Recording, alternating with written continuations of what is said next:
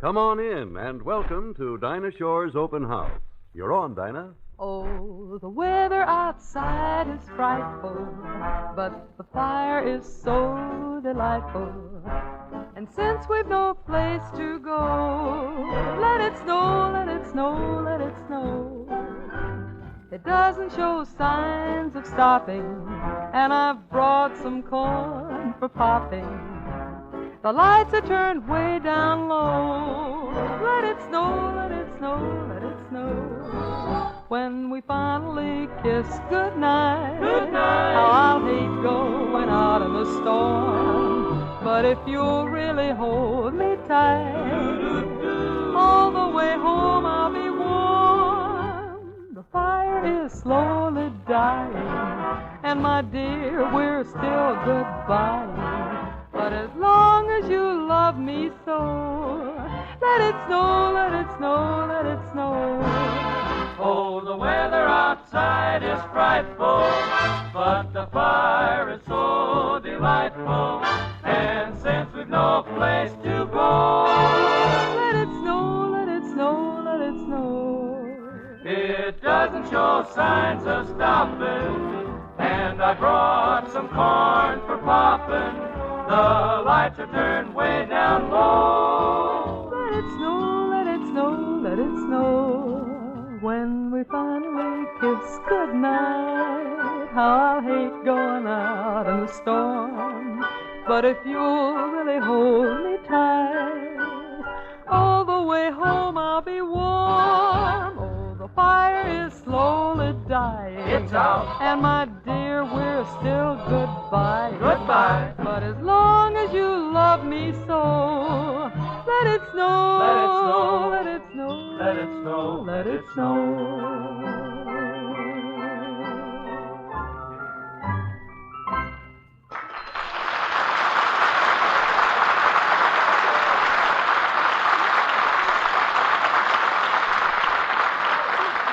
Good evening, ladies and gentlemen. Hiya, fellas. And although Groucho Marx isn't here yet, I'm sure I can... Oh, I'm sorry, Harry, but isn't it strange how the telephone always rings just about this time? Did you notice? Yeah. Hello. Hello, Dinah. This is Groucho Marx. Oh, hello, Groucho. What are you doing? I'm having a meeting with that radio sponsor I told you about. There's only one thing holding up the contract. He said he wanted a singer on the show. Well, didn't you tell him you sing? Yes. Now, there are two things holding up the contract. Well, Groucho, come on over as soon as you get it settled. Bye now. Look, while we're waiting for Groucho, Dinah, suppose we take a short stroll down memory lane, huh? Oh, I think it's a good idea, Harry, and tonight I'd like to stop at the year 1926. See if you recall this one. What can I say, dear, after I say I'm sorry? What can I do to prove it to you I'm sorry?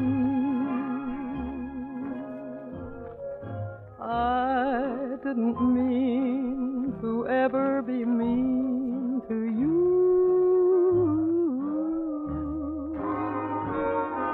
If I didn't care, I wouldn't feel like I do.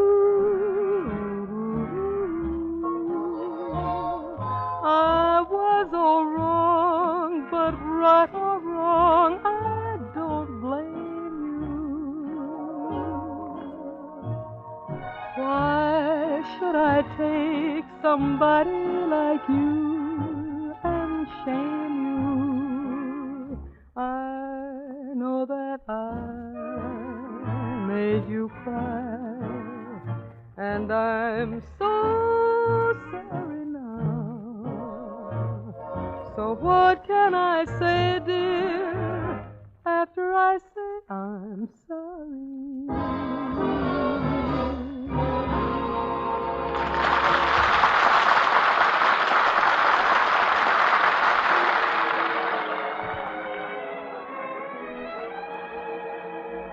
It was just a neighborhood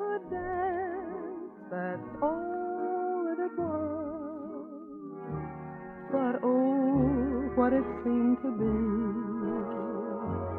It was like a masquerade ball with costumes and all, 'cause you were at the dance with me. It was just a ride on a train, that's all that it was, but oh, what it seemed to be. It was like a trip to the stars, to Venus and Mars, 'cause you were on the train with me. And when I kissed you, darling, it was more than just a thrill for me. It was the promise, darling, of the things that fate had willed for me. It was just a wedding in June, that's all that it was, but oh, what it seemed to be. It was like a royal affair with everyone there, 'cause you said, yes, I do to me.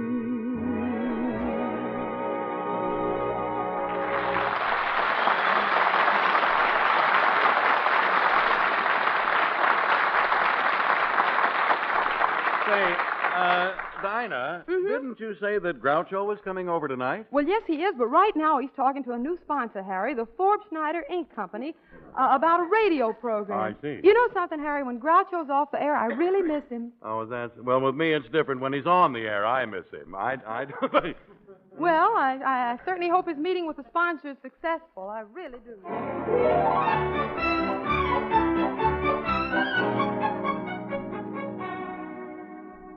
Now, Marx, as president of the Forbes Schneider Ink Company, Just a moment. Shouldn't that be the Forbes Schneider Company, Inc.? Yeah. Well, let's get one thing clear. Well, there's one we can go past, huh? If I give you this program, are you positive that you'll be able to deliver Miss Dinah Shore? Hold on, Mr. Forbes Schneider. There are a few questions I'd like to ask.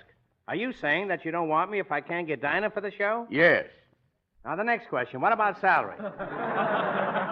Well, what would you say to $3,000 a week? I don't know. We've never been introduced. But why stand on ceremony? I'll take it. You'll take it. You'll take it. And there's always you'll take it. The $3,000 is for the services of Miss Dinah Shore. Give $3,000 to a dope like you? What do you think I am, a flathead? No, but you got a good point there. By the way, did you ever try wearing a donut? Confidentially, Margs, how much did you get on the Dinah Shore show? Well, I wouldn't want this to get around, but it wasn't quite $3,000. Well, how much was it? I paid them $50. Well, of course, we don't want any money from you, but our maid has been sick, and can you take care of the house? I'm not sure, but I certainly can take care of the maid. Ah, Dinah Shore, on my program. I can see her now. Misty eyes, a face fresh as dew, a voice like the gentle rain. Mr. Forbes Schneider, remember my rheumatism. Let's not waste any more time, Marx. You go over to Miss Shore and get her to sign this contract. Remember, no Dinah, no job for you. Now come over and pick it up in 15 minutes. Don't worry, I'll get her to sign this faster than you can say Groucho Marx. Or my name isn't Jack Robinson.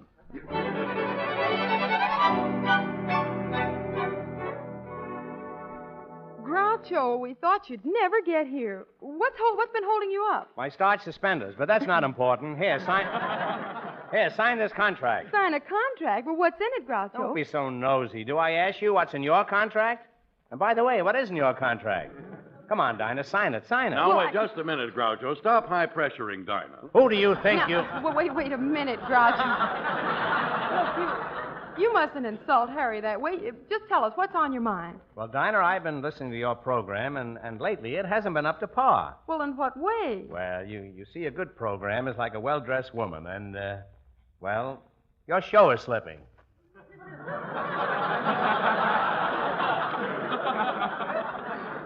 But, Groucho, Take it easy, Dinah. Just get hold of yourself. Never mind, I'll do it for you. After all, what have you got now? So you're the Nightingale of the South. What's wrong with Maine and Vermont? You're America's sweetheart. Is Australia a can of salmon? Oh, just a Groucho, minute. you know I'd do almost anything for you, but I'm under contract. I can't leave my show for yours. Oh, well. Don't feel too bad about it. I've had tougher breaks. I once lost a Charleston contest. Now, how did you lose it? They caught me dancing. Oh, there you are, Marx, and Miss Shaw. May I introduce myself? I'm Mr. Forbes Schneider. Oh, how do you do? I hope you realize what a great product you'll be representing. Forbes Schneider's ink will write at 20 miles in the air or 20 miles under the sea. Will it write on a desk? They don't know. They never tried that. Mr. Forbes Schneider, I haven't signed your contract, but you don't really need me on your program, honey. Don't I? No, Groucho's all you need, honey plum. Is he? Why don't you sign the contract, doll puss?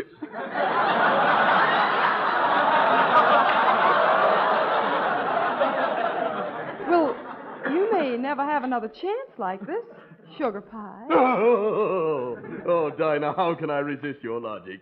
Give me the contract. There you are, Marx. Here's my signature. Thank you. And you'll never regret this, dreamboat.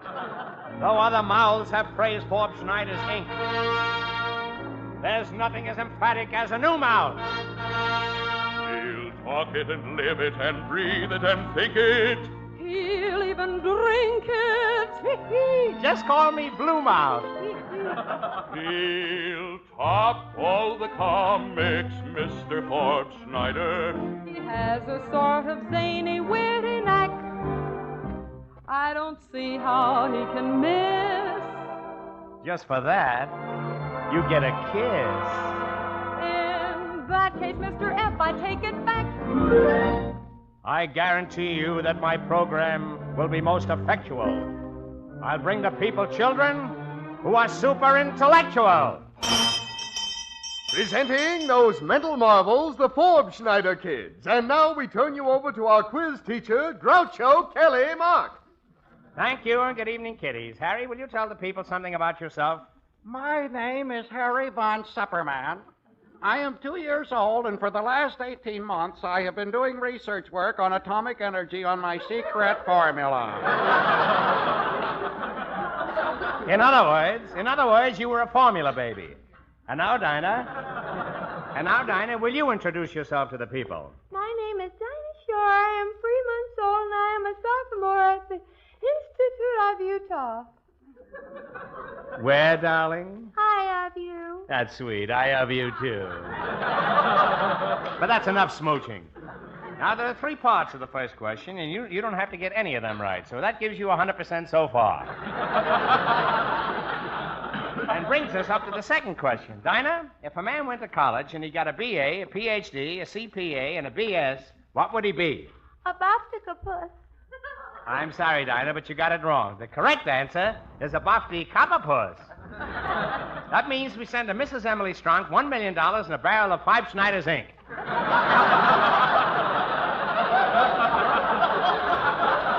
Blue black.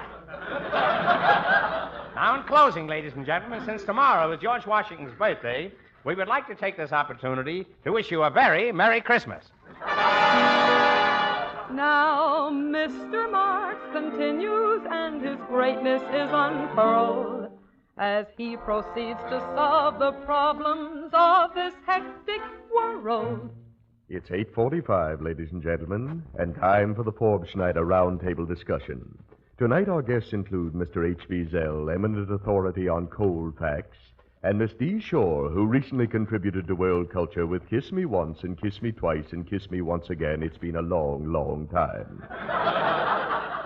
As usual, our forum is presided over by Mr. G. Marx. Good evening, ladies and gentlemen. The question before our round table tonight is, how can we? Well, it would seem to me, Marx, that you're taking a very prejudiced point of view and overlooking the element of doubt. That sounds reasonable. Suppose I put it this way. If in the face of Are you implying, Marx, that the security of our future is imperiled by such an attitude? I hate to be definite, but I can't help saying that I'm uncertain. In that case, I'm forced to go along with Zell. Would I make myself clearer if I rephrased the question and said, is there or is there not? But, Marx, you completely disregard Shore's convictions. I'm forced to go along with Zell. Suppose I say that I think. But this is a democracy. Well, then, suppose I say that I. Oh, that would cause inflation. Well, then, just suppose. That might work. In that case, I think we all agree. All right, I'll sum it up. It seems, ladies and gentlemen, that this discussion has conclusively proved that the Atchison, Topeka, and Santa Fe is a great song. And we predict that someday it will become the name of a railroad.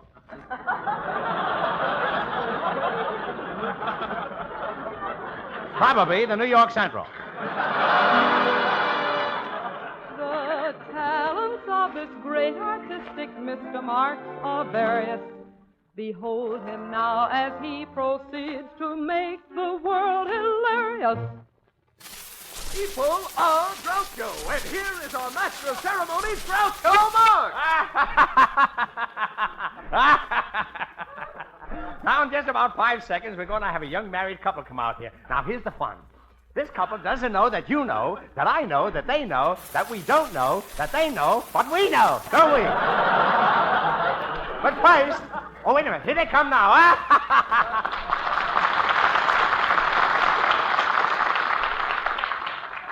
And what is your name? Harry Krillick, How do you spell it? with 2 S's.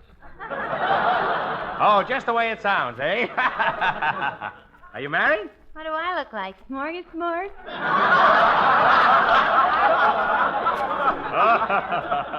Oh, you're Mrs. Krillick. Likewise, I assure you. You have a face name? Matilda. Isn't that wonderful, Matilda?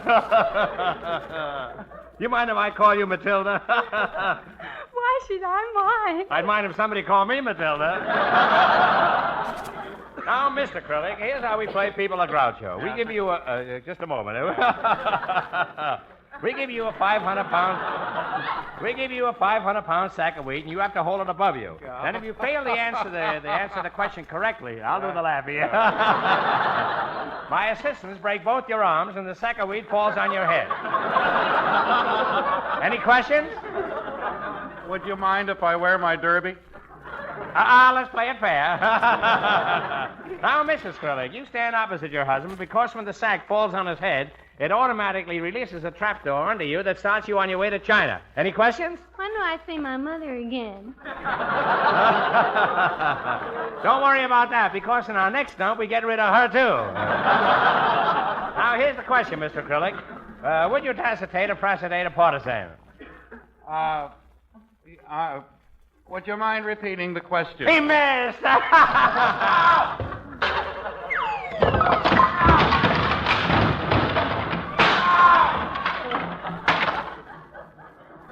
He missed. I'm forced to go along with Zell. People are Groucho. Through gaiety and drama, he will keep the country young. And I'm sure Forbes Schneider's ink will be on everybody's tongue. Oh, thanks for the contract, Mr. Forbes Schneider. I'll make your ink the answer to the call of the woman and the men. It can write with any pen. In fact, it writes without a pen at all. Just dunk your finger. Oh, thanks, Honey Plum. Thanks, Southwood. Thanks, Dreamboat. Thank you, Mr.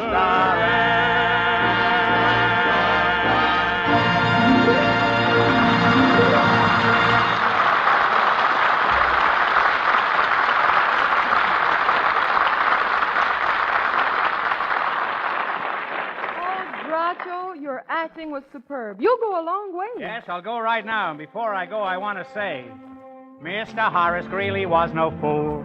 I'm sure that you'll agree with me that Greeley was no fool. What he is getting at is that Mr. Greeley was no fool.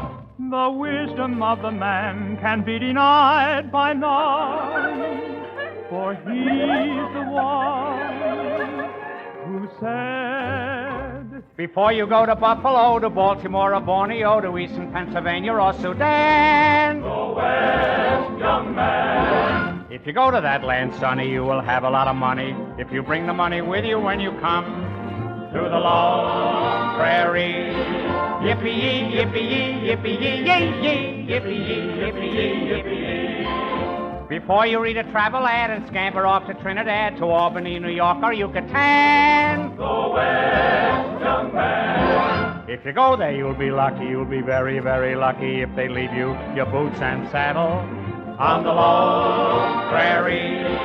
Yippee-yi, yippee-yi, yippee-yi, yi-yi. Yippee-yee, yippee-yee, yippee-yee. A cowboy's gal is a real true pal. She will stick to him right or wrong. She don't say nothing and she don't know nothing, and she don't do nothing and she don't want nothing but a horse and a cowboy. She just keeps rolling along. Go west, young man. Go right out there and some of the very best you can. Don't go east, don't go north, don't go south, have a care. Don't go up, don't go down, don't go here, don't go there. If it's true what they say about Dixie, Go west, young man. go out and till the soil there. Dig for gold and you'll find oil there. Where the snow flies as the crow flies. Go westward ho! I had something to tell you now. I know I'll never rest until I find out what it is and get it off my chest. Oh yes, now I remember. I just wanted to suggest. Go west, young man. The soil is so productive there out where the west begins. The birds have larger feathers and the fish have larger fins. A boy and girl get married and the next year they have twins. Go west, young man.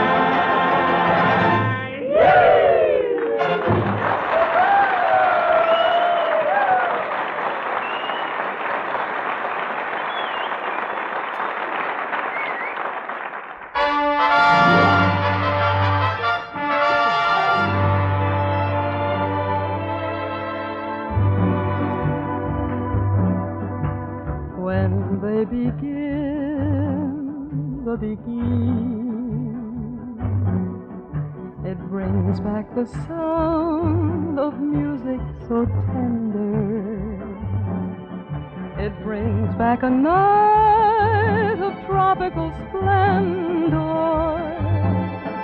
It brings back a memory evergreen. I'm with you once more under the stars, and down by the shore an orchestra's playing, and even the palms seem to be swaying. They begin the beginning. To live it again is past all endeavor, except when that tune clutches my heart, and there we are swearing to love forever and promising never, never to part. What moments divine, what rapture serene, till clouds came along to disperse the joy we had tasted. And now when I hear people curse the chance that was wasted, I know but too well what they mean. So don't let them begin the begin. Let the love that was once a fire remain an ember. Let it sleep like the dead desire I only remember when they begin the begin. Oh, yes, let them begin the begin. Make them play till the stars that were there before return above you. Till you whisper to me once more, darling, I love you. We suddenly know what heaven we're in when they begin the begin. When they begin the begin.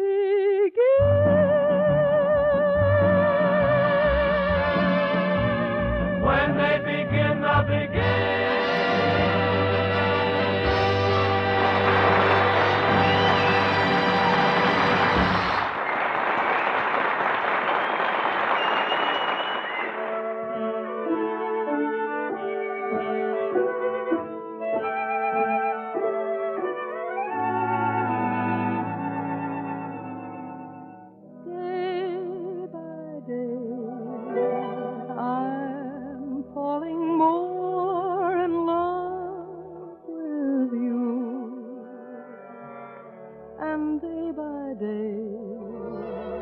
My love seems to grow.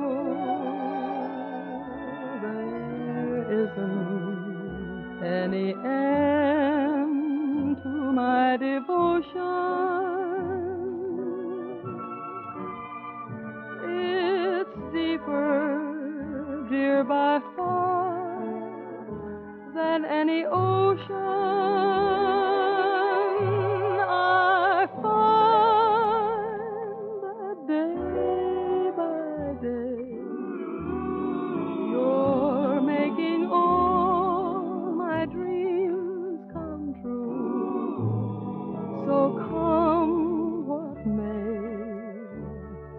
I want you to know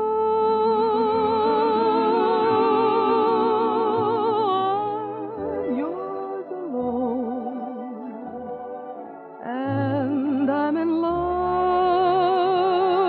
to stay as we go through the years day by day.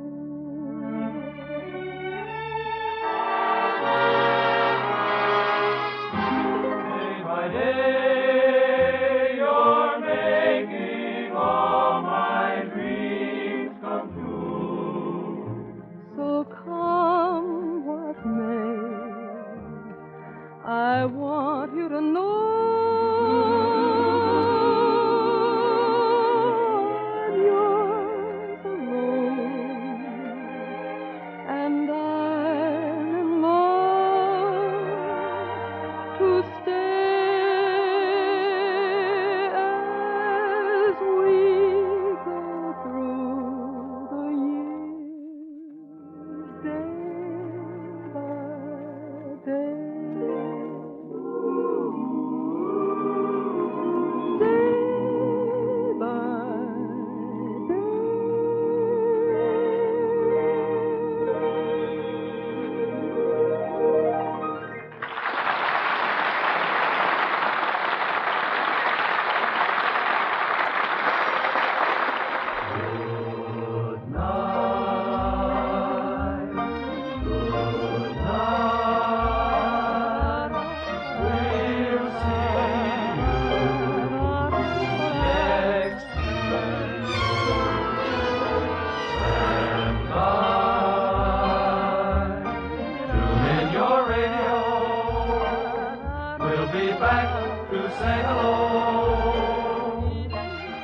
This is the Armed Forces Radio Service. Same time, good night.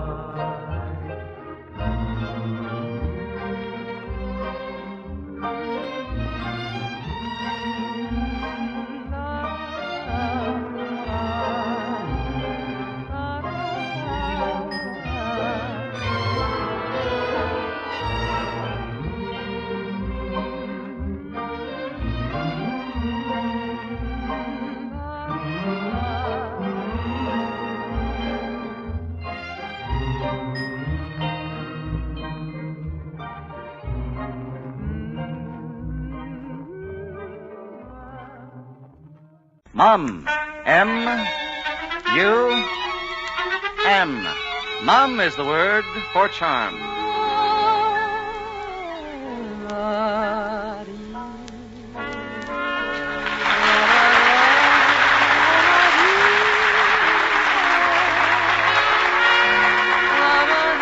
Yes, it's Dinah. Here's Dinah Shore, brought to you by Bristol Myers Company, with a suggestion that you make Mum your word for charm. Now here she is, Dinah Shore, singing Jingle, Jangle, Jingle. I got spurs that jingle, jangle, jingle as I go riding merrily along. And they sing, oh, ain't you glad you're single? And that song ain't so very far from wrong. Oh, Lily Bell, though we may have done some fooling, this is why I never fell. I got spurs that jingle, jangle, jingle as I go riding merrily along. And they sing, oh, ain't you glad you're single? And that song ain't so very far from wrong. Oh, Mary Ann, though we done some moonlight walking, this is why I up and ran. I got spurs that jingle, jangle, jingle as I go riding merrily along. And they sing, oh, ain't you glad you're single? And that song ain't so very far from wrong. And that song ain't so very far from wrong.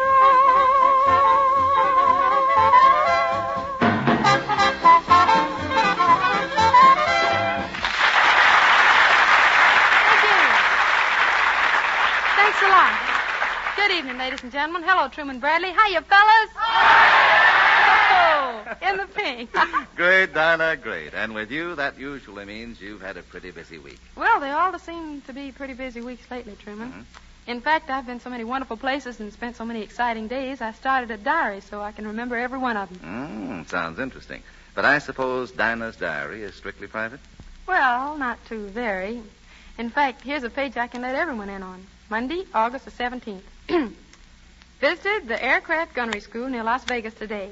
Met as swell a bunch of fellas as ever wore khaki. Didn't do so well when they tried to show me how to hit the targets, but maybe that was because I had a couple of hundred coaches. Sang for the fellas at the camp theater in the evening, and they seemed to like that new song, As Long as You're Not in Love with Anyone Else.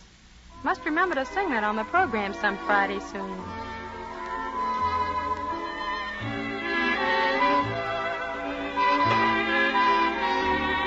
As long as you're not in love with anyone else, why don't you fall in love with me? You're driving me crazy, baby, trying to guess. Will you tell me no or will you tell me yes? You gotta go overboard for someone someday. Believe it or not, it's bound to be. As long as you're not in love with anyone else, why don't you fall in love with me? As long as you're not in love with anyone else, please, why don't you fall for me? You're driving me crazy, baby, trying to guess. Will you tell me no or will you tell me yes? You gotta go overboard for someone someday. Believe it or not, it's bound to be. As long as you're not in love with anyone else, why don't you fall in love with me?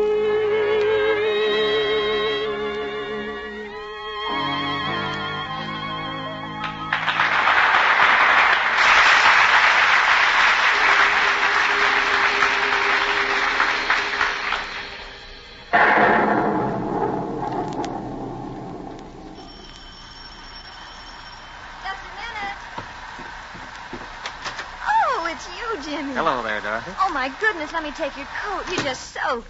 Imagine you coming over on a rainy night like this. Oh, just happened to be out walking around. Thought I'd drop in for a few minutes. Oh, Jimmy, you happen to be out on such a bad night? Oh, Dorothy, you know how I feel. Any night's a good night to see you. What difference does it make whether it's raining? Now, of course, you can't see Dorothy walking into the living room with Jimmy at her side, but you can imagine what she's like.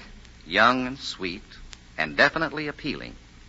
Yes, you know, any girl who inspires such devotion must be appealing, must certainly be dainty. You know, she'd never risk offending. And why should any girl, when it's so easy to be sure? That famous sure way, the Mum way.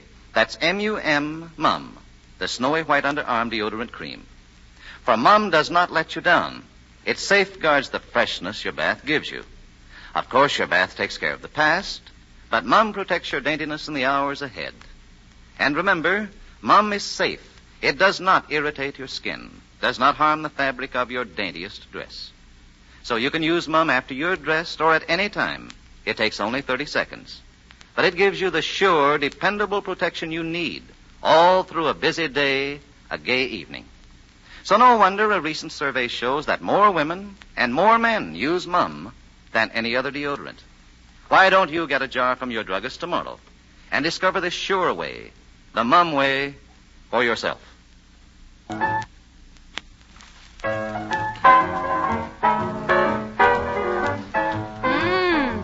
Hey, I think I like that, Gordon. Sort of a happy slice of those good old blues. And old is really the word, Dinah. I guess there's nothing closer to traditional American music than those way down south and up there yonder blues, huh? You're so right, True. Unless, of course, you want to take the traditional tunes from the plains and the prairies of the West. Mm-hmm. Well, I can take those, too. But don't tell me they put tradition and tradition together. No less, and the result ought to be a lot of fun. You just add 2 dashes of cow-cow country to 1 portion of boogie-woogie beat, and you should come up with something like this, we hope.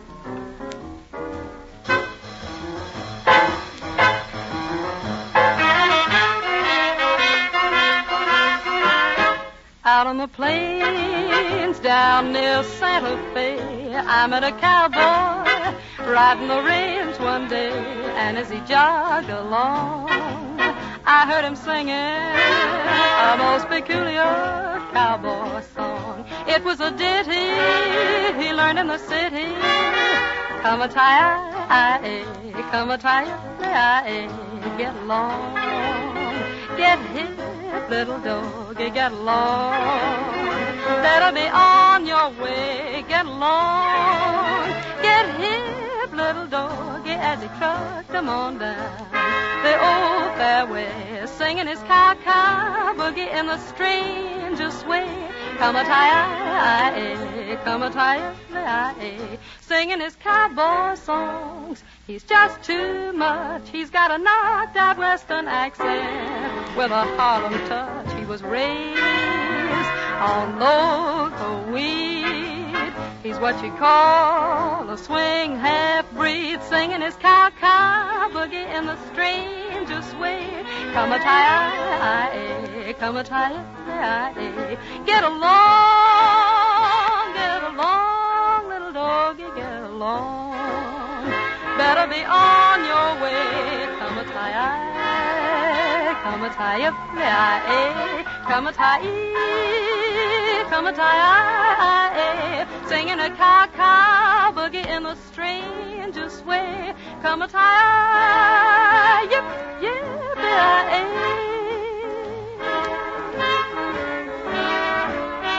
come a tie, yip, yip,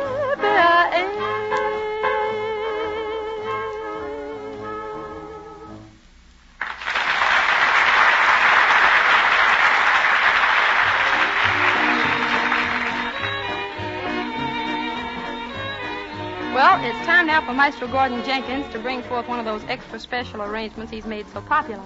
So he gives his boys the cue on a tune that makes easy listening, Honeysuckle Rose.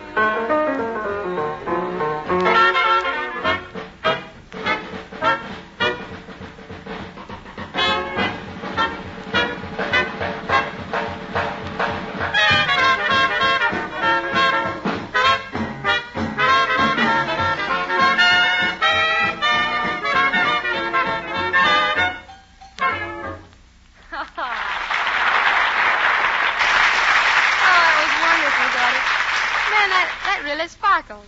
Ah, the truth you spoke, Dinah. But now it's time for the song of the week to pass the reviewing stand. That means mail call for the men in service and the song called for by the girls back home. Well, Truman, you know, at the end of our program each week, we've been singing a song with a gentle reminder for the girls to drop a line to their fellows away from home. Mm-hmm. Well, this week I found a letter in my mailbag from a girl in Chicago who wrote in to say, I know he's busy and I know how hard it is to get around to writing, but I haven't heard from him for 2 weeks, and sometimes I feel pretty lonesome. Well, I'm certainly not the one to be giving advice, but that girl asked me to sing the song we've chosen for this week's favorite, and in it, fellas, you may be able to find a hint of how much the mail call means to her back home. Once in a while, will you try to give one little thought to me? Though someone else may be nearer your heart. Once in a while, will you dream of the moments I shared with you? Moments before we two drifted apart. In love's smoldering ember, one spark may remain. If love still can remember, that spark may burn again. I know that I'll be contented with yesterday's memory, knowing you think of me once in a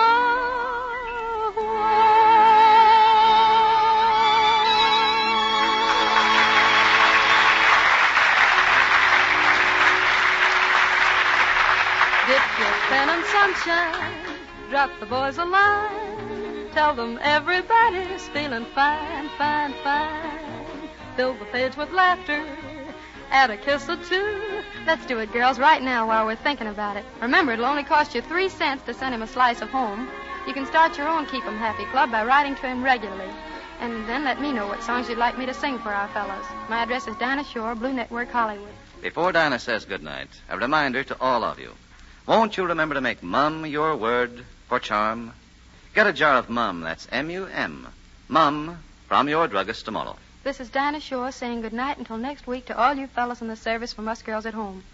Good night, fellas. Good night, girls. Night, everybody. Remember, next week at this same time, Dinah Shore, same station. Truman Bradley speaking. This program came to you from Hollywood. This is the Blue Network. You're listening to KECA, Los Angeles. In person, Dinah Shore.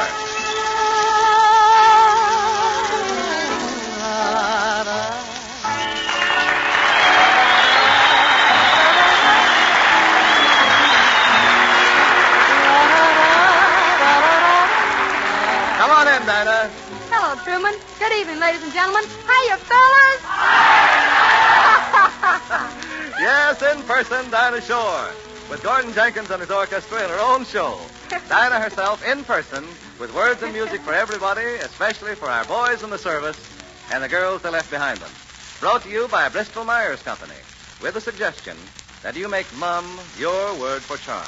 That's M-U-M, Mum.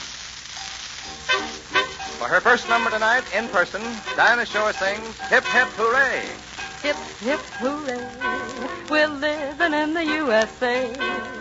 Come on, you Yanks, and holler thanks. Hip, hip, hooray, hip, hip, hooray.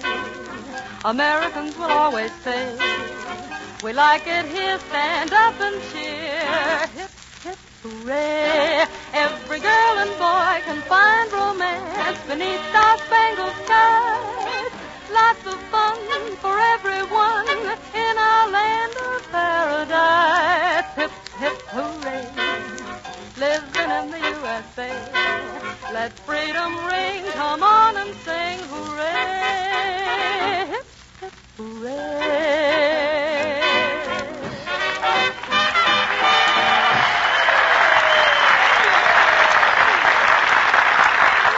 Well, 3 rousing cheers for you, Dinah. That was swell. Thanks, Truman, and thank you, ladies and gentlemen. Hey, it's really a surprise to see so many of you here tonight, what with gas rationing and the dim out and all. You know, those things are certainly cutting down on nights out, aren't they, Dinah? Well, that A cart of mine keeps me home plenty, I can tell you that. But, you know, it's not so bad, Truman. The last few nights I've stayed home and worked in my darkroom, getting caught up on some of those back negatives, wrapped Christmas presents, played games, and written letters. And it's fun. I've been getting acquainted with home again. Yeah, that's right, Dinah. Home has seemed more important to all of us lately. Incidentally, that thought is beautifully expressed in this next song, Truman. Cole Porter has written a lovely ballad called You'd Be So Nice to Come Home To. You'd be so nice to come home to. You'd be so nice by the fire while the breeze on high sang a lullaby. You'd be all that I could desire under stars chilled by the winter, under an August moon burning above. You'd be so nice, you'd be paradise to come home to and love, to come home to and love.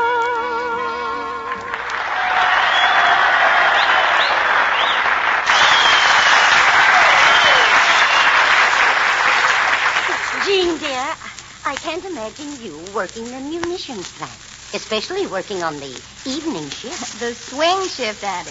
That's the one from 4 in the afternoon until midnight. Oh, but my poor child, when do you have fun, have dates? After midnight. Oh, You see, Auntie, many of the movies and restaurants stay open after midnight just to give us war workers a chance to relax before we go to bed. my lambs. And you get all dressed up and go out at midnight? Who said anything about getting all dressed up? Of course, a girl freshens up a bit, but the main things are your compact and mum. That's the modern glamour girl.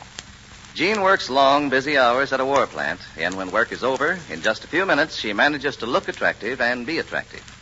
You see, like thousands of girls and women, Jean follows that sure way to banish undaintiness the mum way.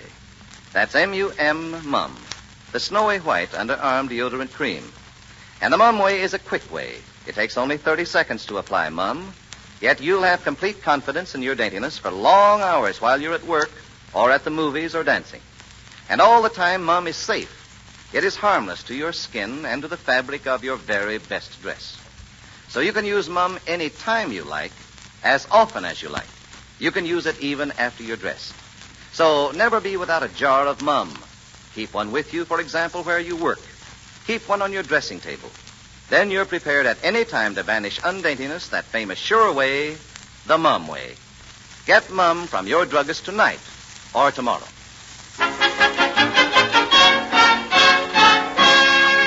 Well, tell me, Dinah, Yes. You got a lot of letters from the boys in service. Judging from these letters, what type of song do the boys like best? Well, that's hard to say, Truman. Their choice of song seems to depend a lot on how they're feeling when they write. Most will want a sentimental ballad. Others will want a rousing marching song. But that next one craves a scorcher. The requests are as ruggedly individual as the fellows themselves. I see. Well, your next song isn't exactly aimed at the sentimentalists. Well, no. You're right there, Truman. But it's one that just about everybody seems to like today. In person, Dinah Shore sings Mr. 5x5. Well, twirl my turban, man alive. Here comes Mr. 5x5. He's one of those big, fat, bouncing boys. Solid, avid, of course. He's Mr. 5x5. He's 5 feet tall and he's 5 feet wide. He don't measure no more from head to toe than he do from side to side. Mr. 5x5. 15 chins and a line of jive. He's a mellow old cat, a real half-fat. He's Mr. 5x5. That man can really jump it for a fat man. The only trouble is there's no way of knowing whether he's coming on or going. Mr. 5x5, slightly plump on the solid side. He don't shake it no more from head to toe, and it do from side to side. That man can really jump it for a fat man. The only trouble is there's no way of knowing whether he's coming on or going. Mr. 5x5, solid man of jive. He don't shake it no more from head to toe, and it do from side to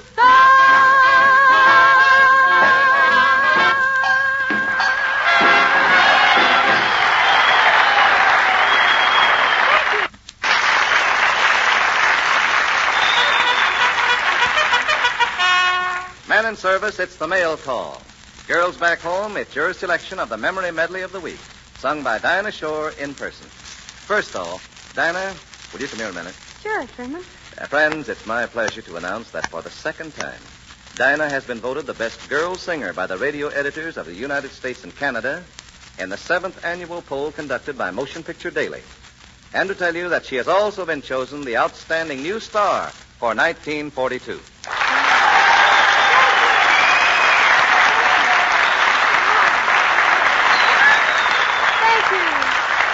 Thank you very much. And my sincere thanks to the Motion Picture Daily and the radio editors of this country and Canada. This is really an honor and a wonderful Christmas present. Well, you deserve it, Dinah. Congratulations. Thanks, Truman. And now, what about tonight's memory medley? Well, friends, our medley tonight includes 3 great songs by Irving Berlin. The first one is for our brave allies, Russian Lullaby. And the second one tells of a great love, How Deep is the Ocean. And the third one is for you boys in the service. This is the Army, Mr. Jones. Every night you'll hear her croon a Russian lullaby.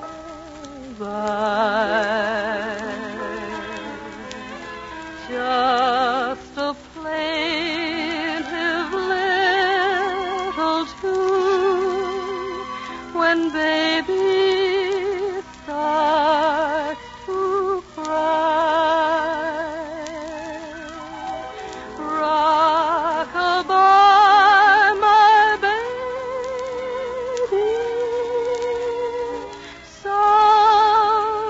somewhere there may be a land that's free for you and me, and a Russian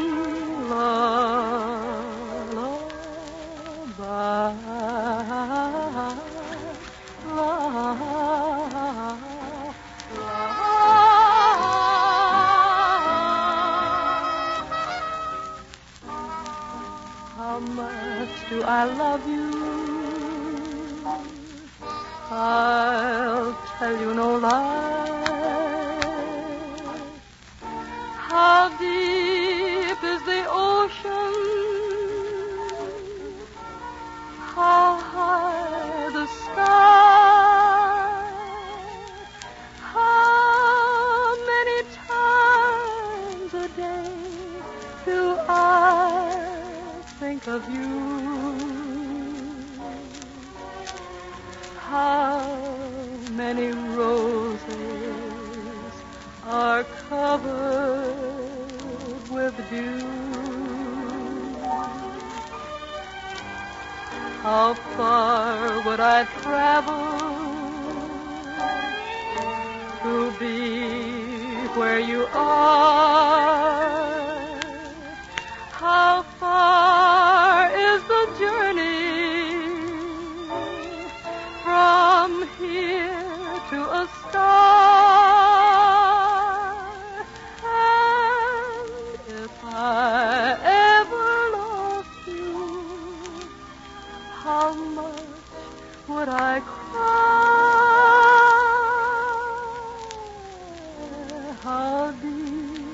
the ocean?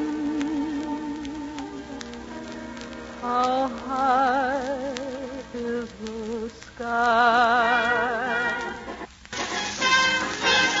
This is the Army, Mr. Jones. No private rooms or telephone. You had your breakfast in bed before, but you won't have it there anymore. This is the Army, Mr. Green. We like the barracks nice and clean. You had a housemaid to clean your floor, but she won't help you out anymore. Do what the buglers command. They're in the Army and not in the band. This is the Army, Mr. Brown. You and your baby went to town. She had you worried, but this is war, and she won't worry you anymore. You're in the Army now, you're not behind the plow. You gotta get up, you gotta get up, you're in the Army now. You're in the Army now, you're not behind the plow. You gotta get up, you gotta get up, you're in the Army now. This is the Army, Mr. Brown. You and your baby went to town. She had you worried, but this is war. And she won't worry you anymore.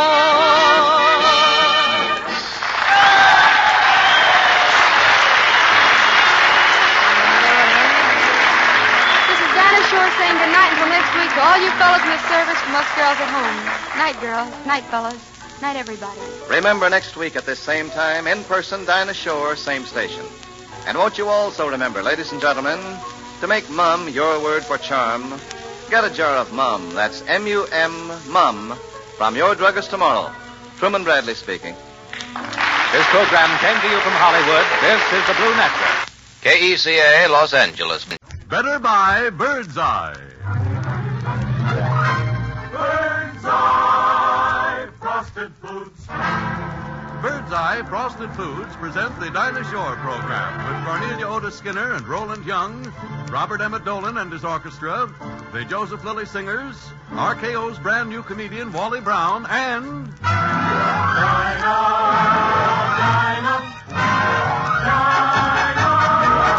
is there anyone finer than Dinah Shore?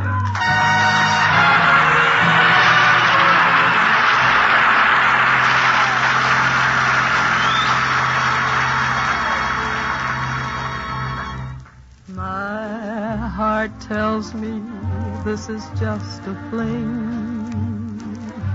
Yet you say our love means everything. Do you mean what you are saying? Or is this a little game you're playing? My heart tells me I will cry again. Lips that kiss like yours could lie again.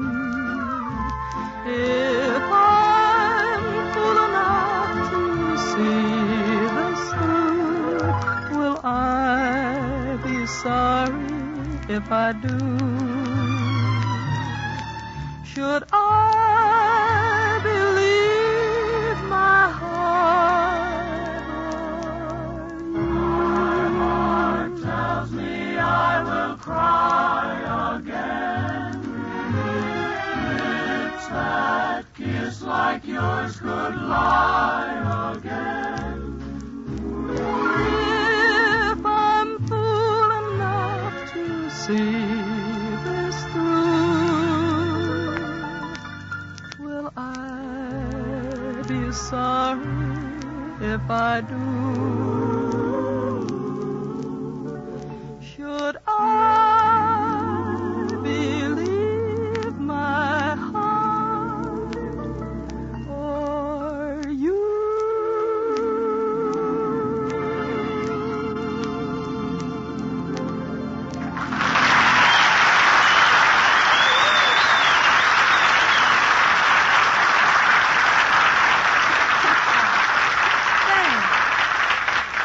Thanks, and hi there, everybody. This is Dinah.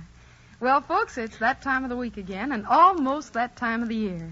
Harry, you know what's coming? The new year? Yes, but Harry, Wally Brown is coming, too. You know who's leaving? Who? Bonzel. Oh, now don't go, because here he is, RKO's new comedy sensation, now co-starring in Rookies in Burma, Wally Brown. Oh, thank you. Wally. Thank you. Wally, why are you walking so slowly? Well, just to be different, I'm the only guy who isn't going to run in 1944. Well, listen, we're not through with 1943 yet. Tell me, did you have a nice Christmas dinner? Oh, wonderful, wonderful, Dinah. We had a swell turkey. I won him at Grauman's Chinese Theater. And all through dinner, he kept trying to put his footprints in the mashed potatoes. But I never saw people eat like my family. I have never... Why, they ate everything on the table. Then they looked at each other. It was awful. I mean, I asked my cousin, I said, did you get a knife and fork? He said, yes, it was delicious. Oh, they must have had a swell time. Did they leave early? Yeah, early this morning. Why, at 2 o'clock in the morning, they started to play a game called What's My Name? And at 4, they weren't kidding. It was wonderful. I finally had to chase them out. Whether I'm telling them fast or you're getting them late. I had a lot of work to do. I've been writing a play for New Year's Eve party. Well, Wally, I didn't know you could write. Oh, sure. I wrote it in longhand with pencil. You used a pencil? Certainly. It's much cheaper than chewing on the end of a typewriter. Now, you both get parts in this play, Dinah. And, Dinah, you're going to play Miss 1944. And, Harry, you'll be Father Time. Oh, fine. You ready? Lights! Action! Hammer out! Music!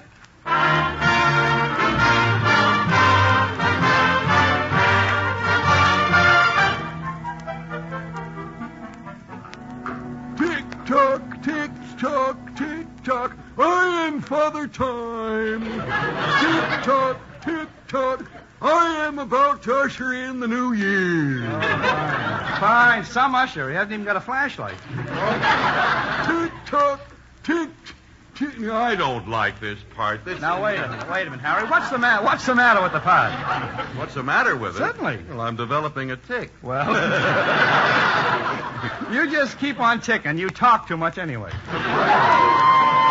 Hi, fellas. Now? No, not yet, Dinah. Tick-tock, tick-tock, tick-tock. Father Time. Can you tell me anything about the new year? Anything. Well, tell me. What do you prophesy for Adolf Hitler in 1944? I see Hitler with his back to the wall. Well, how's he going to hang paper with his back to the wall? Hello, fellas. Now, fellas? No, not now, Dinah. Wally Brown, what resolutions did you make for the new year? Well, I'll stop trying to take candy away from my little nephew. He puts up too good a fight anyway. But I'm going to do my bit. I'll stay home nights. I'll help morale. If I really wanted to help morale, I'd stay home Thursday nights. Hi, fellas. Now? No, not yet, Dinah. You guys haven't forgotten this is my program, have you? Okay, Dinah, come on in. Wally Brown, this is my... Somebody went out. You ought to come in again, huh? Go out and come back in through the wall. Wally Brown, this is my daughter, Miss 1944.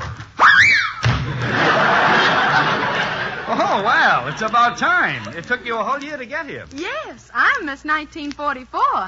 What do you plan to do with me? Oh,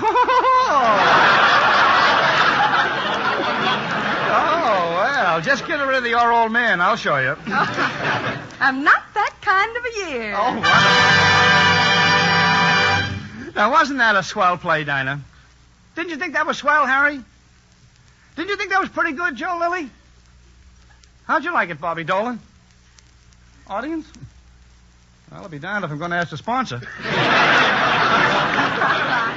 No kidding, Wally. Are you serious about those resolutions you made in the play? Oh, you said it. Well, I'm going to be I'll turn over I'll be the sweetest little...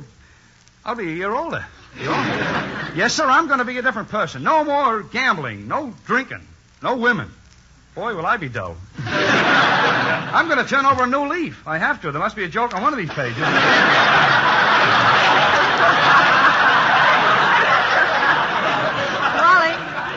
Wally, why don't you resolve not to write any more plays? Oh, are you kidding, Dinah? I once wrote a play with George Bernard. Sure. Oh, don't poo-poo it. I was a good player. Why, opening night, they were lined up all around Everybody was trying to get into you could see the mobs, thousands of people. Oh, no wonder we were giving away a pound of butter with every ticket. Then, of course, the cheaper seats got margarine. And if they came in on a pass, we just let them smell a little buttered popcorn. It was great. We caught a little girl putting chewing gum under a seat. We held her for 3 hours till she told us where she got it. Wally, who was in this play? Oh, Harry, I had the best. I had Skinner and Young. You mean Cornelio de Skinner and Roland Young? No, Sadie Skinner and Egg Foo Young. It was a Chinese play. We even hired a balloon dancer. Boy, was she good. She rolled them in the aisles. The audience? No, the balloons. And what a play. Why, it was the biggest hit the Pasadena Playhouse ever had. People were yelling, "Author! Author!" They wanted to carry me on their... They were throwing their hats up in the... They threw me in the air. It was wonderful. They finally strung me up on the tallest tree in Pasadena. Oh, Wally, that's terrible. Oh, it was wonderful. It was the first time I ever got to see the Rose Bowl game.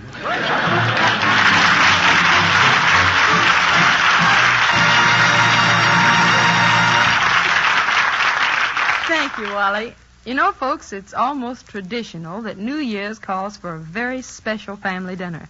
A dinner that includes out-of-season summertime foods like garden-fresh green peas or golden sweet corn, red cherry tarts or rhubarb pies. And today, though such foods may be out of season, they're not out of reach, as Harry Von Zell will tell you. That's right, folks. Out-of-season fruits and vegetables are in season all year round. If they're Bird's Eye, quick-frozen fruits and vegetables. For the Bird's Eye people pick their delicious sun-ripened fruits and their tender garden-fresh vegetables when they're just right for eating. Then they immediately clean, prepare, and quick-freeze them so they taste as though they came from your own garden just a few hours before. Peas that melt in your mouth, tender green spinach and lima beans, golden sweet corn, sun-ripened berries, and fruits, wonderful foods that will delight your whole family. And they're all ready to cook or serve.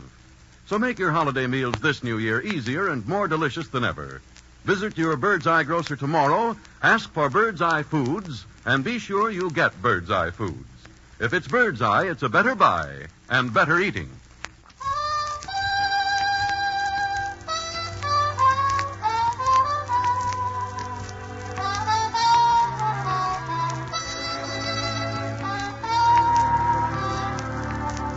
Won't you come along with me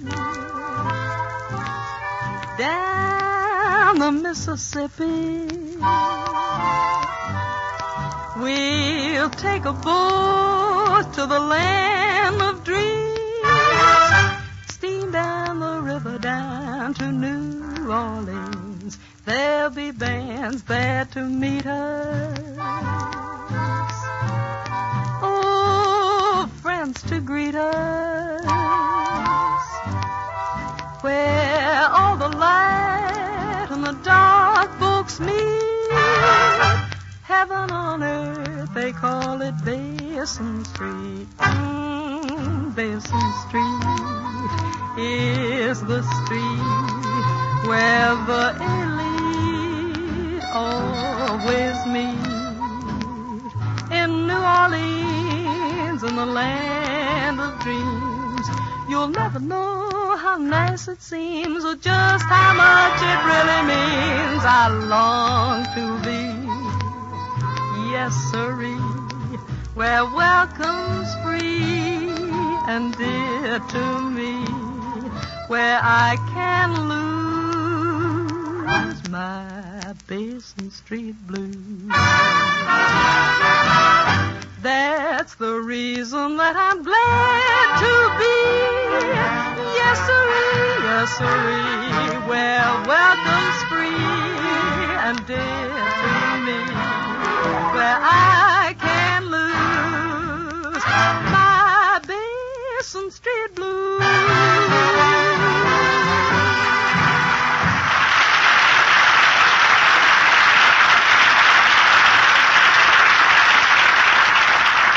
Well,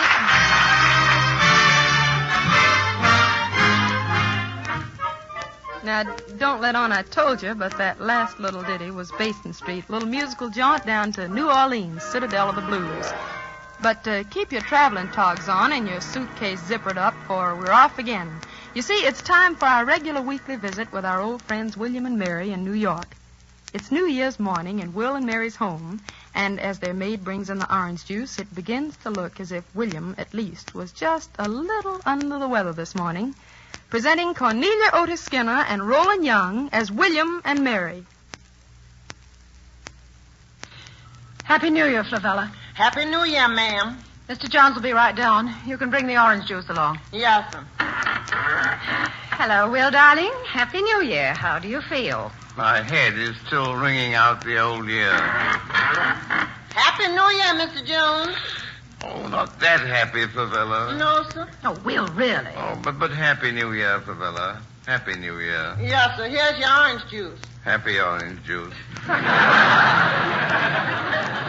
Bring me some ice water, will you, please? Yes, sir. Oh, that door. My, you certainly look Christmassy this morning. Christmassy? Yeah, your eyes are red and your face is green. I don't think you're... Great heavens, where did they come from? Where did who come from? Those little creatures. Don't tell me you're seeing little men running about. You know perfectly well what I mean, Mary. That goldfish bowl and those horrible little fishes. That bowl wasn't there last night. Then nobody I know. I thought they were friends of yours. I don't happen to think you're funny this morning. I didn't think you were very funny last night. You mean when I gave an imitation of W.C. Field? I did give an imitation of W.C. Field, didn't I? You certainly did, my little chickadee. Gallons of it. Hate to think what the Browns must think of you. Browns? Were we at the Browns? Yes, darling. And you and your little boyfriend certainly gave a nice exhibition of yourselves. But just a little innocent horseplay. In certain respects, there was a very definite resemblance. But that wasn't it.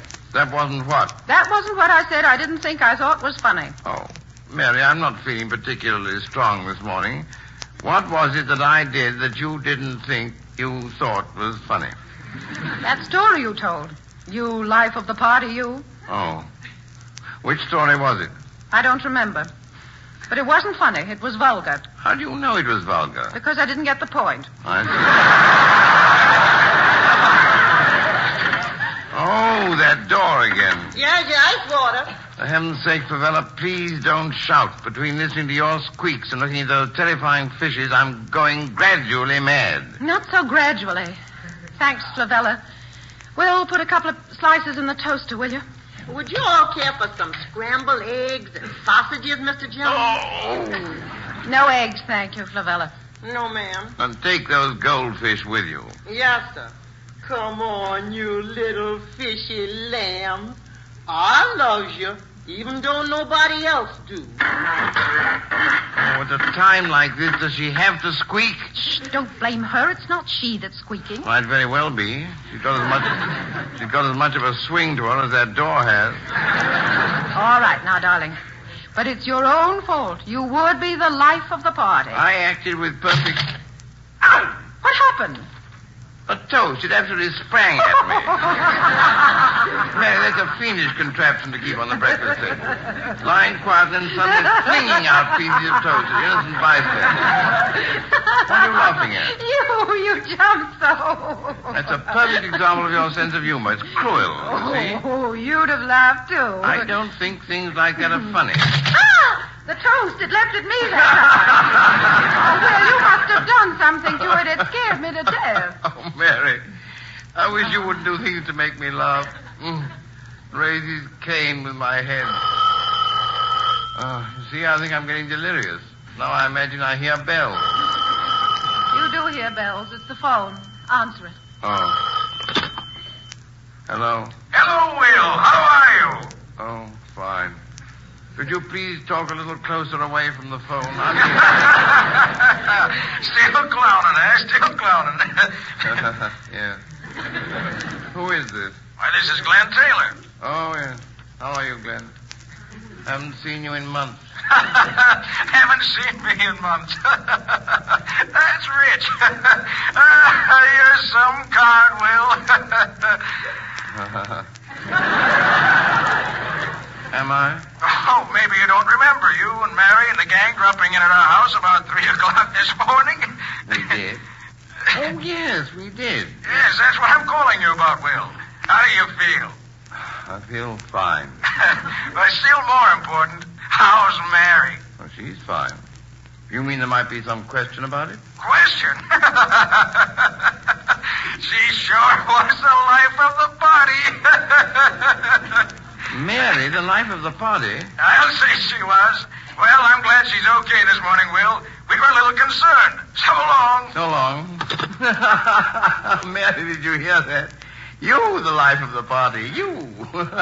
You're not at all funny, and at least I don't go around picking up strange goldfish. Things like that make... I'll get it. Hello. Oh, Will, this is Glenn Taylor again. Yes, Glenn. Oh, I forgot to tell you. If she's through with them, I'd like to pick up those goldfish Mary insisted on taking home with her last night.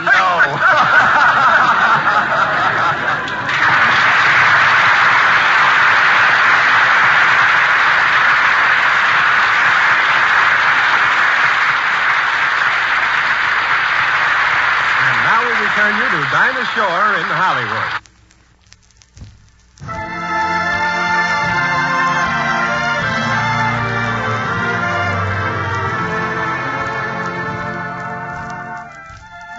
I guess every girl gets that certain feeling more than once during her life. Then comes a time when that little sniper with the bow and arrow scores a bullseye that really rings the bell. Then she changes her tune to something like this.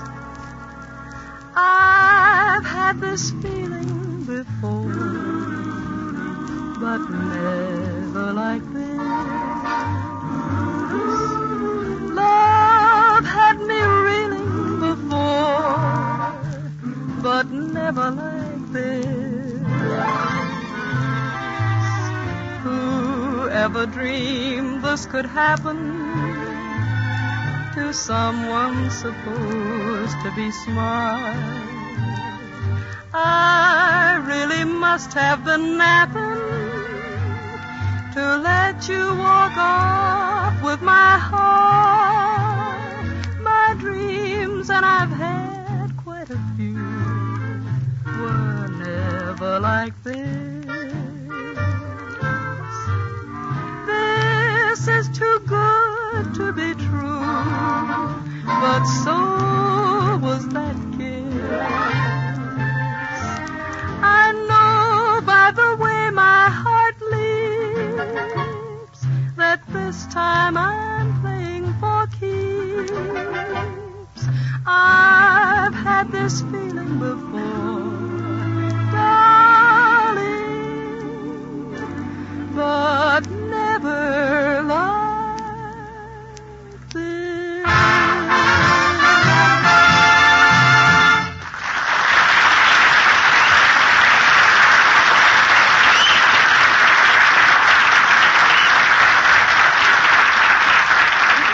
Oh, Dinah, that was swell. I've never heard you sing so well. Well, thank you, Harry. Yes, really. And I mean it, Dinah. I've never heard a voice diviner.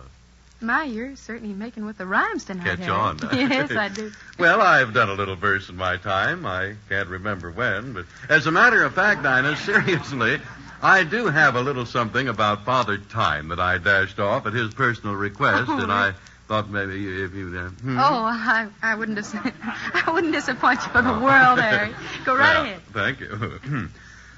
When Father Time was in his prime, in early 43, he left some sands drift through his hands and turned and said to me, "This I must tell you, Von Zell, your future I have viewed, and I foresee that you will be the spokesman for a food. No, not just one, but many, son, a whole quick frozen line. The better by that's called Bird's Eye, a favorite of mine. The fact is I do owe Bird's Eye an overwhelming debt, for they have saved my life for me, and that I can't forget. And that is why I think that I should do what's only fair and let you tell the world the tale when you go on the air." See? Well, that's the way Father Time put it to me, folks, to tell you the story of how Birdseye saved his life. I take it for granted that you all know what Bird's Eye Frosted Foods are. Oh, maybe you'd better explain, Harry. Well, they're top-quality, quick-frozen foods that come to you so garden fresh they taste as though you just picked them from your own garden. Quick freezing, you see, seals in their true flavor and their vitamins and minerals. And, of course, before Bird's Eye foods are quick frozen, they're all cleaned and washed and prepared. So when you get Bird's Eye vegetables, for example, they're all ready to cook. You don't have to shell the peas or wash the spinach or string the beans or anything like that. None of those long hours of preparation work spent in the kitchen. You simply pop Bird's Eye vegetables out of the package into boiling water, and in a few moments they're all cooked, tender, delicious, ready to eat and enjoy. And so, you must by now have guessed just how a debt of gratitude is owed by good old Father Time to Bird's Eye Frosted Food.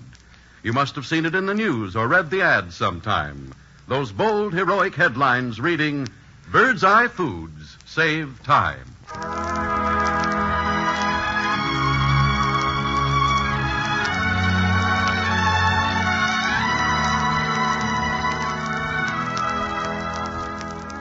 I guess by now, a lot of Christmas presents are coming home to the stores. Those red neckties with the yellow grapes and the bedspreads for hotel residents and floor lamps for traveling salesmen.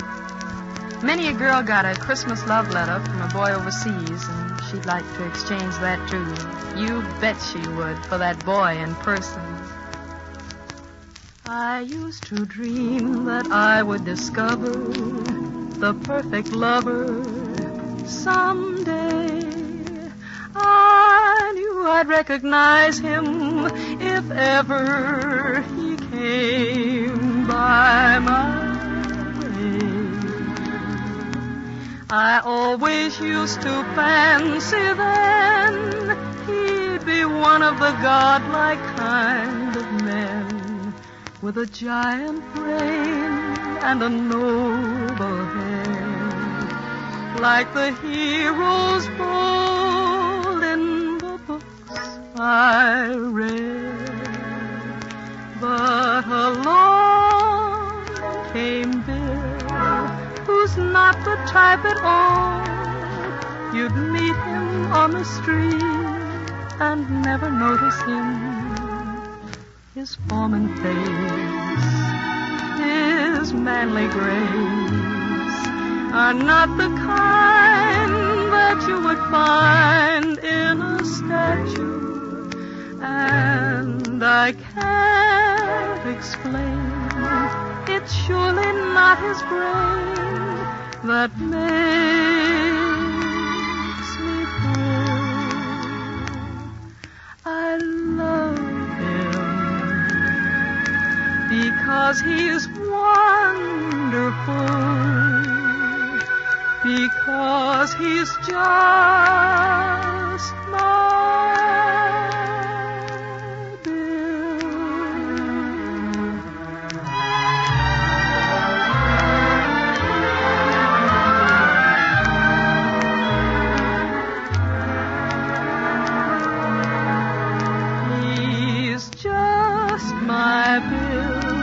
an ordinary guy.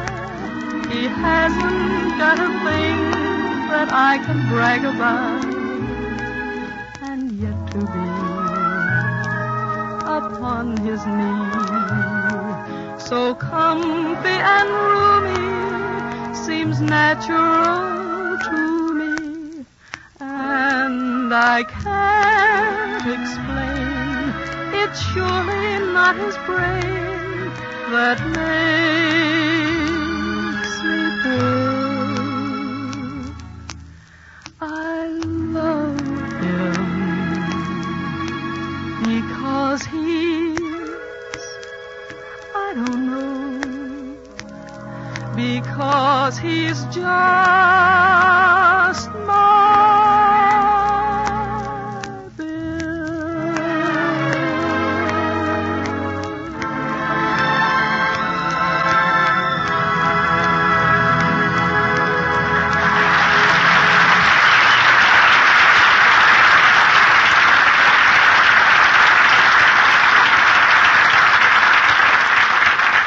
Dinah, that that was certainly tops, and it just goes to show what they mean. Be a little more lucid, old boy. It just goes to show what who means. The editors, of course. And this, my little Tennessee thrush, is a verbal corsage that I formally pin upon thee on behalf of Radio Daily, the daily newspaper of Radioland. Well, how nice. Yes, sir, folks, for the second consecutive, Dinah has been voted the top girl singer in America. The result of national polls taken among radio editors and columnists of the United States and Canada. Last week, folks, Dinah won the Fame Award of Motion Picture Daily. The winning of this award and Radio Dailies means that our Dinah has parlayed her singing into the #1 spot in America's affection. Uh-huh. Dinah, is there something you want to say? Well, all I can say, Harry, is that I'm really thrilled. From the bottom of my heart, I want to thank Radio Daily, Motion Picture Daily, and the radio editors. These awards give me my New Year's resolution to keep on doing my best. Well, now where are you going, Dinah? Well, I'm going home and think about what a lucky girl I am. Thanks again. Good night, everybody, and a Happy New Year from everybody on our show and from Bird's Eye Frosted Foods. Night, Dinah. Congratulations.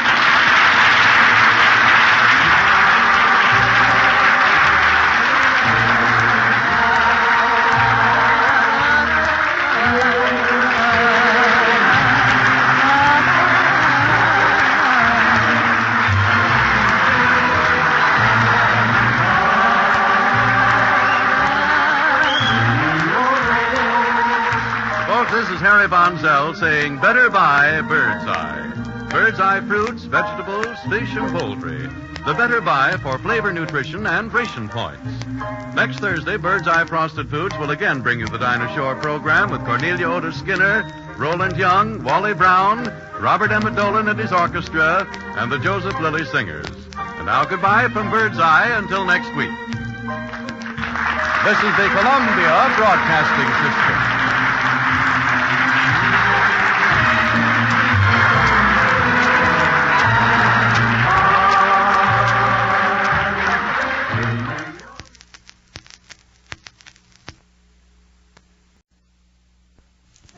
Better buy Bird's Eye. Bird's Eye Frosted Foods. Bird's Eye Frosted Foods present the Dinah Shore program with Cornelia Otis Skinner and Roland Young, Robert Emmett Dolan and his orchestra, the Joseph Lilly Singers, our comedy star Wally Brown, and Dinah.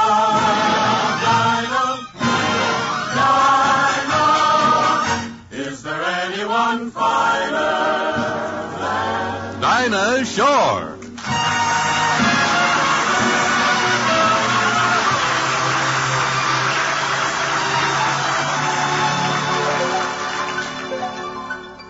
When I go for a walk and meet old friends we knew, we sit around and talk. Then they ask about you. What's the good if I say that you and I are through? I'd tell them you're okay when they ask about you. They wonder where we've been and why we never call. I take it on the chin until the teardrops fall. They don't mean to be small, but if they only knew, they're stepping on my heart when they ask about you. They wonder where we've been and why we never call. I take it on the chin until the teardrops fall. They don't mean to be smart, but if they only stepping on my heart when they ask about you.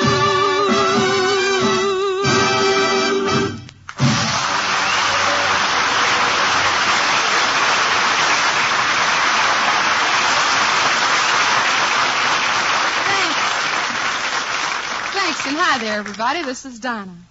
Tonight, Wally Brown has promised to bring us a touch of the Old West. Ah, the Old West. Where men are men, women are women, and you know, that's just the way it should be. Oh, bury me out on the lone prairie.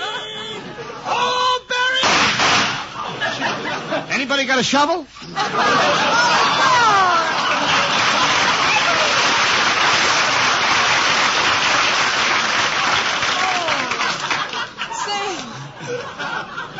Cowboy Brown, come here. Wally. Yes? What were those shots? Did they get you? Oh, no. Those shots came from an income tax gun. An income tax gun? Yeah, it was filled with meaningless blanks. You know, those things you have a lot of... Hey, you know something, Wally? I like your cowboy outfit, but where's your horse? Well, I haven't been able to get steaks for dinner, so... Oh, Wally, you didn't. Oh, of course I didn't. Well, I guess I did.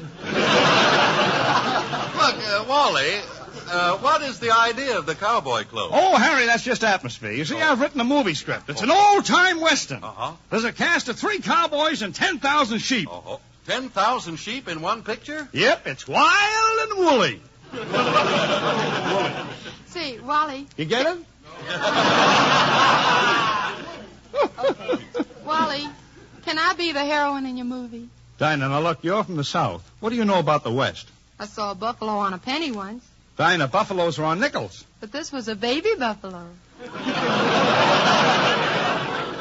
See what you mean. All right, Dinah, you can be the heroine. You play a gal named Sierra Sue. Okay. I'm the hero, a young, handsome sheriff. Well, he's young anyway. What am I, Wally? You play the part of a low-down, no-good, double-crossing, cattle-rustling rat. Yeah. Well, who's going to be the villain? Now, look, as the story opens, the sheriff, that's me, is riding into the town of Shorthorn, Texas. Whoa, Pinto! Whoa, Pinto! Whoa, Pinto! This is Shorthorn, Texas. Whoa, Pinto! Well, I guess I better set the scene in Longhorn. Texas. Well, here we are, and here it is, men. The old Rattlesnake Saloon. The old that hombre slop-along dandy mouth may be in there. But we ain't afraid, are we, men? Well, are we? Well, let's go in regardless.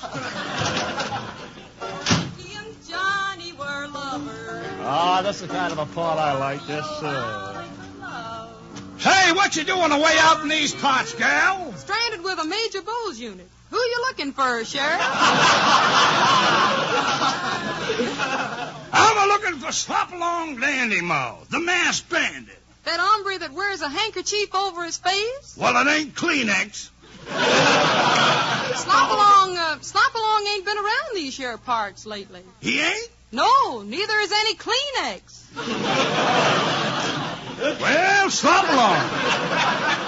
By the way, what's your name, gal? I'm Sierra Sue. Howdy. Meet my boyfriend, Handsome Harry. I'm Handsome Harry. Howdy. Howdy. Howdy. Howdy. Hello. I mean, howdy. I almost got out of character there for a minute. Howdy. Howdy. No. Read the next line, Harry. Down here. Oh, yes. Here's the place. Sure. You're a little mixed up there. Yeah. Sit down by me here, partner. Okay.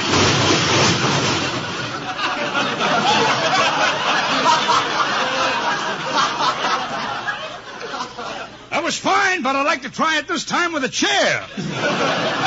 Come to think of it, you look like Slop-along Dandy Mouth, the masked bandit. Yeah? So what? It's getting so I can't open my mouth anymore. Now, look here, Sheriff. You ain't got no reason to be a claiming I'm the masked bandit. Then how come you got your handkerchief tied on your face? No pockets. Nope. My apologies, stranger. Let's shake on it. Okay, put it there. From now on, just call me Lefty. Okay.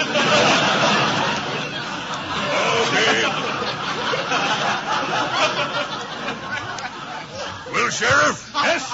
I've got to be leaving here. Yes? Sierra, the sheriff will see you home. Yes, sir. I got to drop over to the bank and make a little withdrawal. See you later, handsome Harry. Now that we're alone, Sierra, let's hold hands the Coca-Cola way. The Coca-Cola way? Yep. I got the paws that refresh. Come on, gal. I'll see you home. Darn nice horse you got there, Sheriff. Well, thanks. You know, you're a pretty girl. I could go for you. Thanks. Could you go for me? Darn nice horse you got there, Sheriff. I should have quit when I was even. Oh, what a... Careful, Sheriff. It's Slop-along Dandymouth, the masked bandit. All right, Sheriff. Back into that there saloon. Oh, be careful, Sheriff. He's out to get you. Stand aside, gal. My trigger finger's itching. Well, you're lucky. I'm itching all over. I mean... My compliments, Sheriff. You shot the gun right out in his hand. Yeah, that's the way we do it in Shorthorn, Texas. Rip the hombre's mask off, Sheriff. Oh. Why, it's handsome Harry. I'll hang that deceiver to a telephone pole. Why a telephone pole? He may want to call his lawyer. You know, you got to be careful of those things. So long, Sierra. Right now, Handsome Harry and I are riding off to rob a bank. Sheriff, you don't need money that badly, do you? She ain't ever heard of March 15, has she, folks? I mean, you know. Come on, gal, you're coming with us.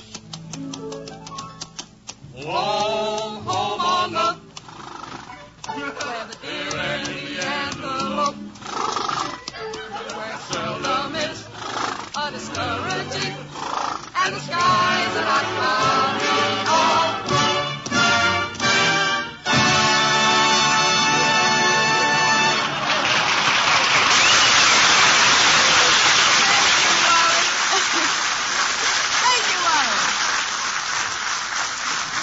Very good.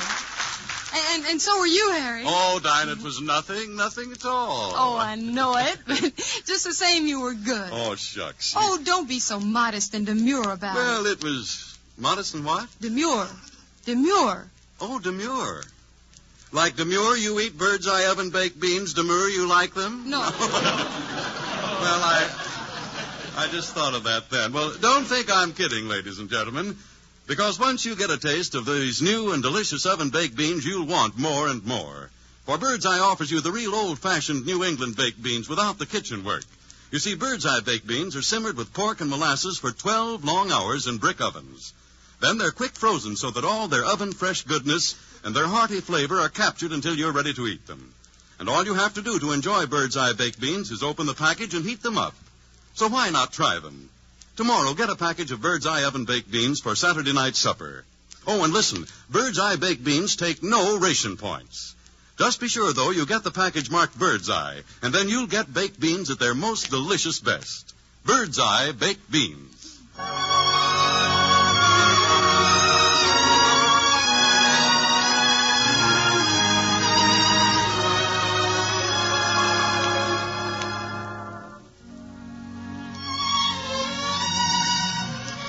As long as I have you, though there be rain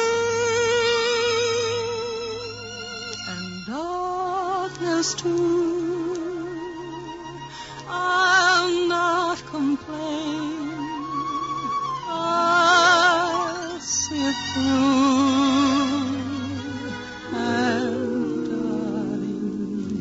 Though you may be far away, that's true.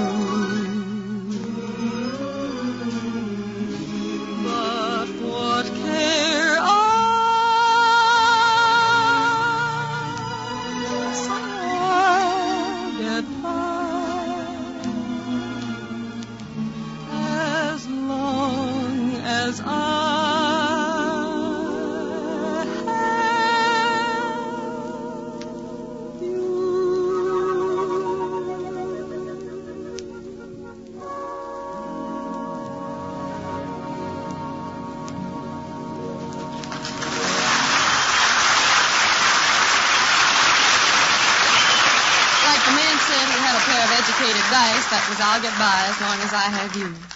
Now let's drop in for our weekly visit with William and Mary. They've just come in from a late party, and from the gleam in Mary's eye at this moment, it would seem that she's going to have a bone to pick with her husband. Presenting Cornelia Otis Skinner and Roland Young as William and Mary.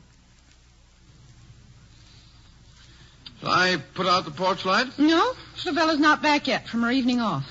Going up to bed? In a little while. I was just glancing at the evening paper.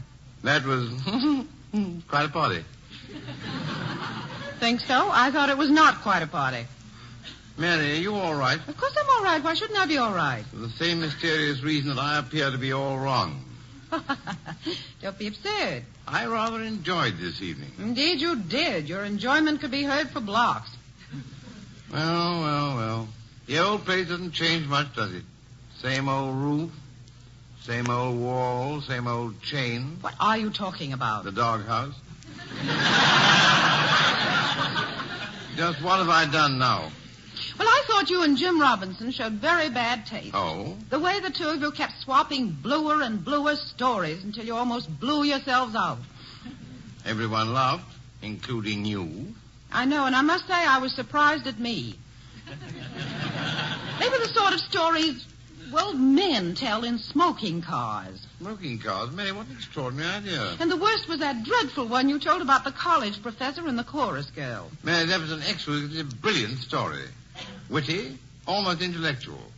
Perhaps just a trifle off-color, but then, of course, no woman is capable of appreciating an off-color joke. I can. I like a good off-color joke, provided it isn't off-color. There you are. Where am I? Proving that a woman hasn't a broad sense of humor. Well, maybe not broad, but I have a sense. Our college yearbook voted me best sense of humor. I was voted most likely to be president. Your class must have had a sense of humor. And I have a perfectly good sense of humor. That's the trouble with it. It's too perfectly good. Well, a story can be a good story and still be a good story, unless you know what I mean. Hardly.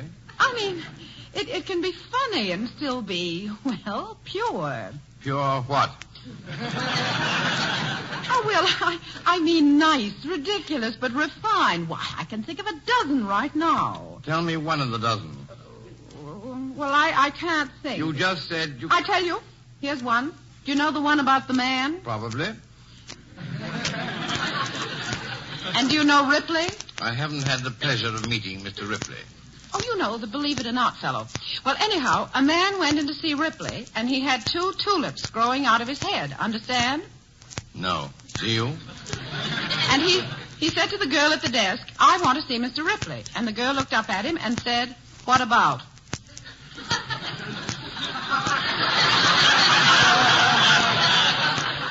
Well, go on.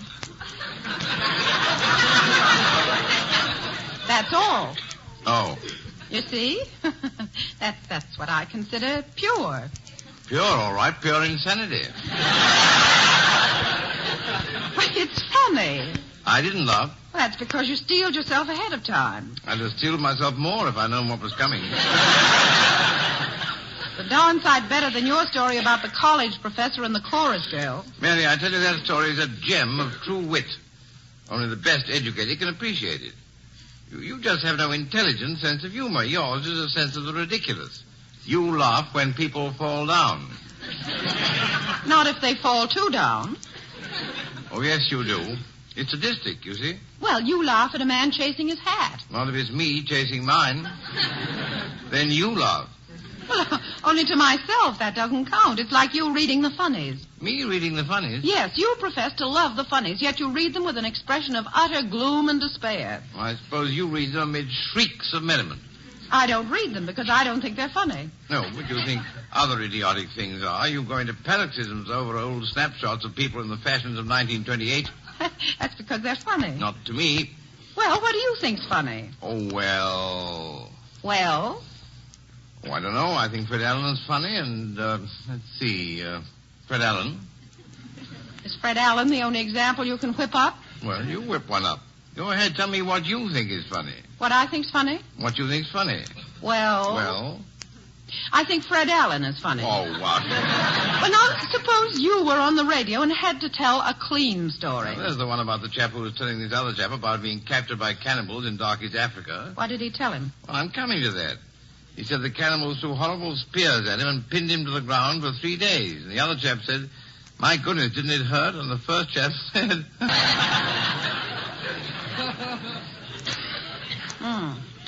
I'll tell you something else I don't think's funny. Traveling salesman. Traveling salesman? The minute you start saying there were 2 traveling salesmen, I know it's time to start blushing. Mary, in 15 years, I've never seen you blush. It doesn't come out on my face. I hesitate to ask where it does come out. There. Where? There's an example of your wit. I consider that on a par with the college professor and the chorus girl story. Mary, I'm afraid that story is lost on you. Could only be appreciated by witty and by intellectual people. You mean like you? Well, yes. Oh, Will. Oh, Mary, you know as well as I do that I hate vulgarity. It seems almost as if you deliberately went out of your way to shock me. You know the sort of stories I hate, and you women insist wonder on why telling a man... They wonder why... Ma'am, did you all call, ma'am? Oh, good evening, Flavella. Good evening, Flavella. I thought somebody called me. No, Mr. Jones and I were having a civilized little discussion on the relative merits of humor. Yes, sir. Flavella, what do you think's funny? Ma'am? Yes, Flavella, give us an example of a joke you think is funny. Well, sir, my gentleman friend told me one this evening most made me bust wide open. Can we hear it? I don't know as high it's refined enough to tell you and Miss Jones. It's pretty lowbrow. Well, go ahead, Flavella. No, ma'am. I reckon I can't tell you all. But it sure was funny, though. All about the college professor and the chorus girl. Thank you. We'll hope to hear it another time. Good night, Flavella. Good night, Miss Jones. Come on to bed, Will, you intellectual wit, you. Now we return you to Dinah Shore in Hollywood. He's under the moniker of Up in Arms. The fact that we happen to sing in the picture has absolutely nothing to do with our interest, or does it? Anyway, one of the Arlen Cola ditties from Up in Arms that we're partial to is Now I Know. And here's a reasonable facsimile of saying, I used to be bewildered. My outlook on life wasn't clear.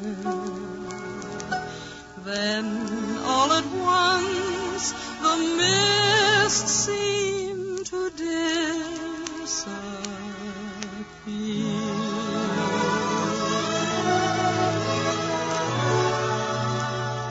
Now I know why I go walking round in a wonderful glow. There's a life I'm not conscious of,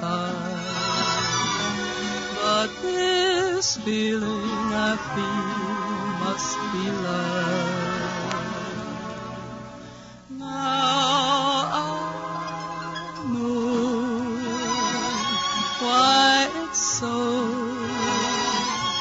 why I'm alive and I thrive on the thrill.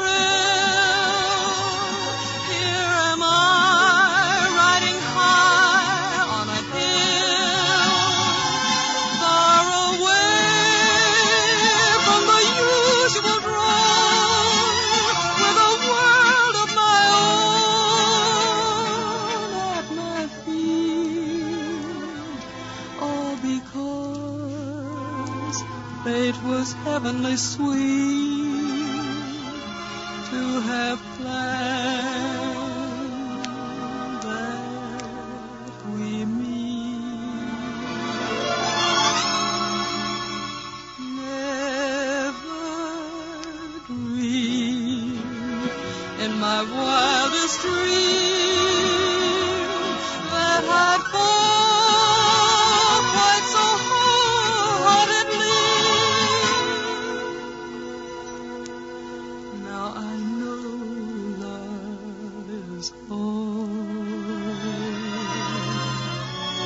that it's cracked up to be. La da da da da da, la da da.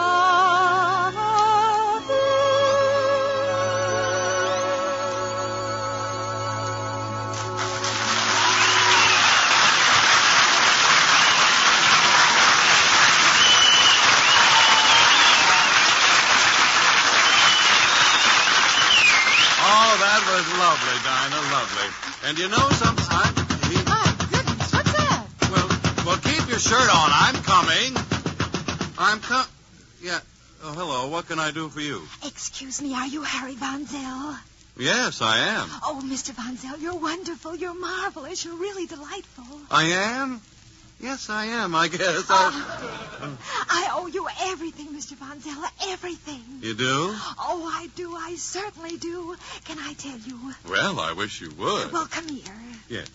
All right, now tell me. Oh, well, this is leap year, you know. Yeah? And I had my eye on a very handsome fellow, and so I decided to propose to him. Yes.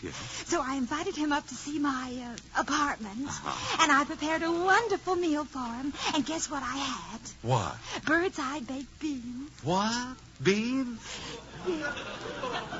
Yes, what beans? Delicious bird's eye oven baked beans. My, but they're good. Oh, I know. That's because Bird's Eye slow bakes them for 12 hours in real brick ovens with pork and molasses, you know. They certainly taste it. Oh, yes. And then when they've reached perfection in the oven, Bird's Eye quick freezes them so that all their oven-fresh goodness, their old-fashioned hearty flavor are captured until you're ready to eat them, you see. And well, now we're married. Oh. See, here's the announcement in the paper. And all because of Bird's Eye baked beans. Yes. Oh, I feel like telling the whole world about it. You do? Well, then what are we whispering for? Well, I don't know why you're whispering, but I've got laryngitis. Oh, I see.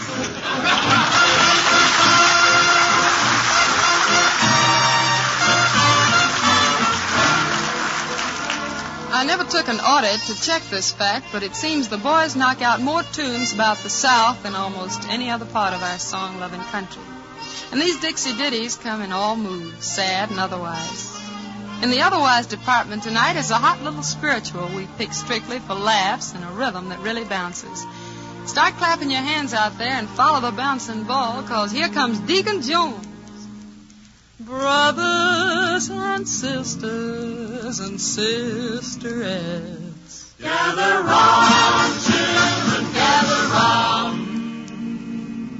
Deacon Jones sends his deepest regrets. Sent to tell you he won't be around. To the members of the flock who are new around here, there's something about the deacon I want to make clear. Hear, hear, hallelujah, hear, hear, hallelujah. Who is loved by all his neighbors, Deacon Jones. Who will help you with your labors, Deacon Jones. Who will help you beat the rug, help you find that cider jug. Lord and Lord, hallelujah, Deacon Jones. Who takes up the contribution, Deacon Jones.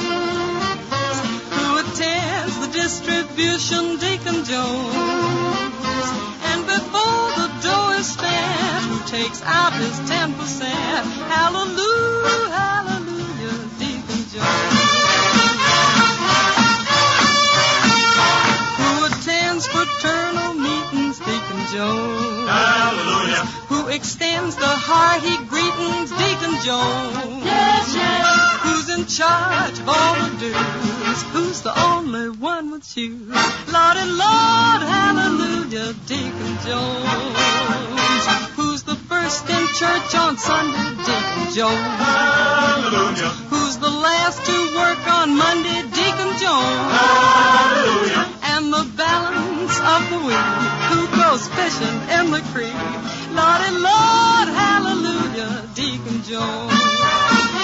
Deacon Jones. Yes, yes, Deacon Jones. Yes, yes. Lordy, Lord, hallelujah.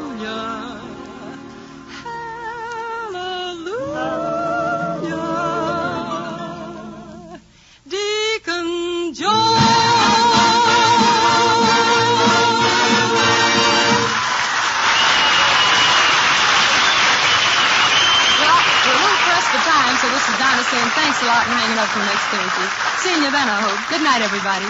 We hope you'll be with us again next week, folks. And goodbye for now. This is CBS, the Columbia Broadcasting System.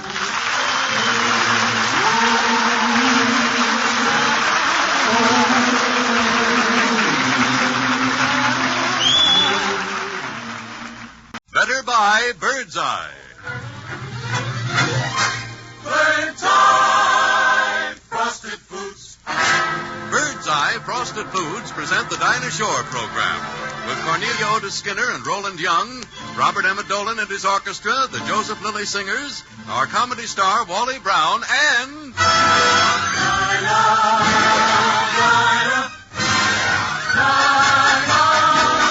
is there anyone finer than Dinah Shore?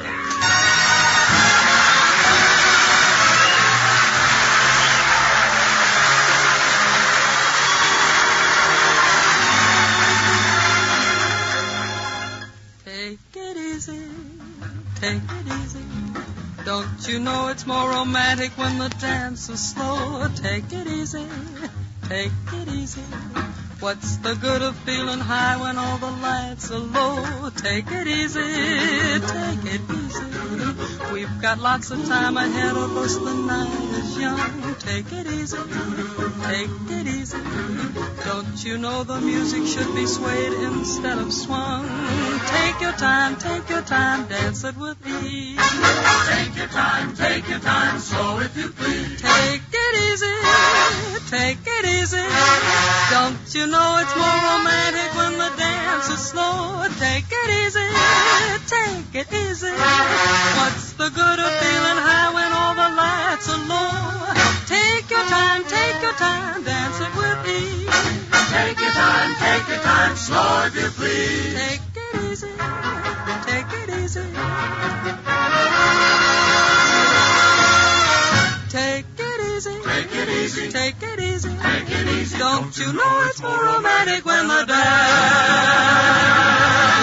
is slow?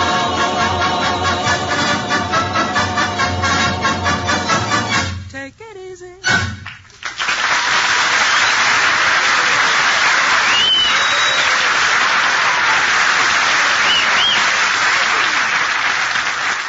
And hi there, everybody. This is Dinah.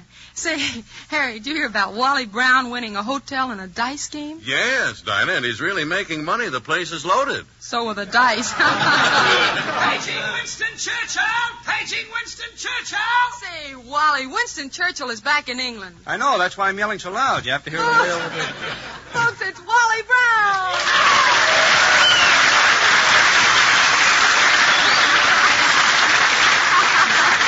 Wally, paging people must get tiresome. Dinah, it's awful. I walk around my hotel all day, and my shoes are squealing. You mean squeaking? No, squealing. I'm wearing Bobby socks. Wally, I bet you're pretty happy about winning that hotel, though. You bet. You know, I'm going to move my whole family right into the hotel, all except my brother Mo. Where will Mo live? In a motel. You know... You should see my hotel. You know, I just added 2 new wings. Well, Wally, I'd like to see that dive of yours. Dive? Well, all right, let's go over there.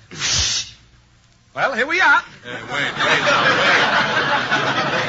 Just a minute. How did we get here so fast? Jet propulsion. Oh. Gosh, Wally, that's a fancy uniform your doorman is wearing. Oh, I'll say. Yesterday, Admiral Halsey passed by and saluted him. Kids got the stuff there when they... Oh, boy, a revolving door. I'm going in. Yeah. Here I go. Here I come. Well, that'll make it easier coming out. And here we are in the lobby. How do you like all those, and look at that expensive, that little marble thing over there with the, those deep, I must be in the wrong hotel. Oh, gee, Wally, I'll bet you hardly ever have a vacancy these days. I should say not. Why, Saturday night, 7 sergeants slept in one bed. 7 sergeants? Did they sleep well? Only the top sergeant. He's the guy.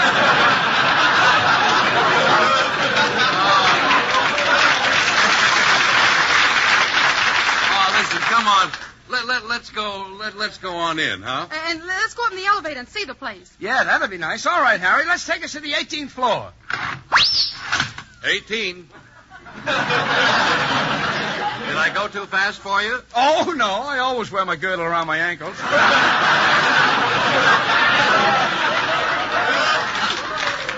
Well, I think I'll get out of the elevator. Step down, please. I'm hurt. Where does it hurt, Wally? Now, let's look at the rooms. Now, over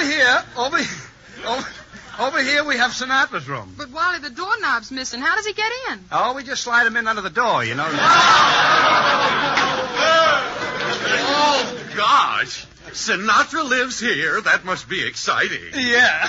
One night, to escape the autograph hounds, he got out through the window. How, on the ladder? No, on a rope made out of bow ties. You know, the kids got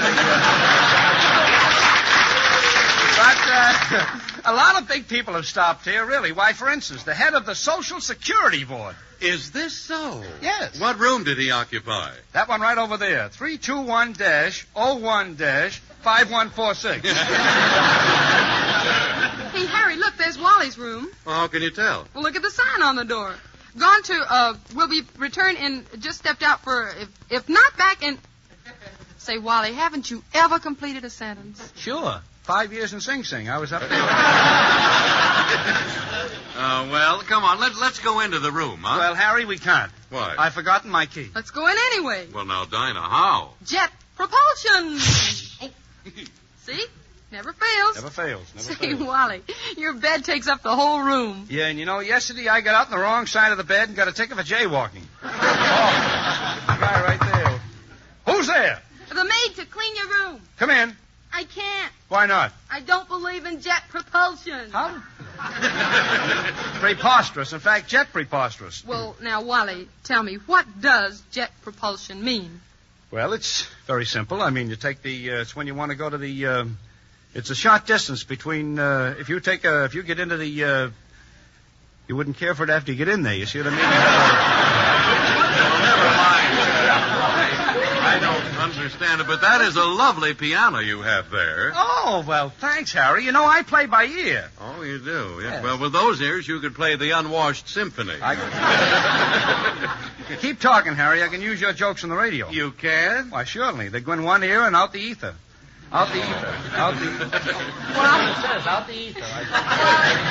that piano's terribly dusty. I should say so. The floor is even dustier. How in the world do you ever get it clean? Well, I've got a special attachment for my vacuum cleaner. What kind of an attachment? A plow. It has the... Oh, hey. Hey, Wally, let's get back to the studio. I've got a commercial to read in 20 seconds. Well, don't worry. I'll get you back on time. Well, how? Is he kidding? We'll go back by just the way you just press and you fly through the... Oh, no, that isn't it. Harry, you know, don't you? Why, certainly. You have to do, you put that, you can't... Wait a minute. Doesn't anybody know? Jet propulsion! Oh, pay that lady $10 silver.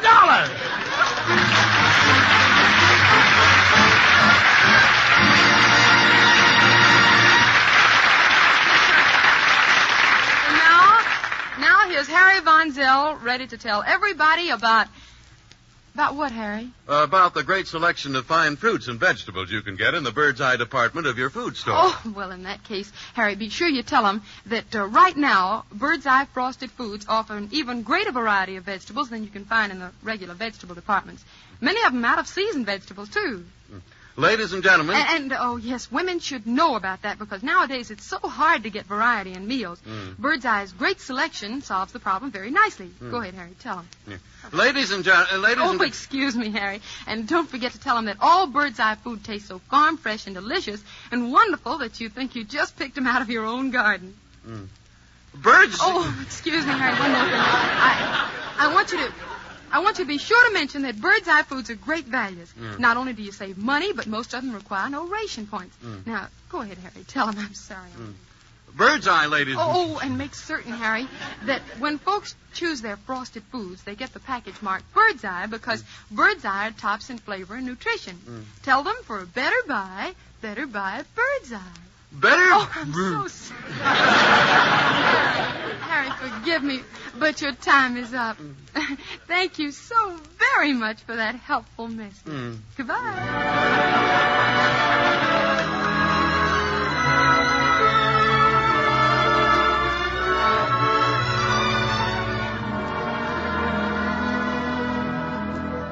Out here in celluloid fairyland, there's a swell new picture called Follow the Boys.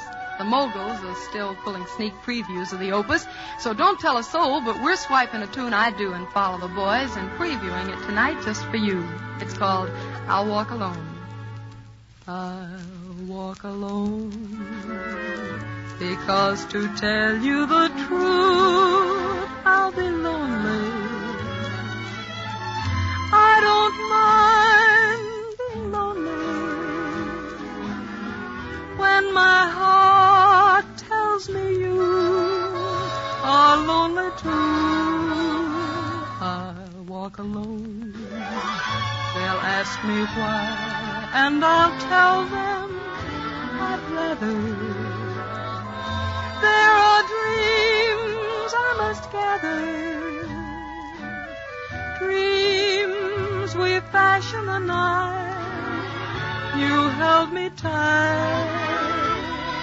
I'll always be near you, wherever you are, each night, in every prayer. Just whisper, I'll hear you, no matter how far. So close your eyes, and I'll be there. Please walk alone, but send your love and your kisses to guide me. Till you're walking beside me, I'll walk alone,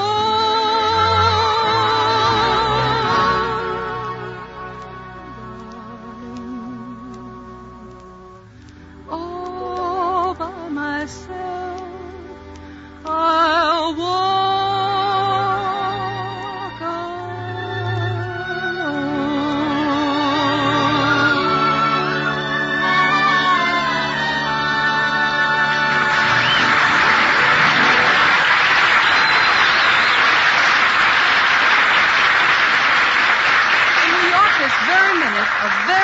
couple is getting on a Fifth Avenue bus.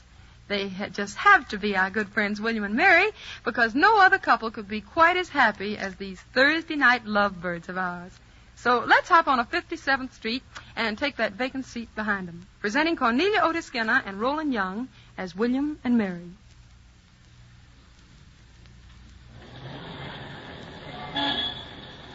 There's an empty seat. Where? Back there to the left. Quick, Mary, make a dive. Dive is right. The way these buses start send me off like a salmon upstream.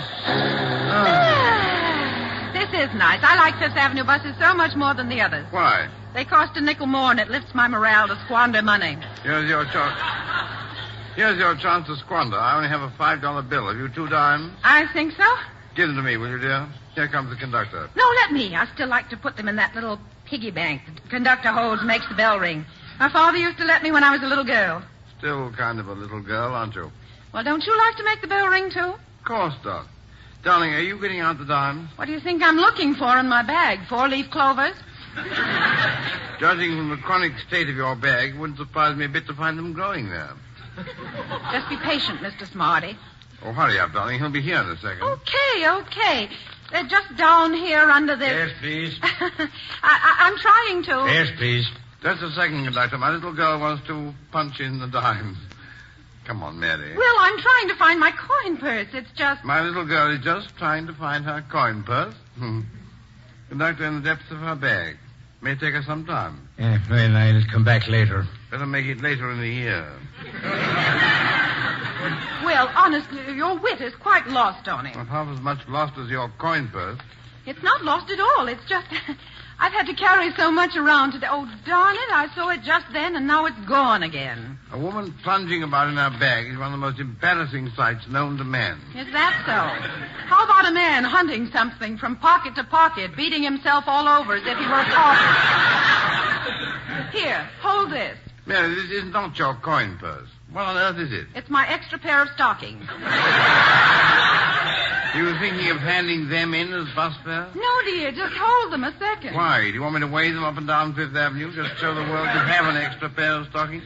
Here, hold this compact, too. Why, is my nose shiny? Yes, please. Yes, please. And this bottle of vitamin tablets. Yes, it is most humiliating. Oh, just a minute, conductor. Fares, please. Possibly while you're waiting, conductor, you might enjoy a vitamin tablet. It's in here, and here are the 2 dimes. Give them to me. No. You said I could do it. 1 dime, 2 dimes. There. Thanks, lady. You're a very patient man, conductor. Shall we get all types in these buses? Hear that? You're a type. Oh, Will, really, how can you? As a matter of fact, Mary, how can you? How can I what? Go around with a bag bursting with all that non-essential junk. It's not junk, and it's all essential. It can't be. Let me look. Oh, good Lord. Mary, I never saw such a collection. Comb, handkerchief, 3 kinds of lipstick, keys, a small bottle of perfume. All essential? Here's a roll of peppermints. They're hardly essential. Have one? Thanks, I believe I will. You see, they're essential. There seems to be an announcement of a January white sale, and it's now March. I know, but there's an important telephone number written on that. Whose? I don't remember. I see. What's that? That's the leather folder for my ration book. Is your ration book in it? No. Mm-hmm. What's in that battered blue envelope? My ration book. Then what's in the leather folder? Things. I see. And what's this peculiar little object that's shaped like the dome of the Capitol at Washington? That's a pencil sharpener that doesn't work. Doesn't work? Then why carry it around? That's to remind me to buy a new one, only you can't get them anymore. I understand, dear. It's all right. Well, it's all very well for you to act superior, Will, but I bet you've got just as much useless junk in your wallet. I haven't at all. Everything in my wallet is of the most essential importance. For instance, let me see. Well, here's my money in this compartment. And what's in the other? Well, here's my commutation ticket and a blank check, some business cards, all essential. Just how essential are those old theater ticket stubs poking their head out of that compartment? Oh, those? Oh, well, you know how things like that get in anywhere by accident. Mm-hmm. Just like this end of a Pullman ticket to Boston, isn't it, where you went a good 3 months ago? That's pretty useful. And what's this snapshot? It's a snapshot of you. Oh, pardon me, that's different. Here's the newspaper editorial. I'm planning to read that someday. You certainly keep bang up to date. It's all about the abdication of Edward VIII. Really, Mary, I fail to see the necessity of this 3rd degree. Here's a cigarette, pressed flat and broken at the seams. And what's this button for? Buttoning? What's it supposed to button? Whatever it came off, I forget at the moment. Here's a stamp. Well, I may use that someday. You'll have to pin it on the letter. It has no mucilage on it. Here's the prize. The absolute prize. A dentist appointment for September 1939. Mary, this is all very childish. What difference is... Look. Oh, good heavens, look. We're blocks beyond where we meant to get off. Oh, dear, are we? Yes, hurry up, Mary. Come along. Will, wait a sec. I just want to put these things back in my bag. Wait for me, Will. Can't wait. Well, here I come. Oh, Will, my purse is upset. Oh, how awful. Will, wait. The contents of my bag are all over the floor. Here. Can I help you, lady? Oh, thank you, conductor. If you'll just call my husband back, he'll help me. Mister, your wife wants you to come back and help her. My wife? I'm sorry, conductor. I never saw that woman before in my life.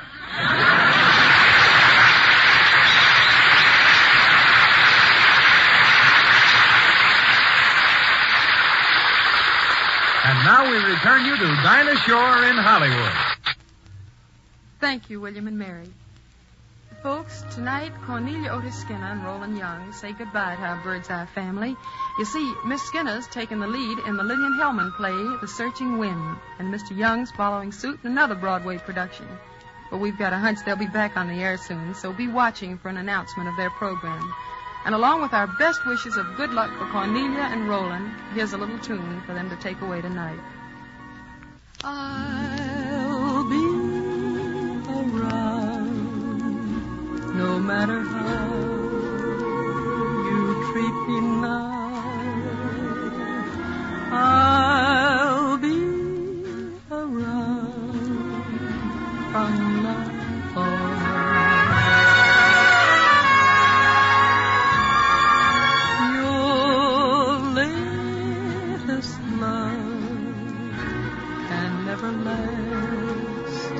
And when it's past, I'll be around when she's gone.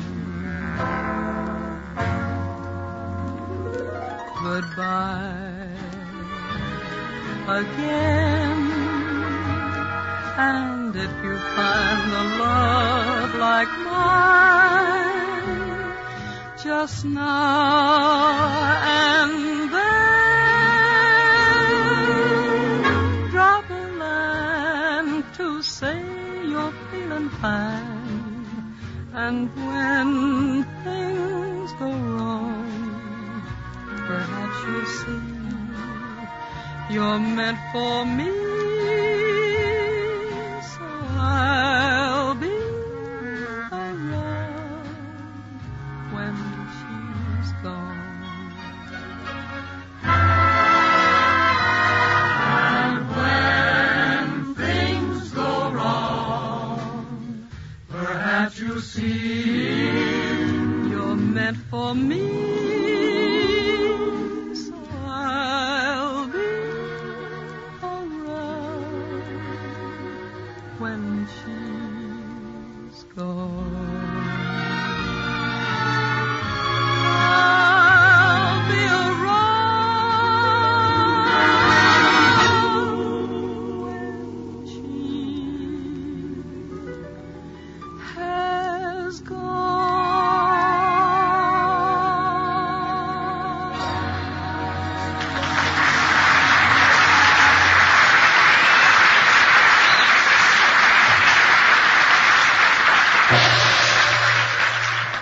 And now the Frigid Midget Theater. Tonight, through the courtesy of one John J. Anthony, we are able to eavesdrop on a famous radio program, Mr. Agony's Feeling Ill Hour. That's it. And now, Miss? Mr. Agony, my husband and I have been married for 10 years, and we've been very happy until a few days ago when I came home and found him and his secretary together, and they were kissing. Now, be brave. Will you go on, please? Yes. Now, Mr. Agony, I love my husband. I didn't want to disturb him, so I left the room. But the next day when I got home, I found him kissing her again. Did he see you? Yes. And he told me to go cook their dinner. I did, Mr. Agony. I cooked a very nice dinner because I just bought 2 packages of Bird's Eye oven baked beans. And you cooked both packages of Bird's Eye baked beans? Oh, no, just one. Why, 1 package is enough for 4. And my goodness, in no time at all, I had the most delicious meal you ever tasted. Those Bird's Eye oven baked beans are simply wonderful. Marvelous, really they are, because Bird's Eye cooks them Grandma's way. Bakes them New England style in real brick ovens with pork and molasses. Well, that's what I told my husband and his secretary. Real pork and molasses, I said.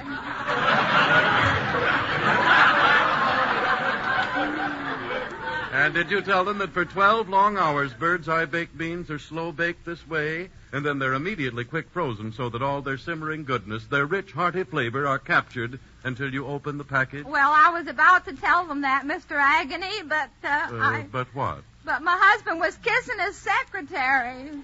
Now, I love my husband, Mr. Agony, and I didn't want to disturb him. So I left the room. I went in the kitchen to warm up that other package of Bird's Eye baked beans for myself, because my husband and his secretary liked those baked beans so much that they'd eaten all of the first package. And just as I was about to do it, Mr. Agony, my husband called me back. I went, Mr. Agony, I went, and then it happened. Now control yourself. What happened? Well, the secretary told my husband to ask me if Bird's Eye oven baked beans require much kitchen work, and when I said no, you simply have to open the package and heat them up, She threw her arms around my husband and told him to make me give her my other package of bird's eye baked beans. Oh, dear. Now, my problem, Mr. Agony, is this. Yeah. After finding my husband kissing his secretary in my home, do I really have to give her those bird's eye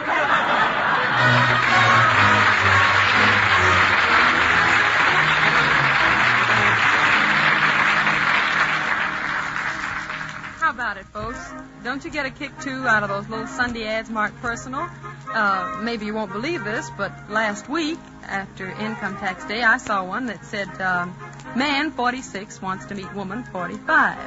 Object, $1,200 exemption. We're running a little ad ourselves right now, marked personal for you and for anybody with a simple case of the blues. And if you'll answer our ad, here's what you'll get. I'm recalling times when I was small and light and free, jubilee day. In that sunny land of milk and honey, I had no complaints while I thought of saints. So I say to all who feel forlorn, sing hallelujah, hallelujah, and you'll shoo blues away.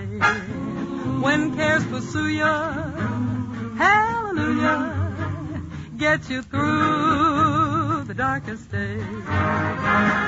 Satan lies awaiting and creating skies of gray, but hallelujah, hallelujah, helps to shoo the clouds away. Sing hallelujah, hallelujah, and you'll shoo the clouds away. Sing hallelujah, hallelujah, get you through the darkest day. Satan lies awaiting and creating skies of gray, but hallelujah, hallelujah,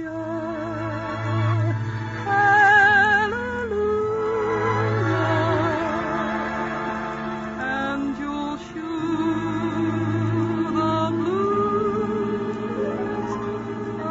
away.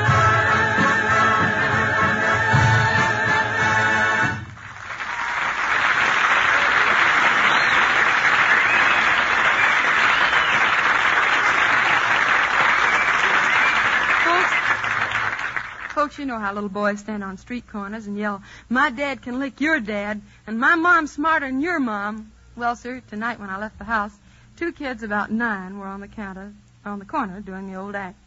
But what a lingo, really up to date. One yelled, "Yeah, my dad's got more war bonds than your dad." And the other one yelled, "Guan, my mom's the head of the waste paper drive." "So what?" shouted the other. "My dad gave 2 pints of blood to the Red Cross." Well, that's all I had time to hear. But if those little boys are proud because their parents are doing a good job on the home front, think how proud it makes those boys on the war front. Thanks, everybody. Night. Good night. Good night. We'll see you next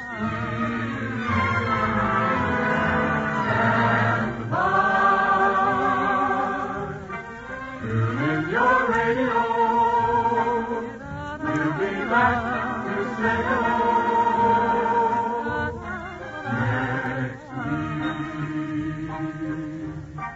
Same time.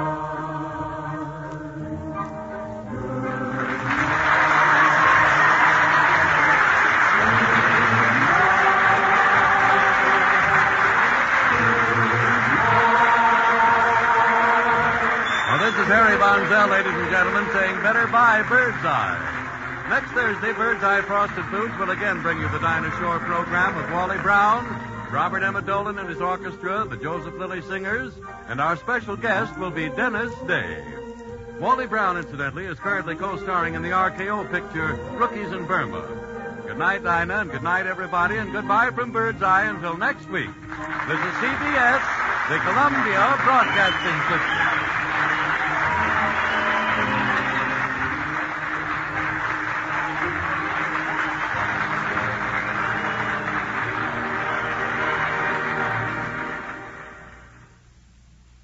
Better buy Birdseye. Birdseye Frosted Foods. Birdseye Frosted Foods present the Dinah Shore program with Wally Brown, Robert Emmett Dolan and his orchestra, the Joseph Lilly Singers, our special guest Orson Welles, and... Dinah.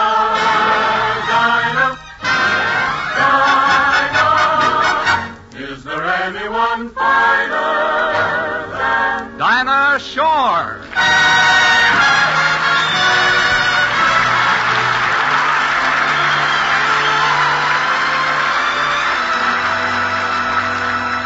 Don't sweetheart me if you don't mean it.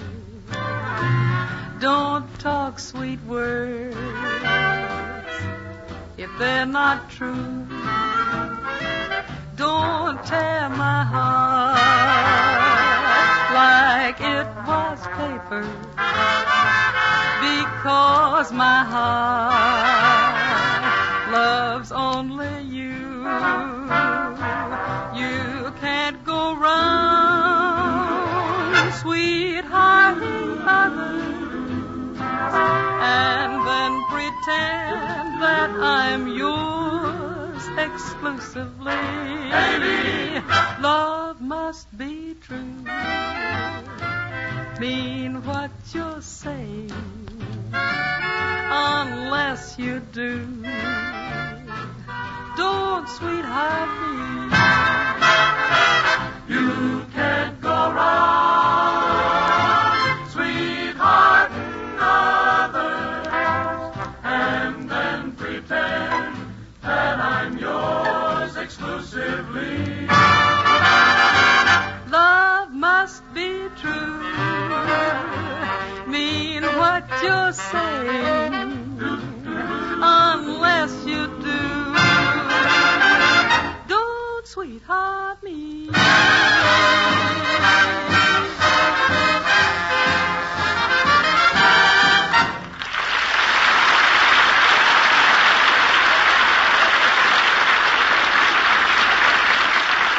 And hi there, everybody. This is Dinah. Tonight we've arranged to have Orson Welles drop in to pay our gang a visit. Who knows, he might even do some magic tricks. So it looks like we're all going to have a lot of fun. Don't you think so, Wally? Well, I hope so, Dinah. I certainly could use some relaxation. I've had nothing but trouble all week. What do you mean? Well, our whole house has been in an uproar. And now that my wife is working, we had to hunt for a cook. Oh. And we no sooner got her when she decided to leave. Not only that, but when she left, she took the stove with her. She took the stove with her? Yep, we had a chain to it. But since then, I've been doing all the housework, and what a day I had yesterday. What happened? Well, our little pet dachshund needed a bath, so to save time, I put him in the tub with the rest of the laundry, see? And it worked out fine, too, till I put him through the ringer. Then what happened? I've now got the longest dog in town. He's a baby.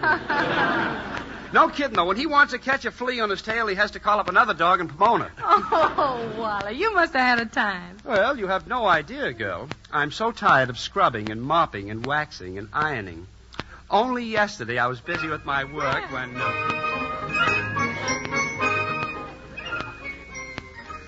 Oh, there. That makes 12 hankies I've ironed. Now I've only got 8 left. Oh, there's the phone. Oh, hello. Oh, hello, dear. Oh, certainly. Of course I'm working. I'm doing the washing, just like you said. Well, I did have a little trouble with your slacks. Darling, either you'll have to reduce or we've got to get a wider ringer. I mean, it... And you know something else? I think I put too much starch in my underwear. I just ironed them, and that hinge in the back lets down like one end of a landing barge. Yes, dear. Yes, dear. Of course. I'll take care of everything. Goodbye. Oh, I wish she'd quit bothering me. I haven't even had time to see if my dust cap is on straight. Oh, there goes that pesky doorbell again. Coming! Hello, my darling. Oh, my sweet boy, how I've missed you. Yes, my precious. I haven't seen you for 24 whole hours. Oh, my darling. Now, how many pounds of ice do you want today?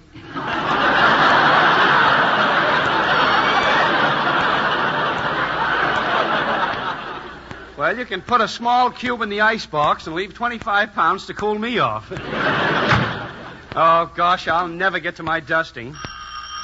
Oh, fiddly-dee, fiddly-dum. There goes the front door. People, interruptions, ice women. I'll be a nervous wreck. Hello, Mr. Brown. I'm your next-door neighbor, and I don't know you, and you don't know me, but I'm Yes. sure you won't mind if I leave my two darling children with you for the afternoon. Yeah, but- This is my sweet boy, Wilbur, age 10. Hello.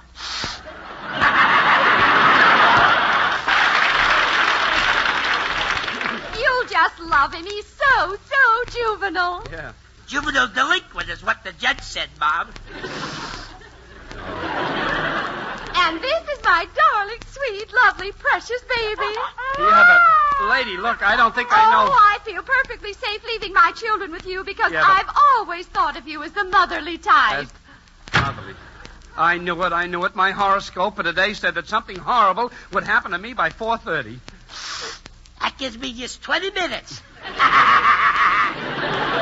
Now, look, you little...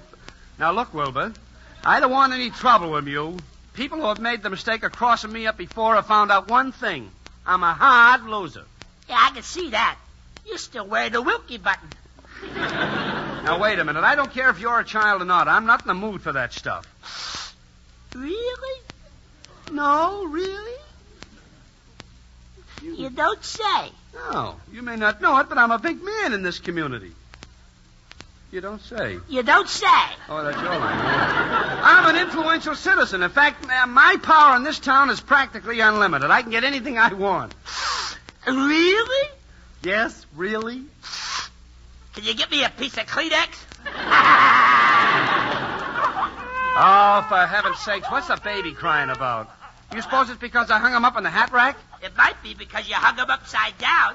Oh, now, wait a minute, my little one. Upsy daisy. Uncle Wally's going to put you over here by the table. There.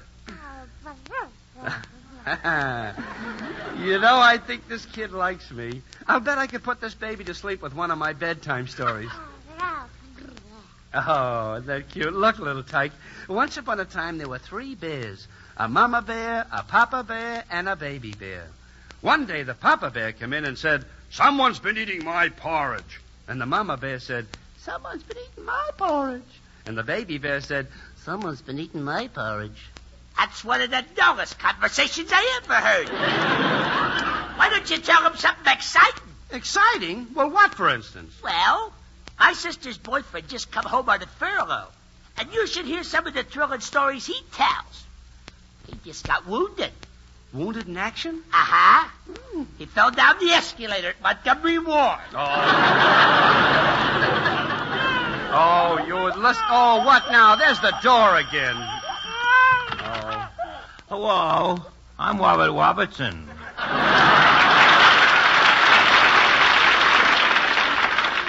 Greetings, Mrs. Brown. Where's your husband? Oh, Now, wait a minute. I'm the husband. Don't let this apron fool you. Oh, look what we have here. A cute little baby. Yeah. You know, when he isn't crying, he is cute, isn't he? Oh, there he goes again. I wonder what's the matter with him now. He's not hungry. Golly, Mr. Brown, what can it possibly be? Are you guys kidding? Here. Mama left an extra one here.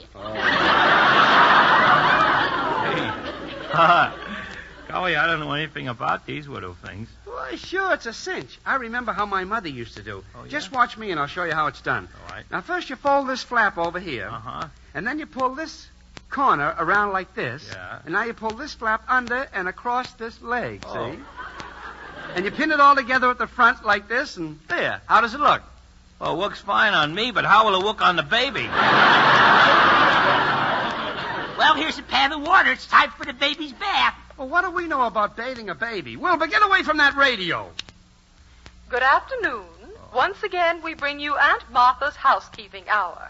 And I know you're all waiting to hear her recipe for washing baby lobsters.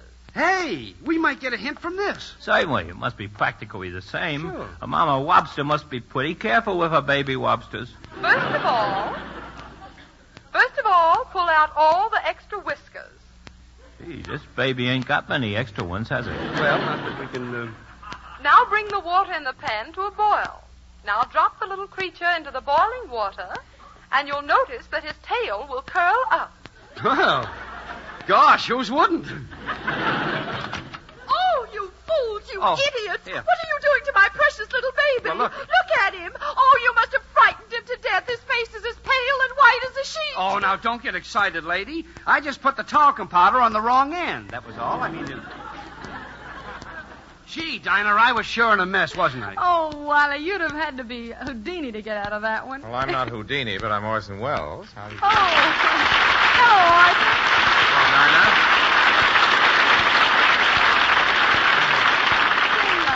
Wally, I want you to meet Orson Welles, the actor, the writer, and the magician who does those baffling tricks. Baffling tricks? I've seen his act, and he doesn't do anything that mystifies me. Wally, how can you say that? Hey, wait a minute. Orson, where's Wally? I made him disappear. Oh, no, you didn't. I'm right here in your vest with the rest of the rabbits. Well, you can come out now. And let's have no more derogatory remarks on my ability in prestidigitation. Say, I'm a great... Pronounce that, too. That's why they have me on. I can pronounce. I'm a great admirer of yours, Orson. I saw your magic act at the canteen the other night. Thank you, Dinah. And, say, that trick of sawing a man in half is amazing. Really? You liked it? Tell me, have you ever made a mistake? Only once, Dinah. I was sawing a man in half and my saw slipped. Oh, really? What happened to the man? He's now playing first and third base for the Brooklyn Dodgers. But, Dinah, I didn't come over here to talk about magic. I have an extremely important message for the radio world. I'm here to acquaint everyone with my new technique in broadcasting. Oh, really, Orson? What's that? Well, it's called the Orson Welles Movement for Realism in Radio. You see, the trouble with radio today is that it's believable. Those people sitting out there in that audience have to be made to visualize and actually feel what you're attempting to tell them. Well, it sounds wonderful, Orson, but how do you do it? Well, take the commercials, for instance. The way they are now, they're not convincing. An announcer stands in front of the microphone and says, use Perfecto hair tonic, it's dandy for the scalp. Well, you mean that doesn't convince the listeners? Certainly not. But with the Wells technique for realism, the audience actually hears the old hair falling out and the new hair creeping in. Well, that's a very good technique, Orson, but I don't think all announcers need those tricks. Take Toby Reed, for instance. Take Toby Reed. All Toby has to do is walk up to the microphone, and I bet you what he has to say will make folks mighty enthusiastic about the grand bird's eye dish we're selling tonight. Thank you, Dinah. Friends, with a meatless meal, you need one special food to give a meal a lift. Now, my suggestion can be used as a tempting, golden, appetizing vegetable or as a delicious dessert. It's bird's eye quick frozen squash. Wonderful, different, mouth-watering bird's eye squash. Served as a vegetable, it's mighty good.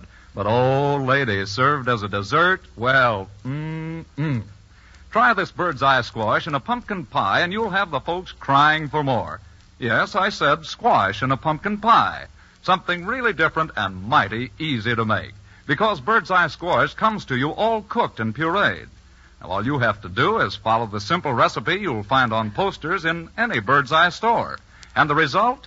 A luscious pumpkin pie. Right now, Bird's Eye is featuring golden Bird's Eye squash at a special reduced price, too. And like all Bird's Eye foods, Bird's Eye squash requires no ration points.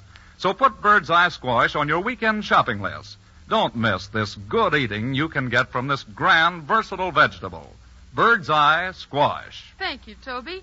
Say, Orson, I'd like to hear some more about your movement to bring realism into radio. You will, Dinah, you will. In fact, I came prepared actually to demonstrate its possibilities tonight. But before I do, how about a song? You talk me into it.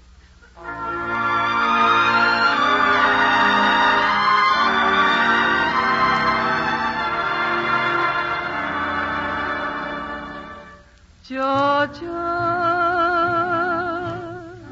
Georgia, the whole day through, just an old sweet song keeps Georgia on my mind. Georgia on my mind, Georgia, my Georgia. A song of you comes as sweet and clear as moonlight through the pine.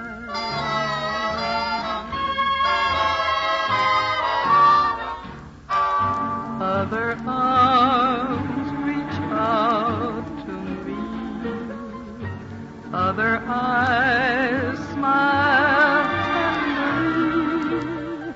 Still in peaceful dreams I see the road leads back to you. Georgia, my Georgia, no peace I find, just an old sweet song keeps Georgia on my mind.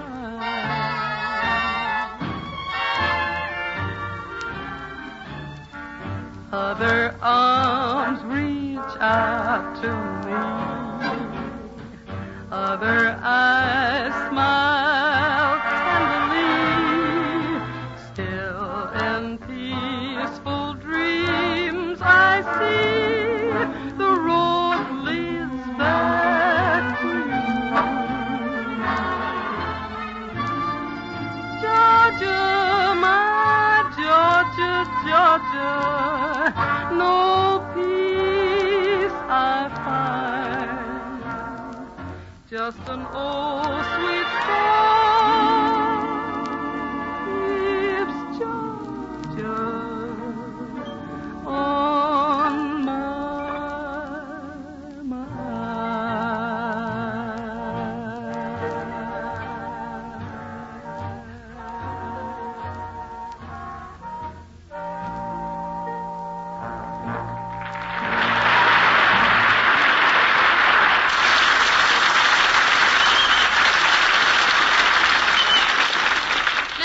You promised to demonstrate your realism in radio. How about it? All right, Dinah, but I warn you, this will revolutionize your entire program. Now, the first thing we change is your sound effects because... Oh, really? I'm sorry, they're artificial. For instance, when you need the sound of a train in the script, we won't use a phonograph record. Oh, no. We'll drive the super chief right into the studio. You laugh because the audience said you just go right ahead and laugh. Well, now, who on earth could I get to do that?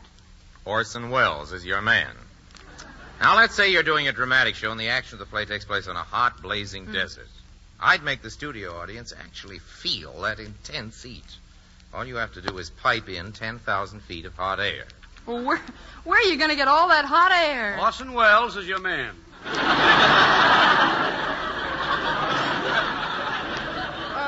Say, Orson, I'm sorry.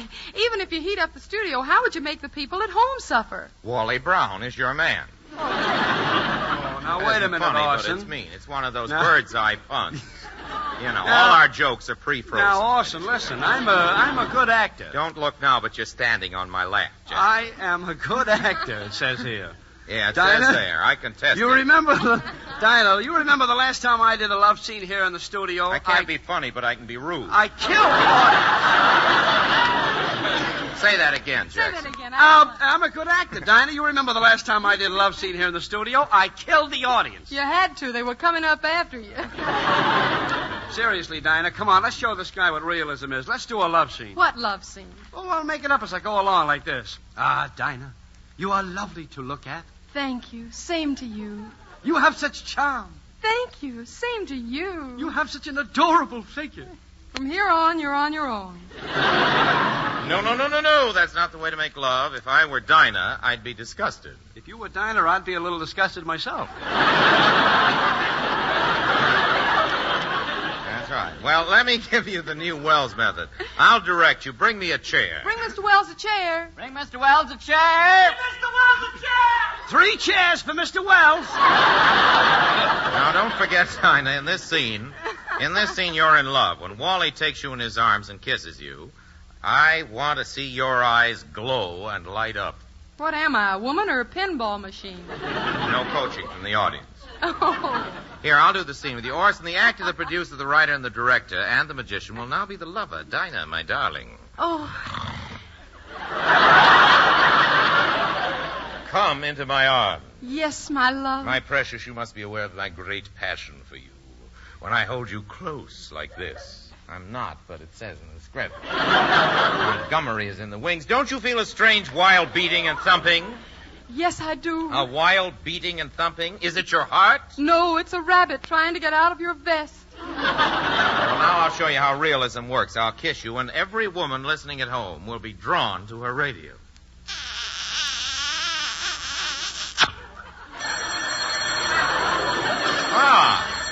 Immediate audience reaction. Hello? Hello, is this Mr. Wells who's just kissing Dinah Shaw? Yes? Did it pull you to the radio? Worse than that, it's pulling the stop out of the bathtub.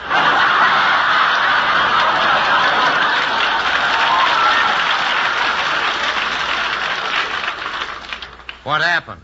What happened? My husband's going down the drain. What can I do about that? Please, kiss her again and pull him back up. Oh, you better give up, Orson. Maybe people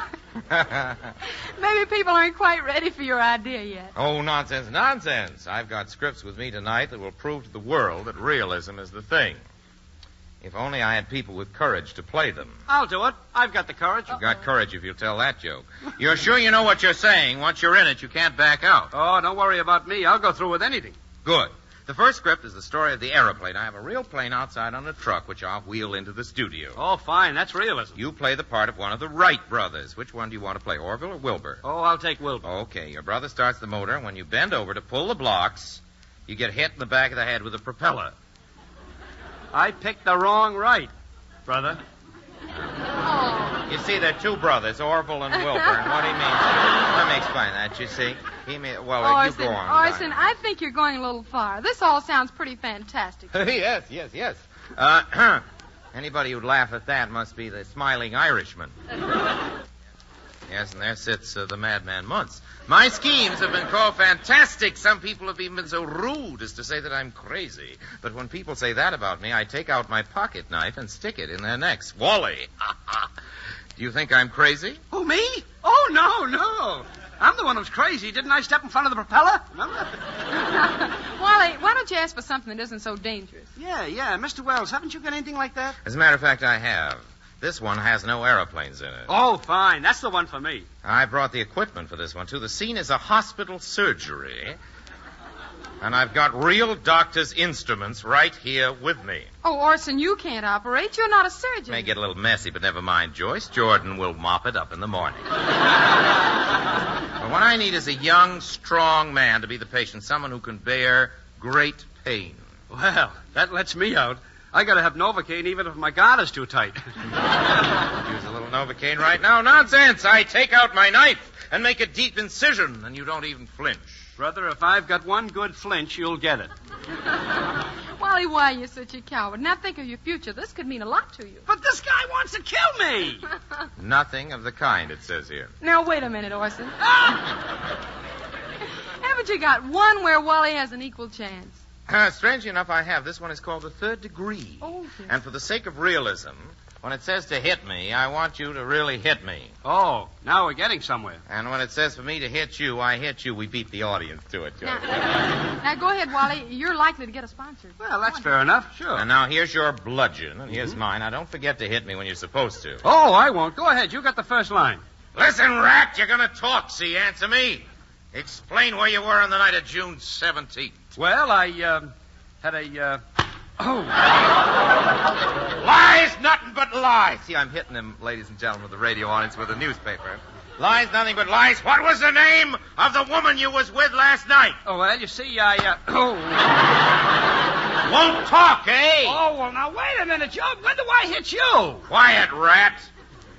It says Wells hits Brown. Oh! Hey, you're killing me. Hello? Oh, really? I'll tell them. Wally, you just got a sponsor. Who is it? The makers of Band-Aid.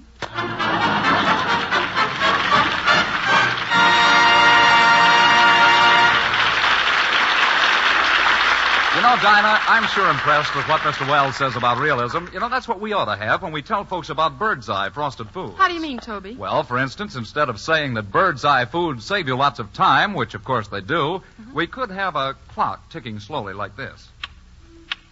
Say, that's a good idea, Toby. What's that splash? Well, that's to tell people that before Bird's Eye vegetables are quick frozen, they're all cleaned and prepared, and all you have to do is just open the package and pop the contents into boiling water. Hey, I like this realism stuff. You know, some week when we're selling squash, we'll have a fat man come in and set on you. And, oh boy, if I get a terrific idea when we sell baked beans. Oh, what, Wally? We'll put a brown suit on Toby and pour a little Snyder's ketchup here and there. And how will we tell everybody that Bird's Eye frosted foods are not only delicious and easy to prepare, but because you don't pay for waste, they save you money? Save money? That's a cinch. Bring in Jack Benny. Very ingenious, Wally. And friends, that's true of all those grand-tasting Bird's Eye products. Don't forget that Bird's Eye offers a fine variety of really delicious foods. Garden fresh fruit and vegetables, and many other good foods, and they're all work-free. I know that, Toby. Since my wife turned welder, I've been doing all the cooking, and just to brush up, I started cooking school last week. Oh, Wally, cooking school? Yeah, and I won a medal the first day, too. And last night, guess what my wife had for dinner? What? The medal.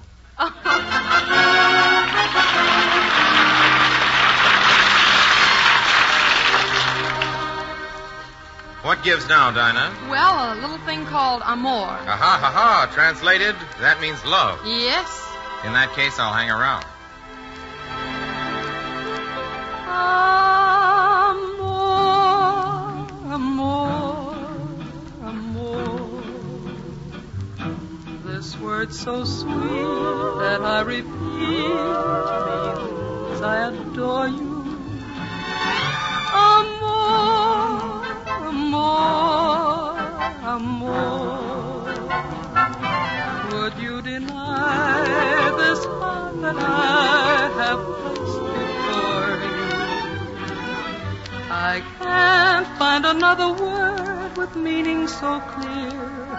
My lips try to whisper sweeter things in your ear, but somehow or other nothing sounds quite so dear as this soft caressing word. I know.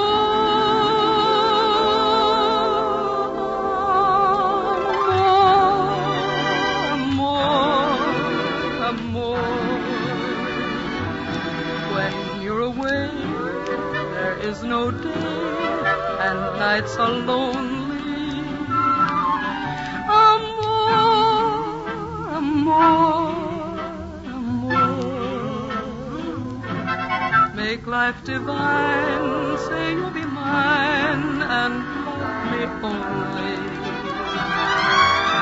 Sentir que tus besos anidaron en mí, igual que palomas mensajeras de luz. Saber que mis besos se quedaron en ti, haciendo en tus labios la señal.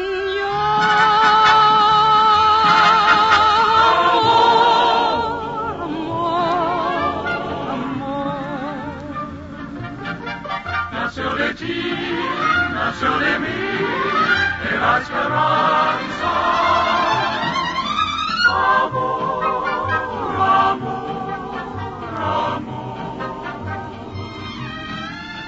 Nació de Dios para los dos, nació del alma. Amor, nació de ti. Amor,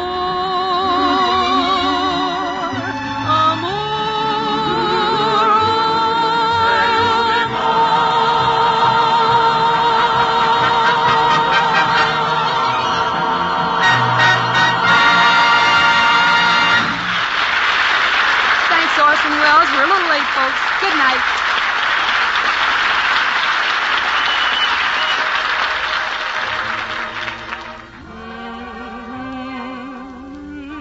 And don't forget, folks, better buy Bird's Eye. This is CBS, the Columbia Broadcasting System.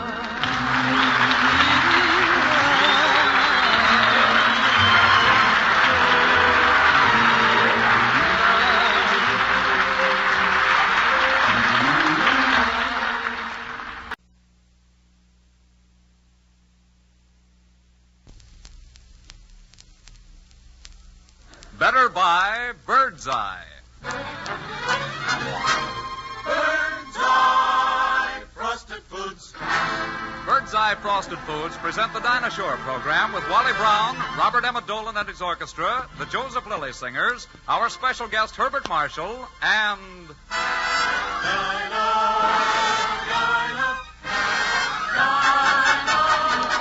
Is there anyone finer than Dinah Shore?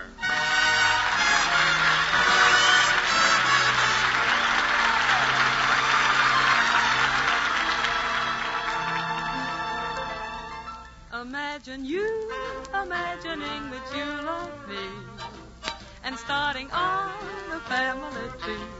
Imagine starting on a family tree. The papa is you and the mama is me. If your heart goes bumpity-bump, it's love, love, love. If your throat comes up with a lump, if it jumps, it's love, love, love. If your knees go knockity-knock, it's love, yes, love, it's love. If you're cuckoo like the cuckoo in the clock, it's love, yes, it's love.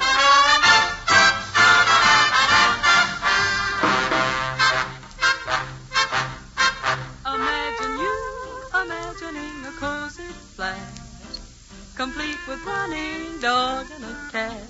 Imagine having running dog and a cat, and we will have welcome all over the mat.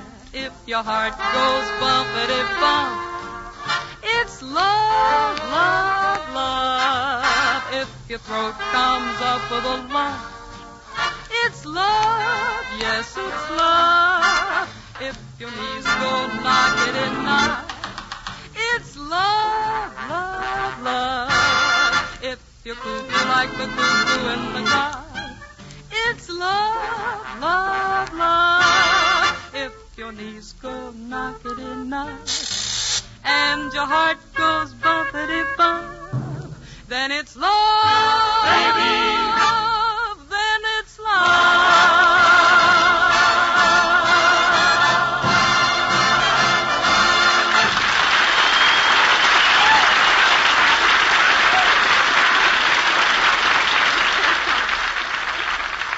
Thank you. Say, Toby, where's Wally? Well, I don't know, Donna. He's outside. Oh, boy, am I excited. Have I got trouble? Oh, wait a minute now. Hello, Dinah. Oh, well, look, Oh, gee, I just had a call from the bank. It's about my safe deposit vault. What's wrong? My butter is melting. I got to go right down. The whole Wally. thing. Wally, take it easy. I've got a big surprise for you. Oh. Guess who's coming over tonight? Oh. Herbert Marshall. No. Yes. Oh, gee, Herbert Marshall. He's one of my favorite actors. I'll never forget that picture he made about the life story of a tailor. The life story of a tailor. Yeah, the moon and six pants. You remember that. Say, Wally, I don't know what I'm going to do. I haven't got a thing to serve Mr. Marshall. Oh. Would you run down to the corner and pick up some cold cuts? Cold cuts? Yeah. For Herbert Marshall? Why, Dinah, for an English gentleman, the thing to serve is tea and crumpets. Really? Certainly. Why, every afternoon at 4, every Englishman just has to have his tea and crumpets. They even do it in the British Army. They do? Oh, yeah. Why, when the RAF bombers are over Berlin, they drop everything and reach for the tea and crumpets. Oh. They drop everything and reach for the tea and crumpets. Oh, I thought you didn't hear me. Oh. Say, Wally, are you sure Mr. Marshall is a tea drinker? Oh, I'm positive. Listen, I got it confidentially that when tea was hard to get, he used to sit around and suck on a hot spoon. Oh. Listen, after that one, you better get going. Mr. Marshall might be hungry. Yeah, and you'd better call the employment agency and get a butler. A butler? Oh, now, Wally, that's putting on the dog a little, isn't it? I'm telling you, Dinah, that's the way the British do things. Well, I'll see what I can do. You better run on down to the market now. Hurry Okay. up.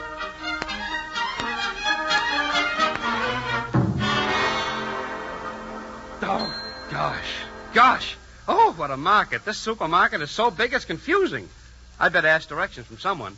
Say, clerk, how far is it to the tea department? Well, you walk straight down the aisle, past the vegetables, then you turn right and keep walking. Now you're in baked beans.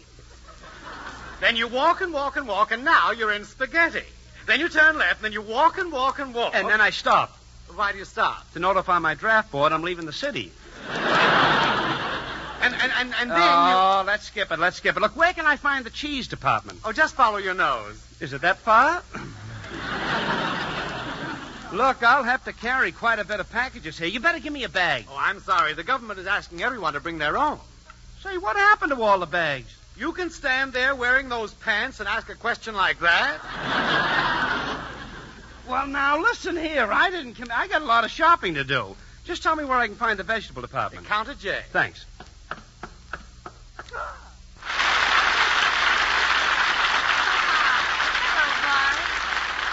Hello there. Hello, Dinah. Bart, I didn't know you were here. Have you been here long? No, I just arrived. And when I walked in, the telephone was ringing. I hope you don't mind, but I answered it. Oh, no, thank you very much. Who was it? Some fellow named Wally Brown. Oh, yes. Dinah, he seemed to think that I was your butler.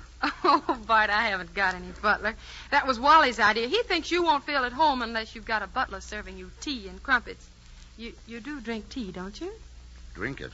I positively guzzle it. 10 cups a day. 10 cups a day? Yeah, it is a frightful amount, Dinah. I sometimes wonder if my blood isn't 4/5 tea. Oh, really? As a matter of fact, I once gave some blood for a transfusion. When the patient came to, he sat up and said, "No cream and 1 lump of sugar, please." Oh, come, Bart. You know what tea means to the British, Dinah? Why, every afternoon at 4, an Englishman just has to have his tea. Even the boys in the British Army. They do? They do indeed. When the RAF bombers are over Berlin, they drop everything and reach for their tea. Yes. Well, Bart, Wally Brown just told that joke 5 minutes ago. Yeah, I know. I just got it. Say, Bart, I can read tea leaves. You mean you can foretell the future? What do you see in this cup, Dinah, besides soggy tea leaves? I see a tall, exceedingly handsome young man coming into our lives. Does he have a sister?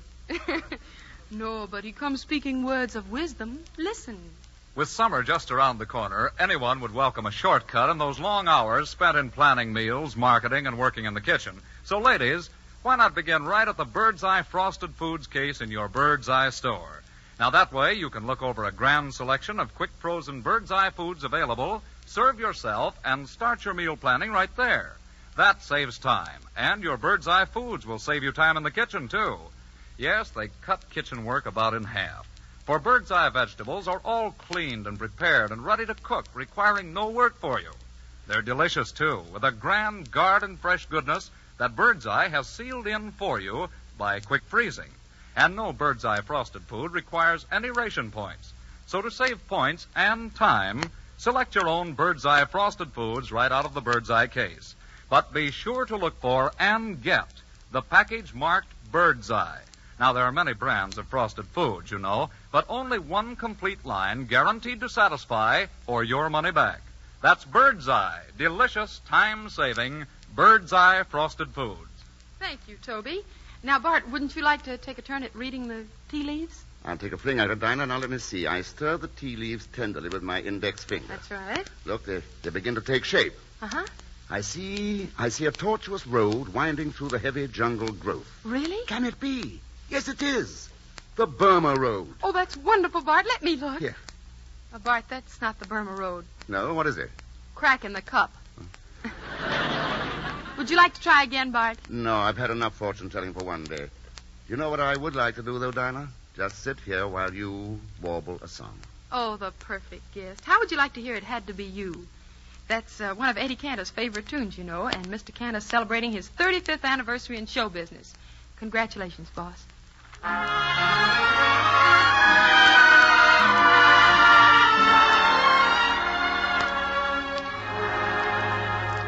It had to be you. It had to be you.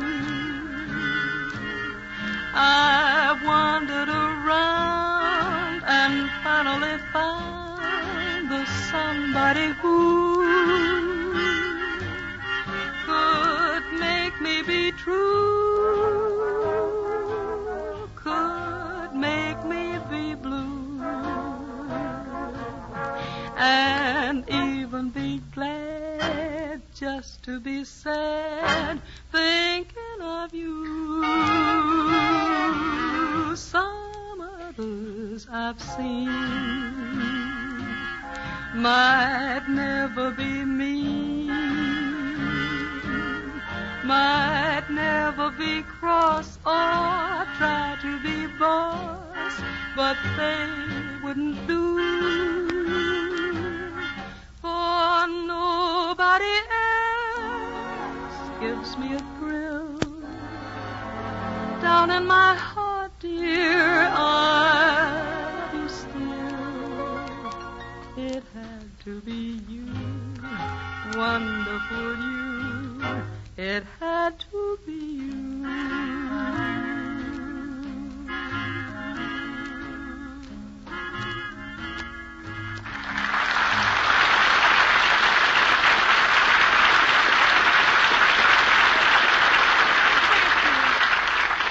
Oh, that was wonderful, Dinah. By the way, didn't you sing that song at the Hollywood Canteen last week? Oh, that's right. Say, after I left, I understand Lana Turner came in. That she did, and she was wearing the most enchanting white bathing suit. Gee, what was it like? Well, in most places, it was like Lana Turner. Well, that reminds me, Bart, I took some color pictures of the boys at the canteen. Would you like to see them? I'd love to, Dinah, but now don't go to any trouble. Oh, it's no trouble, Bart. I've got them right in the next room. I'll be right back. Well, hello. Say, you must be the new butler. Oh, must I? Say, Doc, give me a hand here, will you? Certainly, certainly. Oh, what bags, what bags. Woo, boy, am I glad I got here in time. You know, Miss Shaw's having England's greatest actor over for tea. Who, Ronald Colman? Well, you think Ronald Coleman's a better actor than Herbert Marshall? Is he? Why, no. Oh, well. Well, say, I'm glad, I don't think so either. And as a matter of fact, I know Herbert Marshall personally. We travel around in the same Hollywood set. Are you quite sure? Listen, Doc, you wouldn't call me a liar, would you? Not under the circumstances, chum. Oh, well. Yeah, in fact, Bart and I have lunch together 3 or 4 times a week at the Brown Derby. Mm-hmm. I ate there once myself. Yeah. Bart's a great guy. One of the swellest guys in Hollywood. And Beverly Hills. And, yeah. But you know, he's got one big fault. Oh, really? You know how smooth he talks on the screen? Uh-huh. Well, when you talk to that guy in person, he always drops his H's. How horrible. Not Herbert Marshall. Oh. Say, I found the color pictures. Oh, hello, Wally. Oh, hiya, Dinah. Wally, why don't you go in the kitchen and fix the tea and crumpets now? Me fix the tea and crumpets? Yes. What did you hire this stooge for? Wally! Well, let me handle the servants, Dinah. Listen, Doc, make yourself useful. But, Wally, you don't understand. This is... Yeah, I know, but come on, Doc, come on the double, on Wally, the double. this is Herbert Marshall. Get those... good. And don't forget to fry those crumpets, and don't forget to... Huh? Herbert Marshall! Oh, sure. You remember me, Wally. We had lunch at the Derby yesterday. Oh, yeah. Yes, Doc. Bart, Herb, that is, Mr. Marshall. Yes, certainly. How about lunch tomorrow? Lunch tomorrow? Oh, fine. Order me, I'll take a large, tell them to put it, I don't care whether you have a... Oh, my goodness. Never mind, I lost my appetite. Oh, boy. Oh, poor Wally. I guess I put it on too strongly. Well, he's always talking himself into something he can't get out of. He'll get over it, Bart. No, Dinah, the awful truth is I am a bit of a jerk. Herbert Marshall, a jerk? A double jerk. Every time I'm on a radio show, look what happens. Tonight, I bruise Wally Brown's sensibilities. Oh, well, I wouldn't feel that way about it. Barty. And when Archie invited me over to Duffy's Tavern, what did I do? I sang his beautiful song, Leave Us Face It. And what happened? Leave us face it, I loused it up. Well, I'm sure it's not your fault, Bart. Perhaps you're right, Dinah. Maybe I'm not built for these evening shows. Maybe those morning programs are more my speed. You mean Life Can Be Beautiful with John's Other Wife on Honeymoon Hill? No, I mean those cheer-up, get-happy programs. Oh, I know the kind you mean. Your house could cave in, the dog could chew up your last pair of nylons, and what do they tell you? Keep smiling. You turn on your dial, and the first thing you hear is... This is Happy Herbie, folks. Turn off your vacuum cleaner, girls. I've got some real dirt for you. Are you all smiling out there? Happy Herbie wants you to keep smiling. And so does smiling Dinah. And so does smiling Wally. Hold that smile, folks, because we're coming at you with a happy little song. Yes, sir. Here we go. Brother, open Up that face of yours and smile. Brother, open up that face of yours and smile. If suicide is what you figure as you're pulling on that trigger, Brother, open up that face of yours and smile. Oh, glory be! Oh, glory be! Oh, glory be! Though it kills you, we're imploring you to S-I-M-I-L-E. So it's lower and be tougher, brother, smile. Every breakfast, dinner, supper, brother, smile. The more you smile, the more we'll get work. We might even get a network. Open up that kisser, brother, smile. We know our game. We're out for fame. We're out for fame. And we're through the smiling Irishman Will hang his head in shame. Never frown, you mustn't give in, brother, smile. Guys like us must make a living, brother, smile. Down inside, you can't feel hateful, but we'd certainly be grateful. If you'd open up that puss and kindly smile. And when you smile, forevermore, think of Happy Herbie, Wally, Wally Brown, and Dinah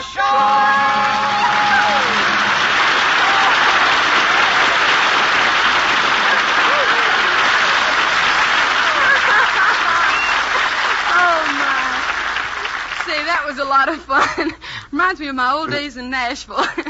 I see that Tom Williams, the famous horticulturist of station WLAC in Nashville, just named his new prize iris the Dinah Shore. Yes, he did, and it was mighty nice of him. I'm really thrilled, and to say thanks, Tom, I'd like to dedicate this next song to you.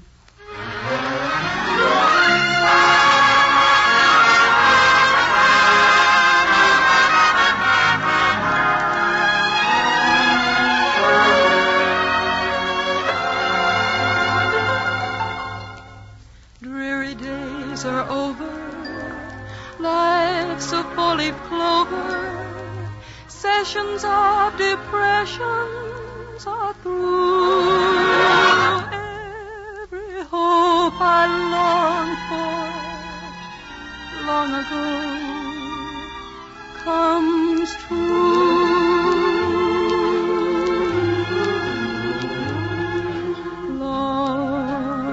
Long ago far away, I dreamed a dream one day, and now that dream is here beside me. Long the skies were overcast, but now that dream has passed. You're here at last.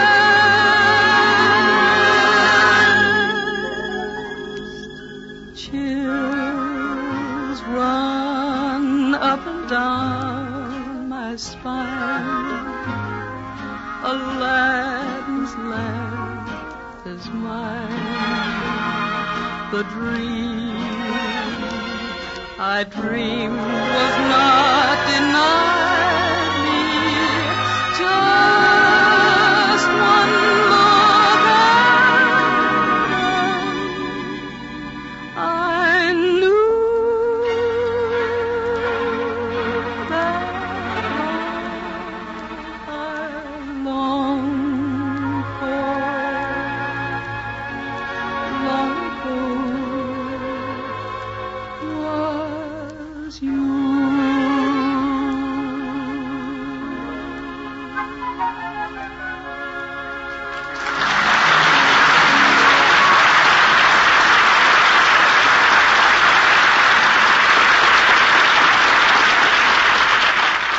That was charming, Dinah, but you know I always love your singing. Thank you so much, Bart. Say, You're Mr. wonderful. Marshall. Yes, Mr. Reed? There's something I'd like to ask you. You have beautiful women fascinated by you, not only here in America, but in England. Tell me, how do you do it? No, really, Mr. Reed. Oh, now tell me, Bart, what I want to know is, do you think American or English women are the most beautiful? American women are the most beautiful, Dinah, and I can show you figures to prove it. Well, all I know is I wish I could get all the girls to fall for me the way that you... Hey, I got an idea. Good. What is it? Well, you know they say the way to a person's heart is through his stomach? Yes, yeah. Well, instead of asking a girl to come up and see your etchings, you'd come right out with it and ask her to come up and see you cook. And I suppose once she's in your apartment, you'd waste no time. You'd immediately invite her into your kitchen. Right. And boy, oh boy, this is what would really get her. Tell me. Well, I'd take her hand in mine, gently, you understand, very gently. Mm-hmm. I'd open the refrigerator door and let the lady pick the particular bird's eye food she wants. Yes, and then? Oh, it's a cinch. She'd look eagerly, excitedly, and then she'd turn to me and whisper, how tender, how desirable, how sweet. Who, you? No. Oh. The bird's eye golden sweet corn in my refrigerator. You see, I've laid in a supply because at this time of year, people invariably go for bird's eye golden sweet corn. Really? Yes, bird's eye golden sweet corn today is a delicious out-of-season treat. Something everyone ought to try right now. And it's so tender and garden fresh that you'd think you just picked the corn right out of your own cornfield. You don't say. Yes. And after I cook those plump, milky kernels of golden corn by merely taking them from the package and dropping them into boiling water, I would immediately cuddle very close to the young lady. And you know what she'd say? Yes, fresh. Exactly. Garden fresh. And that does describe bird's eye corn. Months ahead of the corn season, yet garden fresh. Now, that's because bird's eye quick freezes the corn when it's perfectly ripe so that all of its delicious flavor and its food values, too, are sealed in until you eat it. That's the beauty of quick freezing, you know. I know. I'm very familiar with the quick freeze. Good. Mr. Reed, I think you have a great idea there, and I'll bet you, after the young lady and you have enjoyed that lovely meal, she's going to do a wonderful thing. She is? What? She enjoyed it so much, she'll be so eternally grateful to you. Yes? That out of sheer gratitude... Yes? She might even help you with the dishes.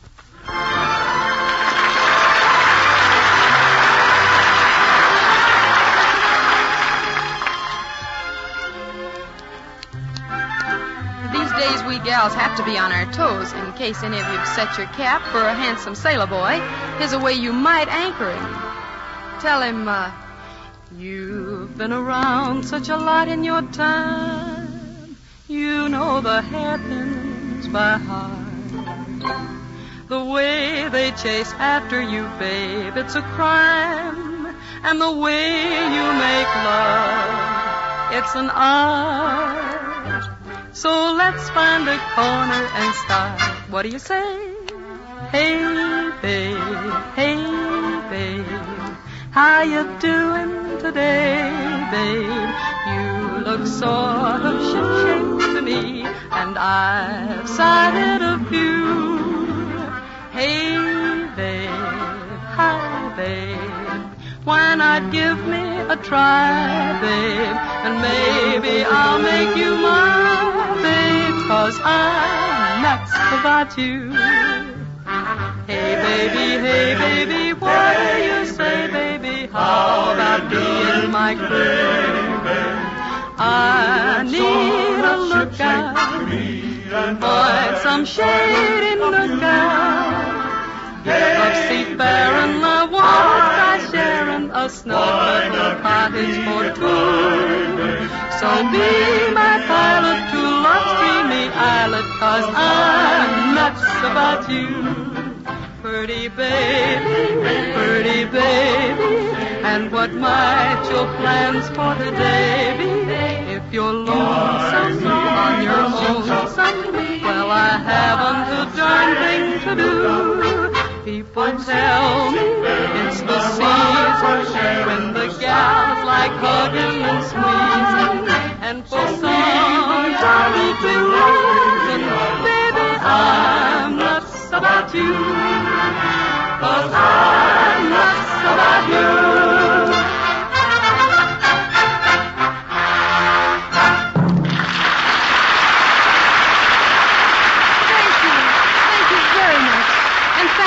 Marshall, for coming over. I hope you had a good time.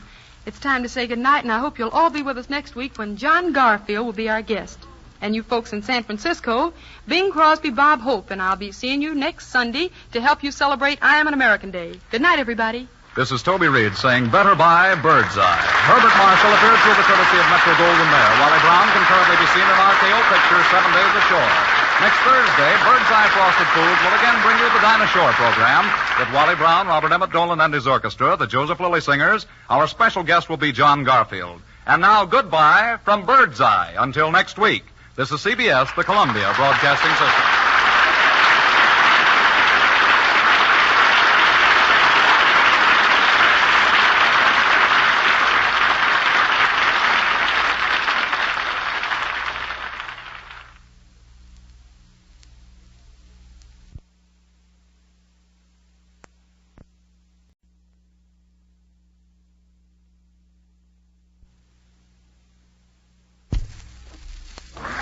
Better by Birdseye. Birdseye Frosted Foods. Birdseye Frosted Foods present the Dinah Shore program with Wally Brown, Robert Emmett Dolan and his orchestra, the Joseph Lilly Singers, our special guest, that star of Warner Brothers' latest hit, Between Two Worlds, John Garfield, and...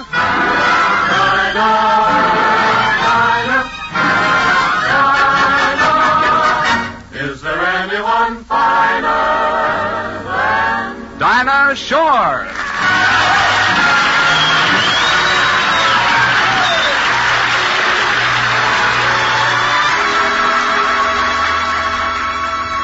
You must have been a beautiful baby.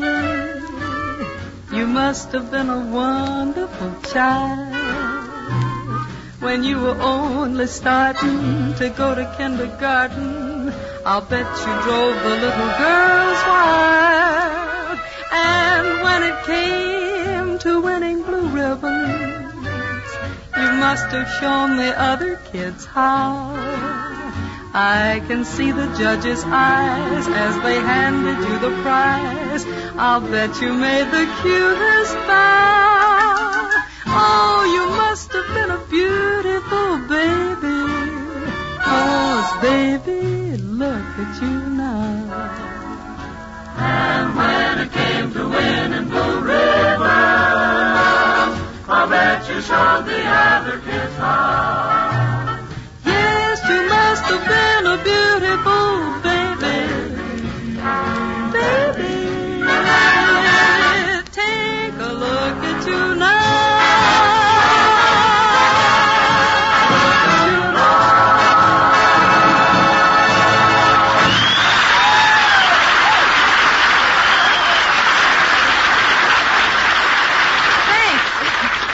And hi there, everybody. This is Dinah. Pardon me, Dinah, but have you seen Wally Brown? I'll be right in a minute.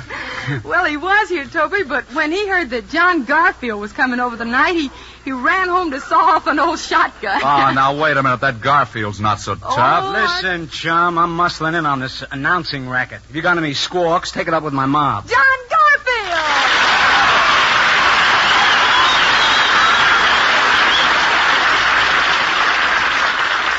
Hiya, Moll. What do you hear from Lefty? Oh, Johnny, stop with that gangster lingo. Sorry, Dinah. I just came from Flat Top's funeral.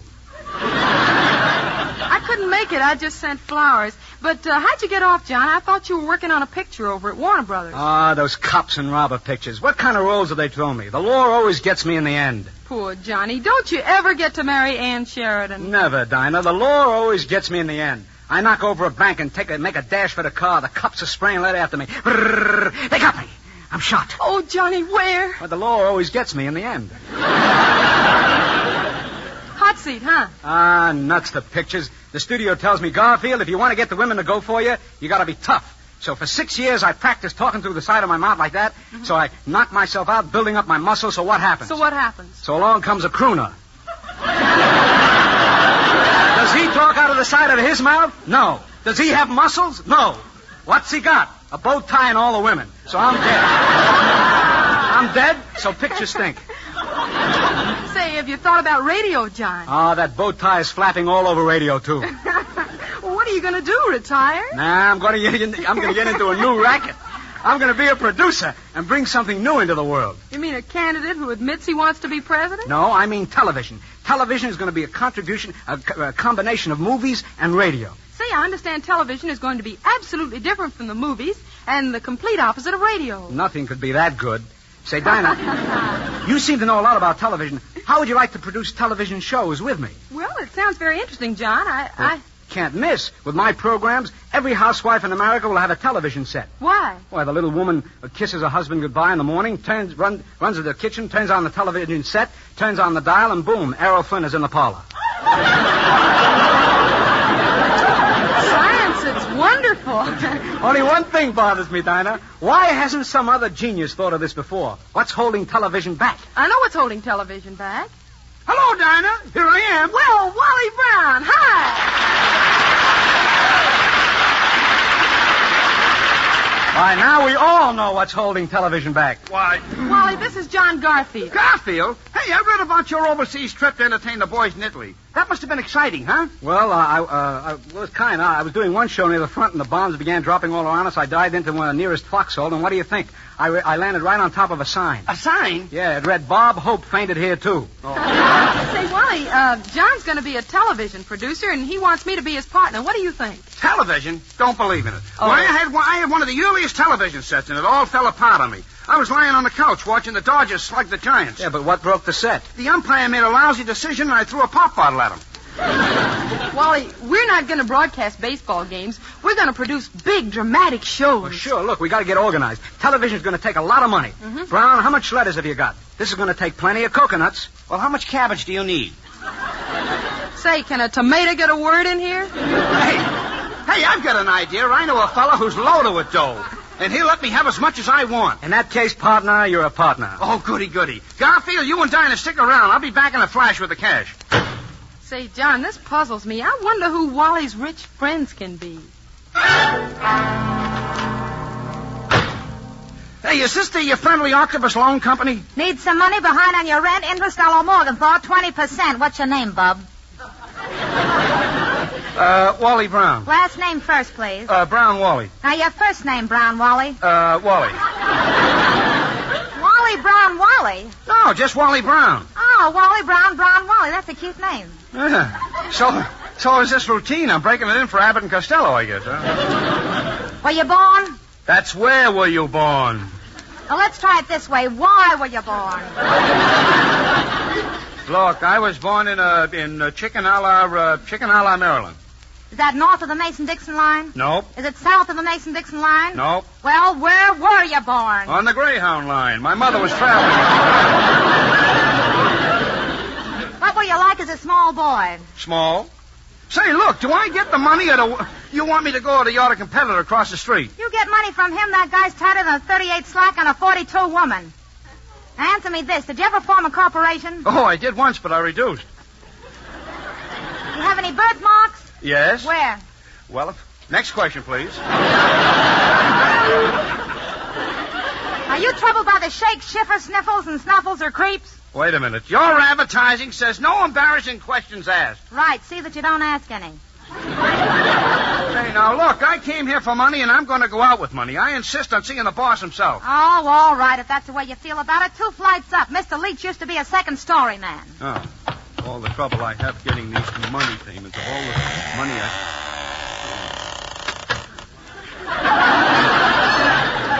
Hello. Just a moment, young man. I want to finish spinning this web.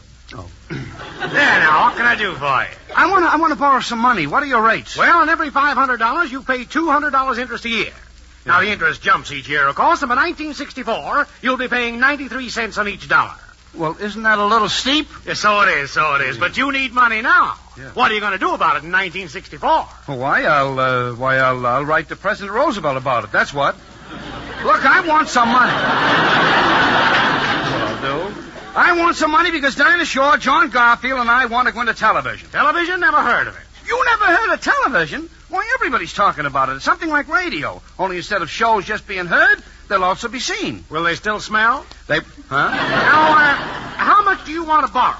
Well, I want $3 million. Can you break that down? Well, $1 million for overhead. Can you break that down? Well, say $750 and the 750. I'll be right back. Well, $750,000 for a studio. Can you break that down? No, it's going to be made out of steel. Now, what can you offer me as security? Well, stop twisting my arm and I'll tell you. I will just as soon as I get it off. That's the security.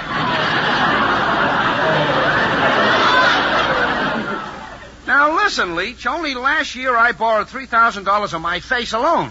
When I paid the money, I got my face back. Should have kept the money.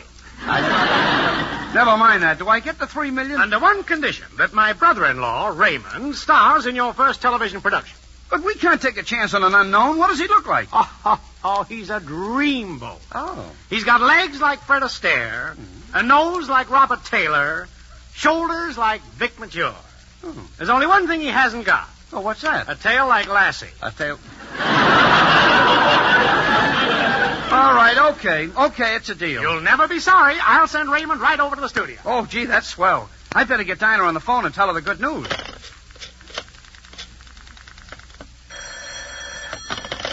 Hello? Hello, Dinah. This is Wally. We're all set. Tell Garfield I got the money. Oh, that's wonderful, Wally. Did you have any trouble? No, not a bit of it. I'll be right over. Goodbye. Hey, John, good news. Wally just floated the loan. Good. I can't wait until he gets here with that lettuce. Can't wait until the lettuce gets here, huh? I know the feeling. What feeling, Toby? Well, I guess everybody with a victory garden has that old anxious feeling. They simply can't wait until the lettuce and all those other wonderful vegetables get ripe. Well, friends, for all of you who have that eager, anxious feeling, here's a tip. You'll find the answer right in the Bird's Eye Frosted Foods cabinet of your food store. For there you'll find a swell selection of vegetables so garden fresh, so full of wonderful, delicious flavor that you'd think you just picked them right out of your own garden. Now, that's because all Bird's Eye vegetables, and fruits too, are picked at the very peak of goodness. Then, immediately sorted, cleaned, and quick frozen, so their garden fresh flavor, their vitamin minerals, are captured for you. So stop in at your Bird's Eye store and see the variety of good foods you can buy. Now, if you don't happen to find the specific Bird's Eye food you want, well, take another. They're all good. But to avoid possible disappointment, get the package marked Bird's Eye. For the better buy always, better buy Bird's Eye.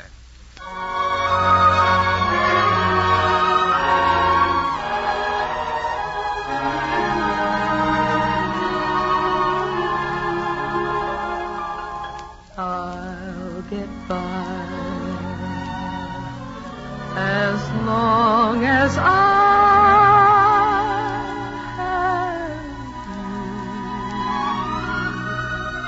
though there be rain and darkness too, I'll not complain. I'll see it through, and darling, though you far away, it's true.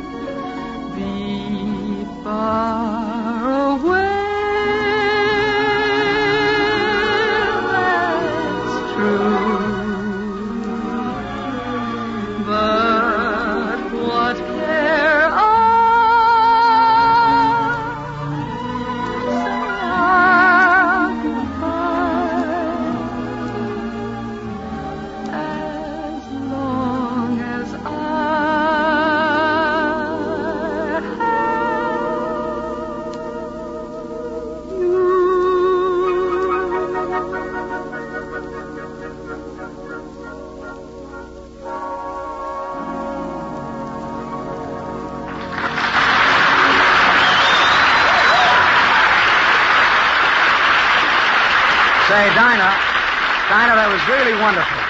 Really, it was wonderful. You know the first thing I'm going to do when I'm a big television producer? What, Johnny? I'm going to buy up your contract so you can't sing for anybody else but me. Well, you old smoothie. Money, money, money, money. Oh, boy, we're rich. Wally, I don't know how you did it. Are you sure you got the money? Oh, sure, I'm sure. Boy, we'll all be sensational at television. Just imagine. Brown, Garfield, and Shaw, Incorporated. Yeah, Shore, Garfield, and Brown, Incorporated. Yeah, Garfield, Shaw, Brown, and Pincus. Hey, now, wait a minute. Where'd that Pincus come from? That's my uncle from Brooklyn. He hasn't worked in years. Oh, shit, man. No, the first thing I'm going to do is build a house. And you know what I'm going to build in the back of the house? What? A tremendous marble bathtub, like a Roman plunge. And every night I'll take a hot bath. It's a good way to make you sleep. It's also a good way to get clean. Well, that's a chance you take. I'm going to have 5 automobiles. 1 sedan, 1 coupe, 1 convertible, 1 station wagon, and 1 Sunset Boulevard bus. What's the Sunset Boulevard bus for? Just to thumb my nose at. You know what I'm going to have? 1 whole room full of chewing gum. What for? Every time that girl on the radio says, "Give me a package of Beeman's Pepsi chewing gum, please," I'm going to let her have it. Oh.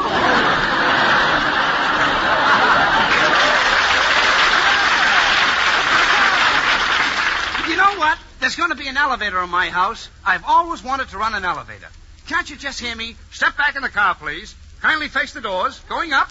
First floor, library, sun porch, game room, second floor, master bedroom, guest room, and the room you're looking for.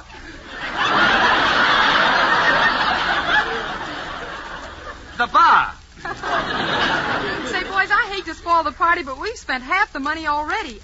By the way, Wally, where is it? Oh, what do you keep worrying about, Dinah? We're all set as soon as Raymond gets here. Wait a minute. Hold everything, Wally. Who is this Raymond? Oh, didn't I tell you about Raymond?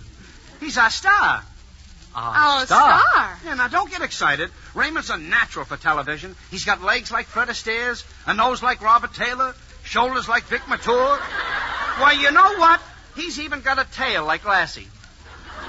I suppose he's got a perfect speaking voice like Herbert Marshall. No, I think it's more like Boyer. Now, make up your mind. What does he sound like? Hello, everybody.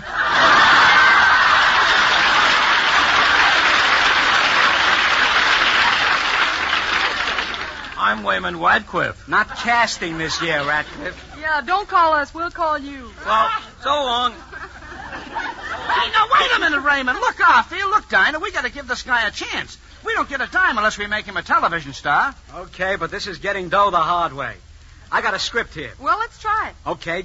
I'm Nails Garfield, and you're Canarsie Dinah. Ready? Ready. While I was up the river, I got it through the grapevine that you've been sharing a herring with another boy. Well, what did you think I was going to do? Crochet bobby socks the rest of my life? Knit 1, pail 2. Knit 1, pail 2. I tell you, Nails, I was getting knitter's knuckles. Shut up.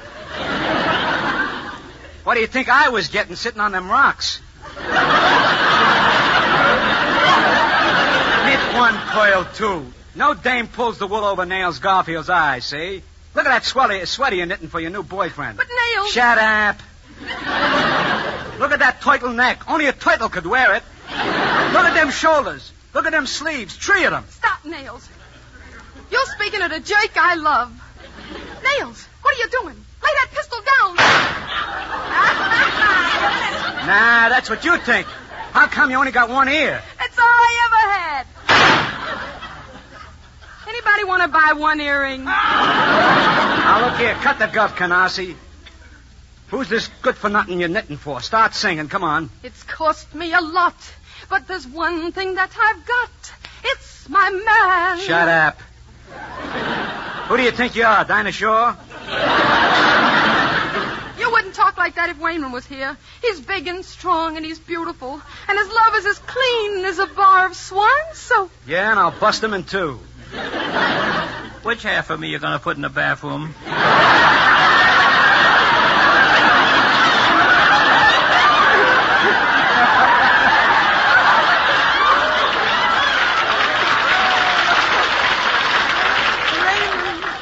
Raymond, my pigeon. Oh, my beloved. Is this what bothering you? 1 move and you're a dead pigeon. Ah, shut up. Raymond and me is getting hit. You try it and I'll break your arm, I'll break your leg, I'll break your neck. Oh, you believe in giving away the older breaks, don't you? Boy, that's telling him, Wayman. Now what are you going to do, Nails? I'm going to plug Wayman right in the car. Whoa!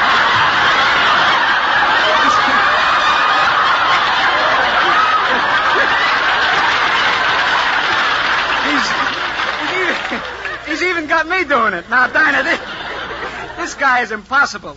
Wally, get rid of him, will you? Now, wait a minute, Garfield. You know, we just got to use him. He's the money man's brother-in-law. Look, maybe he's got some other talents for television. Naturally, I'm a crooner. Well, go on, Raymond, sing. All right, I will. When your heart goes bumpity bump, it's wah, wah, wah. When your throat comes up with a womp, it's wah, wah, wah. Mr. Garfield, how do you like my interpretation of wah, wah, wah? It's wowsy, wowsy, wowsy. Now, wait, I thought it was great. I mean, great. Not me, I'm through. I guess I better sing.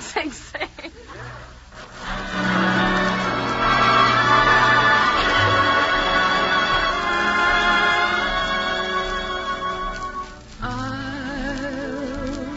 be seeing you in all the old familiar places that this heart of mine embraces all day through.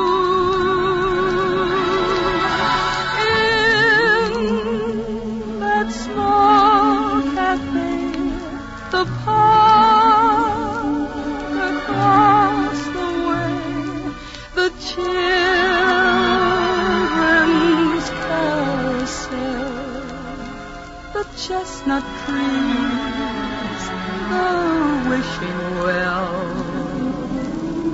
I'll be seeing you in every lovely summer's day, in everything that's light and gay. I'll always think of you that way. I'll find you in the morning sun, and when the night is through, I'll be looking at the moon, but I'll be seeing you.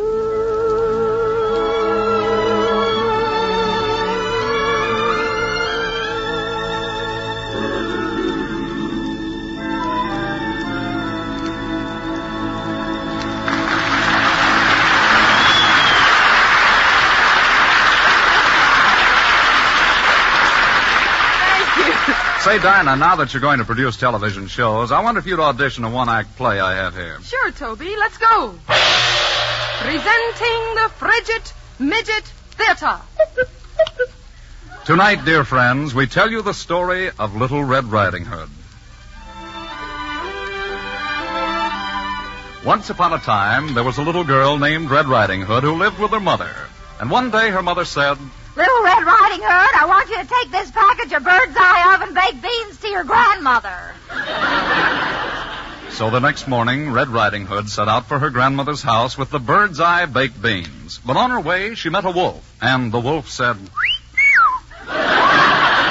Naturally, when Red Riding Hood heard that, she ran as fast as a turtle, dropping a map of the countryside with a big arrow pointing to her grandmother's house. The wolf picked up the map, grabbed himself a taxi, and hurried to grandmother's house.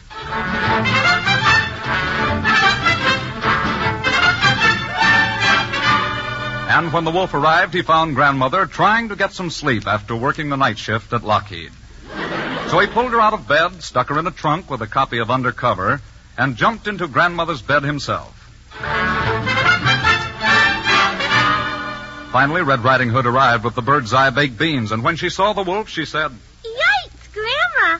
What big eyes you have. The better to see your bird's eye baked beans, my dear. Yikes, Grandma! What a big mouth you have. The better to eat those beans, my dear.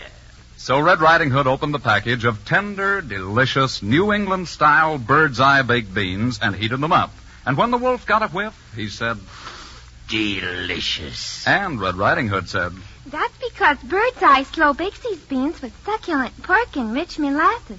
Bakes them in real brick ovens for 12 hours until they simmer with oven-fresh goodness. And the wolf said, Yeah. And Red Riding Hood said, Then the moment they're just perfectly baked, they're quick frozen so that all their wonderful old-fashioned flavor is sealed in until you're ready to eat them. Can't you just taste it? Aren't these Birdseye baked beans good? And the wolf said, Yeah. The wolf really enjoyed those delicious, savory Birdseye baked beans so much that he jumped out of bed and threw his arms around Red Riding Hood. Why, Grandma, you wolf! And he kissed her and kissed her and kissed her.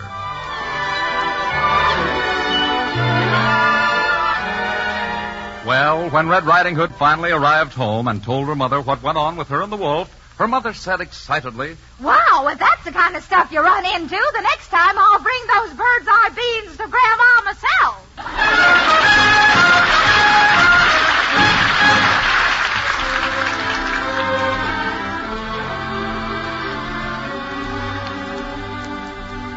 Now the noise of the riveter, I don't mind it, 'cause the man with the whiskers has a lot behind it. But I can't keep punching with that victory crew when you're making me punchy with that bottled moo. Milkman, keep those bottles quiet. Can't use that jive on my milk diet.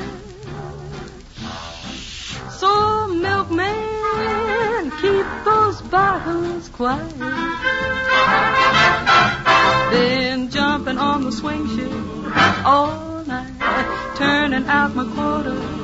All right, now I'm beat right down to the side, and I've got to dig myself some knots. So, milkman, keep those bottles quiet.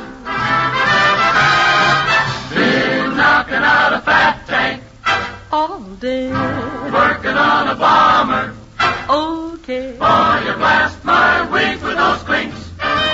and I've got to get my 40 winks. So, milkman, keep those bottles quiet. Now, the noise of the riveter, I don't mind it, 'cause the man with the whiskers has a lot behind it. But I can't keep punching with that victory crew when you're making me punchy with that bottled moo. I wanna give my all if I'm gonna give it, but I gotta get my shut-eye if I'm gonna rivet. So bail out, bud, with that milk barrage, 'cause it's unpatriotic, it's a sabotage. Milkman, keep those bottles quiet. Milkman, keep those bottles quiet. Milkman, keep those bottles quiet. Milkman, keep those bottles quiet. Quiet!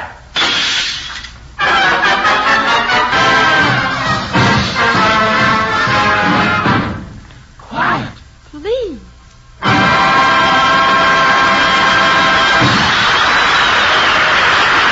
Swell, Dinah.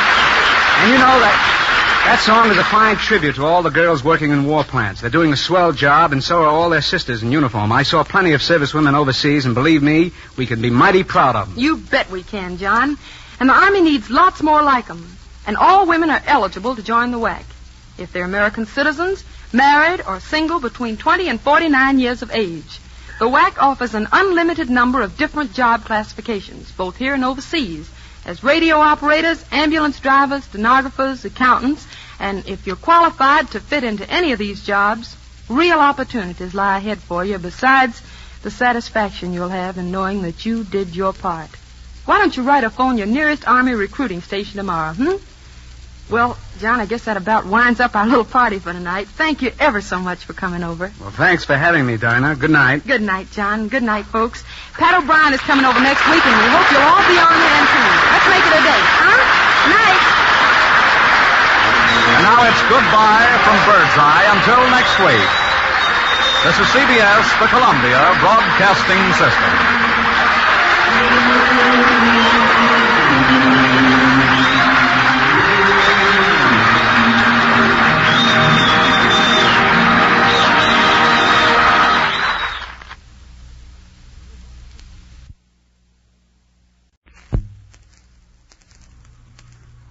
Keep tuned in to this station for latest reports from the invasion front. The following program, the Dinah Shore program, will be interrupted by the CBS newsroom to bring you any important news flashes that come in during the next half hour. At the conclusion of this program, we'll bring you 5 minutes of the latest news reports. Now, the Dinah Shore program. Better buy Birdseye. Birdseye Frosted Foods. Birdseye Frosted Foods present the Dinah Shore program with Robert M. Dolan and his orchestra, the Joseph Lilly Singers, our special guest Kenny Baker, and... Dinah.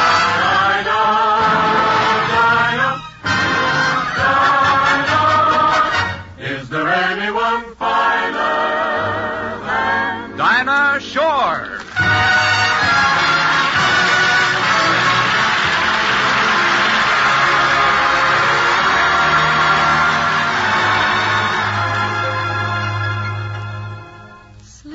Time, gal, you're turning night into day.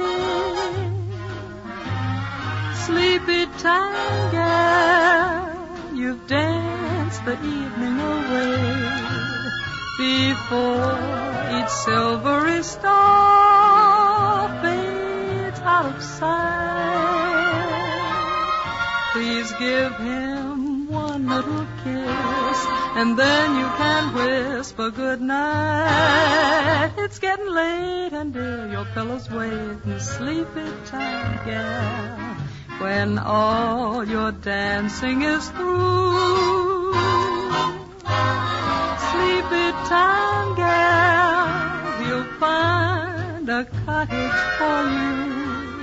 You'll learn to cook and to sew. What's more, you'll love it, I know. When you're a stay-at-home, play-at-home, 8 o'clock, sleepy time, gal. You'll learn to cook and to sew. What's more, you'll love it, I know. When you're a stay-at-home, play-at-home, 8 o'clock, sleepy time, gal. Just a sleepy time, gal.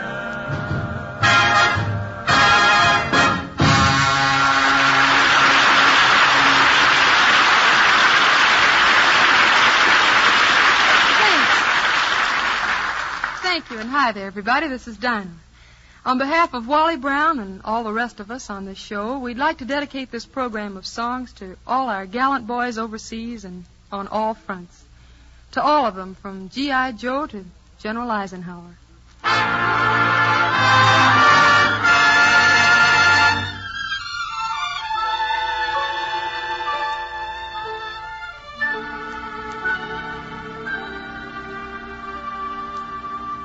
All I do the whole night through is dream of you. With the dawn I still go on and dream of you. Your every thought, your everything, you are every song I sing. Summer, winter, autumn, and spring. And were there more than 24 hours a day, they'd be spent in sweet content,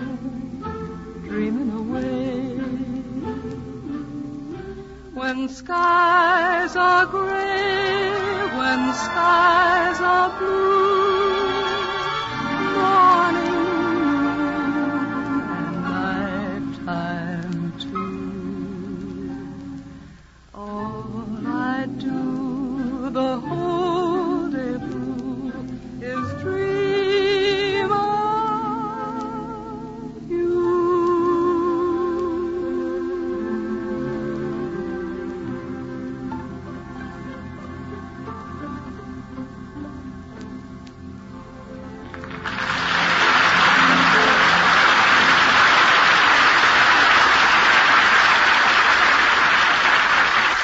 And now I'm happy to welcome back my old friend Kenny Baker, who just returned to town from a year's run in Broadway's swell musical, One Touch of Venus. According to the Broadway columnist, he was tops. Say, Dinah, do you know what the New York Times said? No. Quote, Kenny Baker, outstanding sensation of the Broadway season. Variety said, quote, Baker, Sacco, and the Los Angeles Times said, Quote, local boy just returned from New York, urgently wants house, room, cabin, trailer, or tent. Please! Kenny Baker!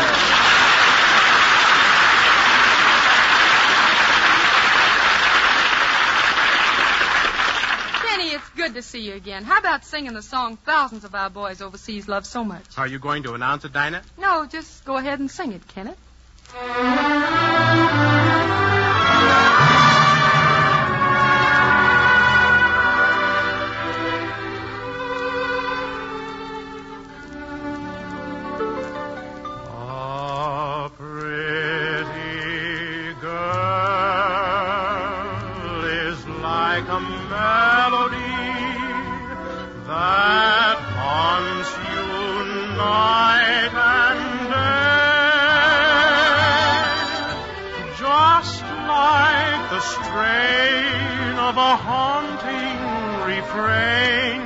She'll start upon a marathon and run around your brain.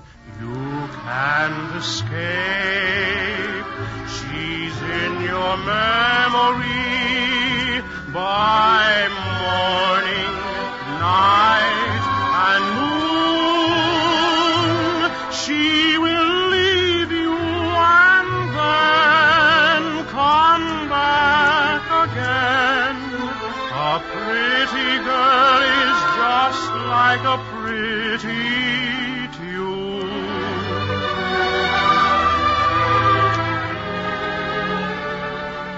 I have an ear for music, and I have an eye for a maid. I like a pretty girlie with each pretty tune that's played. They go together like sunny weather goes with the month of May. I've studied girls and music, so I'm qualified to say you can't escape. She's in your memory by morning, night, and moon. She will leave you and then come back again. A pretty girl is just like a pretty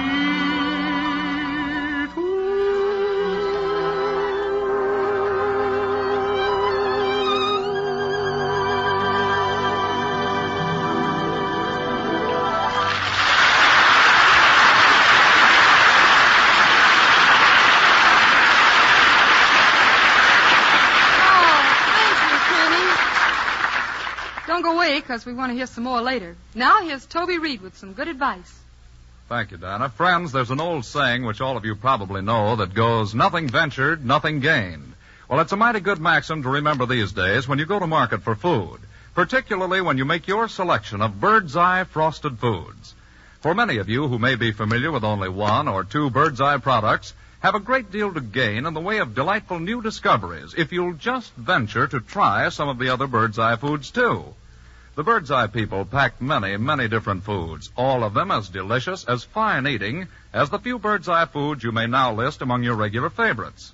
And many a brand new Bird's Eye treat has come out lately, too. Dishes that are all prepared and ready to cook or eat. Dishes that'll mean new convenience and new eating pleasure for you and all the family. So if you don't find your own special favorite Bird's Eye food available at your Bird's Eye food store, try another. Perhaps a new Bird's Eye product instead. Just remember to ask for Bird's Eye to be certain you see the name Bird's Eye on the package. And no matter which product you get, you'll find it delicious, tempting, the best you ever tasted. For the better buy in frosted foods, always buy Bird's Eye frosted foods.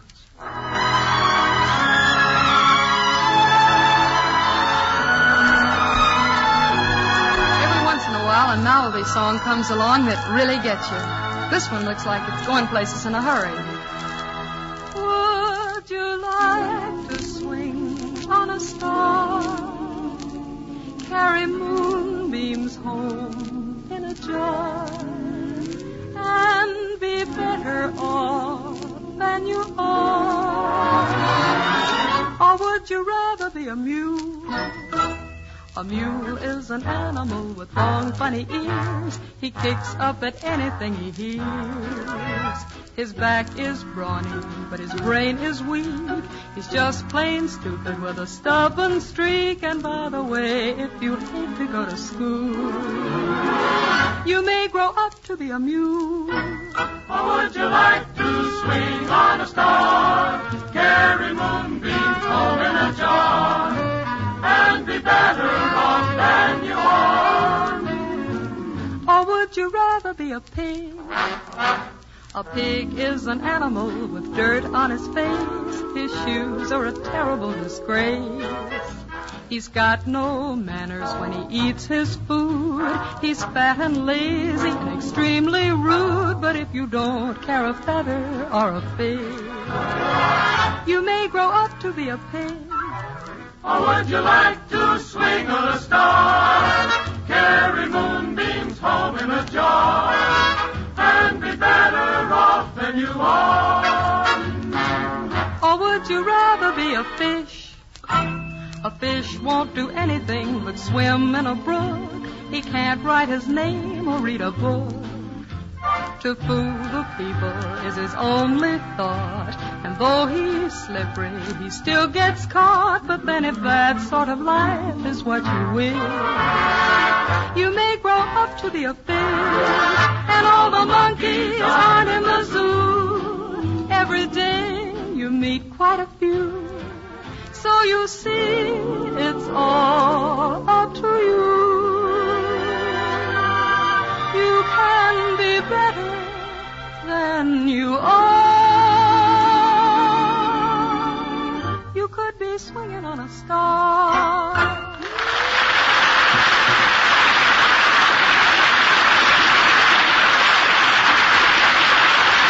Thank you, folks. Kenny Baker's coming out now with a bit of America as George Gershwin lived it. The little things of summer and spring. Lilacs over the back fence or the dance pavilion beside the lake.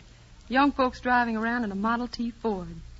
Things as big as freedom because they are freedom. Kenny Baker singing George Gershwin's Summertime.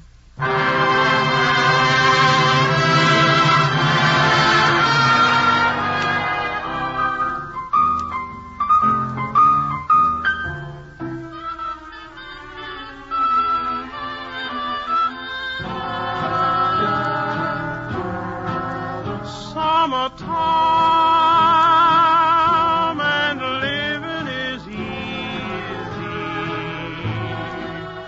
Fish are jumping and the cotton is high. Oh, your daddy's rich and your mama's good looking. So hush, little baby, don't you cry.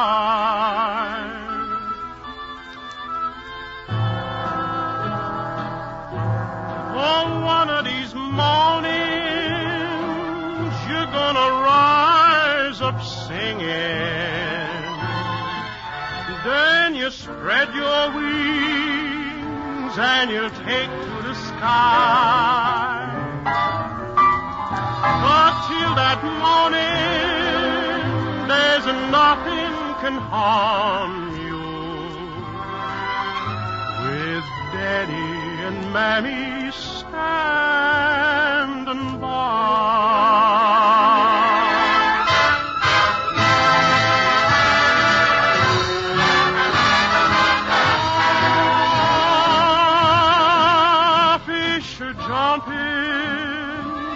And the cotton is high, so high. Your daddy's rich, and your mama, say, your mama's good looking.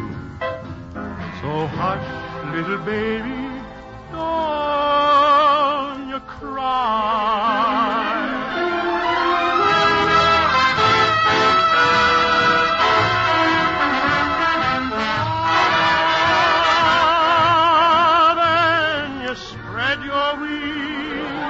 And you'll take to the sky. But till that morning, there's nothing can harm you. With your daddy and mammy standing by.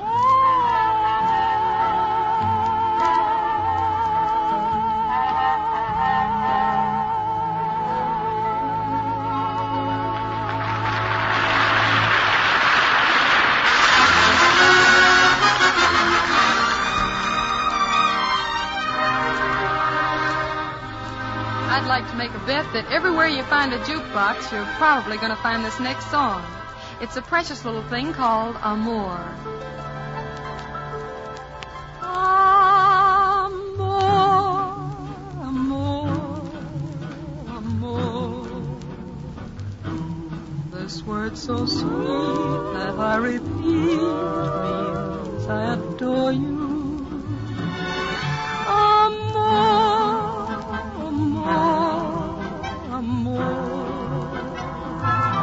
Would you deny this heart that I have placed before you? I can't find another word with meaning so clear. My lips try to whisper sweeter things in your ear, but somehow or other nothing sounds quite so dear as this soft caressing word. I know.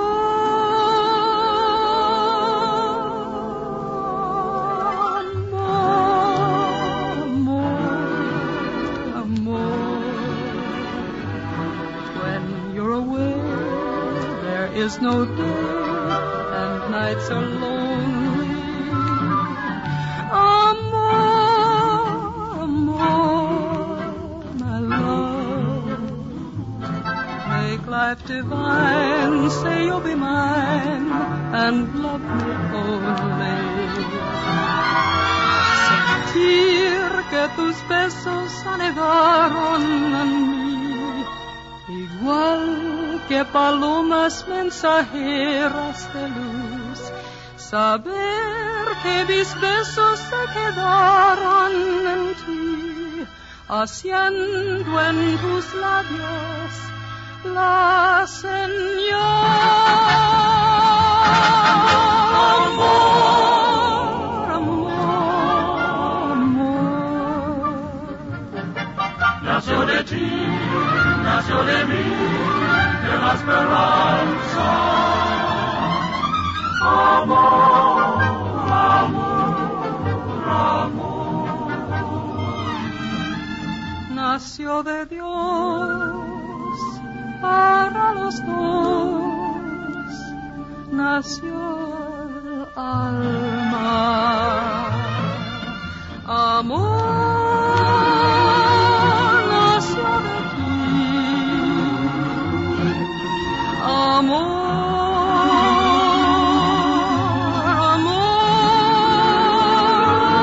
Say you'll be mine.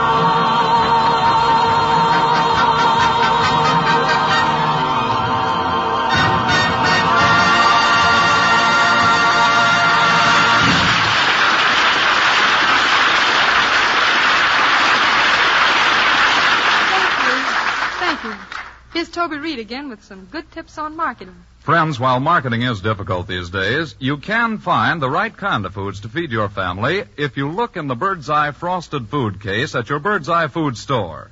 For there you'll find vegetables as delicious and garden fresh, as clean and work-free, as tender, tempting, and healthful as you could desire.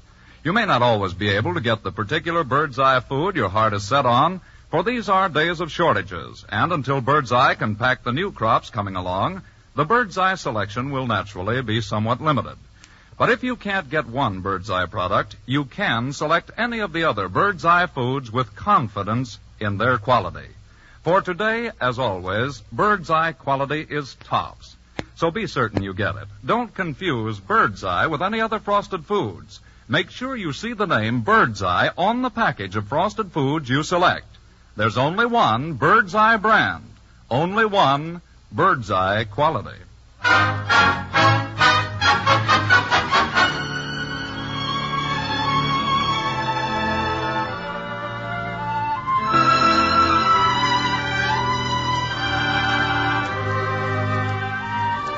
Here's a great song that tells its own story. Vincent Youmans, Great Day.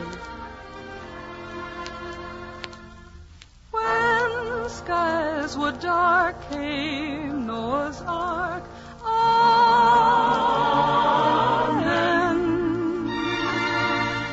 When lions roared, came Daniel's Lord. Amen.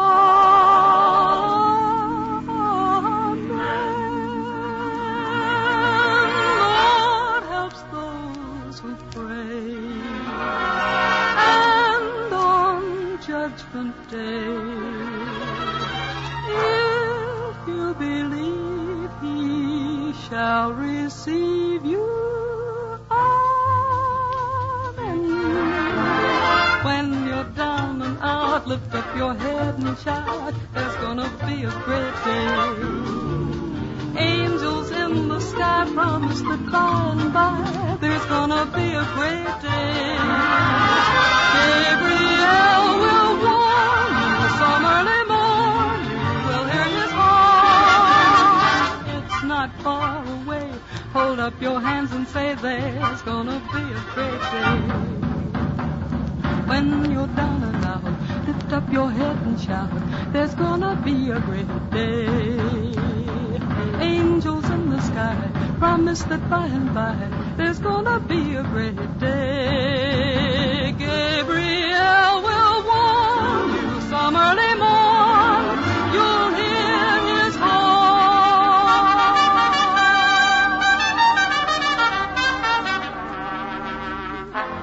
Da-da-da, da-da-da.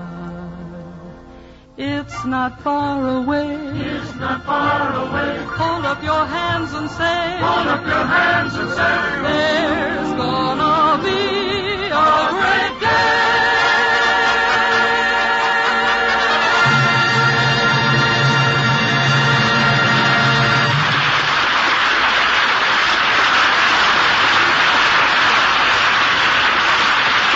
Well, I guess that's about it, everybody. Tonight we just wanted to sing a few songs because we think maybe that's what our fellows would have asked for if they could have called long distance from anywhere. Thanks from all of us, Kenny Baker, for dropping over. And good luck to you on June 24th when you take over the Groucho Marx Blue Ribbon Town program for the summer. We'll all be listening. Thanks very much, Dinah, and good night. Good night, Kenny. Folks, we hope you'll all be back with us next week. Phil Harris is coming over, and we'd like you all to join us. Night, everybody.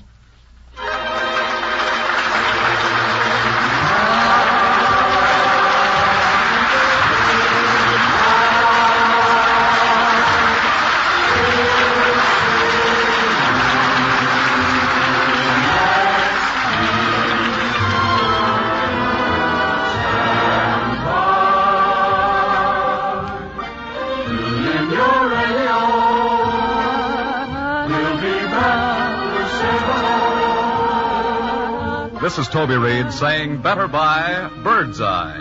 Next Thursday, Bird's Eye Frosted Foods will again bring you the Dinah Shore program with Wally Brown, Robert Emmett Dolan and his orchestra, the Joseph Lilly Singers, and our special guest will be Phil Harris. And now goodbye from Bird's Eye. Until next week. This is CBS, the Columbia Broadcasting System.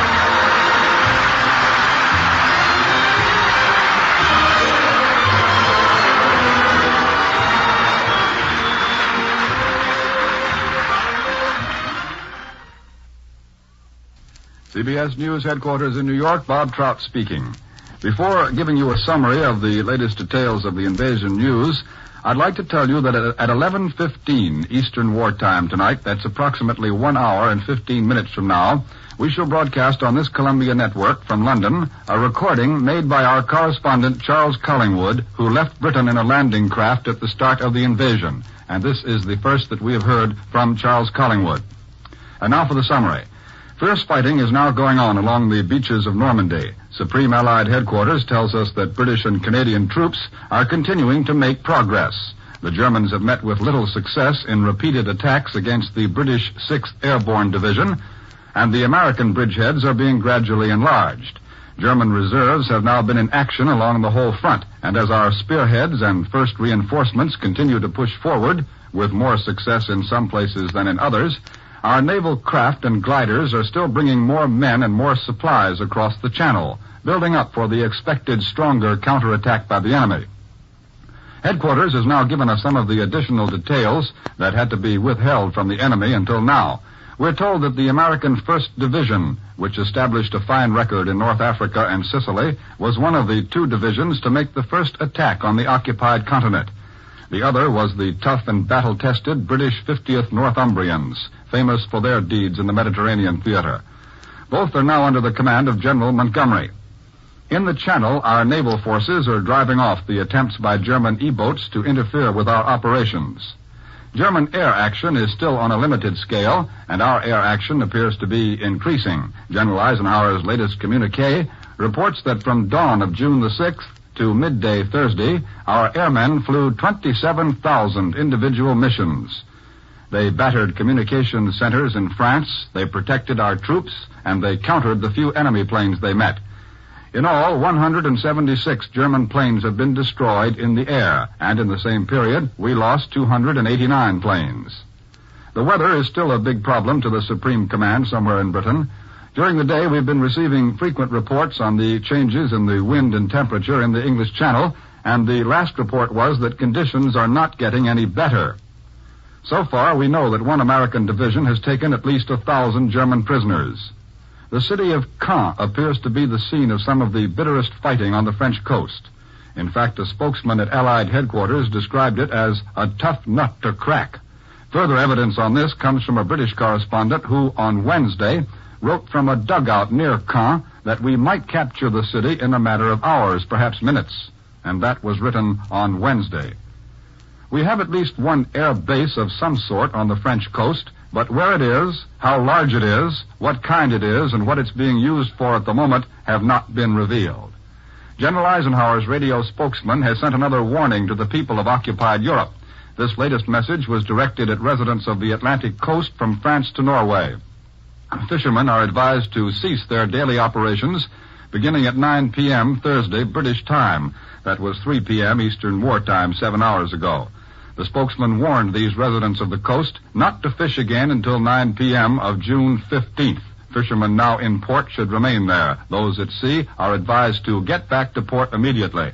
Follow this order strictly and quickly, said the Supreme Command spokesman. Failure to do so may be fatal to yourselves and will hinder the operations of the Allied forces. We're still getting eyewitness stories from the correspondents who accompanied the invasion troops. They do not all run in the same vein. Some report heavy casualties. Others say the troops in their section met little opposition. Typical is the story of the paratroopers who had to turn back when their plane was damaged by anti-aircraft fire. And then the men immediately went to the nearest British port and tried to make arrangements to get ferried across the channel. A few minutes ago, Columbia Shortwave Listening Station heard the British radio report that fighters of the 8th Air Force destroyed or damaged more than 400 rail cars during the day. I'd like to remind you again of the broadcast at 11:15 Eastern Wartime tonight, about an hour and 15 minutes from now, of Charles Collingwood's recording from London. Bob Trout speaking. This is CBS, the Columbia Broadcasting System.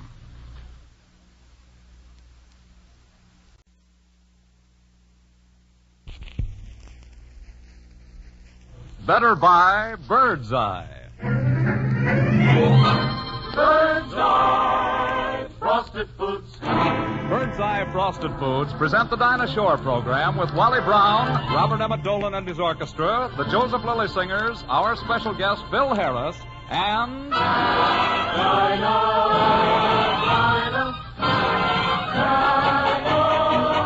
Is there anyone finer than Dinah Shore?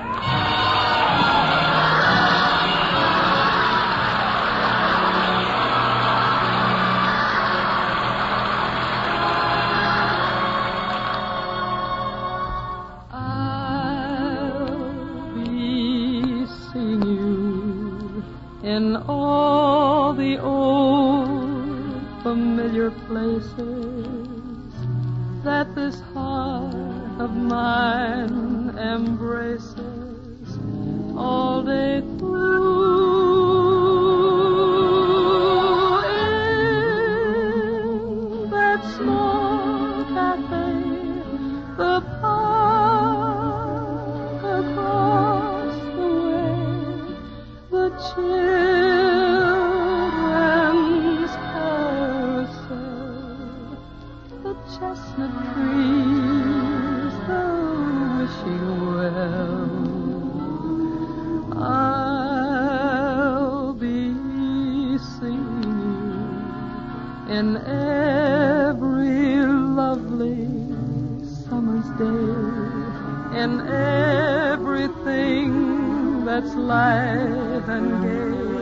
I'll always think of you that way. I'll find you in the morning sun, and when the night is through, I'll be looking at the moon, but I'll be seeing you.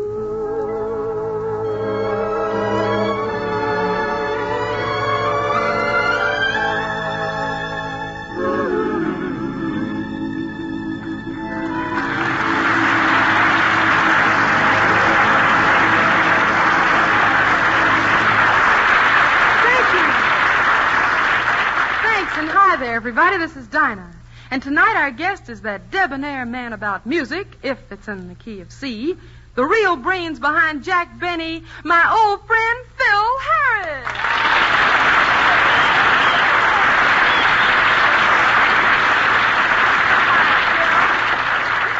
Hiya, Jackson. Oh, wait a minute, Phil, I'm not Jack Benny, you know. Boy, are you lucky. Oh, I don't know if I'm so lucky. I've worked with Jack, and I think he's a pretty swell guy. A guy, yes. Swell, maybe, but pretty, no. Dinah. Well, listen, Phil, now that Jack is off the air for the summer, what you going to do with yourself? Well, I'm going to improve my mind, Dinah. You know, every night I curl up in a chair with my 2 kids and a good book. Isn't that kind of crowded? Yeah, but somebody's got to read to me. You know, I'm even catching up on my movies. I went to see Jack Benny's picture, George Washington Slept Here. Oh, I missed that picture, Phil. What was it about? Who knows? Phil Harris slept there, too. It makes you sleepy. It's a sleepy picture. You know, Dinah, I've been beat ever since the Benny show made that trip to Canada. What a miserable time. 6 days and 6 nights on the water. But I talked to Jack, and he said he didn't mind the trip at all. Well, why should he mind? We were doing all the rowing. What was Jack doing while you were rowing? Playing Love and Bloom, honey. Playing Love and Bloom. You know that character. Probably the first time in his life Jack ever had an audience that couldn't walk out on him. Yeah. Boy, you know that Canada's a hectic town. Backstage at the theater, one fella kept walking into the chorus girls' dressing room by mistake and got the girls all upset. Well, what happened to him? Well, they threatened to take away my yo-yo, so I stopped going in there, you know. But look, no kidding, that Montreal is out of this world. Out of this world? Tell me, were you in Montreal or Brooklyn? And was I a man about town? I mean, I really got around, riding up and down on the 3rd Avenue L. Say, Phil, the 3rd Avenue L is in New York. Well, no wonder those Canadians stared out their windows when I rode by. Montreal must really be crowded with all those soldiers and transients. Ah, you know about them transits, too, huh? They're great, ain't they? Great. Yeah, you know, I looked over them one of them transits into the room next to mine, and ooh, what I saw! Ooh, what I so? Oh, Phil. Well, what's the matter? I saw her brother. Look, I'm glad I made that trip, though. You know, that travel kind of broadens a guy's mind.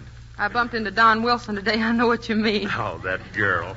Look, coming back to the railroad, the company gave me the best accommodations they had. You know, those railroads are swell. Don't let people say that or complain about trains. You know, this car I was on was completely air-conditioned. Wasn't crowded at all. Not after they took the cattle off in Chicago. Oh, no. You know, you see a lot of interesting things on a trip like that. Well, I was riding through the desert, and I even saw a mirage. That's something that isn't all there. It's Yeah, that's strange, isn't it? You see something, and it isn't all there. Hello, Dinah. Oh, Wally Brown.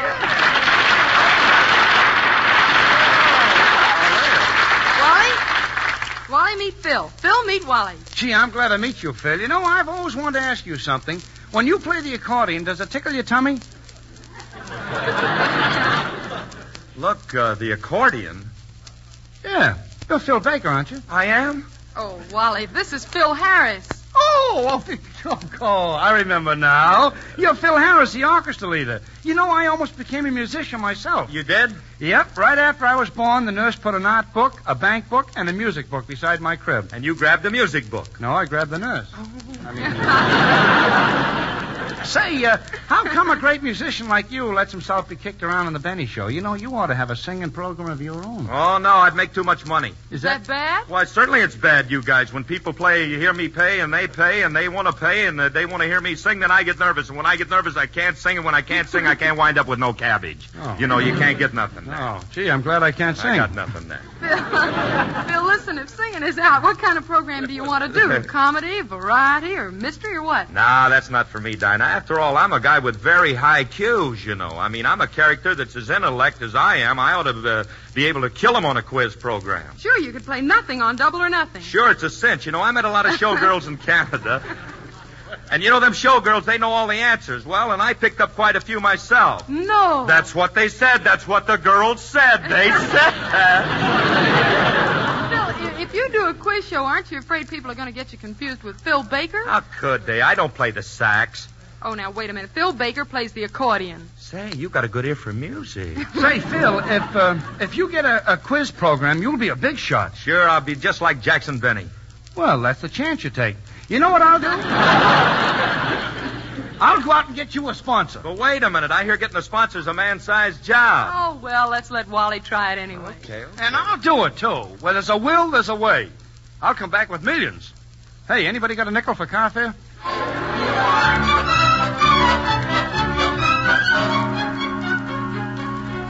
Say, miss, are you sure this is the Quint Whistle Wash Rag Company? I've been sitting in the waiting room 15 minutes just cooling my heels.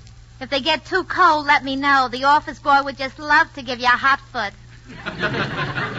Now, listen, young lady, I insist on seeing one of your superiors. I'm going in on my own. That's what you'll come out on, too. Come in. Hey, wait a minute. You can't be an executive. Well, I'll bet you're not over 14 years old. What's the matter, Bud? Haven't you heard of the manpower shortage? Why, we're even forced to employ rabbits in the accounting department. Wait a minute. Rabbits? You're kidding. If you doubt my word, just take a look through that door. 2 times 2 is 4. 2 times 4 is 8. 2 times 8 is 16. Well, what do you know? Rabbits multiplying like people.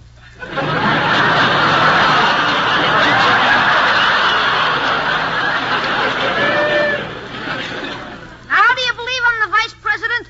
Yeah, but this is an important company. How can a mere child like you keep his end up? Simple. Starch in my rumpers. That's a barefaced lie. I demand to see the president of this company about my quiz program. Okay, but you'll be sorry. Mr. Quintwhistle? Yes, and whatever it is, the answer's no. But, Mr. Quintwhistle, I'm Wally Brown. In that case, 1,000 times no. Cosmo, shut your big yap. Yes, Mrs. Quintwhistle. Speak up, young man. Speak up. I wear the pants in this family. Oh, so that's why Cosmo is wearing that organdy dress. And you needn't turn up your nose either. I've got nicer ones than this at home. All right, state your business, young man. I've got a quiz program. Not interested, young man. Close the door behind you. Well, now, don't be so hasty, my love. Maybe this fellow's got something there. Cosmo, please be good enough to shut your yap It's shut, my love. and stop yanking your girdle. Yes, stop yanking. Say, I don't want to butt in, but don't you think it's about time you started breaking it up? The argument? No, the furniture. Young man, just what do you imagine your quiz program could do for the House of Quintwhistle? Are you familiar with our product? Tell him, Butch, tell him. We're the manufacturers and distributors of the Quintwhistle perforated wash rag, patent pending. Just rip down the middle, use half for the hands and half for the feet. For people with 3 feet, we recommend the giant economy size. Oh, well, then our quiz program is just the thing. Why, it'll put Quintwhistle wash rags on every tongue. You're rather messy, don't you think? How's this sound? Quintwhistle is on the air. Da-da-da-da-da-da-da. Does your wash rag feel different lately? Use your wash rag twice a day. See your face twice a year.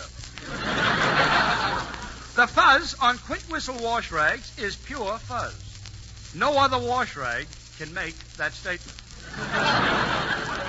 That is without a doubt the sorriest excuse for an idea I've ever heard. Okay, if you don't want Phil Harris. I don't want Phil Harris. He's my Prince Charming. Cosmo, we are now sponsoring a quiz program. But my love. Cosmo, shut your big yap. Well, I'm off to the beauty parlor. You know, Cosmo, your wife is a dreamboat. Yes, and rather wide around the keel, isn't she? Well, what do you say, Quint? Is it a deal? No, if Phil Harris went on the air with the quiz program, Phil Baker could sue. The public would be confused. It's ridiculous. I'll take it to my lawyer. Cosmo, hand me that phone.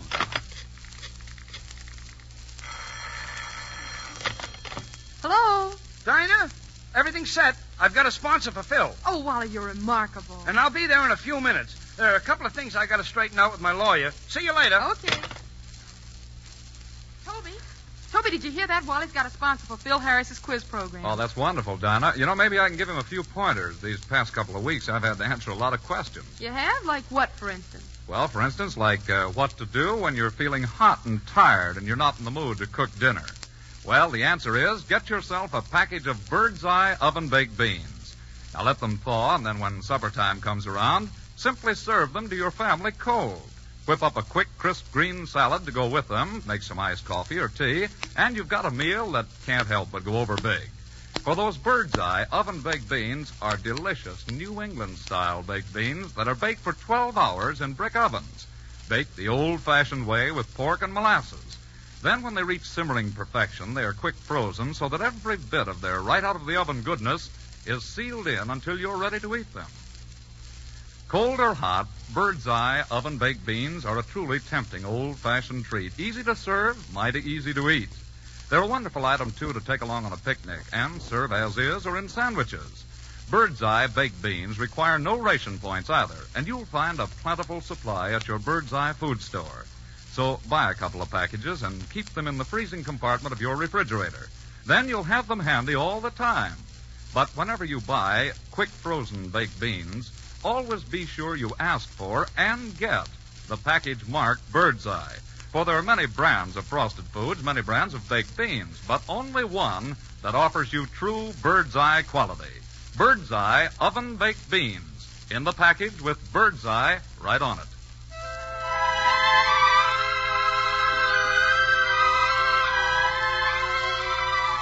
The lyrics of the song coming up next will bring back memories of pleasanter days. And folks, that extra war bond you buy will bring those blue skies back that much quicker. Blue skies smiling at me, nothing but blue skies do I see.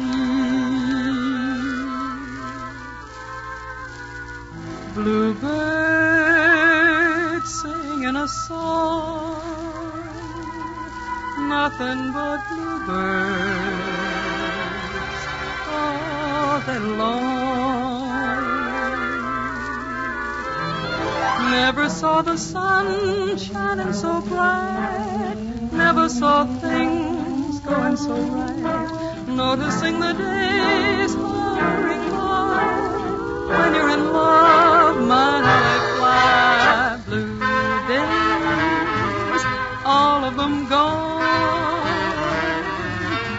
nothing but blue skies from now on.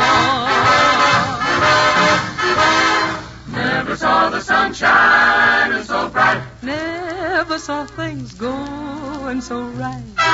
Noticing the days hurrying by. When you're in love, my, oh my, how they fly.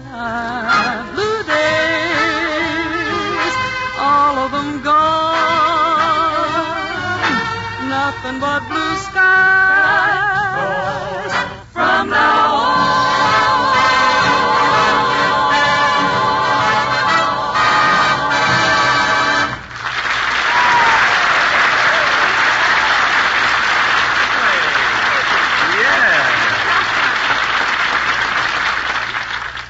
Gee, Dinah, you're a contralto, aren't you? That's right, and you're a baritone. Well, I wasn't always a baritone. When I was little, I was a voice soprano, but then I guess everybody was. It's silly, not me. I was a girl soprano. Oh, boy, did I fix things up. Wally, what did the sponsor say? Mrs. Quintwhistle said yes. Well, listen, who's Mrs. Quintwhistle? Whistle. Oh, Whistle. Why, she's, you never saw such a, and she's gonna, and when she does, brother, there won't even, people all, does your wash rag feel different lately? Wally? Harris, don't answer that question. Wally, who's this? The name is Phineas T. Penal Code, madam. Attorney at large. Mr. Harris, I congratulate you. You've hired one of the hardest working lawyers in the country. Why, I didn't budge from behind my desk for 7 whole months. Couldn't get away from your work? No, couldn't get my pants back from the cleaners. Well, look, Bud, what makes you think I need a lawyer? I intend to prove that you had the idea for a quiz program before Phil Baker did, and we're going to sue. But I don't want to sue anybody, and furthermore, I was never on a quiz program. My dear Mr. Harris, would you be so kind as to shut your big yap? Just answer me this. Did you ever ask any questions on the radio? Well, once on the Benny program, I asked Jackson for $25 he owed me. There, you see, you asked questions on the air about money. Therefore, you had the original idea for a radio quiz program. Say, I heard that show. Well, then you're a witness. Now, Miss Shaw, think carefully. When Mr. Harris asked Mr. Benny for $25, what did Mr. Benny say? Well, let's see now. Mr. Benny said, here's $1.50. Take it or leave it. And I took it. Makes it an open-shut case, case. Well, you open that case again and I'll take a pint. Say, Phil, I'm beginning to think this fella's a shyster. I heard that. Young lady, to the untutored eye, I may look like a shyster. But deep down inside... Yes? You ever seen my operation? Hey, look, get out. I've had enough of this. Get out, will you? Go ahead. Oh, Phil, now control yourself. Well... Count up to 10. Do what? Count up to 10. What, and take my shoes off in front of all these people? Listen to counsel, Harris. Now, here's how you stand in a nutshell. Oh, I object. On what grounds? Well, it's tough standing on a nutshell without any shoes, that's all. Objection overruled. Miss Shaw, where were you on the night of... I was listening to the radio. What are you doing tomorrow night? I object. On what grounds? I've already asked the witness that question. Ladies and gentlemen, if we stick together, you stand to make thousands, and I stand to make millions. We'll sue Phil Baker, we'll sue Mrs. Baker. There must have been thousands of people on the program. We'll sue everybody. Brown, you ever been on Take It or Leave It? Me? Tell the truth or take the consequences. Are we going to sue that program, too? Come clean, Brown. Were you ever on Take It or Leave It? Well, tell the truth, I was, and I made $64. No, wrong answers. Oh, now, wait a minute. The contestants must be scattered to the 4 corners of the globe. Who are we going to get to find them? Mrs. Roosevelt, if you can find her. I know a chorus girl who won $64. Question is, how are we going to get it? I'll squeeze it out, Ever. Look, get away, Bud. Dinah, who's this fella coming up from the audience? Gee, I don't know, Phil. Hello. Say, who are you?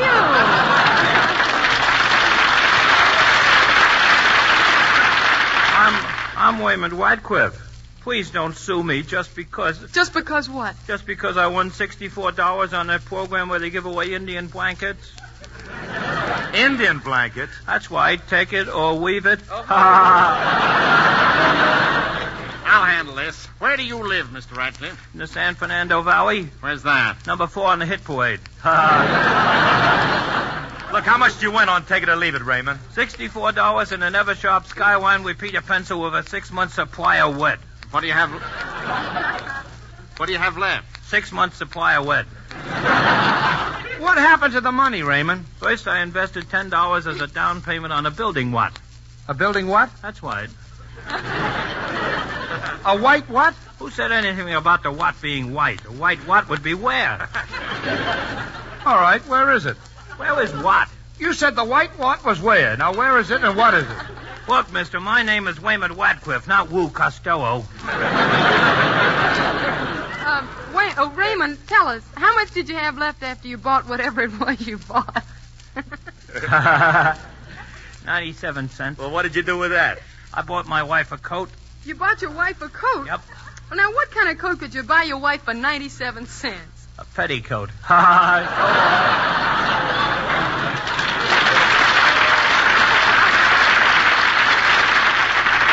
Hey, look, attorney, hey, penal code. This idea of suing everybody who won money on Take It or Leave It is ridiculous. It's reluctant, and furthermore, Huh? Well, don't you see? You'll never collect a dime from these contestants. But we can still take over the Phil Baker program, can't we? Look, fellas, let's drop the whole thing. Quiz programs are on their way out anyhow. Why? Because the big question's been answered. He's running again. Who? Hitler. We got him running across Sherburne. Yeah!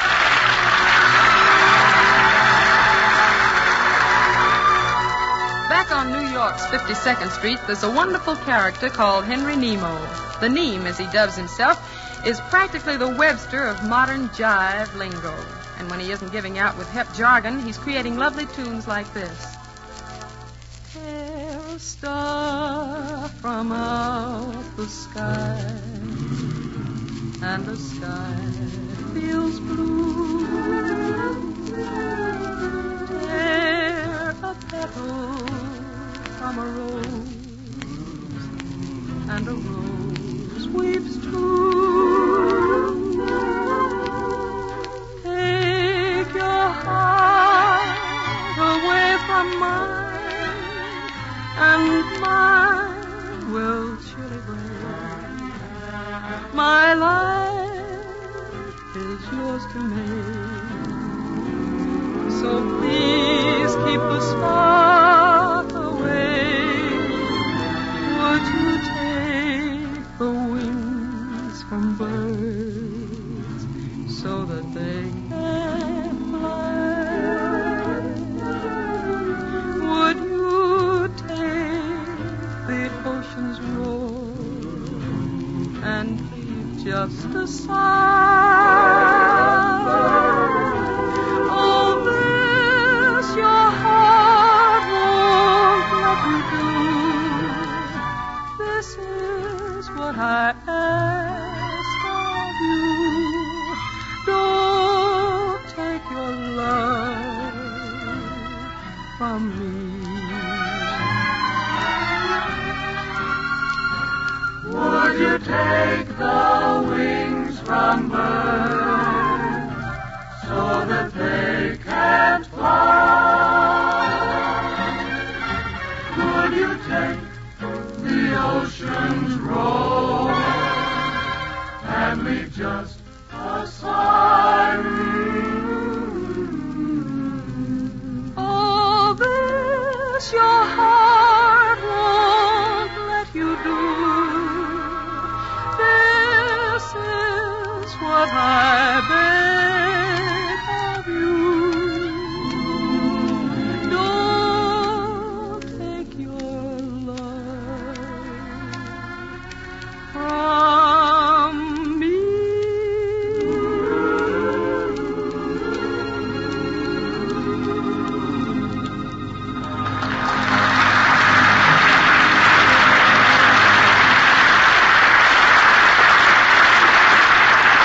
Dinah, that was really a lovely song. Thank you, Toby. Mr. Weed, may I see you for a minute, please? Oh, Raymond Radcliffe. Sure, Raymond, what's up? Oh, Mr. Weed, if you'd only warned me. About what, Raymond? Well, it's this way. My widow Wadey, my wife, works as a riveter. You mean riveter? That's what I said, riveter. Well, I've been elected to take care of our widow home. But, oh, Mr. Weed, if you'd only warned me. Warned you about what, Raymond? Well, you see, since I'm chief cook and bottle washer, I must do the shopping for our widow home, too. And yesterday, before my widow wife left for work, she told me to have some bird's eye quick frozen broccoli for dinner last night. Oh, bird's eye broccoli, eh? Yep. So I went down to the bird's eye store and opened the bird's eye cabinet and, oh, Mr. Weed, I couldn't find any bird's eye broccoli. It was a terrible shock, really. But you must realize, Raymond, because of wartime shortages, the Birdseye folks aren't always able to pack enough of their delicious fruits and vegetables. And that's why you sometimes can't get the specific Birdseye food you want. Oh, if I'd only realized that, Mr. Weed. And when you want a certain Birdseye vegetable like you did and can't find it, take another. If you can't find Birdseye broccoli, try squash or corn or Brussels sprouts. They're all equally good. Oh, but that's the terrible part of it all, Mr. Weed. I took another brand of broccoli, not Birdseye. Oh, for shame, Raymond. Well, if you want the real Birdseye garden fresh flavor, the high Birdseye quality, your package has to carry the Birdseye label. For none but the genuine Birdseye has that famous Birdseye quality and deliciousness. Well, if I'd only known, but I didn't. And I took this other broccoli home and cooked it. And when my widow wife got a taste of it, she was very angry because it didn't taste at all like Birdseye broccoli. Well, that'll learn you, Raymond. From now on, always be sure you pick the package marked Birdseye for the better by in frosted food. My widow wife was very angry, and you know what she did just in spite? No, what? Just in spite, she threw a party in the backyard. Wasn't that terrible? But, Raymond, what's so terrible about your wife throwing a party in the backyard? Well, Mr. Weed, that party was me.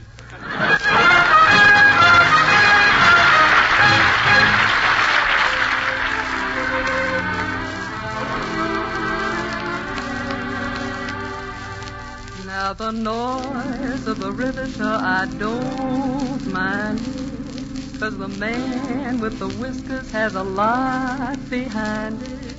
But I can't keep punching with that victory crew when you're making me punchy with that bottled moo. Milkman, keep those bottles quiet. Can't use that jive on my milk diet.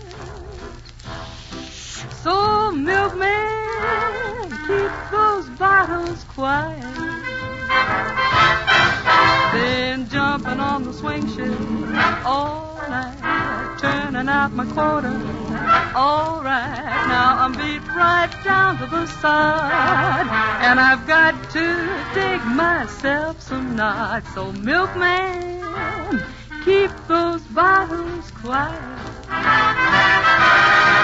Been knocking out a fat tank all day, working on a bomber.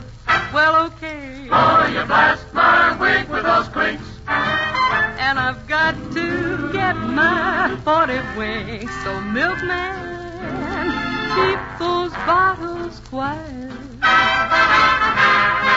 Now the noise of the river, I don't mind it, 'cause the man with the whiskers has a lot behind it. But I can't keep punching with that victory crew when you're making me punchy with that bottled moo.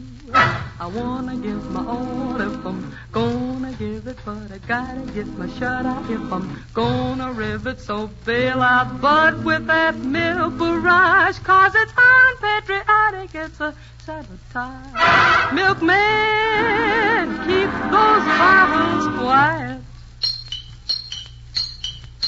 Milkman, keep those bottles quiet. Milkman, keep those bottles quiet. Milkman, keep those bottles quiet. Quiet!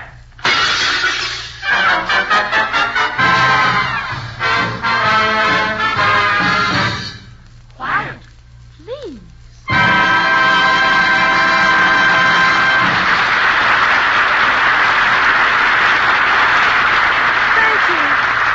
Thank you, and thanks, Phil Harris, for coming over tonight. It was swell having you.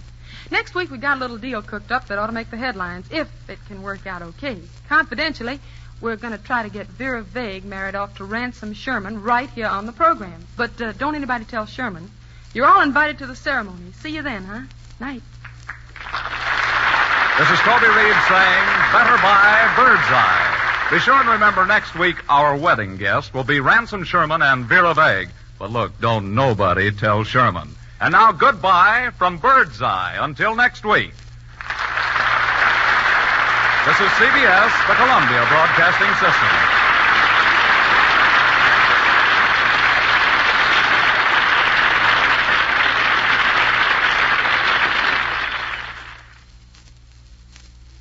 better buy Bird's Eye.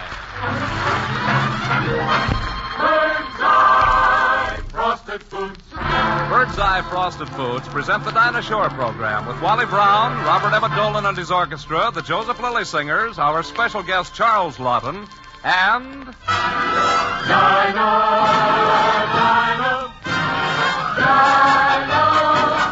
Is there anyone finer than Dinah Shore?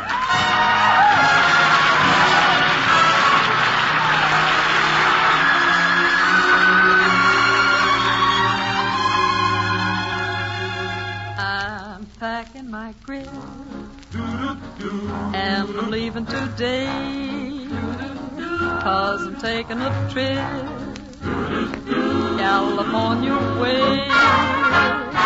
I'm gonna settle down and never more roam and make the San Fernando Valley my home.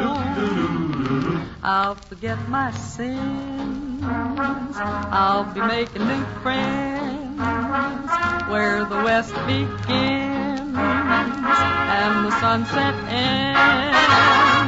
'Cause I've decided where yours truly should be.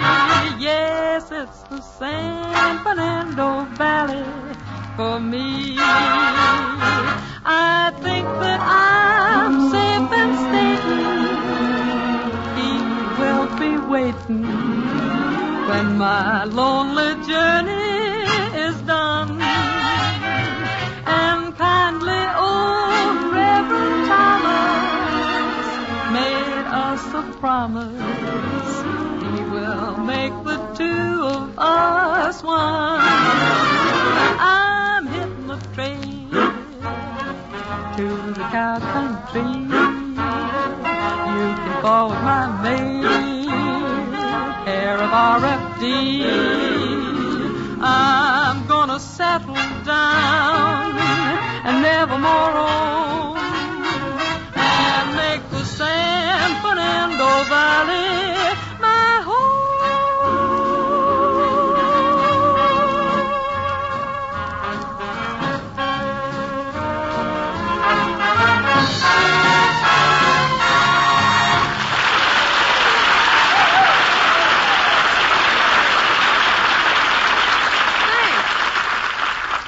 Thanks, and hi there, everybody. This is Dinah, and we're very proud tonight to have our theater jam-packed with extra war bond purchases from 4 different defense plants, all of which have gone over their quota. Isn't that wonderful, Toby? Oh, that's really wonderful, Dinah.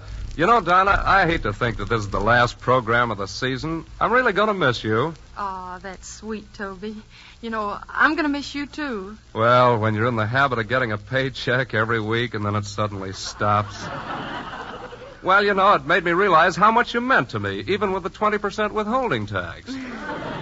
Yes, we've had a beautiful friendship, you and me and the Bank of America. Hello, Dinah. Hello, Bobby. Well, this is it. Last show of the season. Hey, Dinah, I don't know how you feel about me, and, well, I may be a sentimental old fool, but I'm certainly going to miss that weekly paycheck. Well, Bobby, this touches me deeply. I didn't know I'd come to mean so much to you boys, but you'll get by, you know. Say, tell me, Dinah, what are you going to do? Well, I thought I'd take a couple of weeks off and brush up on my dramatics. Dramatics? What for? Well, it's always been my ambition to be a dramatic actress. Gee, I'd love to play those Betty Davis parts. Like this.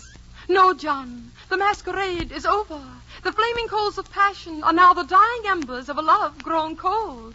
No, John, you must go, John. Well? How do I sound, fellas? Like John's other wife. Yeah, the one he doesn't want. Oh, you kid. Look, Dinah, you know, you've really got a grand voice. I could listen to you sing all day, but as a dramatic actress, Dinah, you're just not convincing. Oh, I'm not, huh? Well, look, here comes Wally Brown. I'll put on an act for him, and I'll show you whether I'm convincing or not. Hello, Dinah. Hiya, fellas. Oh, Wally, I'm so glad that you're here. Yeah? This is terrible.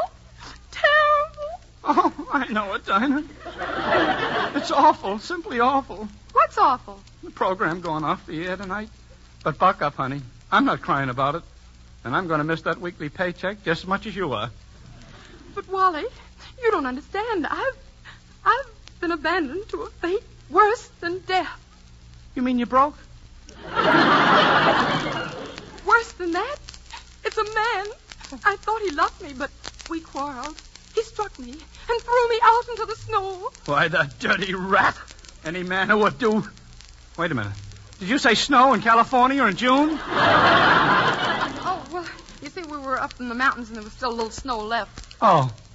Why, any man who would do that to a woman deserved to be... No, that's too good for him. Why, if I could ever... Why, I'd... And not only that, but... Well, who wouldn't? And I tell you that he's lower. He's down even in the... He couldn't even... Dinah, you've got to tell me who that man is. Wild horses couldn't drag his name from my lips. It's Toby Reed. What? Now, wait a minute, Wally. This thing Now, is... shut up, you wolf.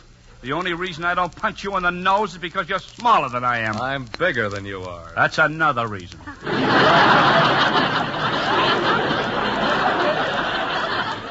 Now, listen, Mr. Reed, I know you're kind. You take a girl out to a swanky restaurant, wine her and dine her, and then when the check comes, you suddenly have to make a phone call. Why, that's ridiculous. Don't tell me it's ridiculous. I've done it myself, and it works every time. Oh, now, wait a minute, Wally. You can relax now. I was only fooling. The whole thing's a joke. A joke?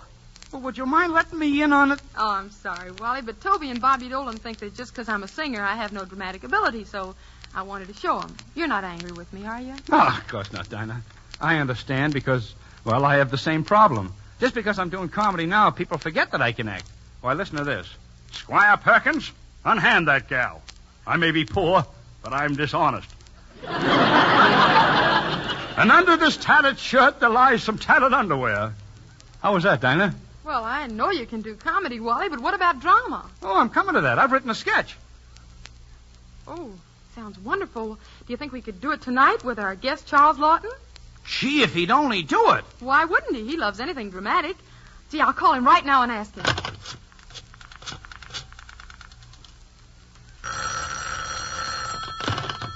Good evening. This is Mr. Charles Lawton's residence. Would you tell Mr. Lawton that Dinah Shore wants to speak to him, please? One moment, please. The master is in conference. I'll see if he can be approached. But Mr. Goldwyn says this is a good dramatic part. Confound it, Meredith. I won't play another dramatic part. I want to do comedy. But, Mr. Lawton, you're a great dramatic actor. You're not a funny man. Who says I'm not funny? I've heard those chaps on the wireless with John Benny, Edward Cantor, Fabricator McGee. Yes, and Duffy's pub. I'm just as funny as any of them. I'll show you. Benson? Yes, sir? Benson, ask me that question, will you? Very good, sir. Who was the charming lady that I perceived in your company last evening? That was no lady. That was your wife. Oh, brother. Oh, Mr. Lawton, sir, you have such a droll sense of humor. You're a good man, Benson. I've given you a check for last month's wages, haven't I? Yes, sir. Remind me to sign it. Begging your pardon, sir, there's a Miss Shaw waiting to speak to you on the telephone. Oh, thank you, Benson. I'll take the call in here. Yes. Hello? Hello, Mr. Lawton. This is Dinah Shore. Oh, yes, my dear. I was just leaving on my way to your program. Oh, fine. Mr. Lawton, would you mind acting in a sketch with us tonight? What sort of a sketch is it? Well, it was written by Wally Brown and... Oh, Wally Brown? Uh-huh. Oh, yes, he's one of my favorites. He's written it's exactly what I'm looking for. Goodbye, Miss Sharper. Right over. Do you hear that, Meredith? Wally Brown's a very funny man. He's written a sketch for me. Yeah, but what am I going to tell Mr. Goldwyn? Tell him to tune into the Dinah Shore program, and he'll learn whether I'm funny or not. Benson, fetch me my hat, my cane, and my red nose, will you?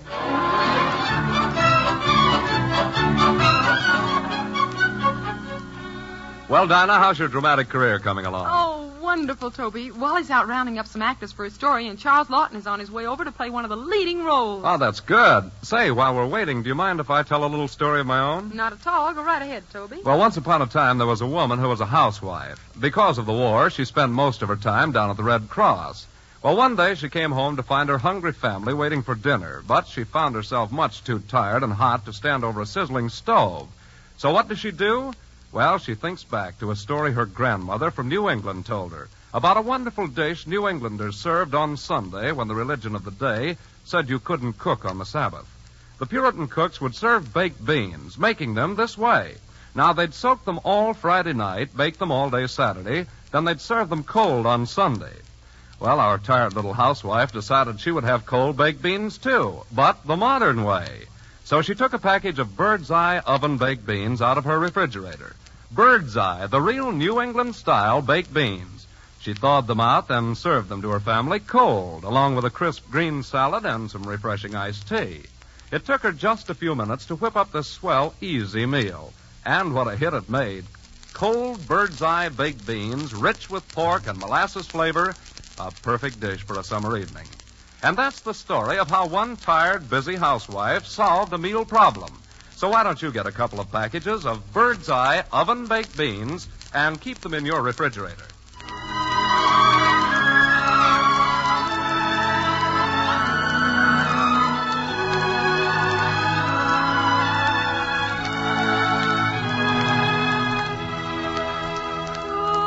Would you like to swing on a star?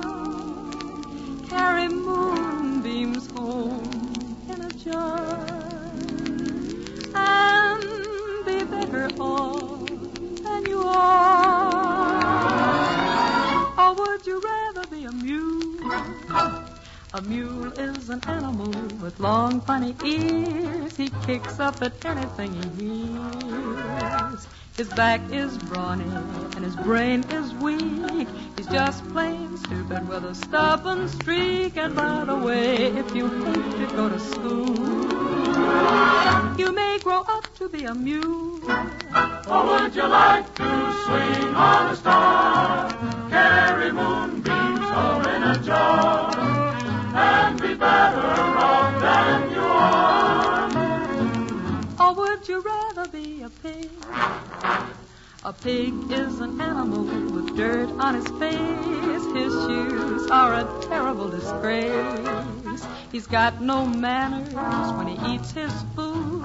He's fat and lazy and extremely rude. But if you don't care a feather or a pig, you may grow up to be a pig. Or would you like to swing on a star, carry moonbeams home in a jar, and be better off than you are? Or would you rather be a fish? A fish won't do anything but swim in a brook. He can't write his name or read a book. To fool the people is his only thought. And though he's slippery, he still gets caught. But then if that sort of life is what you wish, you may grow up to be a fish. And all the monkeys are in the zoo. Every day you meet quite a few. So you see, it's all up to you. You can be better than you are. You could be swinging on a star.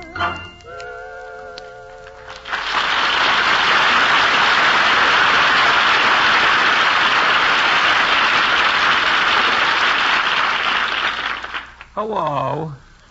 Gee, Miss Shaw, that was swell. I love to listen to you sing. Why, Raymond Radcliffe, hello. Whoa. Hey, I brought you a present. Nice. I brought you a present. That's so sweet of you, Raymond. You know you didn't have to do that. I know, but I want to work on your program again next season. Well, I appreciate the thought. Well, aren't you going to unwrap the present? Oh, yes, of course. Why, it's a beautiful bath towel. Yep.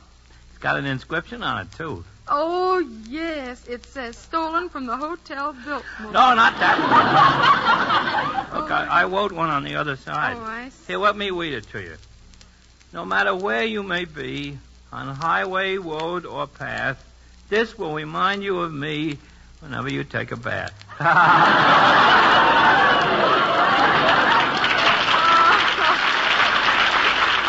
now, Raymond, that's a lovely sound. Come in. Oh, hello, Mr. Lawton. Oh, good evening, Miss Shaw. I'm all ready to play in your comedy. You know, the funniest thing happened to me on my way to the studio. A chap stopped me on the street and said, Governor, will you give me a dime for a cup of coffee? And I said, all right, my man, here's the dime. Now where's the coffee?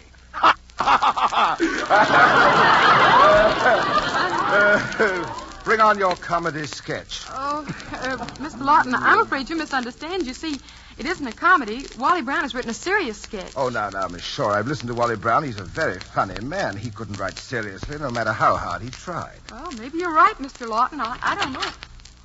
Hello, Dinah. And hello, Mr. Lawton. I'm Wally Brown. I'm a great admirer of yours. So am I. How's that, Mr. Brown? I'm pretty funny, don't you think? Yeah, you'd better watch out or you'll wind up a comedian. You bring him in and I'll wind him up. And I want to be a dramatic actor. Say, Wally, now that we're all here, why don't we get on with your sketch? It's an excellent idea. Incidentally, Sam Goldwyn is listening in to the program. Sam Goldwyn? Yes. Oh, that's great. Dinah, this is our big chance to prove we can really act. Now, here are your parts, everybody. And look, the scene opens in the Ozark Mountains. All the action takes place in the living room of the Hawkins Still. Mr. Lawton, you play the part of Pa Hawkins, a typical hillbilly. Do you think you can handle a dialect? I anticipate no difficulty whatsoever.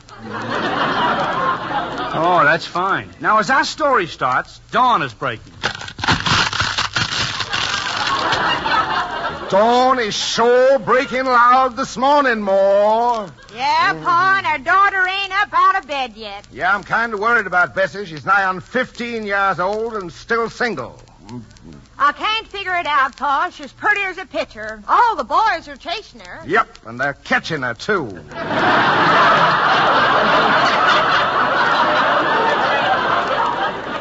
Hey, Bessie! Not you, Bossy. Oh, darn it, Ma. Do you think we ought to keep the cow in the house? Why not, Pa? It's good enough for the pigs. Well, it's getting stuffy in here. Shall I open the window, Pa? No, the air will get out and kill all the crops. Wally, are you sure this is a serious sketch? Oh, certainly. This is a real drama, Dinah. Bessie! God darn it, where is that gal? Here I am, Pa, in the kitchen, fixing some corn for your breakfast. Well, fetch it over. I'll drink it in here. All right, Pa. More, hand me my suit and iron. The feud is starting. Darn them McCluskeys. They don't give a man time to finish his breakfast. Well, that finishes your breakfast, Pa. Thunderation.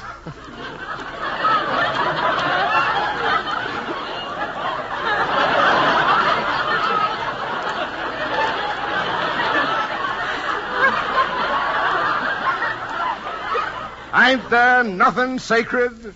There's Pete McCluskey behind that tree. Watch me get him. Ah, you missed me. Uh-oh. No, you didn't.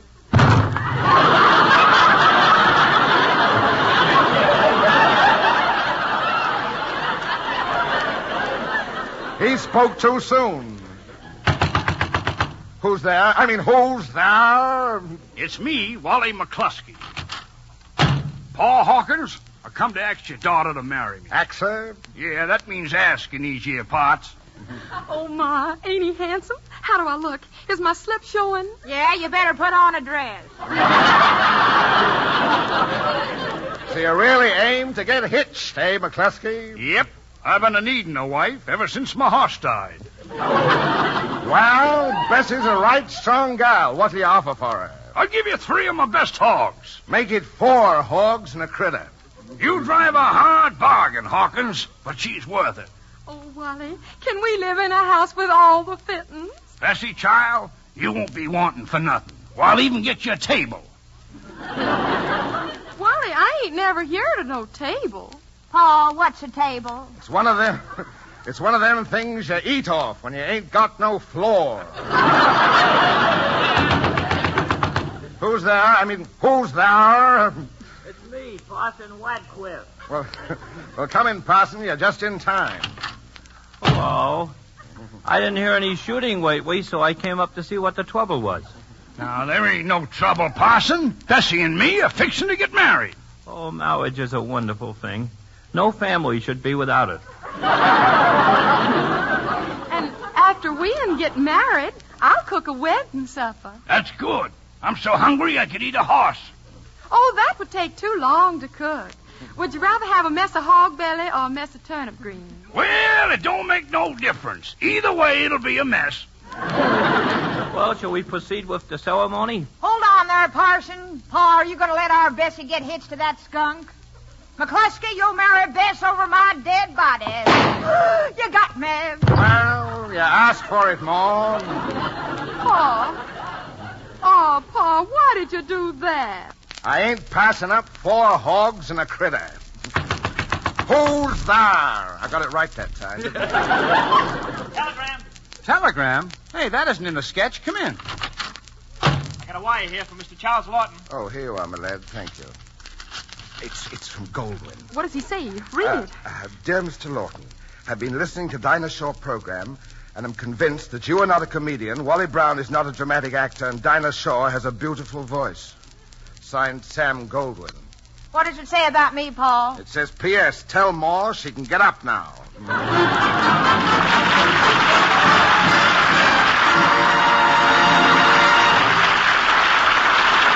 Well, Dinah, believe me, I certainly enjoyed that sketch. Wally deserves a medal for that. Oh, he certainly does. But if you're handing out medals, Toby, I know 2 groups of people who really deserve a lot of thanks today. The grocers and the housewives. Right you are, Dinah. You housewives have been wonderfully patient and understanding about the wartime shortages of Birdseye frosted foods. When your Birdseye dealer has been out of your favorite Birdseye vegetable, you've taken another Birdseye product, insisting on Birdseye quality instead of switching your brand. So, thanks to all of you. And keep on the lookout for the Birdseye foods that'll be coming along during the summer. Birdseye is packing new crop now, and fresh supplies will be coming into your Birdseye store before long. And speaking of Birdseye dealers, thanks to you, too, for your cooperation. Really, your job hasn't been easy, but you deserve a medal along with the ladies for the little things you've done to help relieve the situation. Or, as Dinah puts it, if I had charge of honoring the people who deserve it, I'd honor those who market food and those who cook and serve it. I'd make awards to grocers for the splendid job they've done in splitting up the food they have, fair share to everyone. I'd pay tribute to housewives, too, to women everywhere, for the way that they're conserving, sharing food, and playing square. And on each medal, I'd have stamped, Award for Sharing Food, Distinguished Home Front Service from Birdseye with Gratitude.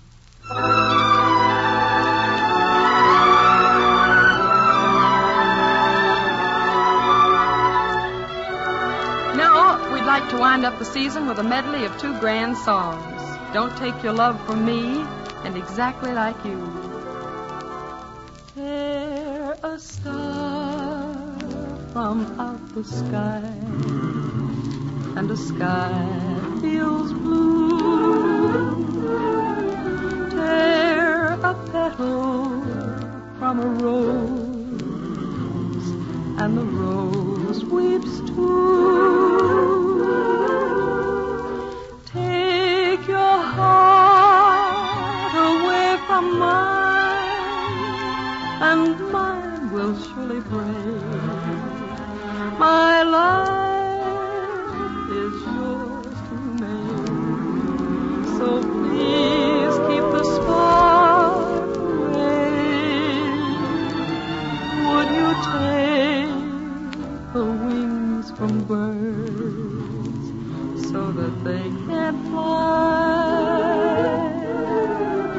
Would you take the ocean's roar and leave just a sigh? Oh, this your heart won't let you do. This is what I beg of you. Don't take your love from me.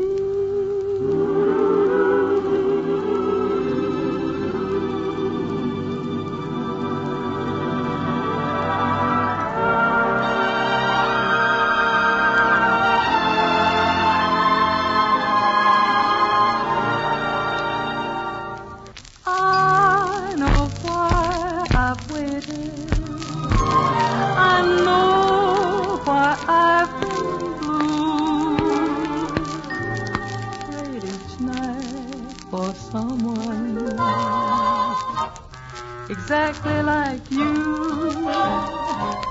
Why should we spend money on a show or two? No one does those love scenes exactly like you. You make me feel so grand. I want to hand the world to you. You seem to understand each foolish little dream I'm dreaming, scheme I'm scheming. Now I know why Mother taught me to be true. She meant me for someone exactly like you. Baby, you make me feel so grand. I wanna hand the world to you. You seem to understand each foolish little dream I'm dreaming, scheme I'm scheming. Now I know why Mother taught me to be true. She meant me for someone exactly like you. Exactly like you.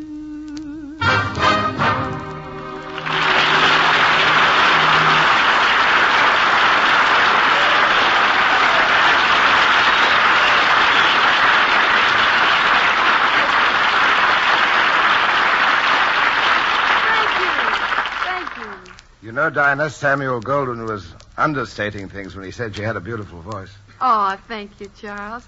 We all enjoyed having you over so much.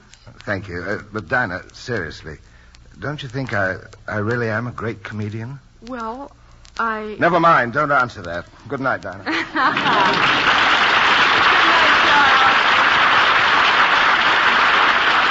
and thanks again. Now, folks, I'd like to introduce Miss Janet Waldo. You all know her as Corliss Archer, and you'll be hearing her on this spot every Thursday night from now on. And, Janet, I'll be listening to you, too. Oh, thanks, Dinah. And when you come back on the air again next fall, I'll be listening in to you. Well, anyway, we'll each have at least one listener. Well, good luck, Dinah. Thanks, and the same to you, Janet. Now, folks, I want to thank you all for listening, and I also want to thank Wally Brown, Robert Emmett Dolan and his orchestra, the Joseph Lilly Singers, and all the other wonderful people who've been associated with me on this program. I'll be with you again in October, and I hope you'll all be listening. Till then, goodbye, everybody.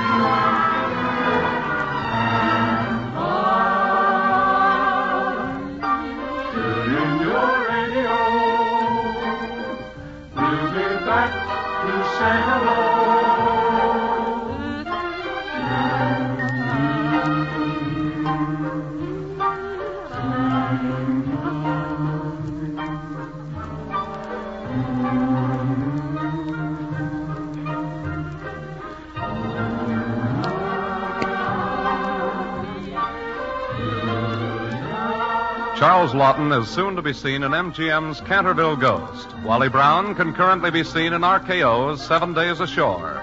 The Dinah Shore program will resume on October 5th over another network. Remember that date, October 5th. Watch your daily newspaper for the time and station. This is Toby Reed saying better bye, Birdseye. And now goodbye until next fall.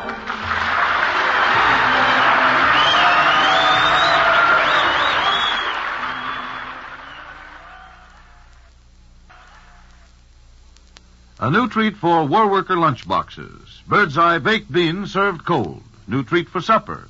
Birdseye baked beans served cold. New treat for picnics and barbecues.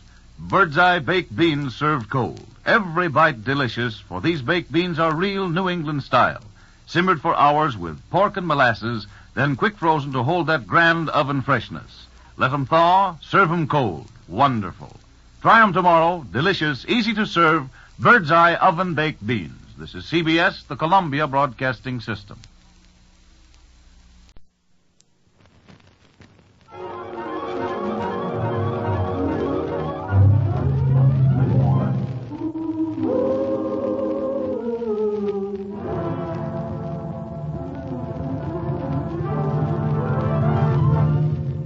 Dinah Shore program. Rebroadcast especially for you soldiers, sailors, Marines, and Coast Guardsmen. Listen to Robert Emmett Dolan and his orchestra, the Joseph Lilly Singers, and...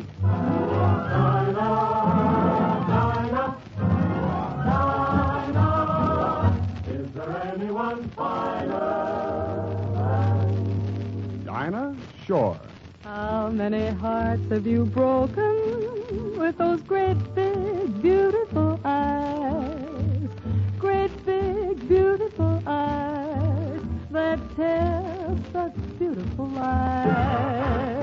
How many times have you kissed somebody like you kissed me just then? I don't believe that you mean it, but baby, kiss me again. How many hearts have you stranded on the dreamy road to romance? Baby, I'll take a chance. I need some loving. I just can't resist you, even though I'm wise to how many hearts you have broken with those great, big, beautiful eyes.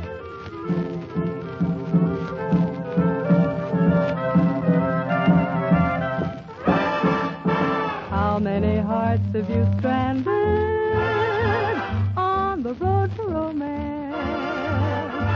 Baby, I'll take a chance. I need some loving.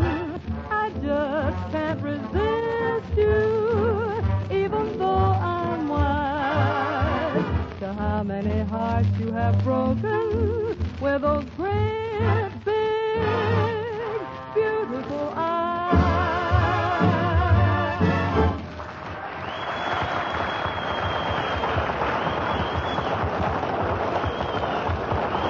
Thank you. Thank you. Good evening, ladies and gentlemen. Hiya, fellas. Oh, fine. Welcome to our open house, folks, and thanks for coming. We've got a very special guest this week, Groucho Marx. And as usual, there's Robert Emmett Dolan and his orchestra, Joseph Lilly and his singers, and this very happy character standing beside me, Harry Von Zell. Hiya, Harry. Hiya, Dinah. Say, Dinah, now that you're just back from Paris, tell me, how do the women's styles here compare? Well, the first thing I noticed were these new hats women are wearing with real vegetables on them. Yes, they are rather unusual, aren't they? Well, I bought myself one with a head of lettuce on it, and believe me, I'll never wear one of those again. Why not? Well, it's awfully silly being chased down Vine Street by 3 rabbits. Oh. Anybody I know? No, well... Another change in fashions I noticed is that this year women are wearing trains in the back. Yes, and aren't the trains crowded this year? Well, that's not all. Only yesterday I was out looking in shop windows to see what women were going to wear this year, and believe me, it was frightening. It was frightening? Yes, either they're going to wear very little or they hadn't dressed that dummy yet. Oh. Well, Dinah, I must admit we men are lucky. You know, men's clothes haven't really changed in the last 50 years. I know my grandfather, my uncle, and my father were all married in the same suit. Must have been awful crowded in there. Oh. But you know, you're right, Harry. Men don't change clothes half as often as we women do. Oh, well, there are exceptions, Dinah. I happen to know a fellow who changes clothes at least 5 or 6 times a day. Oh, well, now, that's a fellow I'd like to see. All right, as soon as the little tyke learns how to walk, I'll bring him around.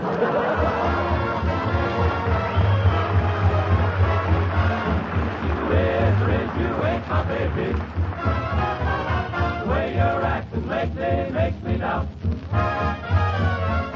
You're still my baby, baby. La la la da. Seems my flame in your heart done gone out. A woman is a creature, always been strange. Just when you're sure of one you'll find, she's gonna make a change. If you is or if you ain't my baby. Da-do-la-do-la. Baby, baby, found somebody new. Could be true, or is my baby still my baby through?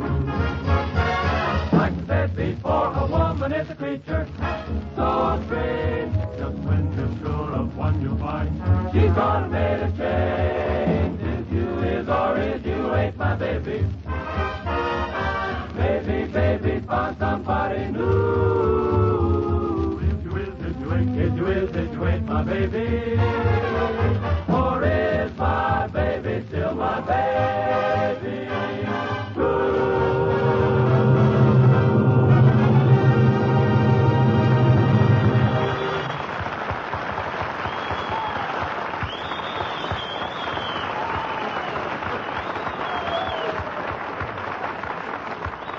Well, thank you very much. And now, ladies and gentlemen, comes a time when I should say a few words. Pardon me, sir. Yes? Is John's other wife here? John? No, I'm sorry, she isn't. Oh, that's too bad. Yes. Is John here? No, John isn't here either. Then you must be in the wrong studio. Oh, no, there's some mistake here. You see, Miss, McQueen. Yes, you see, Miss McQueen, we... Butterfly McQueen. Yeah, well, you see, Miss Butterfly McQueen, we don't... Just call me Butterfly. Well, all right. Miss Butter Queen, the program of John's other wife is over. Oh, I have so much trouble getting to hear that program. What do you mean? The other night I tuned in just as the program was ending, and the announcer said, tune in tomorrow at the same time. Yes, and you tuned in the next day at the same time? Yes, and again they were just ending. I see. And I enjoy that program so much. It's so tragic. Tragic. It is, isn't it? Yes. Well, as long as you're here, Butterfly, why don't you stay and listen to our program? It's fun. It's a comedy show. Oh, I don't like comedy shows. No. All you do is sit at the radio and laugh, have fun, enjoy yourself. I like John's other wife. It's so tragic. I see what you mean. Yeah, well, now you take me, for instance. I'm tragic.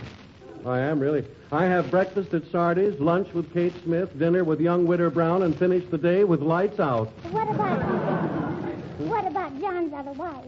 Well, she's afraid of the dark. See, I think I made it funny there.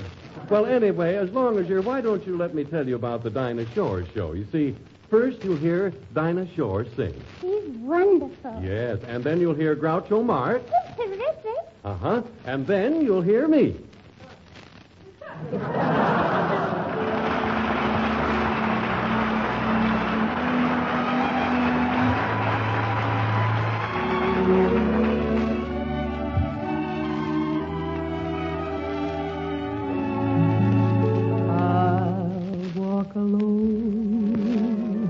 Because to tell you the truth, I'll be lonely.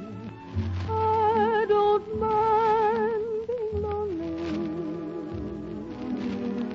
When my heart tells me you are lonely too, I'll walk alone. They'll ask me why, and I'll tell them I'd rather. There are dreams I must gather, dreams we fashion the night you held me tight. I'll always be near you, wherever you are, each night, in every prayer. Just whisper, I'll hear you, no matter how far. So close your eyes, and I'll be there. Please walk alone, but send your love and your kisses to guide me.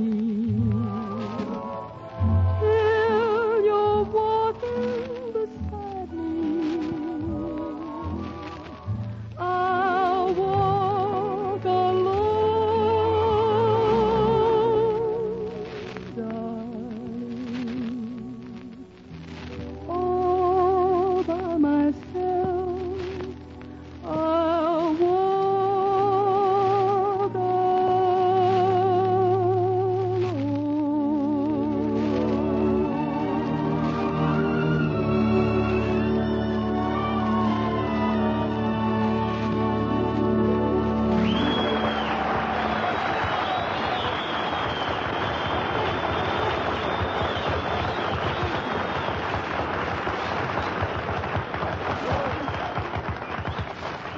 Well, what now, Dinah? Well, now's the time for our guest star to make his appearance. Have you seen Groucho Marx around anywhere? I've seen Groucho Marx around. No, Dinah. Have you seen Groucho Marx around? I've seen Groucho Marx around. Well, no, Harry. Have you seen Groucho Marx around? I've seen Groucho Marx around. Handsome little devil, isn't he? And is he popular? Only last week he had his face on time. If he'd have paid cash, he might have gotten a better face. Ha, ha, ha, ha.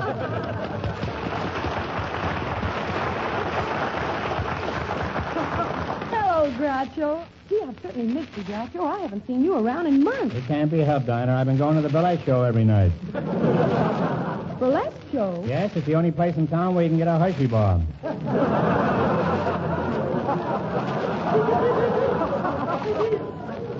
But it sure feels good to be seeing you all again. After all, you, a daughter of the Old South, and I, a son of the Old South. Why, Groucho, I had no idea that you came from the South. I trust you're jesting. Why, I come from the deep South. You do? Yes, I was born in a gopher hole in Georgia. How much deeper south can you go than that? Oh, what memories. What fun we children had on my father, Colonel Marx's cotton plantation. Every morning we'd go out and pick cotton. Then the Colonel bought a combination cotton and rubber plantation. A combination cotton and rubber plantation? Yes, and every morning we'd go out and pick girdles. Oh, Groucho, can't you ever be serious? I certainly can. As a matter of fact, I was going to ask you to act out a dramatic scene with me. Oh, really? Yes, last night my girl and I went to the movies. We couldn't get seats in the balcony, so there was nothing else to do but watch the picture.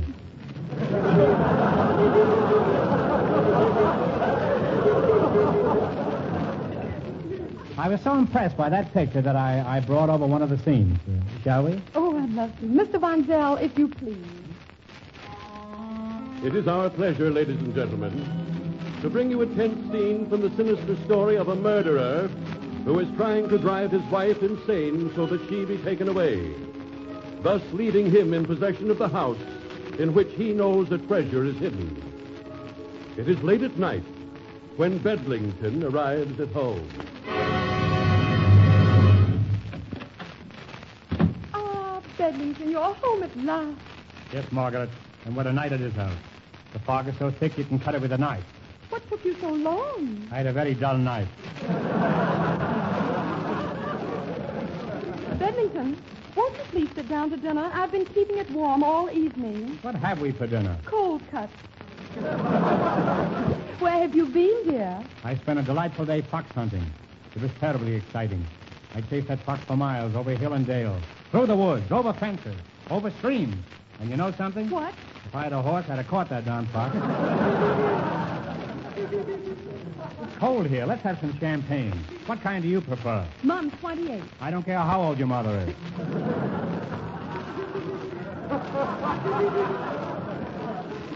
What kind of champagne do you want?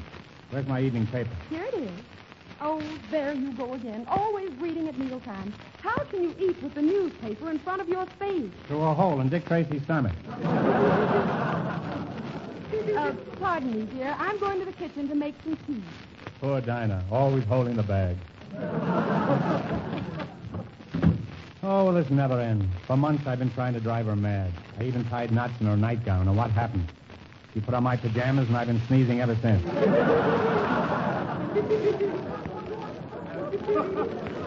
But just wait till she finds out I've done away with her dog, the most precious thing in her life. She loves that cocker spaniel even more than she loves me. Why, I'll never know. I must admit his nose is colder, but my ears are longer.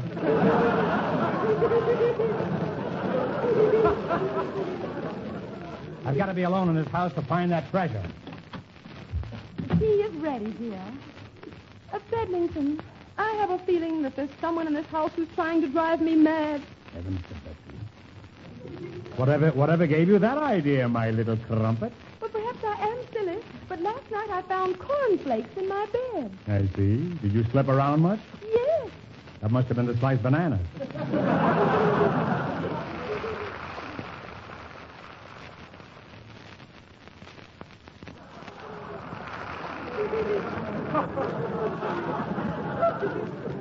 Tell me, anything else of a sinister nature? Yes, my dog, my precious cocker spaniel. He's been missing a week now. Have you seen him anywhere? Your cocker spaniel? Oh, yes. I saw him going into a drugstore with Lassie's phone number in his mouth.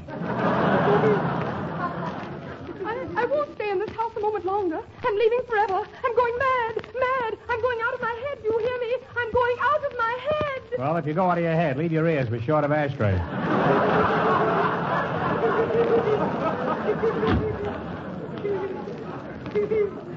What do I care? Women. They're a dime a dozen. A dime a dozen? And just think, all these years I've been spending my money on jelly beans. Now at last I've got this house to myself. Now to begin my search for the treasure. First I'll open this closet. No one has ever been to this closet before.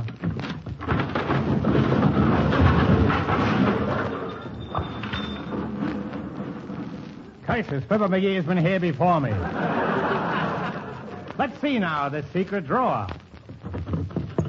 What have we here? A pearl necklace? Rubbish. A Hope diamond? Junk. A sapphire? Worthless. But what is this? It can't be. But can it? Can it be real? Dark in here. A match. If it's real, my search is over. I light a match.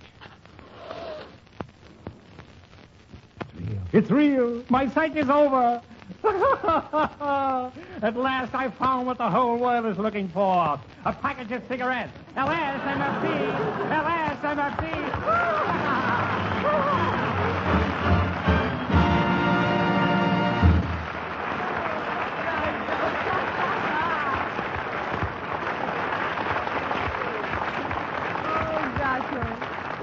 Groucho, you were superb. I never knew you could do a dialect that well. Say, how's your Western dialect? Why, ma'am, I'm a son of the Old West. I'll never forget my horse, Old Paint, but he up and died. What did he die from? Old Paint. I finally buried him out here in the brush. I'd like for you to visit my ranch sometime, ma'am. Well, I got so many cows, I don't know how many cows there are. But didn't you ever count the heads? I couldn't. They're always facing the other way. Oh, the desert. Oh, the prairie. That is where this lonesome cowboy wants to be. I want to be as you sit there on the cactus with a lonesome little cowboy on your knee. Hi-yi-bi-ki-yo, hi-yi-bi-ki-yo, hi-yi-bi-ki-yoodle for the poodle at my side. You're so snappy in your chappy. Oh, my Montana is the only place for me. Oh, the east is the east, and the west is the west. That's a shrewd observation, isn't it? I wonder what giant mind figured that out. It's the one only place to be. Take it, Citronella. But though you may be just a son of Steady there, gal. the West, you're a wide open space to me, to me, to me. Yippee-ki-yo! Hi-yippee-ki-yo!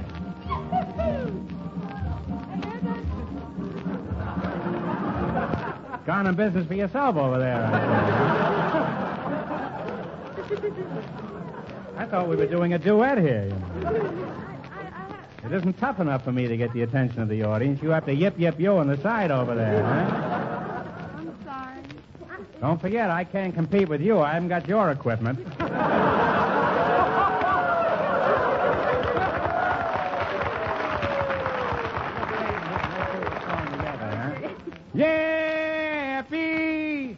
Yippee-ki-yo, hi-yippee-ki-yo, hi-yippee-ki-yoodle for the noodle in my soup.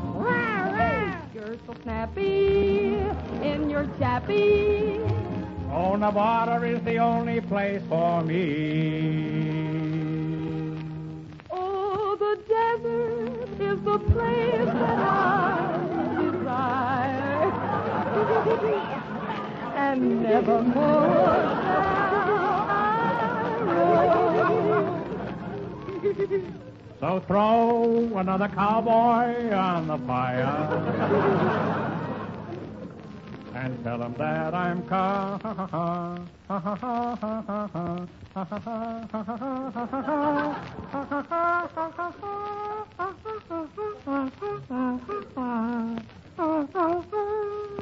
an egg any minute now. I'm coming home. I bet you thought I'd never get home, huh? Yippee-ki-yo! Yippee-ki-yo! Yippee-ki-yoodle! Yankee-doodle, I love you. Oh, the prairie. Oh, the desert. San Fernando is the only place for me.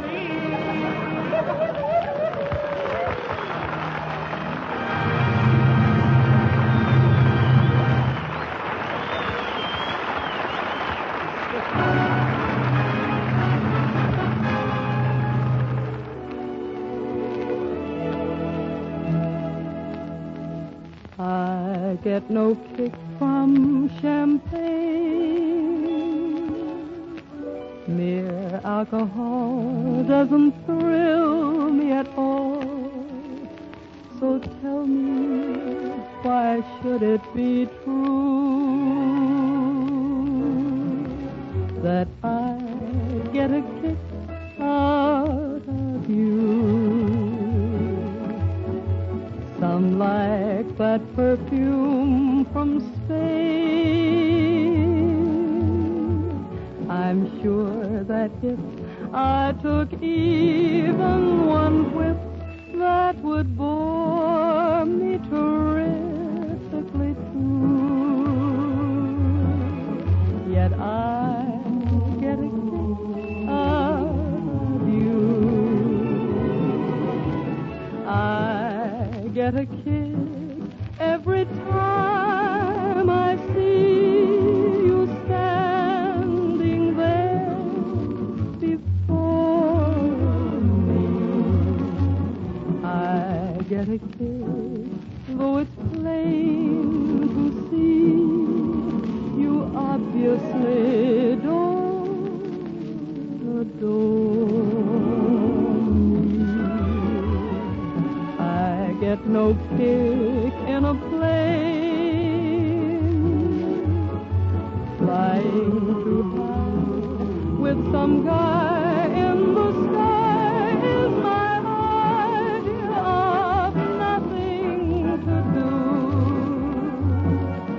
Yet I get a kick out of you.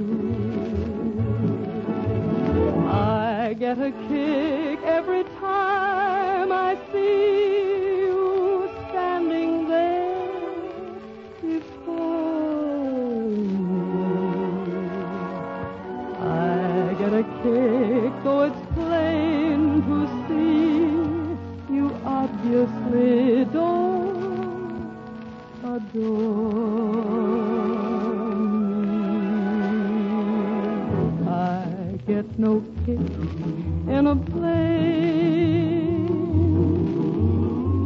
flying too high with some guy in the sky is my idea of nothing to do.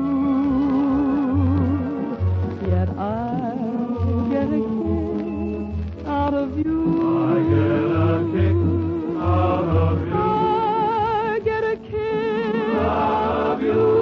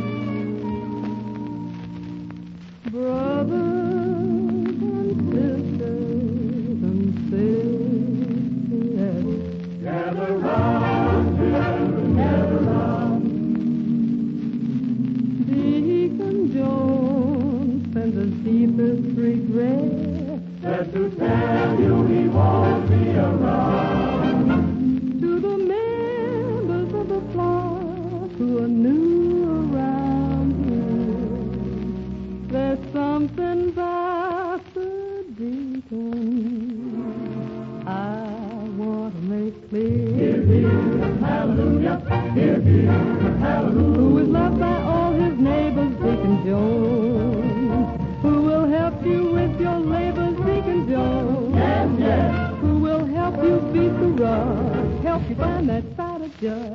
Lordy, Lord, hallelujah, Deacon Jones. Who takes up the contribution, Deacon Jones? Who attends the distribution, Deacon Jones? Hallelujah. And before that door is stands, who takes out his 10%? Hallelujah, hallelujah, Deacon Jones.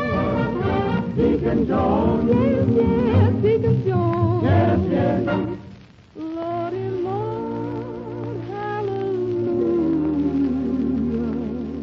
Hallelujah. Deacon Jones.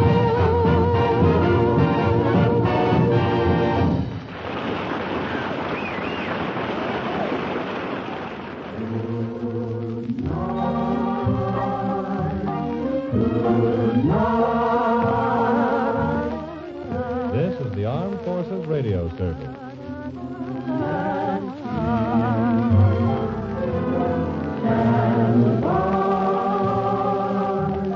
Tune in your radio.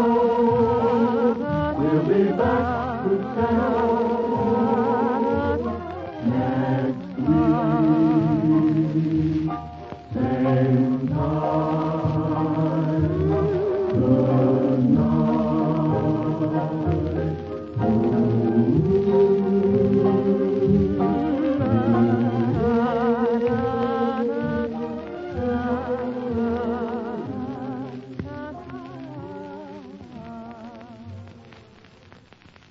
Good Bird's Eye Frosted Foods present Bird's Eye Open House, starring Dinah Shore. Take it away, Dinah. Candy, I call my sugar candy, because I'm sweet on candy, and candy's sweet on me.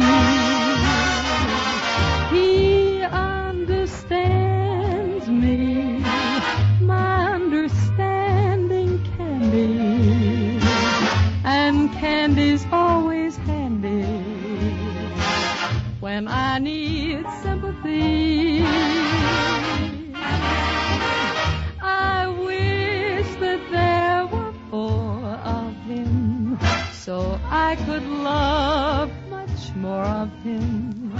He has taken my complete heart, got a sweet tooth for my sweetheart candy. It's gonna be just dandy the day I take my candy and make him mine, all mine.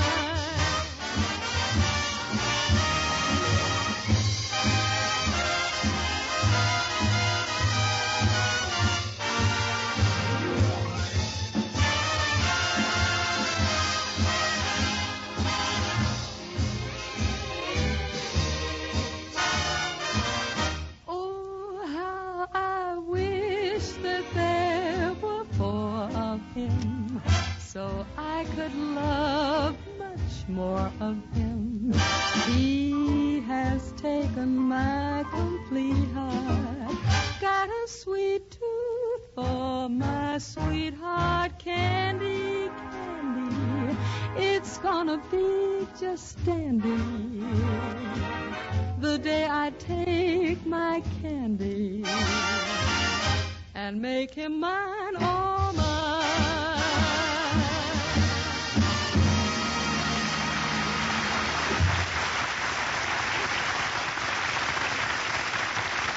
Thank you. Good evening, ladies and gentlemen. Hiya, fellas. Oh, I'm fine.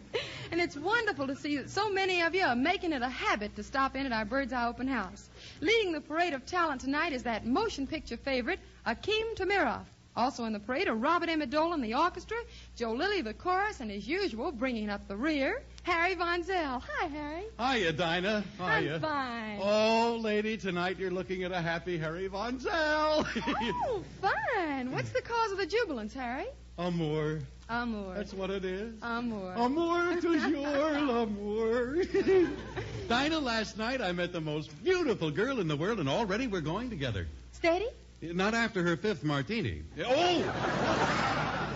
Excuse me, you meant... I know. meant steady. Oh, yes. Well, this time it's the real thing. And you know what I'm going to do for that little girl? What? I'm going to take off a little weight. I am. I know what you think, but I am.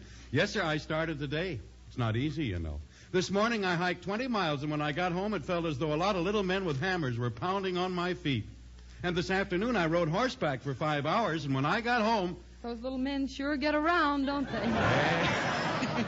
Oh, you said it, Dinah. But it's the same...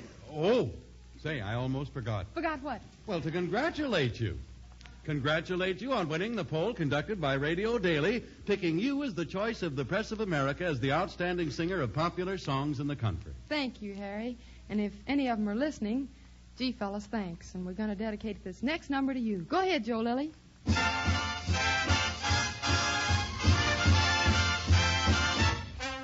You got an accent. You ain't the positive elim. Mine ain't the negative. Latch on to the affirmative. Don't mess with Mr. In-Between. You gotta spread joy up to the maximum. Keep gloom down to the minimum. Have faith of pandemonium, liable to walk upon the scene. To illustrate my last remark, Jonah in the whale, Noah in the ark. What did they say just when everything looked so dark? And they said you better accentuate the positive elim.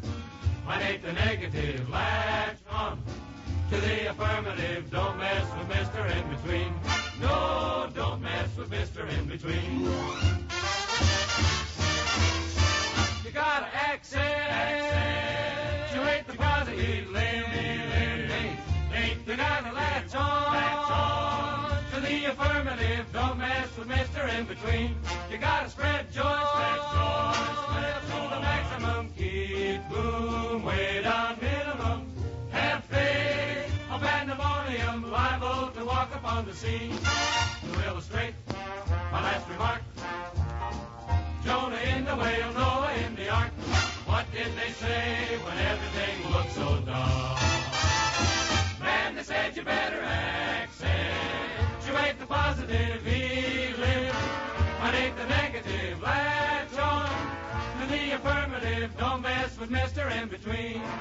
Take Jonah in the whale, take Noah in the ark.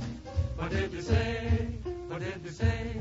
You gotta accentuate the positive elim. Eliminate the negative. Latch on to the affirmative. Don't mess with Mr. In-Between. No, don't mess with Mr. In-Between.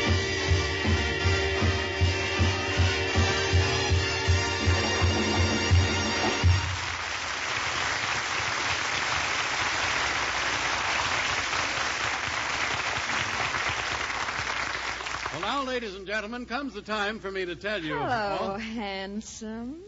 Oh, Dolores, it's you. Jeepers. Darling, every time I see you, my eyes light up like a pinball machine. Well, don't look now, dear, but your nose is tilted. No. Oh, really? You're so charming, Dolores. And how you look in that dress. That dress. Oh, it's just a little something I got from Sears. Do you think it's too daring? Well, no, it wouldn't have been if Roebuck had finished it.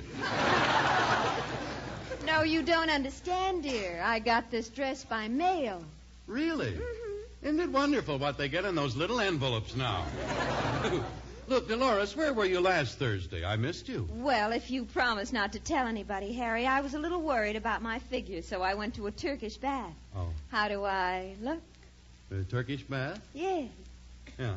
Well, you could take off a few pounds there around Constantinople. Harry, dear, I could go for somebody like you. You could? Yes. Do you know somebody? Look, Dolores, why do we keep pretending this way? I might as well tell you. You get under my skin. I'd better not. It's pretty crowded under there now. Tell me, dearest. Yes. Will you tell me something? Yes, Harry. What will the man you marry have to be like? Well, he must have a build like Johnny Weissmuller's. Well, I've got that. Mm-hmm. Hair like George Raft. Yes. A chin like Humphrey Bogart. Yeah. A nose like Alan Ladd. Oh. All right, hold it. Doggone it. Well... Harry, what's the matter? It's just my luck. I've got to have a nose like Cary Grant's. Oh, but you're perfect. But tell me, Harry, before you marry a woman, what must she have? Well, there's only one thing the woman I marry must have. What's that? Corn. Corn? Yes, bird's eye, quick frozen, golden sweet corn. Oh, really, Dolores, it's the most delicious corn you ever ate. The corn with a real fresh flavor, you know. That's because Bird's Eye picks the corn when it's young and tender, cuts the plump, milky kernels whole from the cob, and wham, quick freezes them right there so that all that wonderful flavor and field freshness is sealed right in. Oh, Harry, is Bird's Eye corn all you ever think of? Well, sure. Bird's Eye corn is not only tasting very well, but it's such a snap to serve. Oh, Harry, let me put my arms around you. Certainly. You see, Dolores, you just pop those golden kernels of Bird's Eye quick frozen corn out of the package and into boiling water. That's all there is to it. Oh, Harry, let me put my cheek next to yours. Yeah. And is that piping hot corn really delicious? Those golden kernels of Bird's Eye corn are... Oh, Harry, may I put my lips close to yours? Okay. It's quick frozen. Bird's Eye corn is quick frozen, but I'm not. Now, you stop that. You don't know what you're doing to me.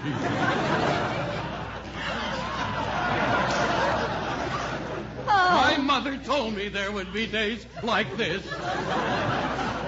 So you spurn my affection. Well, goodbye, and I'll never see you again. Oh, no, wait, Dolores. I don't know what I'd do without you. Oh, you don't need me. There are plenty of fish in the sea. Yeah, but I want a girl, not a mackerel.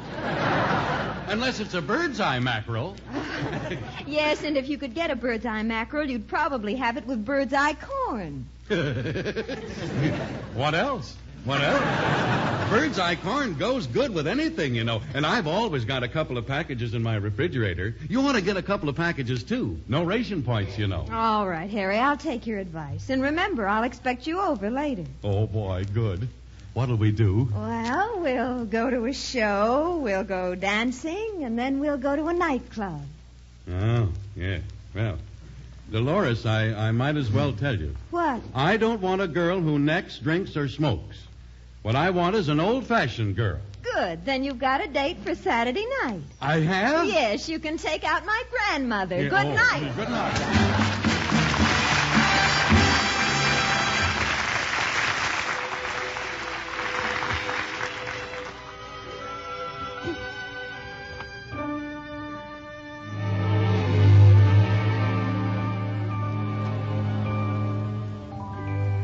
Someday he'll come along, the man I love, and he'll be big and strong, the man I love.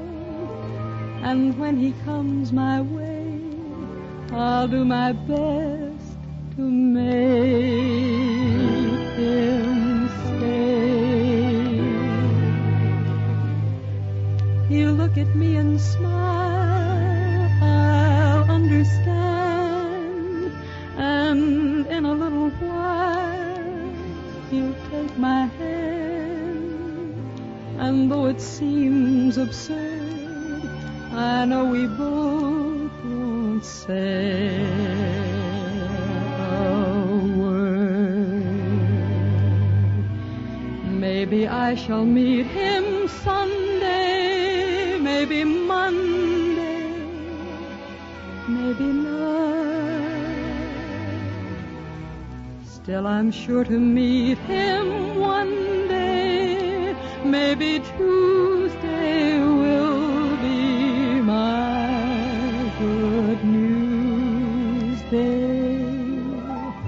We'll build a little home just meant for two, from which I'll never roam.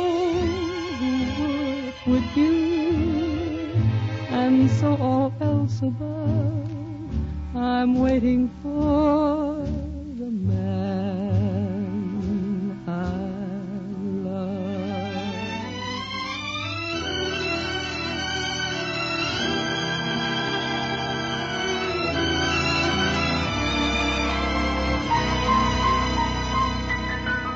Maybe I shall meet him Sunday, maybe Monday, maybe not.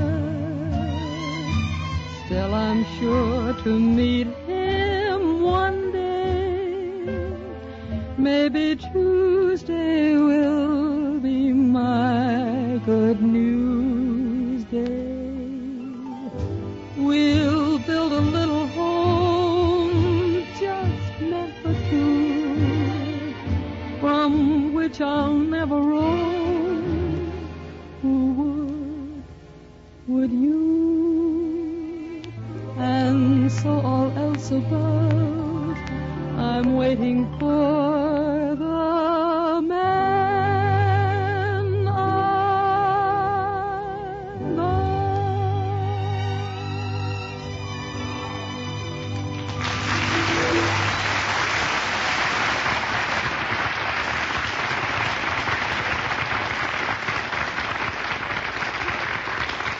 Now, ladies and gentlemen, I take great pleasure in introducing one of the screen's finest performers, Mr. Akim Tamira.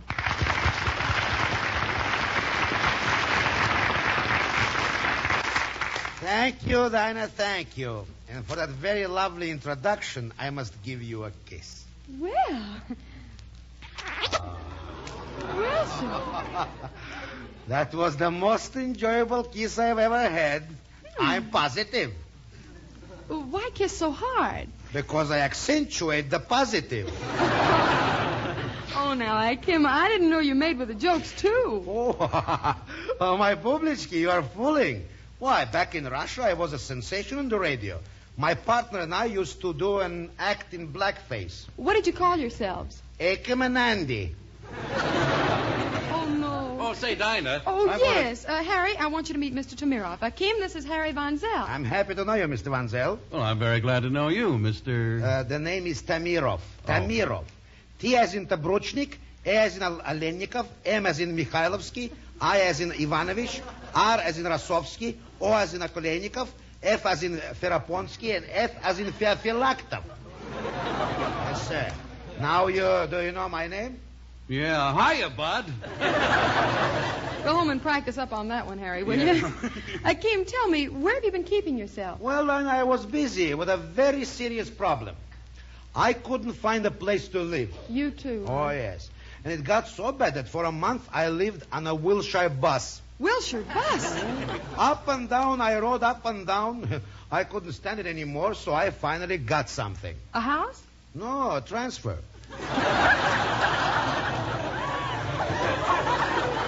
Yes, but yesterday was my lucky day.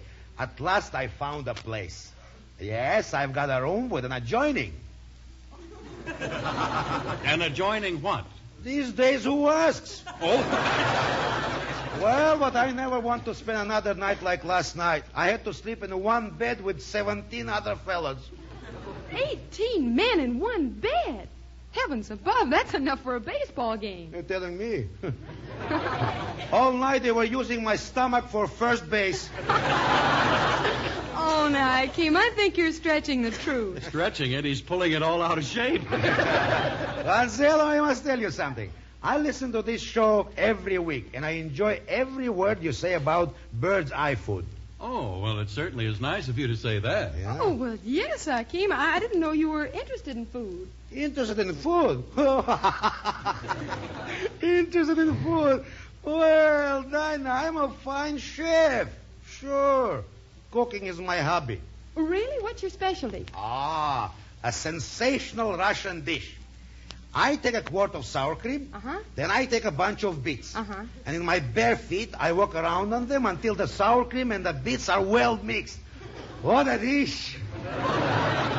Yeah, well, what do you call it? I'm not saying, but does your borscht taste different lately? Oh, seriously now, Akeem, I'm terribly fond of Russian cooking. You are? Oh, yes. Well, Petrushka, why didn't you say so? Now, let me tell you about my blinchiki. Hold on just a minute. Excuse me. Dinah, what is this fella, an actor or a delicatessen? Someday, Akeem, we'll have to get together and exchange recipes, but right now, I'd like to hear something about Tamirov the actor. Say, me too. Now we're getting someplace. You know, Akeem, I sure enjoyed you in that picture, For Whom the Bell Tolls. Oh, thank you. Oh, wow. A very interesting thing about that picture was that they held up production for 8 weeks while I grew a beard. Was it absolutely necessary for you to wear a beard in the picture? Positively. They had to have some way to tell Gary Cooper and me apart. Must have been a tough one. I see that Russian ham is still unrationed. Harry, please. Shame. Now, Akeem, since you're our guest on the Bird's Eye Open House, and we always give our guests a chance to do whatever they like, I suppose you'd like to do a dramatic Russian play. Russian? Why, again Russian? Why am I always typed as a Russian? I wonder.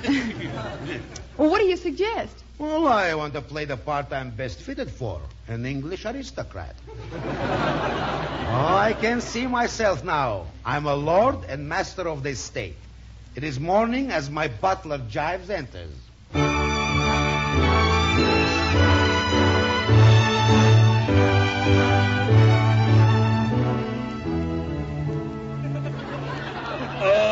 Good morning, Lord Twitchbubble. I say, you certainly are in the pink this morning. In the pink? Oh, yes. I must have worn my wife's pajamas last night. Have you laid out my clothes? I want to go hunting today. Oh, yes, me lord. I laid out your spats, your bowler, your herringbone suit, and your girdle. My girdle? I said I'm going hunting. Well, have you tried hunting for a girdle lately? Oh, begging your pardon, me lord. Did you spend an enjoyable evening last night? Oh, I had a jolly time. Jolly. I went to the burlesque show. Peep, peep. I say, you mean pip, pip, sir. When I say a burlesque show, I mean peep, peep. I say, how droll. By the way, your lordship, Lady Twitchbubble is waiting breakfast for you. Oh, she is? Good. I'll go right in. Oh, my dear, there you are. Good morning, my little mutton chop. Sit down, dear. I'll serve you. Here you are. Sugar? A pinch. Cream? A drop. Lemon? A bit. Tea? Never touch the stuff. I've engaged a new cook, my dear. I'd like to see her. What's she doing now? She's out in the kitchen, smoking a tongue. I know there's a cigarette shortage, but this is ridiculous. My dear, I think there's something you ought to know. What is it, my sweet? I am not going to the grand ball with you tonight. What? You're not going to the grand ball with me? No, I'm going with Lord Brittingham. My wife and my best friend, but... You might as well know. We love each other. I spent a wonderful afternoon with Lord Brittingham, alone. My dear, you weren't playing cricket. We weren't playing baseball either, but we sure had a lot of fun. Oh, that must be my love now. Announcing his lordship, Lord Brittingham. Oh, there you are, my love. Cheerio, old bean. I'm mad about your wife, and I'm taking her to the ball tonight. Oh, no, you're not. Why not? Here's why not. You killed him. Yes, and now I kill you. Jives. Jives, come here. What is it, my lord? Jives, can you rumba? Rumba? No, sir. Well, you'd better practice up. I'm taking you to the ball tonight.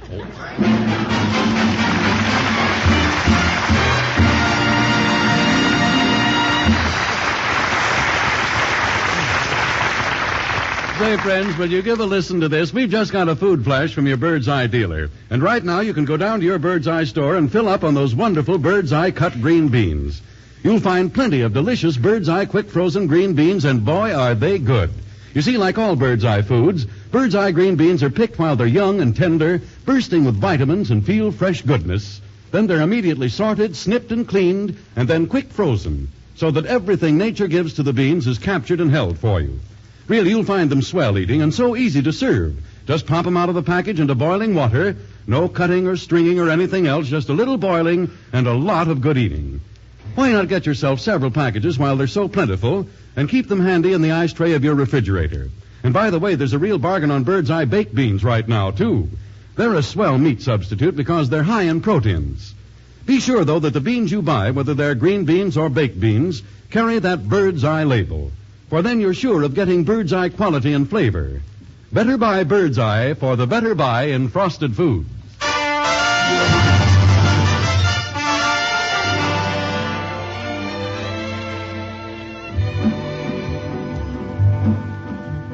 When they begin, they begin.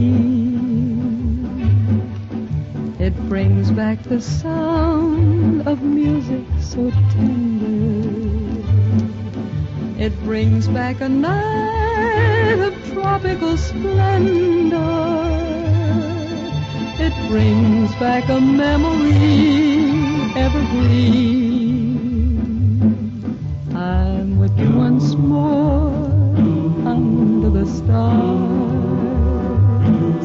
and down by the shore an orchestra's playing, and even the palms seem to be swaying.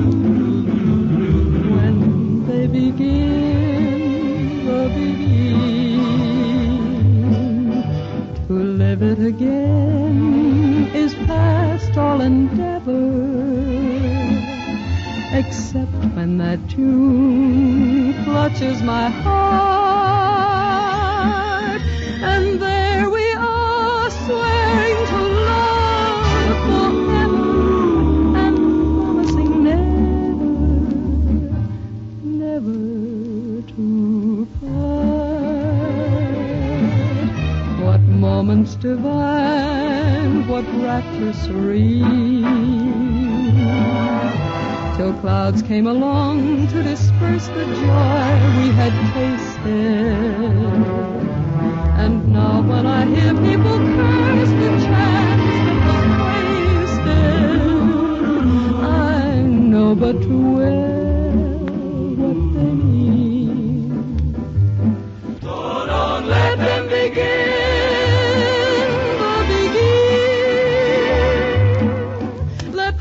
That was once a fire remain an ember.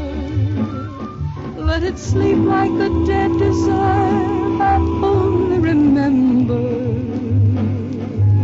When they begin, they begin. Oh yes, let them begin, they begin. Make them play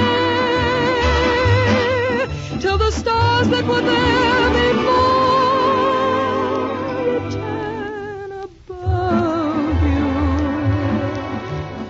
whisper to me once more, darling, I love you, then we'll suddenly know what heaven we're in.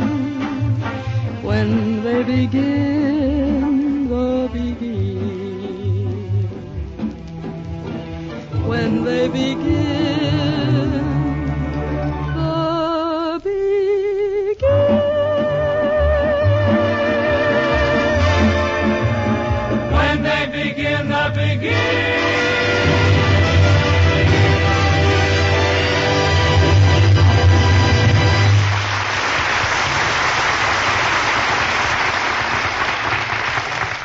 Folks, here's something terribly important.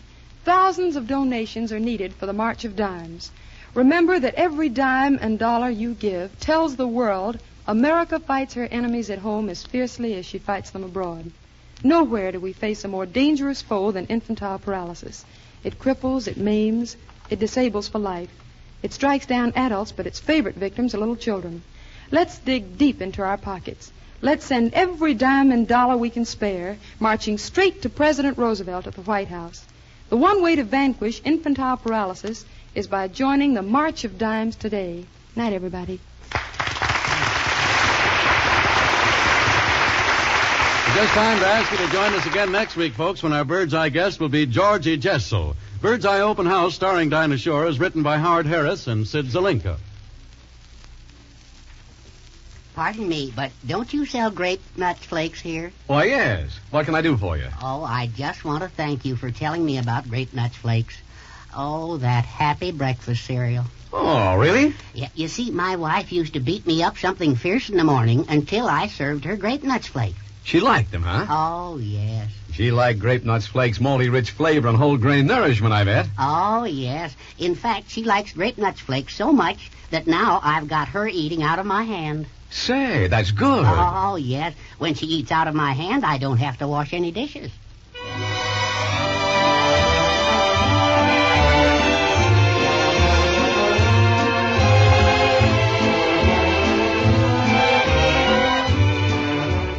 This is the National Broadcasting Company. KFI Los Angeles Earl C. Anthony Incorporated.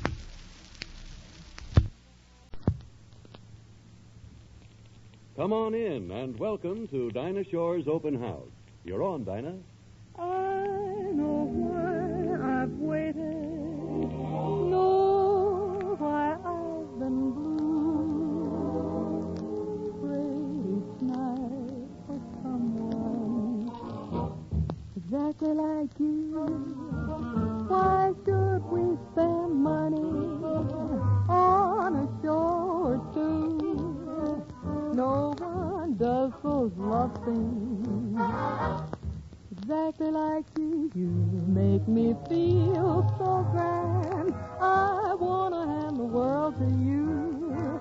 You seem to understand each foolish little dream I'm dreaming, the scheme I'm scheming. Now I know why Mother taught me to be true.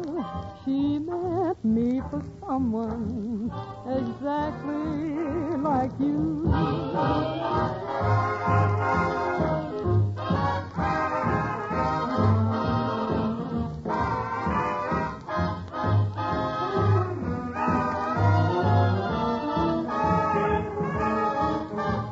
Now I know why Mother taught me to be true.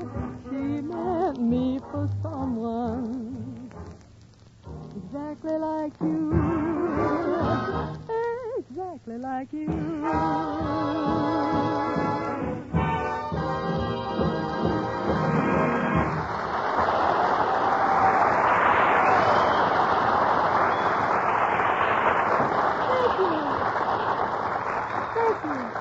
Good evening, ladies and gentlemen. How you fellas? Oh, I'm fine, and thanks a million. It really feels like old times seeing all of you back at our open house. Our return to the air this season is indeed a gala event. For since we last got together, our prayers have been answered, and our loved ones are returning home as speedily as is possible. And on hand to help us celebrate this happy occasion are Robert Emmett Dolan, Ken Lane and his chorus, one of our very favorite guests, Groucho Marx. And last but not least, Harry Von Zell. Fine thing. How are you? Well, hiya, Dinah. Well, here we are back together again to start a new season. And, Dinah, I want to ask a favor of you. What is it, Harry? Well, before we start the season, just for luck, I'd like to put my arms around you and kiss you. Well, Huh? this is a little seldom. Well, all right, if you want to. Is it Harry. all right? Yes. Oh.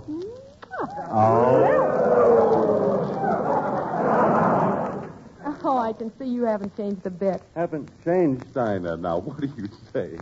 I've changed considerably. Well, I can't see it. Dinah, don't say that. Just stop and take a good look at me now.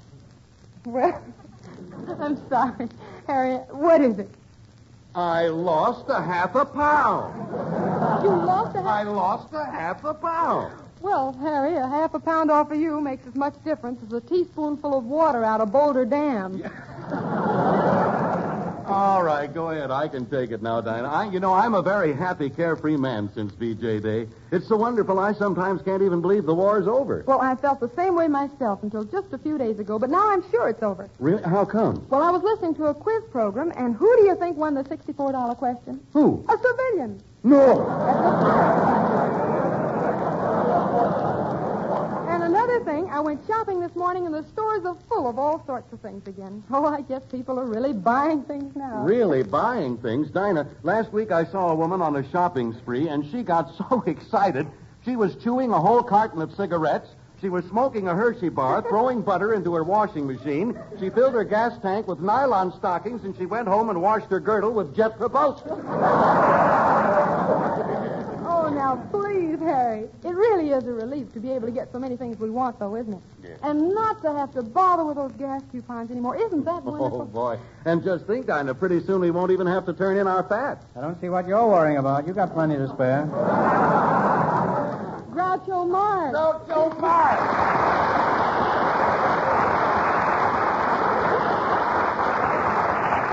Thanks, Dinah. It's a real pleasure being here, seeing you again, Bobby Dolan, the orchestra, and Ken Lane. Haven't you forgotten me? No, but I'm working on it. Now, Groucho, please. Please don't start the season by picking on poor Harry. Look, Dinah, nothing he says has any effect upon me. I still have a very large following, you know. Yeah, and that's quite a crowd you have in front, too. Now, just a minute, Groucho. Another remark like that, and I'll hit you so hard you'll land in Kansas City. Hit me a little harder. I got a couple of dames in Philadelphia. Oh, boys, please. Now, I must insist that you stop this wrangling. Well, gee whiz, Dinah. He ranged first. I didn't know. I don't care who ranged. I want you boys to cease hostilities and sign a peace treaty. Well, all right. Groucho, a regular peace treaty just like the one at Potsdam. Yes, and you've got just a pot for it. Tell me, Dinah, after you finished your tour of the hospitals, how did you spend the rest of the summer? Well, George and I spent a month on our ranch up in Montana. Ma'am, a ranch, ma'am, is no place, ma'am, for a pretty girl like you, ma'am. Well, now you see, that was unnecessary. Nothing came out. That's just what you think, Groucho. I did my share of the work, and if I may say so, I put in some improvements. Oh. Why, Dinah, you didn't need any, huh? She's talking about the farm. Oh. Well, look, Dinah, what improvements could you, a city gal, put in on a ranch? Well, I'm not saying, but when I left, the pig smelled from Chanel number 5. That's all. No wonder my wife was powdering her nose with a piece of bacon. Look, Dinah, I understand you've got quite a few cows up there. Oh, yes, we've got 5,000 head. 5,000 head? Yes. Must have a mighty tough time getting milk. Oh! You didn't get that one. I just got 5,000 head, that's all. That's a good one, Groucho. Yeah, can't get no milk nohow. I can see you tender. Can't get no laugh nohow either. Gonna get this line somehow. I can see you tenderfeet know nothing about life on a ranch. Hold on there, gal. Steady now. I spent a lot of time on a ranch. I worked hard, and I used to go to sleep with the chickens and get up with the chickens. But I couldn't sleep. Why not? 'Cause all night I kept finding eggs in my pajamas. Oh, Bobby, music, please.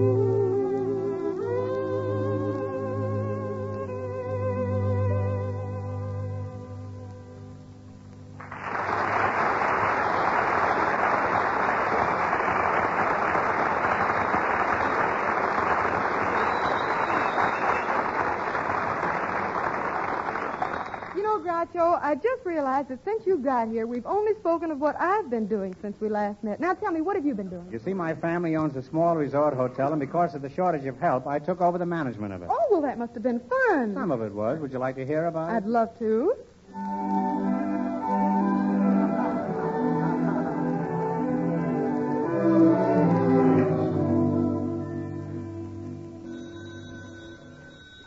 Hello, manager speaking. What's that, sir? You've been in your room 3.5 hours and your trunks haven't arrived? Well, put on your pants and come on down. Nobody will know the difference. Hello, Mr. Marx. Ah, Dinah, I must tell you, ever since I first heard you sing, I've been madly in love with you. Oh, well, that's nice, but could you shower me with expensive furs and jewelry? No, but I could drizzle you with cheap perfume and jelly beans. Oh, what's the use? You could never afford to get married. Don't say that. All I have to do is to find some sucker to buy this hotel, and we're all set. After all, a love like ours will go down in history. It will? Yeah, how about meeting me later? We'll make a little history. Oh, we'd be so happy together. Yes, I can just see us. We'd have 11 children. 11 children? Well, that's enough for a football team. All right, I'll settle for 9. I like baseball, too. Well, I've got to go now, but remember, if you sell the hotel, I'll be yours. And let's meet later and we'll go dancing on the roof. Not me. Why not? The last time I went dancing on the roof, I got my head caught in the clothesline. Oh, customer. What can I do for you? I just flew all the way from Chicago. Your arms must be awfully tired.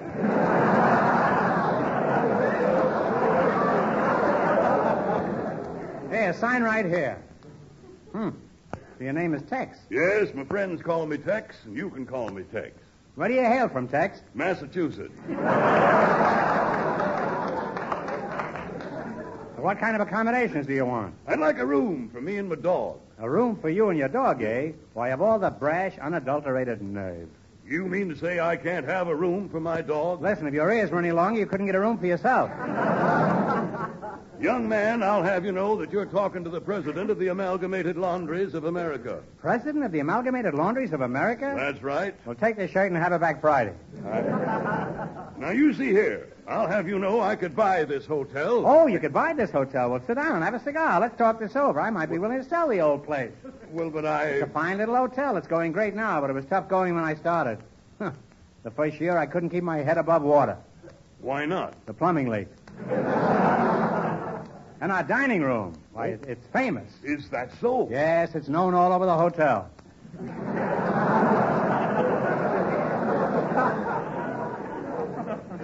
You know our dining room is so clean you can eat off the floor? Well, that's fine. What's on the menu today? Roast rug and fillet of carpet. And we've a special dessert tonight. It'll melt in your mouth. Well, what is it? Ice cubes. Well, very unusual, I must say. Well, it's been a cold winter, huh? I may be interested in getting into the hotel business. I'll sleep on it. That's what you think. Wait till you see your bed. But, however, right now, I'd like to know if you've got a good, strong safe down here. We sure have. And next week, we're going to put a door on it. Just give me your valuables, and I'll put them in a safe place. Take your hands away from that package. I insist upon a third person as a witness when I hand this over to you. Oh, Dinah, come over. Yes, what is it? Young lady, I'd like you to act as a witness while I hand over my most valuable possession for safekeeping. Valuable possession? Yes, Well, my dear. may I see what you have in there? Oh, well, for anyone as sweet as you. That's Very Tex, well. all right. There you are, my dear. Just gaze upon these beautiful gems. Heavens to Betsy. They must be worth a king's ransom. Oh, what beautiful emeralds. That reminds me. That reminds me. Dinah, aren't you the singer in this hotel? Yes, I am. Well, then sing. Right here in the lobby? Well, it says L-O-B-Y. Right here in the... You mean lobby. That's Oh, lobby. I'm sorry. I only read what I see. What have you been listening to? Hobie Lobie lately? Sing.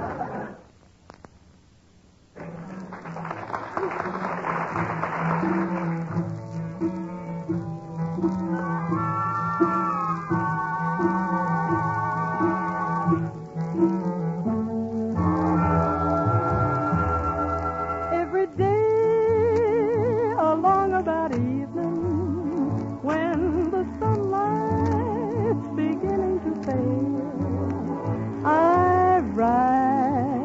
through the slumbering shadows along the Navajo Trail. When it's night and crickets are calling and the coyotes are making a wail, I dream by a smoldering fire along the Navajo Trail. I love to lie and listen to the music when the wind is strumming a sagebrush guitar. And over yonder hill the moon is climbing. It always finds me wishing on a star. Well, what do you know? It's morning already. There's the dawning, so silver and pale. It's time to climb into my saddle and ride the Navajo Trail.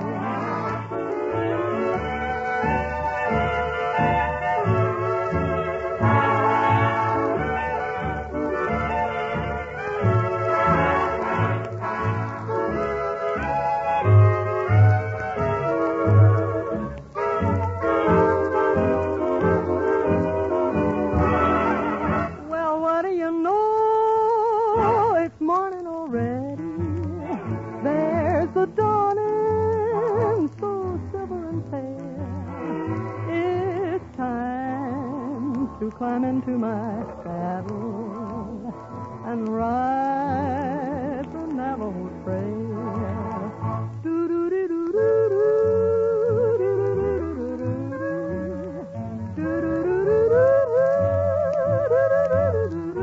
Oh yes, it's time to climb into my saddle and ride the Navajo Trail.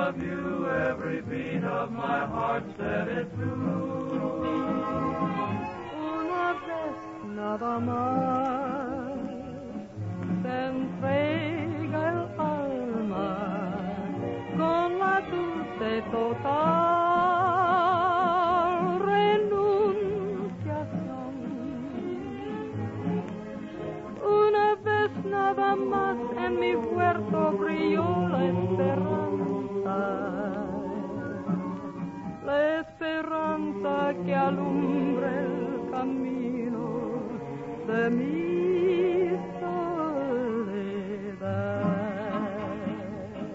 La da di da da da da.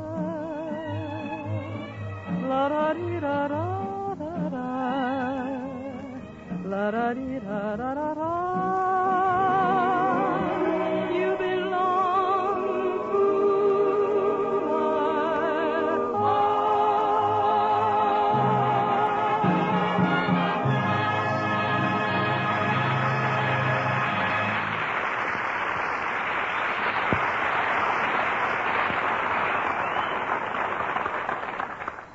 Dinah, you sang that beautiful.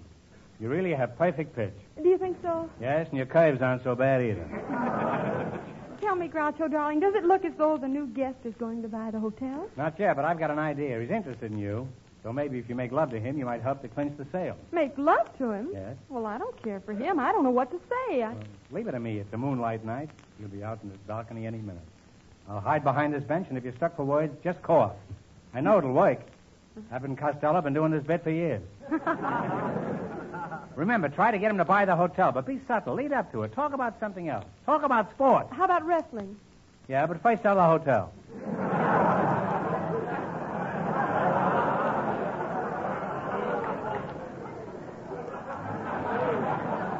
Hey, here he comes. Remember, be subtle. Okay.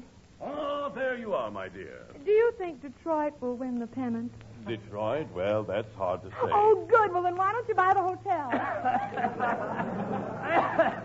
My dear, that's a very heavy cough you have. Maybe we'd better go inside. Oh, no. It's lovely out here. And you're such an attractive man, such broad shoulders.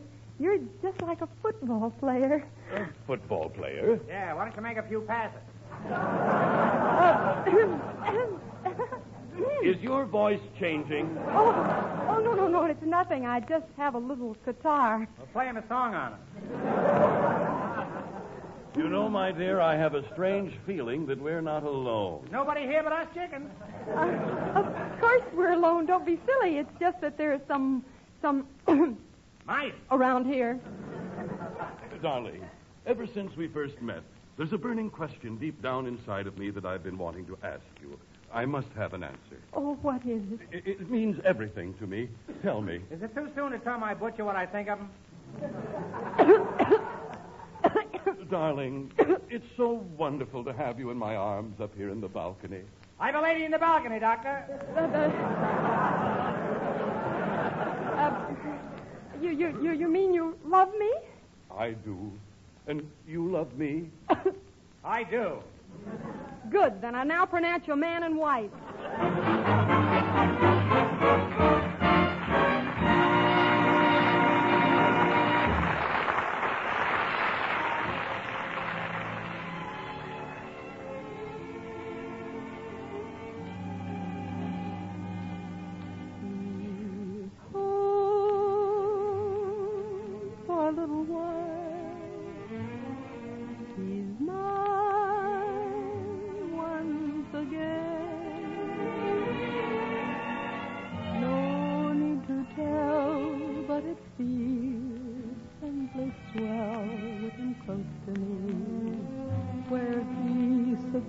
To be.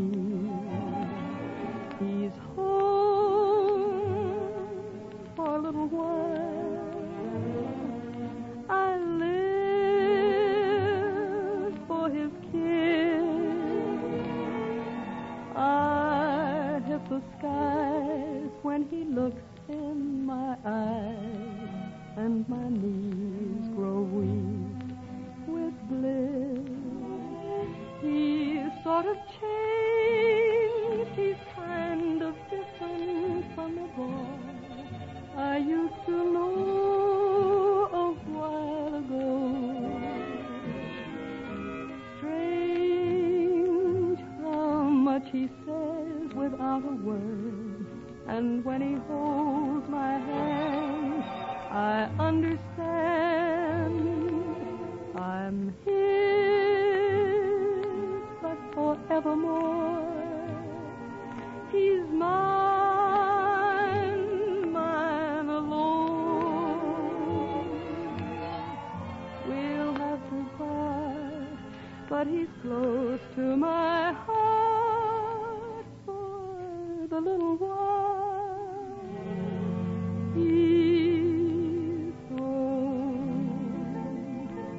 He's sort of changed. He's kind of different from the boy I used to know a while ago. Strange how much he says without a word. And when he holds my hand, I understand I'm his, but forevermore he's mine, mine alone. We'll have to part, but he's close to my heart for the little while. He's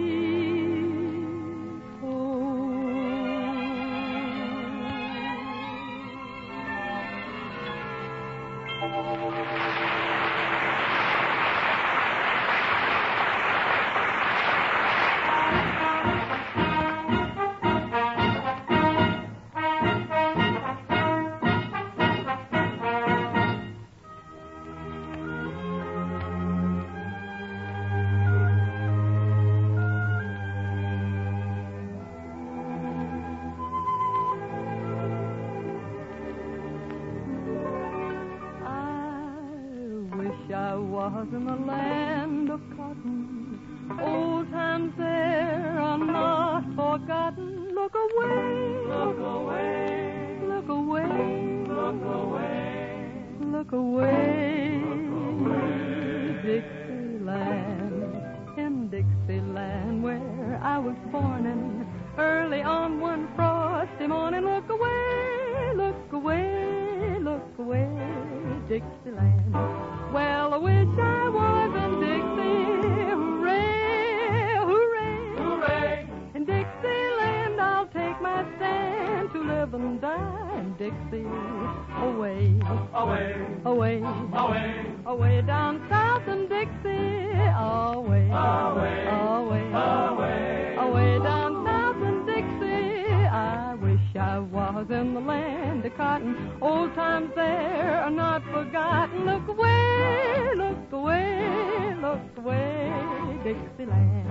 In Dixieland where I was born in, early on one frosty morning. Look away, look away, look away, look away, look away, look away, Dixieland. Well, I wish I was in Dixie. Hooray, hooray. In Dixieland I'll take my stand to live and die in Dixie. Away, away, away, away, away down south in Dixie. Away, away, away, away, away down south in Dixie.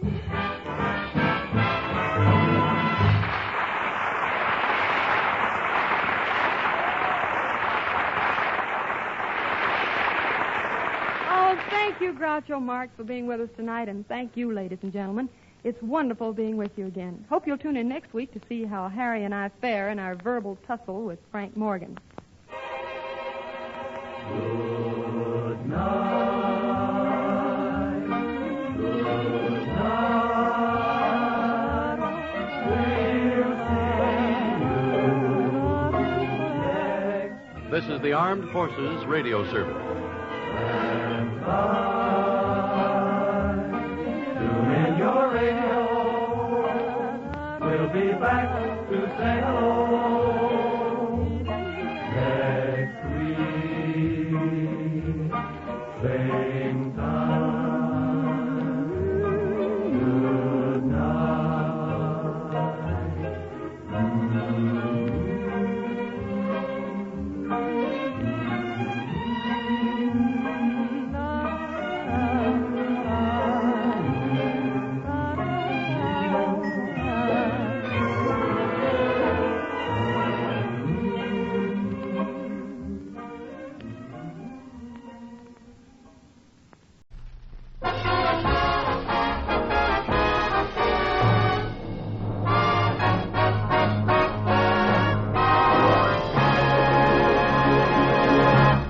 Hollywood,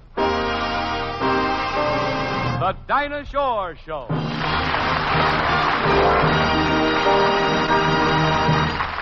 And here she is, Miss Dinah Shore.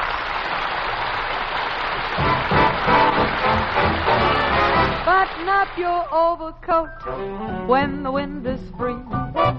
Take good care of yourself, you belong to me. Eat an apple every day, get to bed by 3. Take good care of yourself, you belong to me. Be careful crossing streets, ooh, don't eat meat, ooh, cut out sweets, ooh, you'll get a pain and a ruin your tum-tum. Keep away from college boys when you're on a spree. Take good care of yourself, you belong to me. Be careful crossing streets, ooh, don't eat meat, ooh, cut out sweets, ooh, you'll get a pain and a ruin your tum-tum. Don't go out with college girls when you're on a spree. Take good care of yourself, very good care of yourself. You belong to me.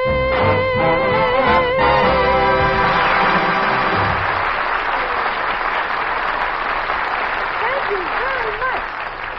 And hi, now that our first tune took care of the weather report, I would like to do our entire show in the form of a newspaper. Say, I like that idea, Donna. Do you? Yeah, I've always had a yen to be a reporter and write the front page headlines. Oh, Frank, the real news isn't always found on the front page. Some of the greatest stories can be found behind the headlines. Like, well, let's take the real estate section. The real estate section? That sounds pretty dull. Oh, you're wrong. A house can mean a lot of different things to a lot of people. To some, it's merely a place to hang your hat. To some, it's a dream come true. To others, it's a storehouse for their memories. And to still others, it can mean one very sad fact. As expressed in this little ad down here in the real estate section, it simply says, cottage for sale. There's a lot of drama behind that, Frank. I'll bet you. Our little dream castle with every dream gone is lonely and sad. The shades are all drawn, and my heart is heavy as I gaze upon a cottage for sale. The lawn we were proud of is waving in hay. Our beautiful garden has withered away. Where you planted roses, the weeds seem to say, a cottage for sale. From every single window I see your face, but when I reach that window, there's empty space. The keys in the mailbox the same as before, but no one is waiting for me anymore. The end of the story is told on the door. A cottage for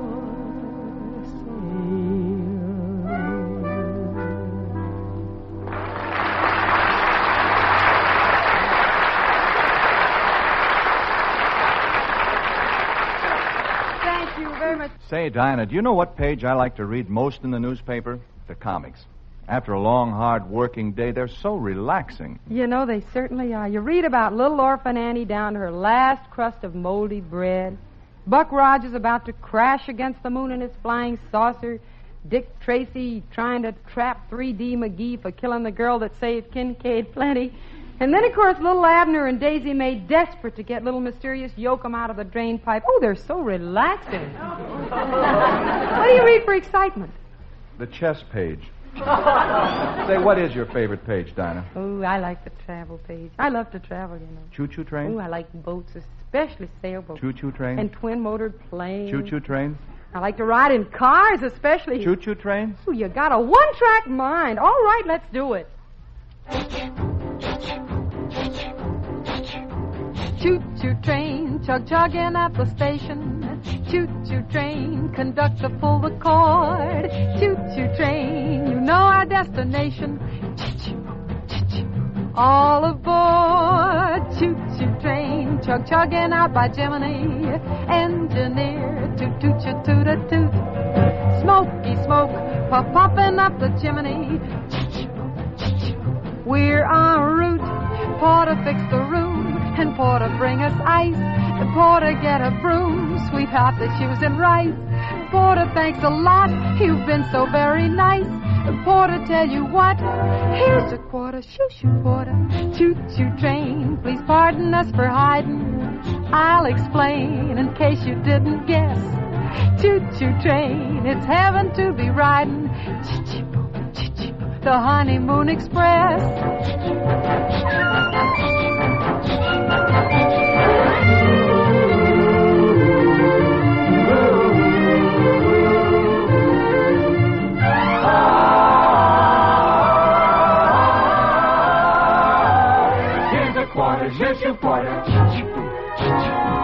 Choo-choo train, chug-chugging at the station. Choo-choo train, conductor pull the cord. Choo-choo train, you know our destination. All aboard. Choo-choo train, chug-chugging out by Gemini. Engineer, toot-toot-toot-toot-toot. Smoky smoke, puff-puffing up the chimney. We're en route. Porter fix a room. And porter bring us ice. Porter get a broom. Sweep out the shoes and rice. Porter, thanks a lot. You've been so very nice. Porter, tell you what. Here's a quarter. Shoo-shoo, porter. Choo-choo train. Please pardon us for hiding. I'll explain in case you didn't guess. Choo-choo train. It's heaven to be riding. Choo-choo. The honeymoon express.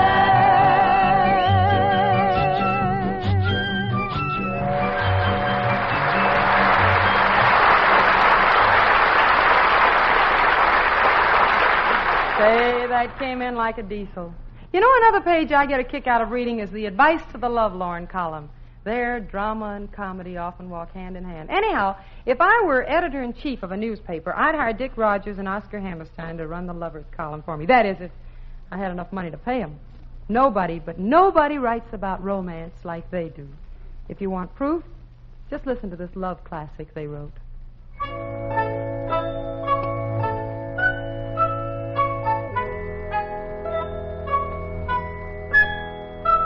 When I think of Tom, I think about a night when the earth smelled of summer and the sky was streaked with white and the soft mist of England was sleeping on a hill. I remember this, and I always will.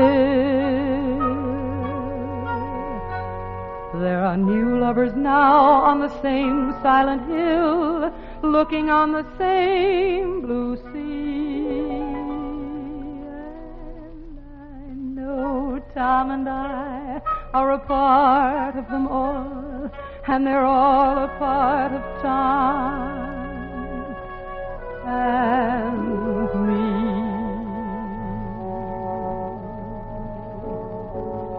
Hello, young lovers, whoever you are, I hope your troubles are few.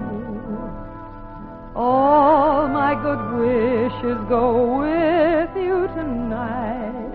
I've been in love like you. Be brave, young lovers, and follow your star. Be brave and faithful and true. Cling very close to each other tonight. I've been in love like you. I know how it feels to have wings on your heels and to fly down a street in a trance. You fly down a street on a chance that you'll meet, and you meet. Not really by chance. Don't cry, young lovers, whatever you do. Don't cry because I'm alone. All of my memories are happy tonight. I've had a love of my own. I've had a love of my own like yours. I've had a love of my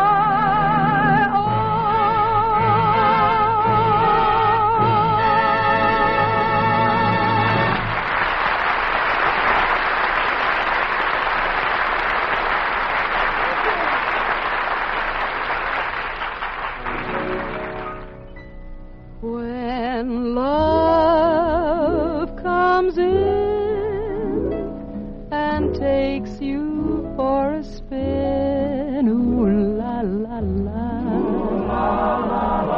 c'est magnifique. When every night your loved one holds you tight, ooh la la la, c'est magnifique. But when one day your loved one drifts away, ooh la la la, it is so tragique. But when once more he whispers, je t'adore, c'est magnifique.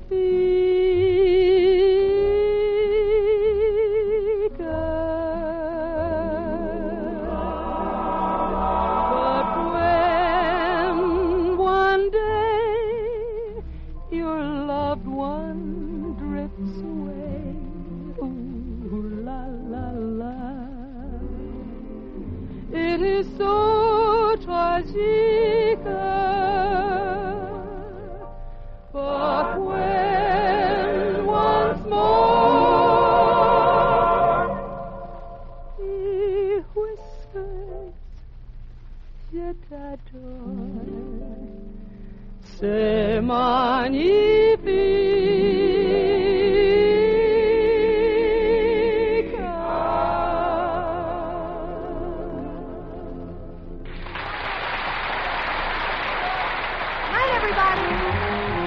From Hollywood, you have just heard transcribed The Dinah Shore Show. Produced and directed by Dick Mack, written by Beulah Grau, with music arranged and conducted by Frank Duvall.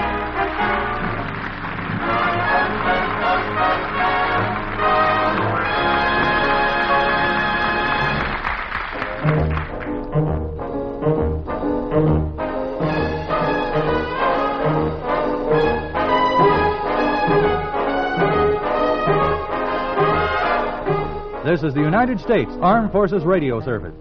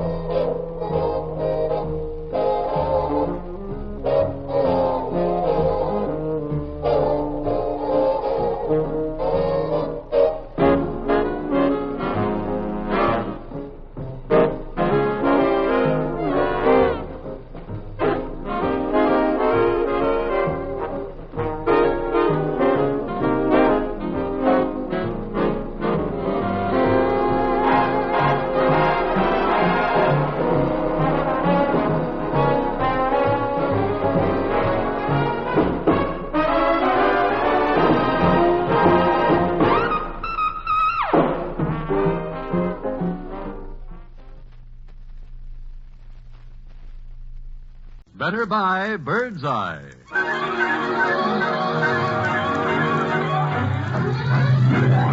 Bird's Eye Frosted Foods. Bird's Eye Frosted Foods present the Dinah Shore program. With Cornelia Otis Skinner and Roland Young, Robert Emmett Dolan and his orchestra, the Joe Lilly Singers, our guest, Universal Pictures young star Donald O'Connor, and... Dinah,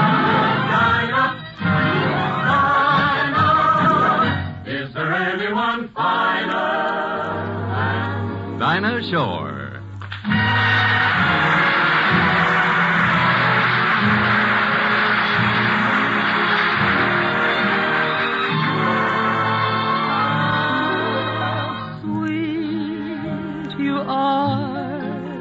How sweet you are, how dear your tenderly smiling face. Through days all bitter and gray and grim, through nights when even the stars are dim, how sweet to know my heart can glow from just the warmth of our first embrace. The world's a lovelier world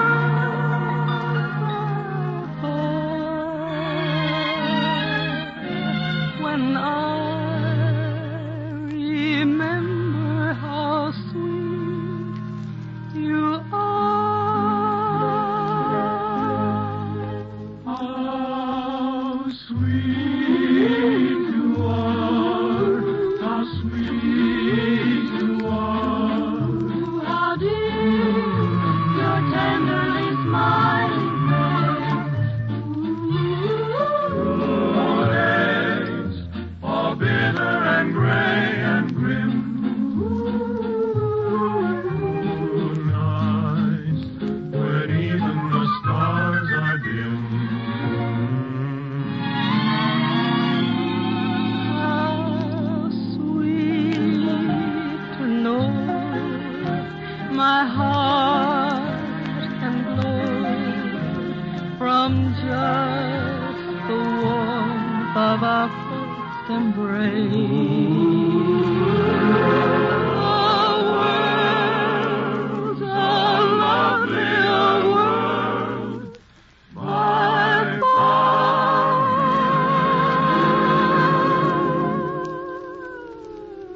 when I remember how sweet you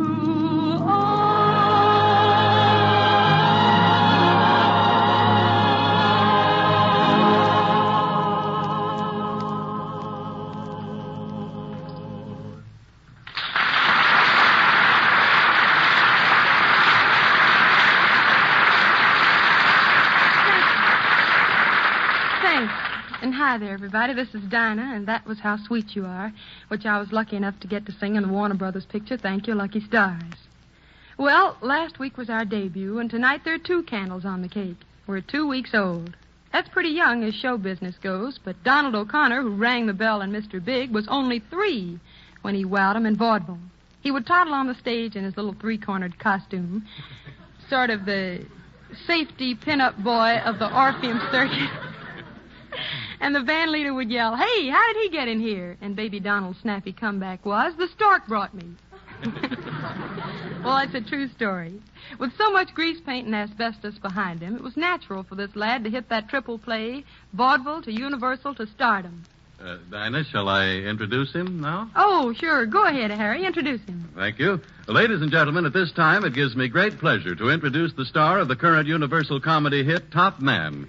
A youngster who is such a clever kid that he's come a long way considering he's still a child. Child? And here he is, Donald O'Connor.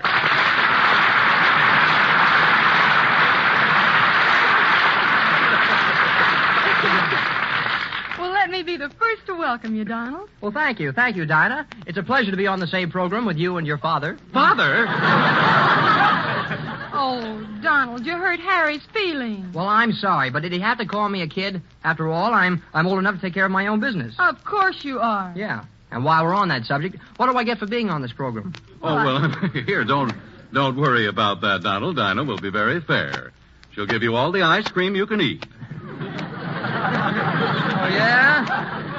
Well, if you think I'm going to, what flavor? I mean, wait, I've been tricked. Now, listen, Donald, after all, you shouldn't be ashamed to admit that you're just a kid. Well, I'm not a kid. Of course you're not. You're a great, big, grown-up, strong, masculine He-Man. Okay.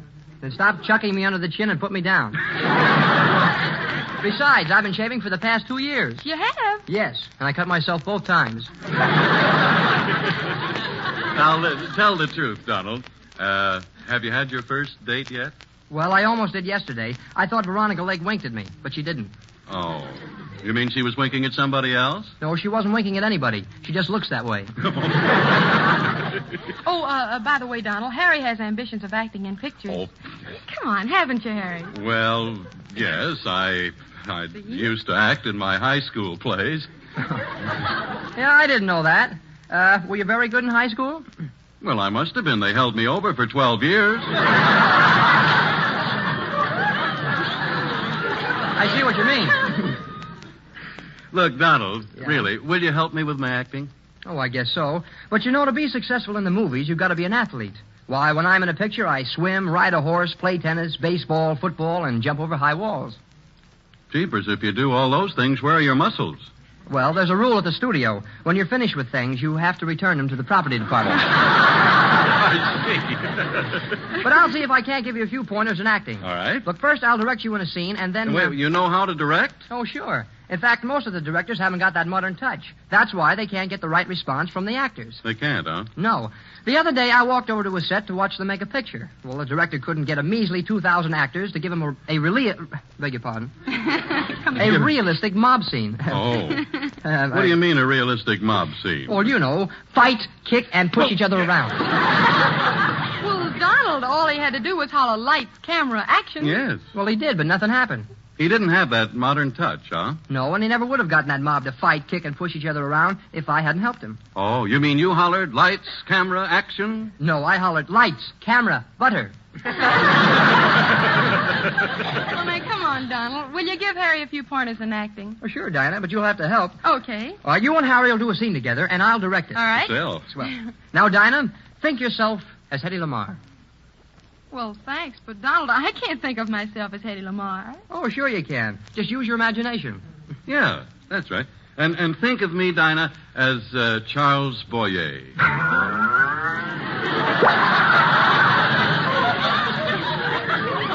What was that? What was that noise? What was that? Dinah's imagination. Oh, is that? Well, anyway, I want to be Charles Boyer. Okay, Harry, you're Charles Boyer. Now, here's the scene. Yeah. You're filling your pipe with tobacco as Dinah comes in and says, "Ah, Charles, hold me close on a child and kiss me." You know, well, what shall I do with my pouch? Huh? I said, what shall I do with my pouch? Well, hold it in if you can. Now, on with the scene. Listen, Donald, I think you better give us an idea first. All right. I'll do both your parts. Okay. Yeah. Jenny, come with me to the Casbah. Come with me to the Casbah. No, Peppy, no. Oh, yes. Come with me to the Casbah. No, I am too young. I cannot go to the Casbah or any other bar. Oh, my darling, play away with me. Donald. All those wonderful nights in the bank. Donald. All those wonderful nights in the bank. Please, Donald, please. All those wonderful bank nights. What do you want, Harry? Look, Donald, I don't think that I am the Boyer type after all. How about Gary Cooper? Oh, yeah, Donald. Give us a scene from For Whom the Bell Tolls. Okay, but you'll have to help me, Dinah. All right. All right. Now, then, the scene is between Gary Cooper and Ingrid Bergman. Mm-hmm. I must go now. I must blow up the bridge. No. I must blow up the bridge. No, not yet. Yes, I must blow up the bridge. No, not yet. Yes, I must blow up the bridge. No, not yet. Oh, for heaven's sakes, let him blow up the bridge. We can go home. Harry, just for that, I'm not going to introduce you to Dorothy L'Amour Sarong. Oh, is that so? Yeah. Is that so? Well, Donald, listen, I think you're too young to be an actor, and I don't even believe you know Dorothy Lamour. You don't think I know? You don't? No. Oh, I don't, huh? Well, here's a picture of Dorothy Lamour fervently bending over me and giving me a great big kiss. Where? Just take a look at that picture. Go ahead. Yeah, well, I see Dorothy Lamour bending over and kissing somebody, but how do I know it's you? Well, if you look closer, you'll see my initials on the baby carriage.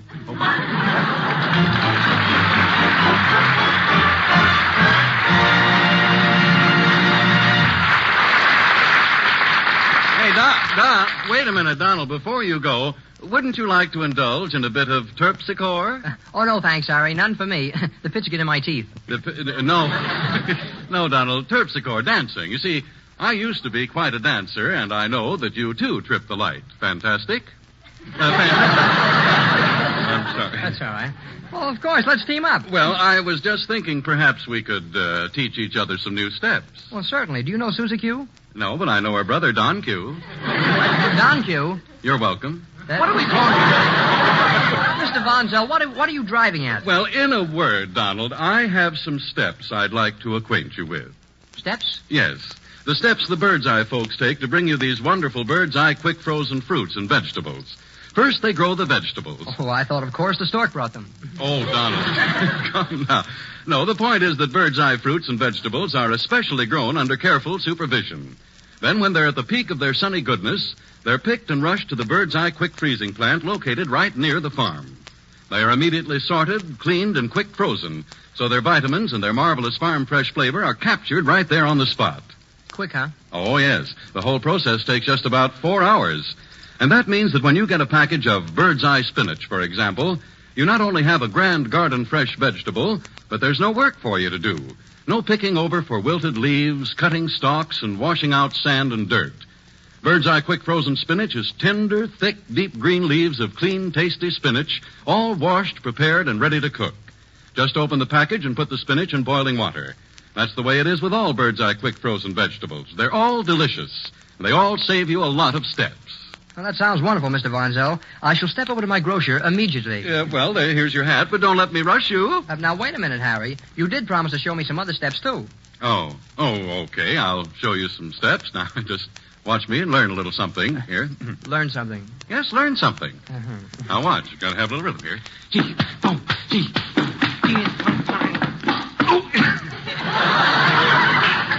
I bent it a little, but what did you think of it, Donald? You slitched, didn't you? I certainly did.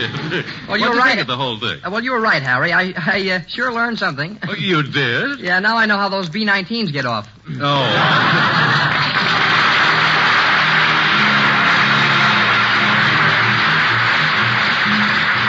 Let's say you're sitting in a diner on a cross-country train going through one little town after another, and you press your nose up against the glass and look at America roll by. And the miles of scenery become one city block in most any town, and nearly every window has a little white flag with a blue star, maybe 2 or 3. Most of us these days are getting mail from the men those little stars symbolize, and it's cute the things they talk about. An old collie dog, or the high school football team, the smell of green corn packed away in the silo, and purple vineyards and white cotton fields and real lemon pie. And they talk about music, too, because a fella can be away from home and hear a tune, and presto, he's home again. So I brought along a couple of songs this fella talks about. If that's the way you want it, baby, baby, that's the way it's gonna be. I'll wait for you forever, baby. I'll wait because I'm sure you're waiting for me. The day will come, I don't mean maybe, when you'll be mine, but definitely. If that's the way you want it, baby, baby, that's the way it's gonna be.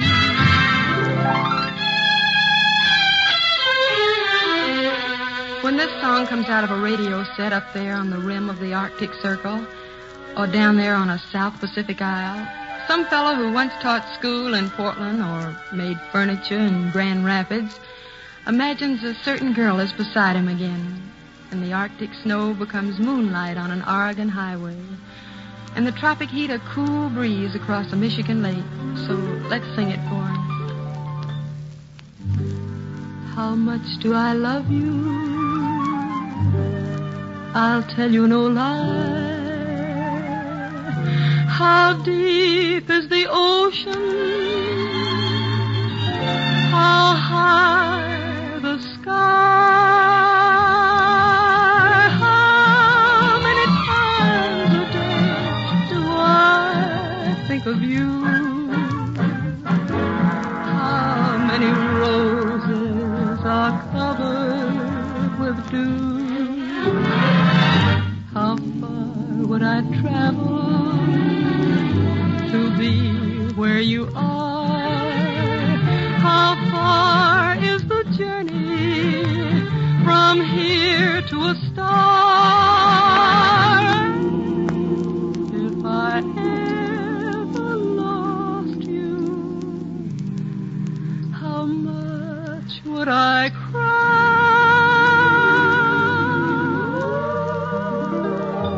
How deep is the ocean? How high is the sky? How deep is the ocean? How high the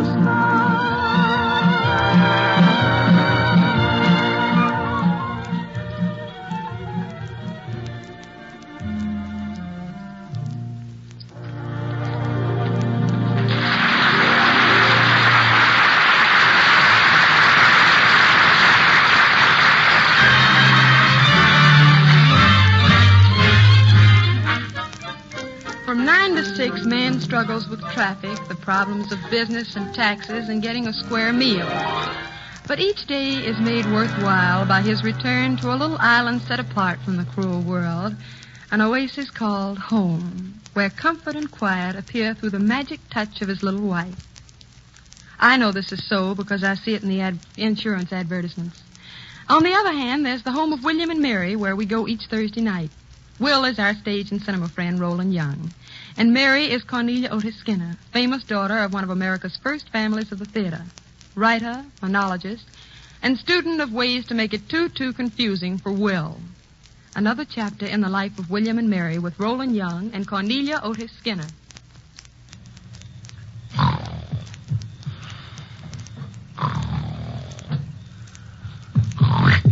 What? What, Mary, what? What did you say?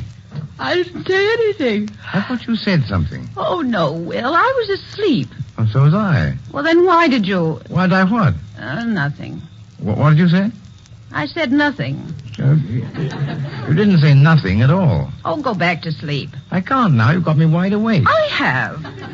You don't think some stranger has? But you were the one who... Well, go to sleep. You wake me completely up and then accuse me of... Go to sleep. I suppose that's a lullaby. Of course, if you're going to pick a quarrel in the middle of the night... I'm not. Then don't. I'm not, I tell you. Shh. Don't tell me. Will. Eh? Will. Mm-hmm. Will. What? Never mind. Oh, good Lord, Mary, can't you keep quiet? I said never mind. But I have minded. What was it? I just wondered if I'd locked the front door. You want me to go see? Oh, goodness, no, only... I suppose I'll have to. Oh, no, please don't get up, Will. I'm sure I locked it. I never don't. I know I locked it.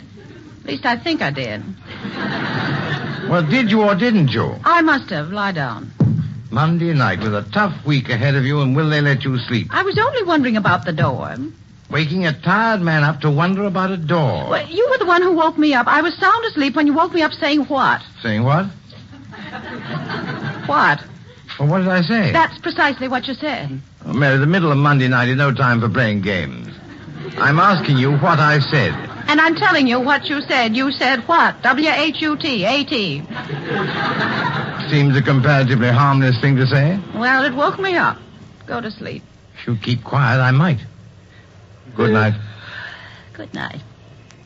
Did you know the Perkins house was broken into the other night? It's a nice bedtime story. Good night. Good night. Who broke into the Perkins house? They don't know. Good night. Good night. Did they get anything? Only the silver. Good night. That's good. Good night. Good night. It seems someone had left the front door unlocked. Oh, Lord, Mary, all right, I'll go. Now, Will, don't be ridiculous. If anyone goes, I'm going, but nobody needs to go because I'm sure I locked it. Anyway, it's cold. Aha. Good night. Good night. What's the matter? Nothing. You crying? No. What are you sniffing for? I was just seeing if I smelt something. You can't see if you smell something. What did you think you saw you smelled? Smoke. Smoke. Now, Mary. No.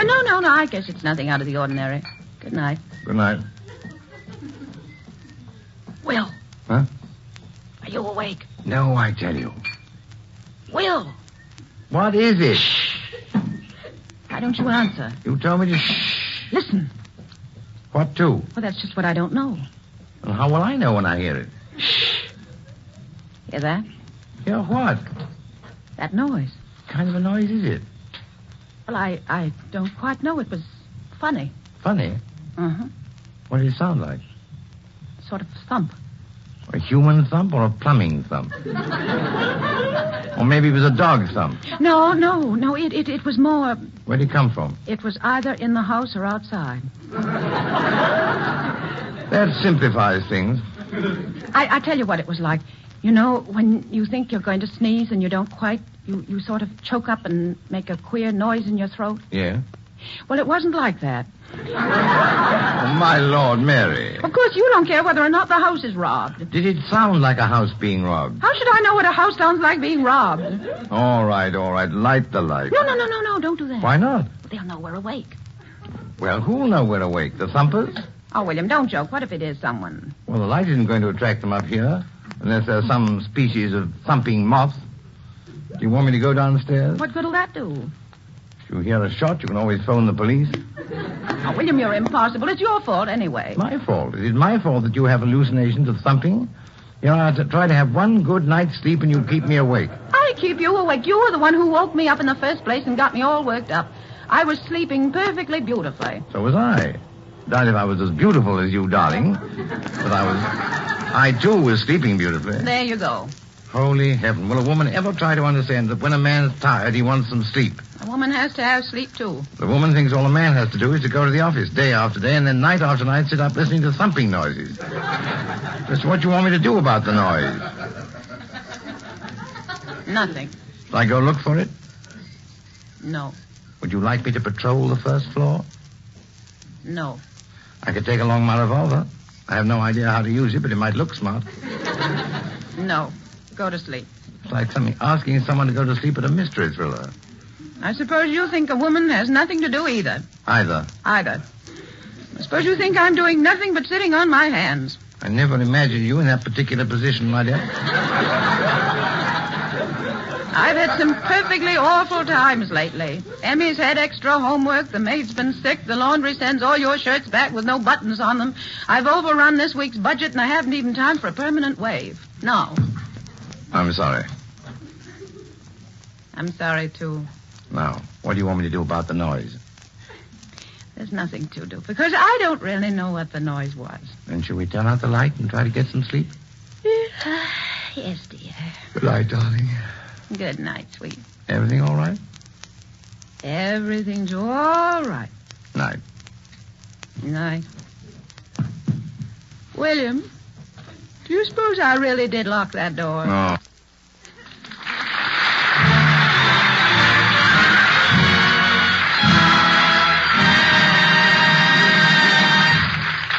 You know, folks, when I sit down to a wartime meal these days, I can't help remembering our family dinner table at home.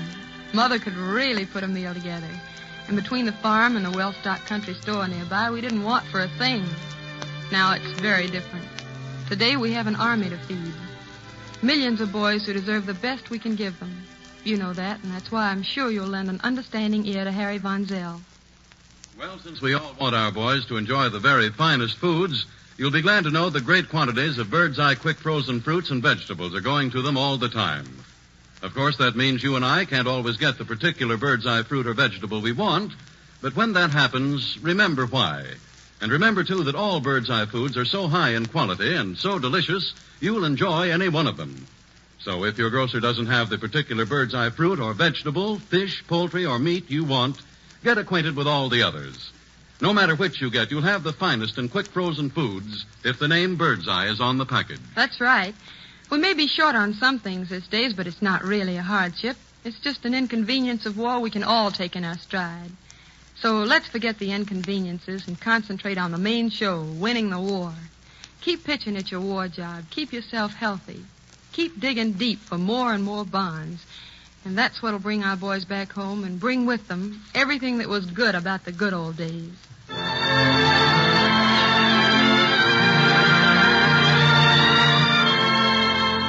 Way back in 1847, a young boy was keeping books for a steamboat firm on the Mississippi River. But debits and credits were not for him. Folks said he was a dreamer who wasted his time writing music. But to his credit are some 150 folk songs that breathe America in every note. One song especially was an 1847 hit, and has stayed up there on the hit parade in our hearts ever since. The boy was Stephen Foster, and along with the Joseph Lilly Singers, here's that famous song of his.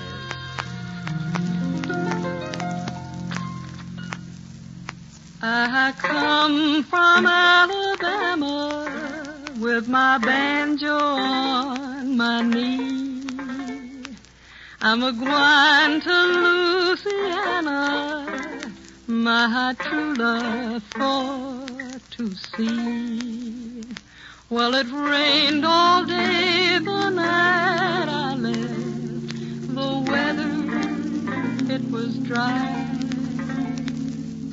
The sun so hot I froze to death. Susanna, don't you cry. Oh, Susanna, don't you cry for me. 'Cause I come from Alabama with my banjo on my knee. Well, I had a dream the other night when everything was still. Thought I saw Susanna come running down the hill. The buckwheat cake was in her mouth, the tear was in her eye. Says I'm coming from the south, Miss Susan, don't you cry. Oh, Susanna, don't you cry for me. 'Cause I come from Alabama with my banjo on my knee. Oh, Susanna, oh, don't you cry for me. I come from Alabama with my banjo on my knee. Oh, Susanna, don't you cry for me. I come from Alabama with my banjo on my knee. Yes, oh, Susanna, don't you cry for me. 'Cause I come from Alabama with my banjo on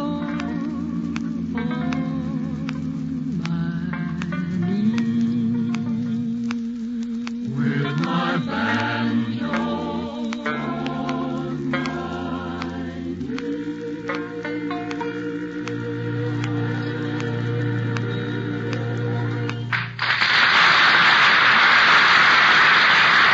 Thanks, Robert Emmett Bowen and Joseph Lilly Singers. And thanks to you folks for giving us a tumble tonight. And by the way, what are you doing next Thursday night? It's just a suggestion, but if you aren't busy, we'll be busy doing our best to please you. Good night, everybody. The Dinosaur program of Cornelia Otis Skinner, Roland Young, Robert Emmett Dolan's orchestra, and the Joseph Lilly Singers will be brought to you again next Thursday by Bird's Eye Frosted Foods. Our guest will be Phil Silvers. Robert Emmett Dolan's orchestrators are Al Sack and Larry Russell. This is Harry Von Zelt saying better bye, Bird's Eye. Goodbye until next week. This is the Columbia Broadcasting System.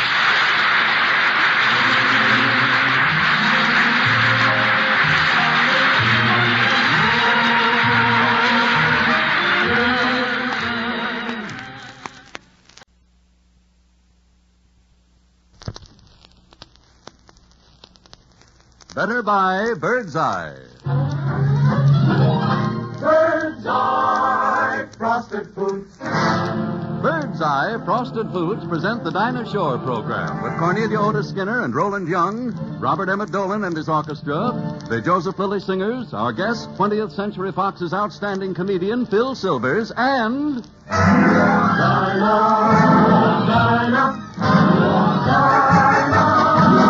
is there anyone finer than Dinah Shore?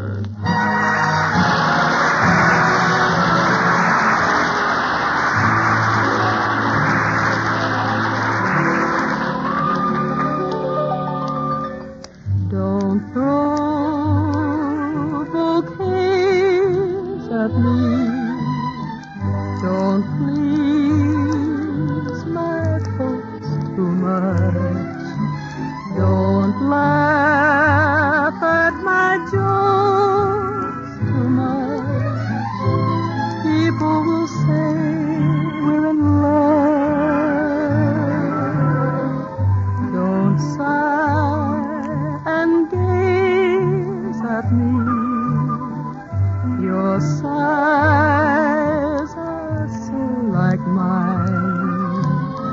Your eyes mustn't glow like mine. People will say we're in love. Don't start collecting things. Give me my rose and my glove. Sweetheart, they're suspecting things. Will say we're in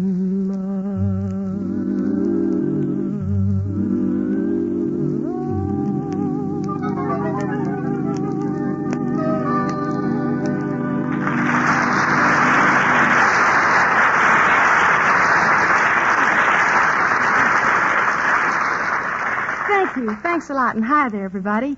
This is Dinah putting down the transcontinental welcome mat and asking you all into the rumpus room for a little soiree. That means party, Harry. Mm-hmm. Hey, Harry, what are you beaming about? Oh, Dinah, that was really swell. Well, thank you, Harry. I'm glad you liked it. Well, I'm glad that you're glad. I'm glad that you're glad that I'm glad. Life can be beautiful. Why, it's Phil Silver. Glad to see you. Thank you. Thank you very much. What a coincidence this is. 2 diners in front of 1 microphone. 2 diners? Yes. You're Dinah Shore, and I'm dying to take you out. There, now, I said it. Oh, never mind that, Phil. Have you met Harry Von Zell? No, I don't think he's ever had the pleasure. Harry, this is Phil Silvers. How do you do? How are you? You are the announcer on this program? Yes, that's right. What do you do, Mr. Silvers? Oh, same as every average American. I wait in dark alleys for butter. You see, Dinah, Harry, as long as you're on your feet, would you mind walking away? Thank you very much. That's a fine boy. After all, why should I dilly with a man when I can dally with a woman? And a beautiful woman at that, if I'm not being too overabundant. Oh, Phil, it's really a pleasure having you here tonight. No doubt it is. Because, Dinah, I'm going to do you a real big favor. I'm going to make you a great singer. Well, thank you, but you mean you're not satisfied with the way I'm singing now? Oh, no, girl. You've got a grand voice. Grand. But the songs... You're not singing the right kind of songs. Oh, well, now, what's wrong with people who will say we're in love? It's too indefinite. Besides, it's got too much music in it, you know, especially for your voice. For your beautiful contralto, semi-quiver, resonant voice. You should sing a simple ditty like Hungarian Rhapsody No. 2. Oh, Phil, that song is much too fast. Why do you fight me like this? I mean... Do you want people to go around saying you only sing slow songs? Well, no, but I... Well, wait. I know what. If that song is too fast, how about singing a nice number like Flight of the Bumblebee? Phil, that song has no words to it. Well, buzz it. Buzz it.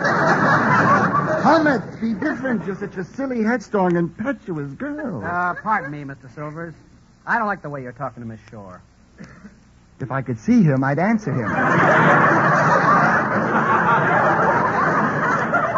Dinah, who is this little man? Phil, this is Robert Emmett Dolan, our orchestra leader. He may be short, but he's one of the finest musicians ever born. Born? He looks more like he was put out by Reader's Digest. Oh, yeah? Well, there's only one reason you're talking like this. You're bigger. Oh, no. There's another reason. Well, what is it?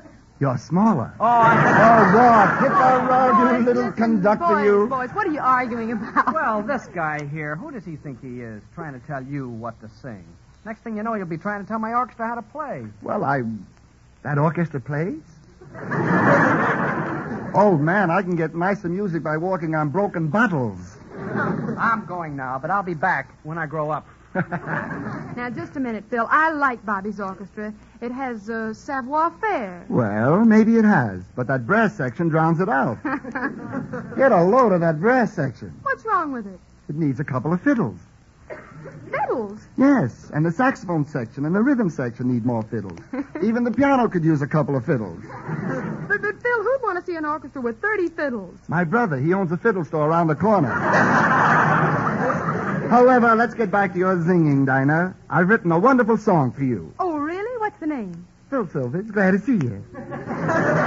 No, not your name. I mean the song. What's it called? Oh, the song. Sorry, I lost my head for a minute. Well, frankly, it's been called a lot of things, but Dinah, it's a great tune. A great tune. Well, you seem to be very proud of it. Well, why shouldn't I be, Dinah? This song is the most valuable thing in my possession. Really? Yes. I wrote it on the back of my ration book. Or is it ration book? Oh, it's optional. Oh, I wrote it on the back of my optional book. Oh, Phil, you didn't really write a song. Now, you're just kidding, aren't you? Come on. Yeah. What do you mean, kidding? I did write one, and I want you to hear it.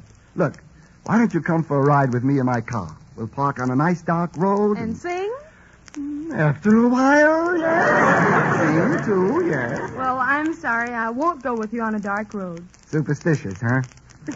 Well, if you doubt my intentions, let's go to a place that's famous for singing. A place where people always sing. Where's that? The Hollywood Bowl. The Hollywood Bowl? At this time of night, there won't be a soul there. Great timing, isn't it? Well, I still don't think you wrote a song. Girl, don't say that. Everybody fights me. This tune is sensational. It tells a real story. Well, it's the story of a girl who loves a cowboy. That's it. The story of a girl who loves a cowboy. But the cowboy loves his horse. So the girl tries to win the boy away from his horse, and she bakes a big, luscious strawberry cake. Now, that's something the horse can't do. This makes the horse mad. So he goes out and eats a bale of hay. That's something the girl can't do. So here we have the cowboy with the girl and the cake on one hand and a horse full of hay on the other hand. He hasn't even got a hand free to call Mr. Anthony. Well, this leaves the cowboy befuddled, so he runs to the big city where he gets a job in a pepper factory. A pepper factory? Yeah, it's a nice, easy job. He just goes around saying Gesundheit all day. Well, the girl leaves him flat. And... Phil, yes? come on, stop stalling. Yeah, Phil, listen, let's hear that song you're bragging about. I don't believe you. Don't Come get your on. attitude. Come on, Phil, sing it now. Well, Let's if hear it. I'm... Ah, pretty girl is like a melody. Phil, hey, please, Phil. I'm sending I know, myself. but See you Phil, later on. Phil, that song was written by Irving Berlin. How do you like that? What's the matter? They said the same thing when I wrote God Bless America. Who can you believe in? Everybody fights me. And they need...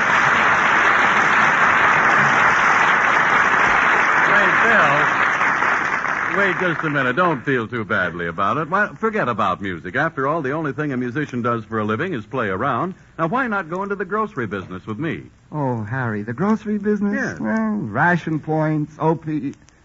Or is it ration points? It's immaterial. Oh. Immaterial points, OPA, income taxes, empty shelves. Well, I need a grocery business like I need a hit in the head. Uh-oh. Well, you're in it now. There goes the phone. Okay, I'll take it. Silvers and Bonzel, groceries we wish we had to sell. What's that, lady? 2 pounds of bacon. Oh, kid, you're a dreamer. Hey, Phil, do you know there's a customer in the store? Be quiet. Maybe she'll go away. Well, one of you gentlemen wait on me, please. I don't want too many things, honest. Watch it, Harry. If we sell anything, we're out of business. I just want a package of Bird's Eye quick frozen vegetables. Remember what I told you, Harry? Okay. Look, lady, no, you wouldn't want any Bird's Eye quick frozen vegetables. No, you wouldn't want any. After all, Bird's Eye are only the finest of vegetables, grown under careful supervision on the best farmlands in the country. No, you wouldn't want any. Oh, but if they're grown on the best farmlands... Oh, lady, be democratic. Get the stuff that's grown anywhere. Oh, but Birdseye Quick Frozen... Quick frozen? Who wants quick frozen foods? Birdseye Quick Freezing only seals in all the vitamins and farm fresh flavor. Sure, and who wants vitamins? Who wants to be healthy? Now, look, it's been a long, hard day, and I'm tired. And I know that since Birdseye vegetables are all cleaned and prepared and ready to cook, they'll save me time and work. Why, all I have to do is pop them from the package into the boiling water. Now, come on, give me a package. Sure. Birdseye saves you up to 27 minutes preparation time to be true. But you wouldn't want to miss those nice long hours in a hot kitchen cleaning and sorting vegetables, desanding spinach, depotting peas, debrustling sprouts. Well, I certainly would. I'd take Birdseye vegetables at any price. Price? But Birdseye Quick Frozen vegetables save you money. These farm fresh foods usually cost you less per serving than market fresh foods. But what's money? Yes. What's money? If you stop thinking about it, it'll go away. I still want them and make it Birdseye peas. Oh, all right. But I'm warning you, you're only going to love them. Boy, see, that was close. Yes. Think what would happen if we really tried to sell the stuff. Yes. Bedlam.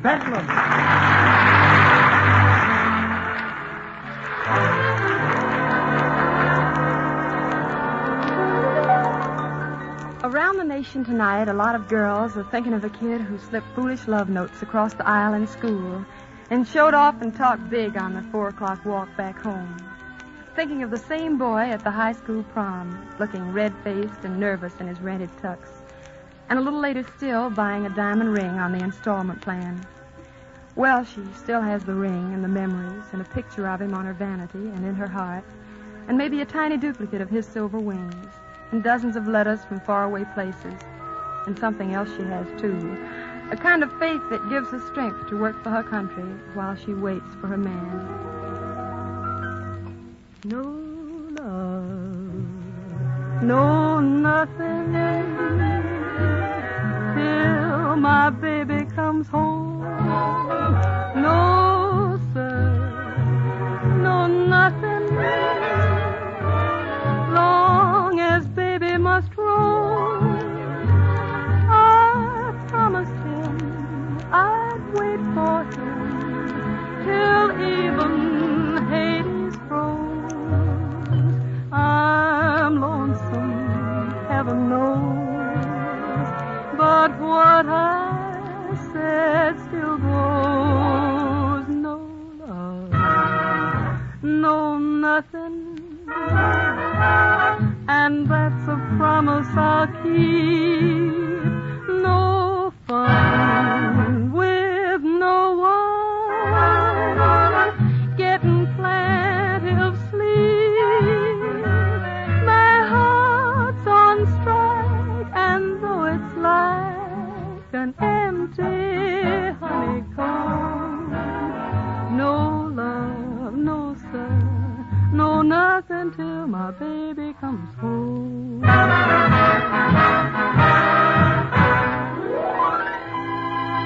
Of course, there's another angle to this topic of a girl waiting for that fellow overseas to come back. Take the girl who was just starting to make headway in the romance department when the USS something or other weighed anchor, and this lad, who promised a postcard from Australia or a necklace of pearls from the South Pacific, just gets so busy that she hears from him only through Navy communiques. You know, a girl can put up with that sort of thing only so long, and she gets ideas like this. Once in a while, will you try to give one little thought to me? Though someone else may be near your heart. Once in a while, will you dream of the moments I shared with you? Moments before we two drifted apart. Love smoldering ember, one spark may remain. If love still can remember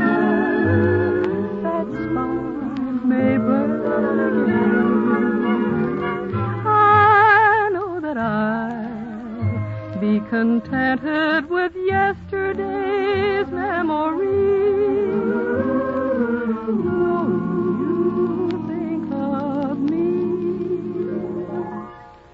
once in a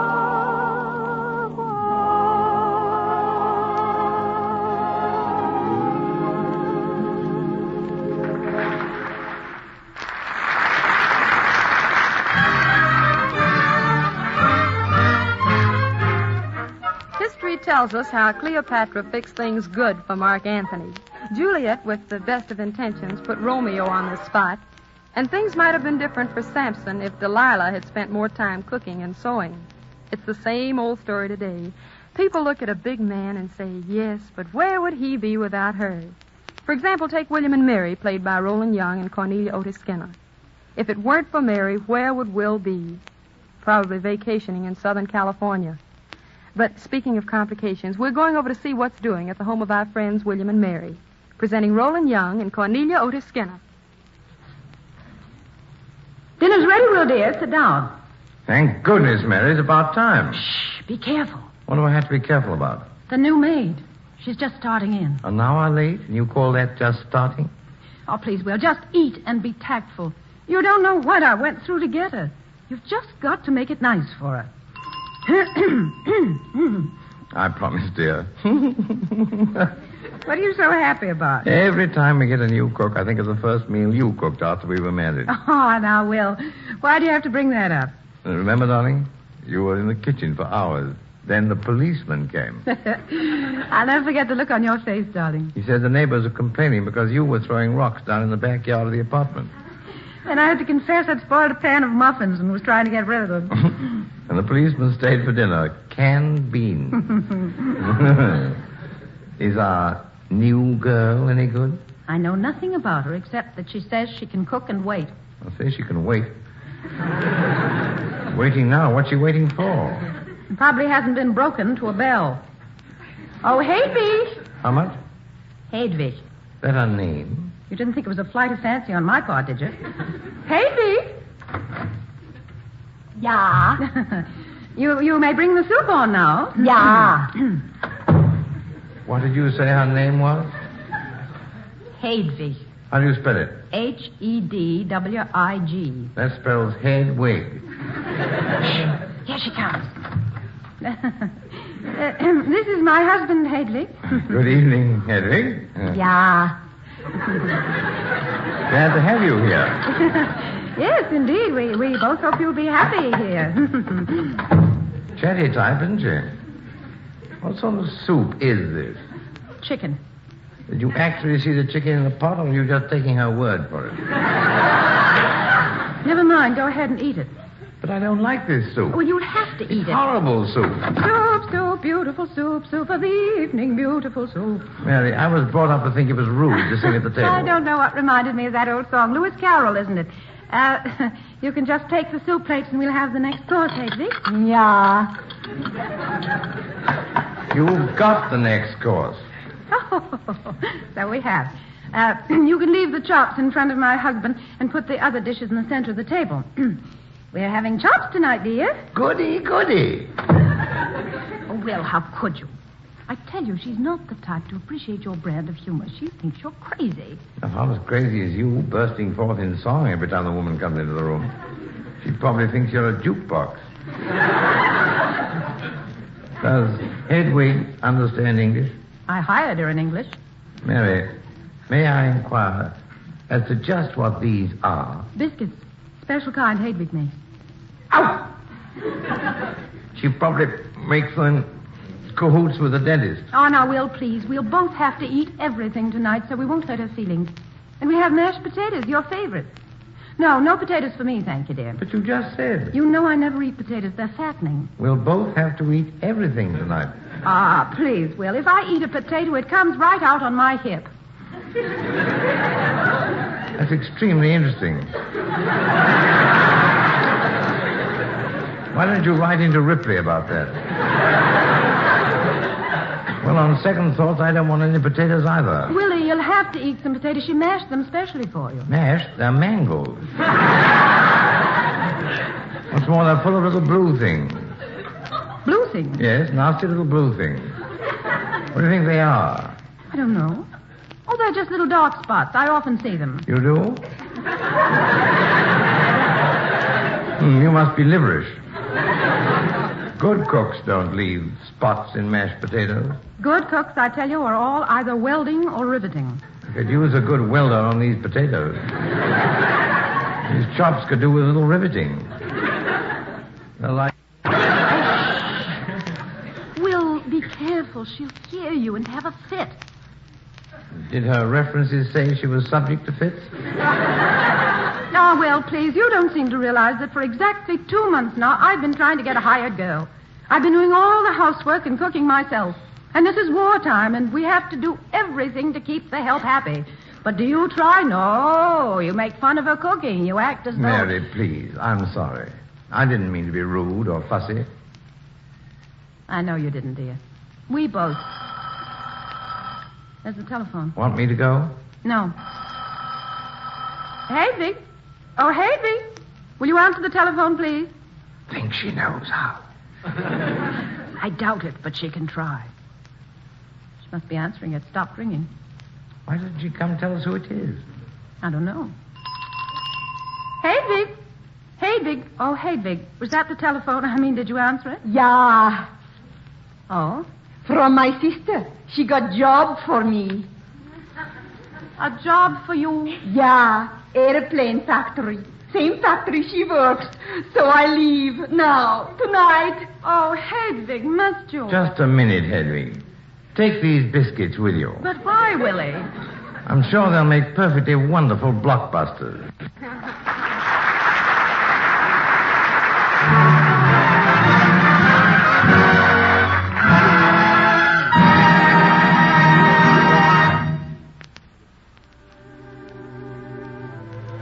There's nothing more welcome to any of us than good news about our boys in uniform.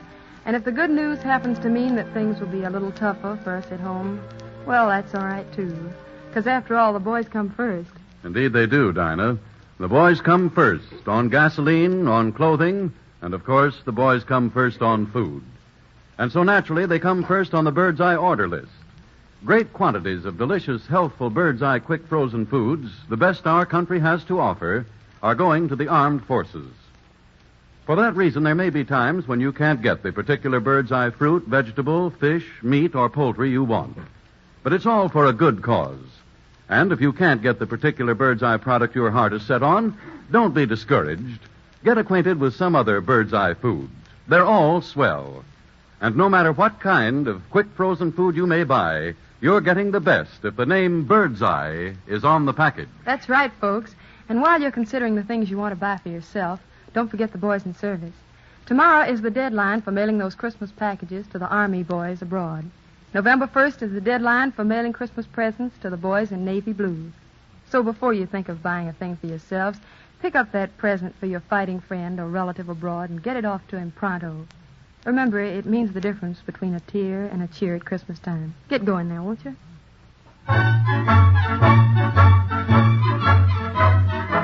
Okay, everybody, let's do a song right now for all the folks from Ireland. Come on, O'Reilly, O'Hagan, O'Toole, O'Rourke, Lanahan, Shanahan, Duffy, McGurk, Finnegan, Flanagan, O'Connor, and Burke, and the rest of the New York City Police Department. City officials everywhere and sons and daughters of the Shamrock. With the Joseph Lilly Singers, here's that fine old Irish song, The Kerry Dance. Oh, the days of the Kerry dancing, oh, the ring of the pipers too. Oh, for one of those hours of gladness, gone, alas, without you too soon. When the boys began to gather in the glen of a summer night, and the Kerry pipers tuning made us long with wild delight. Oh, to think of it, oh, to dream of it, fills my heart with tears. Oh, the days of the Kerry dancing, oh, the ring of the pipers too. Oh, for one of those those hours of gladness gonna last with our youth too soon. When the boys began to gather in the glen of a summer night, and the carry pipers tuning made us long with wild delight. Oh, think of it, oh, to dream of it fills my heart with tears. Oh, the days of the carry dancing, oh, the ring of the piper. Oh, for one of those hours of gladness gonna last with our youth too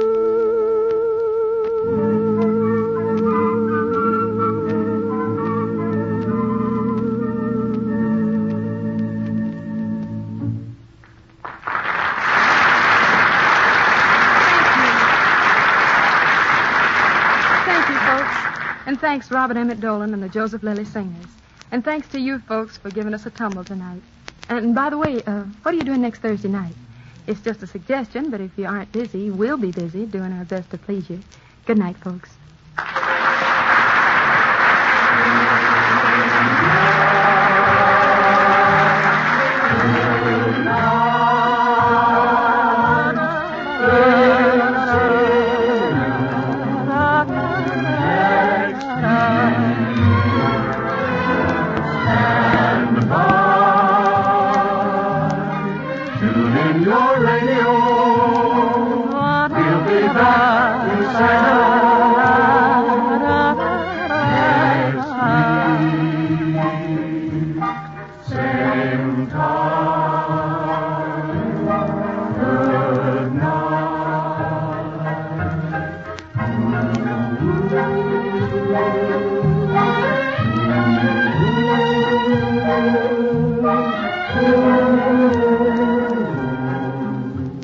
The Dinah Shore program with Cornelia Otis Skinner, Roland Young, Robert Emmett Dolan's orchestra, and the Joseph Lilly Singers will be brought to you again next Thursday by Bird's Eye Frosted Foods.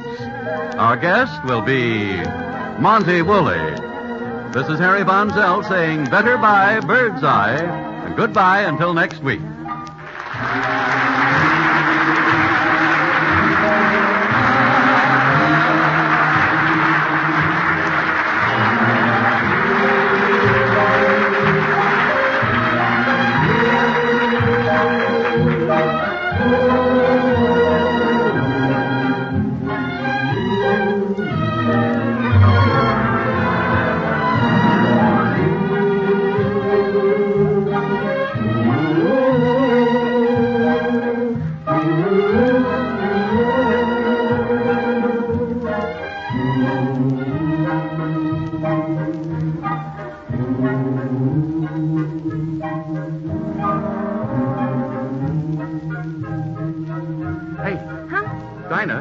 Dinah, pardon me, but may I use this microphone? Oh, no, Harry, because I'm going to use it. This is an emergency, Dinah. Oh, well, now, look, don't get excited, Harry. We'll be off the air in a few seconds, and I want to... Well, Dinah, that's just it.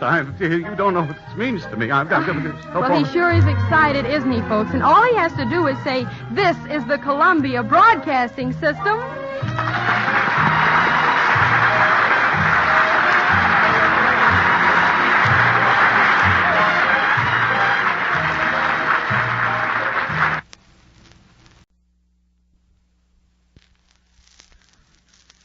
Better buy Bird's Eye.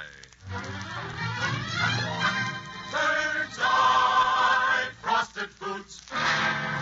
Bird's Eye Frosted Foods present the Dinah Shore program with Cornelia Otis Skinner and Roland Young, Robert Emmett Dolan and his orchestra, the Joseph Lilly Singers, our guest, 20th Century Fox's outstanding comedian Phil Silvers, and... Dinah!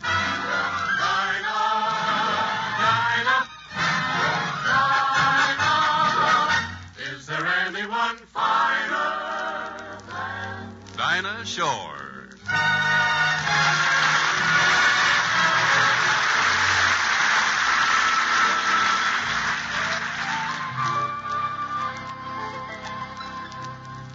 I'll be home for Christmas. You can plan on have snow and mistletoe and presents on the tree. Christmas Eve will find me where the love gleams.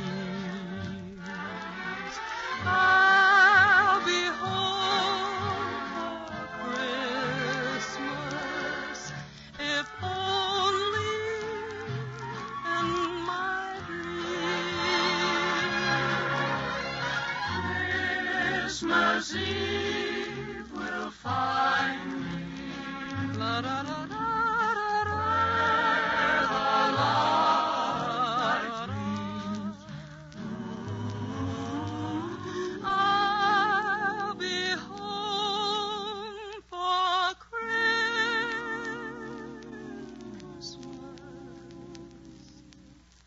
if only in my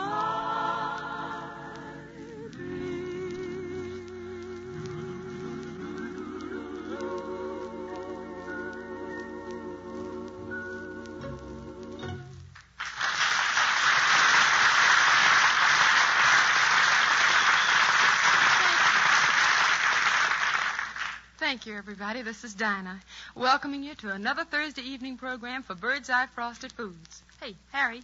Yes, Dinah. Harry, while I go over and talk to Joe Lilly about that number we're going to do with the chorus, would you introduce our guest star for this evening, Monty Woolley? Oh, sure, Thank Dinah. you. I'll be right back. Okay. Ladies and gentlemen, at this time, we... Harry.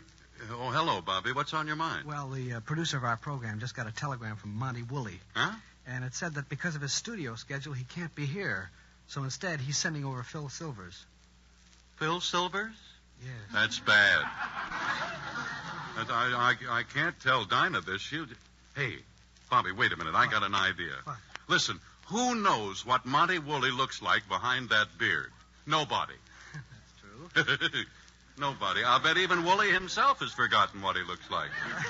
Well, what are you getting at? Well, now, you just watch. Say, Dinah, Yes, Harry. I'm going to... Well, why don't you introduce our guest star, Gee? We've been Well, I'm waiting. going to do that, Oh, okay. but there's something that I wanted to tell you first. What is it? Monty Woolley has shaved off his beard. His beard?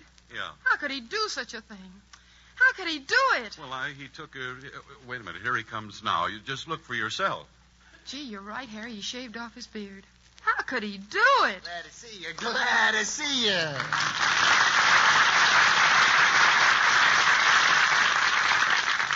Hello, Harry. You boy, you. Hello, Dinah. You girl, you. How could you do it? Oh, it was nothing. They told me you needed me, and here I am, raring to go. Just had a big, thick, juicy steak. How could you do it? Oh, I forced myself. And now for some laughs. How could you do it? Oh, it's nothing. I just put on my red nose and baggy pants, and away we go, laughing and screaming. I laugh. What are you staring at? How could you do it, a man of your popularity? How could you do it? How could you do it? How could you do it? What did you have for lunch? Parrot? You know, all those people loved you just the way you were. How could you do such a thing? Dinah, what did I do? With a face like that, how could you shave off your beard? My beard. Yes, your beard. What beard? Will you tell me what this is all about? Oh, that beautiful beard, that wonderful beard, that gorgeous beard. Beard, beard, beard. Dinah, will you stop beating around the bush? Oh, that's clever. Why do I say what they write? Fool.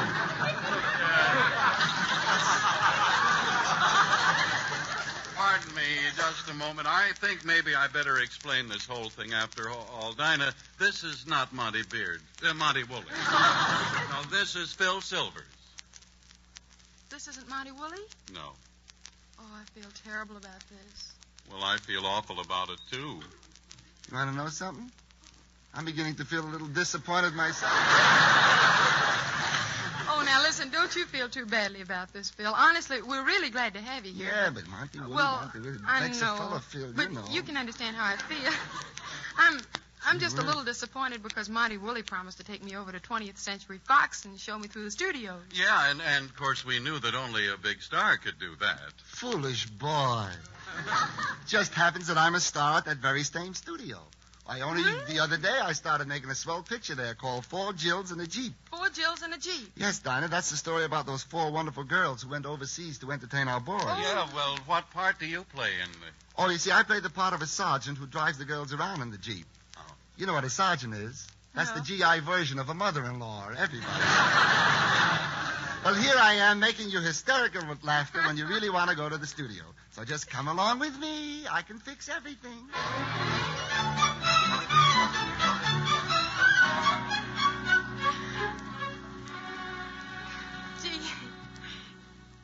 Gee, Phil, I'm really excited about watching them make movies at a studio. Oh, I'm glad you're happy. Oh, Dinah, there's the studio building right over there. Oh, Harry. Look at all the stars' names up in lights. Yeah, look at them. Tyrone Power, George Montgomery, Henry Fonda, Gene Tierney, Geraldine Noonan, B.S. Pulley, Sid Breckner, Malachi Kelp, Rufus. See, Phil, where is your name on the thing there? Keep reading, keep reading. Oh, I see Phil's name up there in lights. Harry, there it is. Oh, that's right. Hey, what's that? Oh, look, Phil, your name just went out. How do you like that? Every time they put my name between Betty Grable's and Alice Faye's, it blows a fuse. Well, never mind, kids. Come on, Ron, and I'll take you into the studio. Just follow me. Careful now. Gee, it's cold and damp down here. You know something? This is like the Phantom of the Opera. Yeah, if we keep on, we might run into Nelson Eddy. And Harry's little baby like something and something. Hey, Phil. Lost my head for a minute. Watch yourself now. Well, here we are in the studio. I can see that, Phil, but there's one thing I don't understand. Why did we have to come in through that manhole? Oh, you poor girl.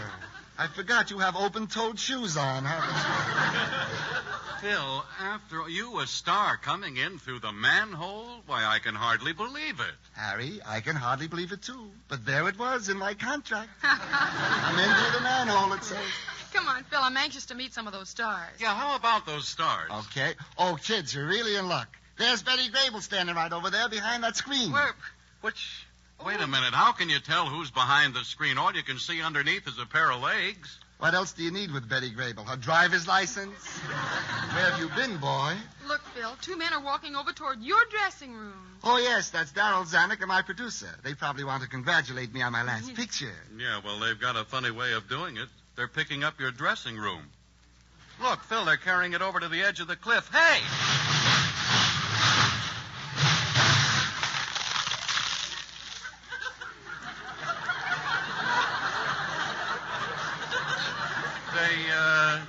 They trun it over. That's a strange way to act, throwing my dressing room over the cliff.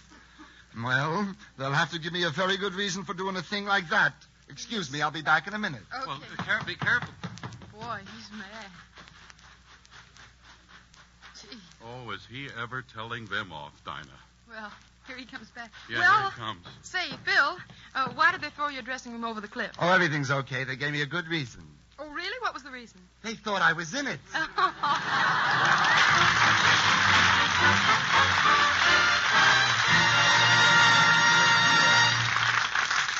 Next week, Phil, you know, working with you this way reminds me, I dreamed last night that I died. Oh, Harry, why do you say such things? Well, why? I did. But you were in the dream, too, Phil. It was so real. You see, I had just died, and I floated through space until I came to a big gate. And there you were, standing at the entrance, holding your hand out to me.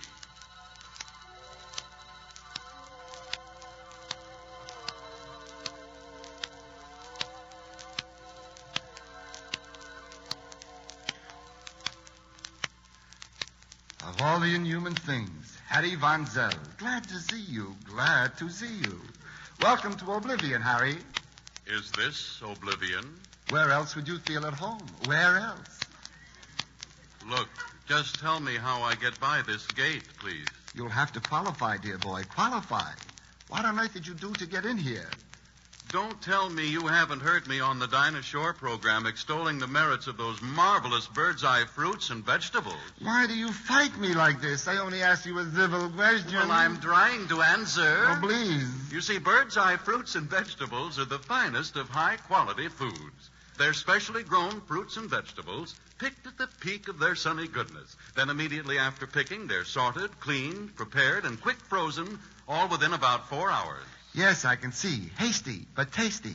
That's quick. What did you say? Quick frozen. Oh, no, Harry. Oh, yes, they are. That's the point. Bird's eye quick freezing seals in all that fresh from the farm flavor. The vitamins and minerals captures the goodness of these grand fruits and vegetables right on the spot. Stop it. Stop it. But just look at this package of Bird's Eye quick frozen spinach I brought with me. Every leaf tender, clean, and crisp. No sand, no grit. It's all ready to pop out of the package and cook. With no waste, no work for you. A saving of about 20 minutes preparation time. The grandest spinach ever.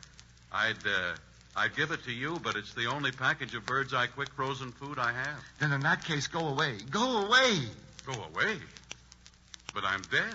Where can I go? Brother, you're in the wrong place. If you don't want that frozen spinach to thaw, take it and go to... What? Heaven. Thank you. Fooled you, you fooled you.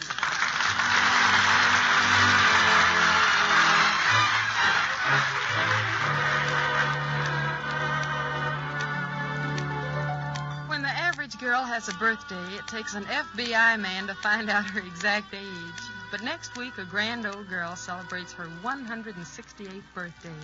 And I'm speaking of the Navy.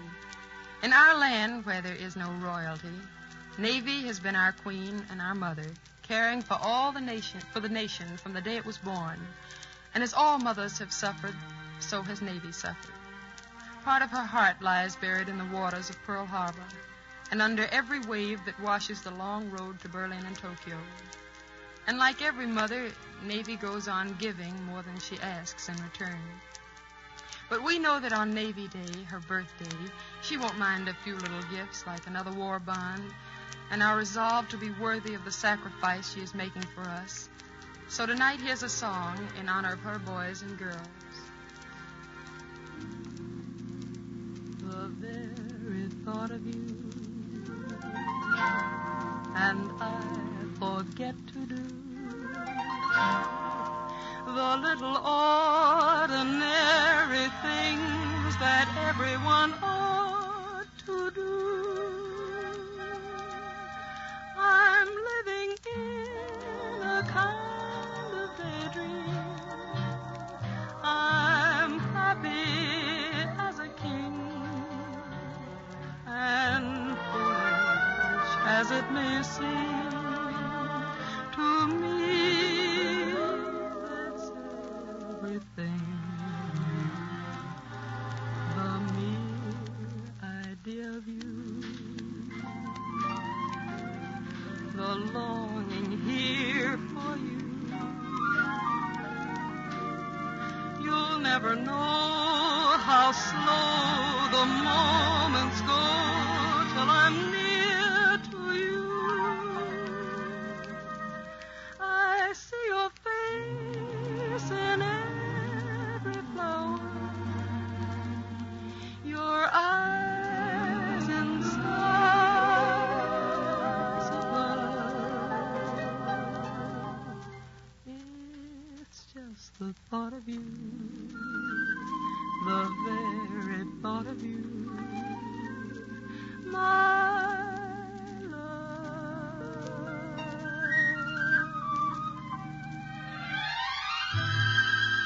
These are the days when the apples are red and the pumpkins are like nuggets of gold lying among the rows of corn shocks that resemble little tent cities. The rain that falls is trying hard to become snow. The nights are sharp and the mornings are crisp with the bluest of autumn skies. Blue skies smiling at me, nothing but blue skies do I see. Bluebirds singing a song, nothing but bluebirds all day long. Never saw the sun shining so bright. Never saw things going so right. Noticing the days hurrying by. When you're in love, my, how they fly. Blue days, all of them gone. Nothing but blue skies from now on. Never saw the sun shining so bright. Never saw things going so right. Noticing the days hurrying by. When you're in love, my, oh my, how they fly. Blue days, all of them gone. Nothing but blue skies from now on.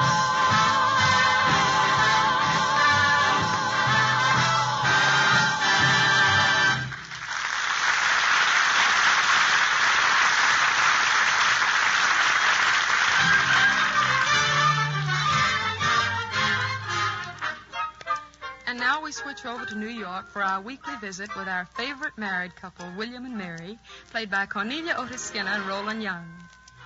It seems that very early this morning, Mary got the idea that the living room would look much better if it were decorated with some autumn leaves. So nothing would do but that William must get up at 6 a.m. and accompany her to the country to gather some. Will's had a pretty rough day of it, and as the scene opens, we find them on a suburban train returning to New York. So let's go see William and Mary. Mary, Oh, hello, Will. Where have you been? I've been for a walk through 7 cars looking for a seat. Didn't you find any? Yes, but unfortunately I was too little and too late. Oh, Willie. Mary, we still have almost an hour before we get to New York, and my feet are killing me. Oh, poor Willie.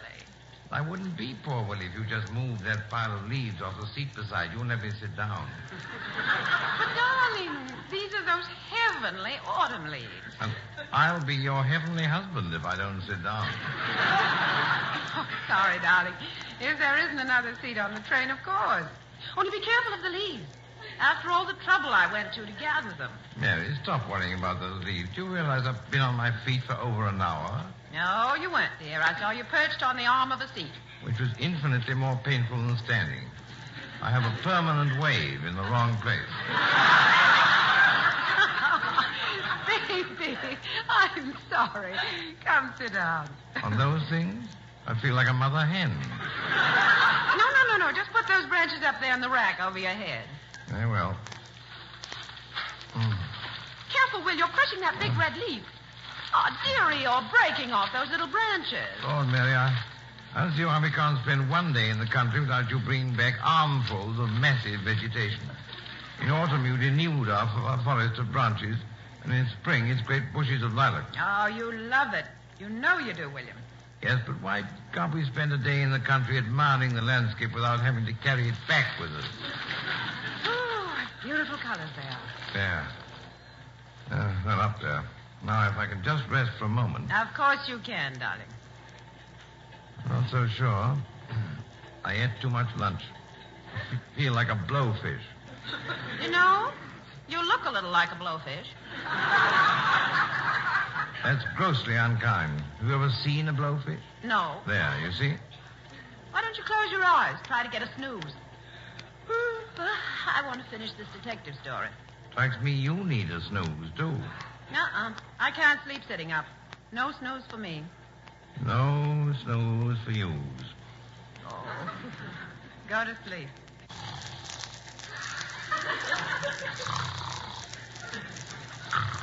Oh, Will, look. What? Where? Look at what?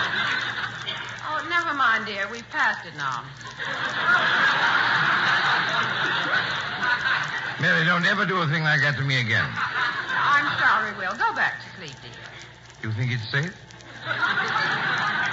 Yes, but I don't know how much time you'll have. My watch says nearly 6. Is it going? No. Then it must be right. Wish I could sleep sitting up. Why can't you?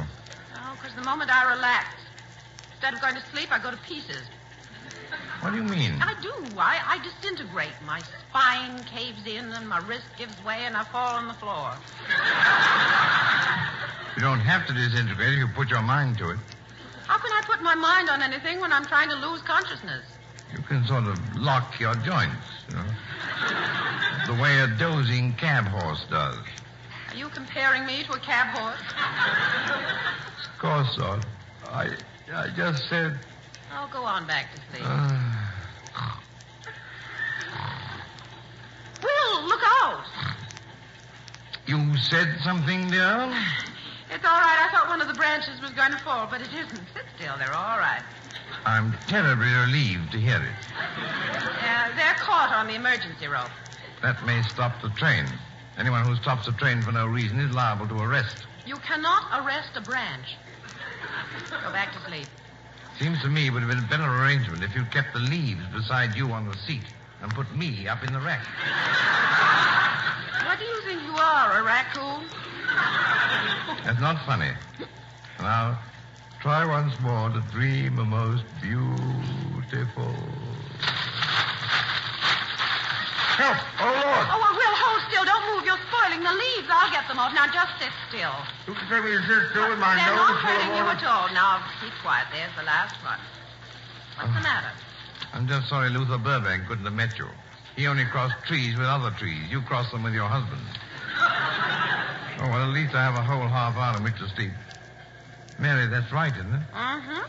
It's a through train. We're due in New York in half a... Centerville. Change here for New York. 2 minutes to catch New York train on next track. Change for New York. Oh, come on, Will. We only have 2 minutes. Hurry. All right, I'm coming. But you said this was a through train. Well, yes, dearie, but the timetable must have been wrong. Come on, Will. Unless we hurry, we'll never find a seat in the other train. We won't anyhow. Here we are. You see, there are lots of seats. Sit down, Will, and relax. Mary, if you say that once more, I think I shall jump out the window. What?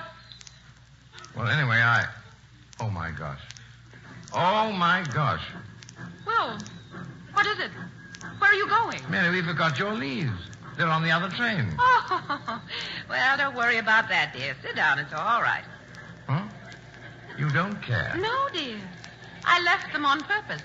You what? Yes, Will. I suddenly realized I was being very silly. After all, we have plenty of leaves in our backyard at home, so why bother with any more? Mary, it's at times like this that I know you're divine. Oh, Will, darling, really? Mm-hmm. No mere mortal could be so incredible.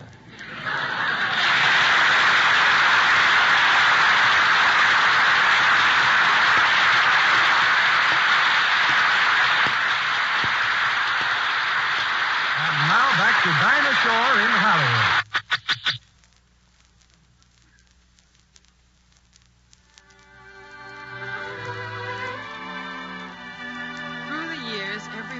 Son has given her boy the best she's got, in tender care, wise advice, and, of course, good home cooking. Now, many of you find your boy in uniform, and you'll be glad to know that when it comes to food, the armed forces are taking up where you left off, giving your boy the best food this country has to offer. I know because, among other fine foods, great quantities of bird's eye frosted foods are being served to the boys in camp. Delicious, farm-fresh vegetables. So rest assured, your boy is still getting the best. You bet he is, Dinah. And that's the reason, ladies and gentlemen, that when you go into your grocery store or delicatessen and ask for a specific bird's eye product, you may not always be able to get it. But when that happens, remember why, and get acquainted with another bird's eye fruit, vegetable, fish, poultry, or meat instead. They're all equally delicious. Just be sure when you look in the Frosted Foods case to make your selection that you choose the package with the name Bird's Eye on it. To make certain of the highest quality in frozen foods, remember, better buy Bird's Eye. Remember, too, that every bit of food is precious today, a fighting force that keeps our allies and our boys on the march and keeps our home front workers healthy. Don't waste food if you don't want to waste time in finishing the war.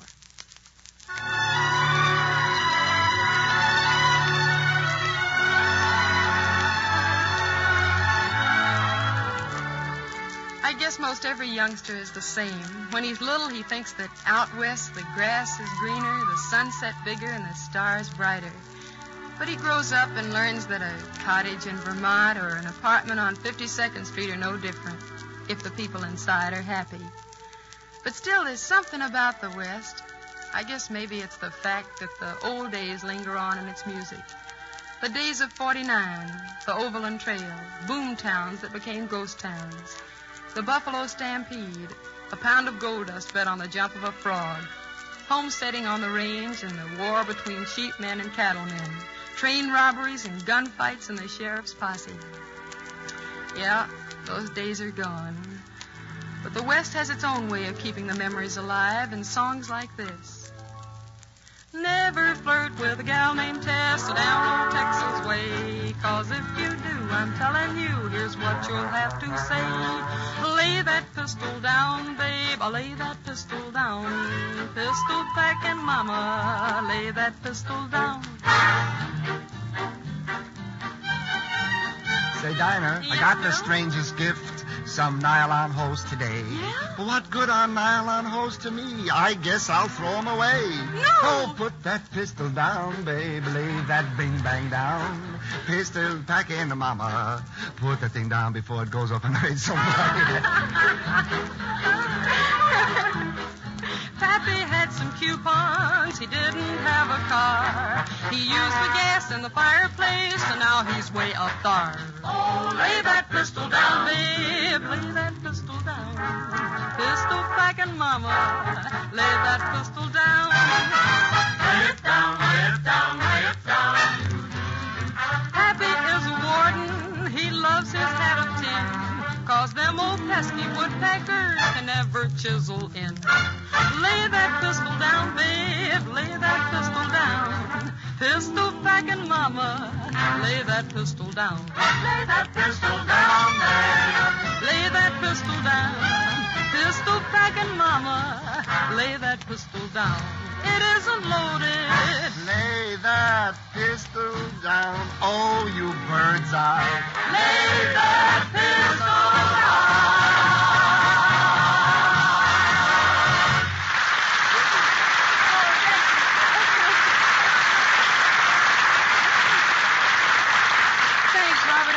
And the Joseph Lilly Singers. And thanks to you folks for giving us a tumble tonight. By the way, what are you doing next Thursday night? It's just a suggestion, but if you aren't busy, drop in, because we'll be looking for you. Good night, everybody.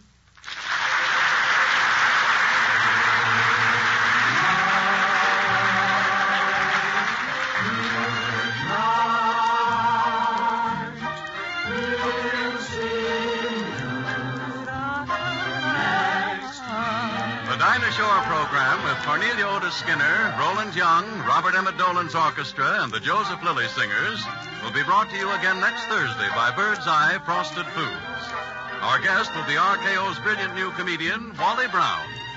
This is Harry Von Zell saying, better buy Bird's Eye. Goodbye until next week. Harry, do women always have the last word? Well, when there's an argument, Dinah, yes. But there's no argument here, is there, Dinah? No, Harry, there isn't. So, I get the last word, don't I, Dinah? Yes, Harry. Okay.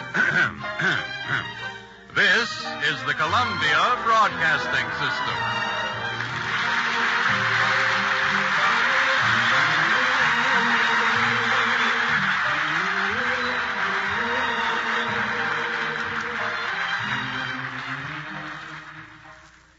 Better buy Bird's Eye.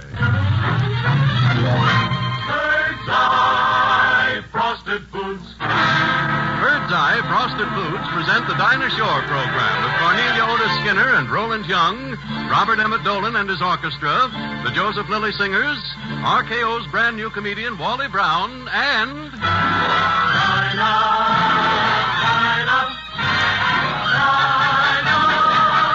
Is there anyone finer than Dinah Shore?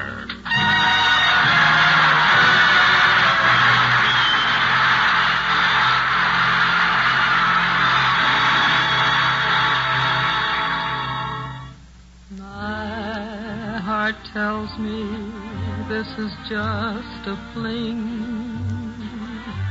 Yet you say our love means everything. Do you mean what you are saying? Or is this a little game you're playing? My heart tells me I will cry again.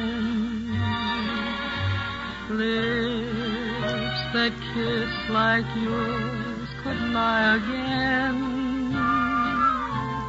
If I'm fool enough to see this through, will I be sorry if I do? Should I believe my heart or you? My heart tells me I will cry again. Lips that kiss like yours could lie again. If I'm fool enough to see this through,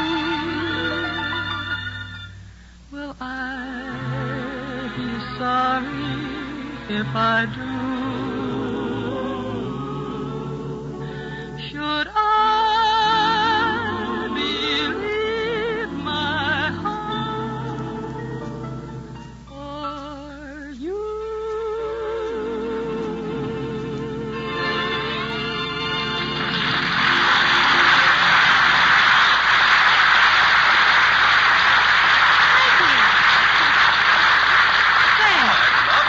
Thank you. And hi there, everybody. This is Dinah, all set for a Thursday evening of music, laughs, and merriment. Hey, guess what I'm thinking about, Harry? Christmas? Uh-huh. But for tonight, I'm thinking of that man who's back again, Wally Brown. Oh, no, I don't want him for Christmas. Well, whether you want him or not, here he is, RKO's gift to the comedy world, currently co-starring in the new musical 7 Days Ashore, Wally Brown.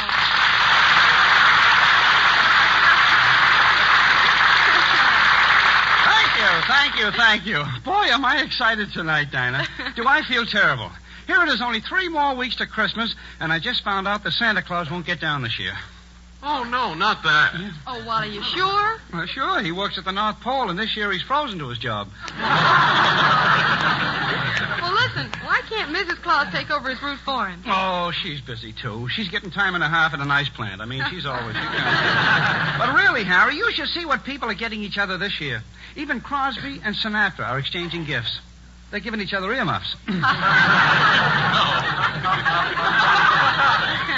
Yeah, and Churchill and Roosevelt are sending Stalin a gift. Well, what is it? A second front. And Hitler hopes it's labeled "Do Not Open" before Christmas. Oh, bet he does. Well, listen, Wally, let me know when you get your Christmas tree. I'd like to help decorate it. Oh, believe me, you'd look good on it, too. Where am I? Oh, yeah, the radio. Oh, yeah. Listen, how about your Christmas cards, Wally? Oh, I got those. I got some 5-cent ones and some 10-cent ones. What's the difference? Well, the 10-cent ones fit the envelopes. I mean, you... In fact, I'm sending cards to all my friends. Here's one I've got from my laundryman. Christmas comes but once a year. So do my shirts. And I hope he heard me. You'd better be nice to your laundryman, Wally. After all, he's your last hope for a white Christmas. Wally, did I understand you to say that you got gifts for all of us? Everybody? Everyone? You did? Yeah. Yeah, I'm a kid about these things. I wonder, would it be asking too much if I asked you what you got for me? Oh, no, Harry, not at all. I got you a pair of those, they're imported, you know, all the way from the, you can wear them on your, they're fur lined, too, I mean, with the, this time of the year, you'll need them.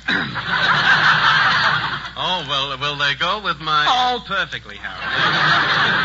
Well, Wally, really, you shouldn't have done it. Oh, well, don't worry, I didn't. For heaven's sake, how did I get into there? I don't know. Really, they don't even fit you anyway. But I really sent Dinah a swell gift. Oh, you did. Is it expensive? I'll say it. Took all my money to pay the COD. But Dinah, if you knew the trouble I went to, why, you should have seen the crowd in those stores. Everybody was buying. Everybody was buying. No one was paying, but everyone was buying. And all those people all trying to do their Christmas shopping early. You know, I got a brother who was arrested for doing his Christmas shopping too early. They found him in the store before it was open. I mean, he was clever, though. He was really clever, really. He could walk into any music store, pick up any instrument, walk right out with it. Did you finally get where you wanted to go? Yeah, a woman carried me up to the 5th floor. She thought I was one of her bundles, and you talk about crowds and lines. Why, you know, some people are waiting at the wrapping counter so long they were getting their Social Security checks mailed to the store. It was awful. I saw one little kid, he was crying. I said, gee, what's the matter? Are you lost? He says, no, I was born here. People all over.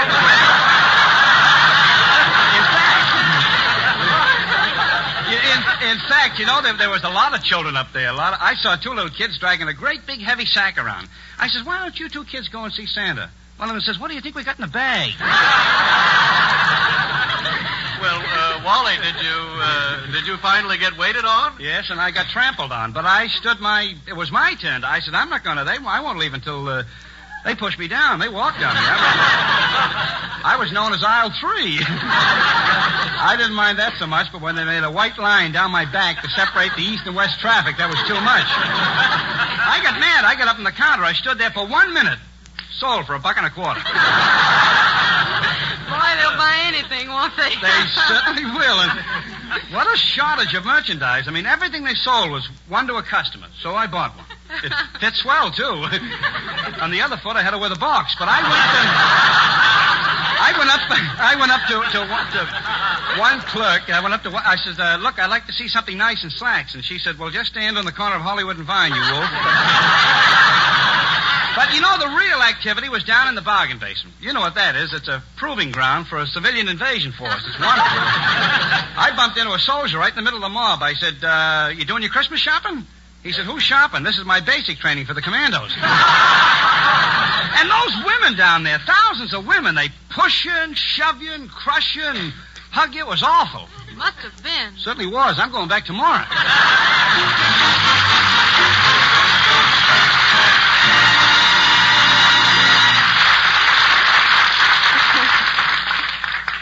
You know, it's a treat these days to find a food you like and to find it plentiful, too. That's why I'm sure you'll welcome the big news we have for you tonight. It's about a brand new Bird's Eye frosted food that any Bird's Eye grocer in any part of the country has or can get for you. A grand new, different Bird's Eye product.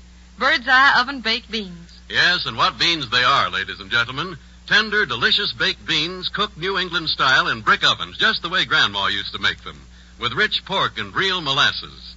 Bird's Eye, you know, uses only the best beans, next bakes them slowly until they simmer with oven-fresh goodness. And they're really different, for Bird's Eye baked beans come to you oven-fresh. The moment they're just perfectly baked, they're whisked from the bean pots, packaged, and immediately quick-frozen. This quick freezing seals in all that grand old-fashioned flavor of the beans, the pork, and the molasses, and holds it all until the beans reach your table. You actually can taste the oven-fresh goodness yourself. And if you don't enjoy Bird's Eye oven-baked beans more than any other baked beans you've ever tasted, more than the kind you make at home, better than beans you've been in the habit of buying, you'll get your money back. So get a package of Bird's Eye oven-baked beans and serve them for Saturday night supper with brown bread or cornbread and crisp green salad. Just ask for Bird's Eye oven-baked beans.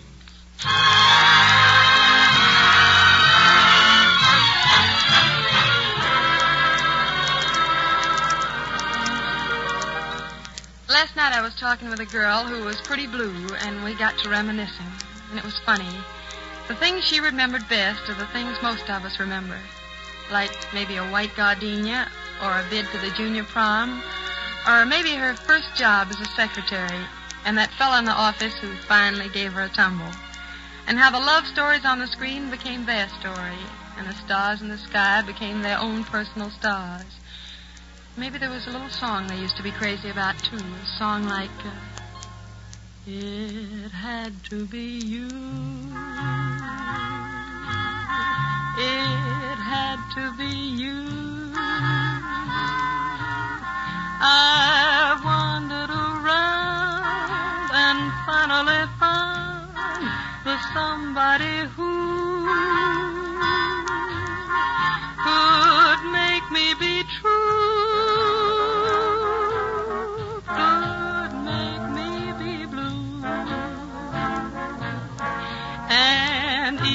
be glad just to be sad, thinking of you. Some others I've seen might never be me, might never be cross or try to be voice, but they wouldn't do. For nobody else gives me a thrill. Down in my heart, dear, I love you still. It had to be you, wonderful you. It had to be you.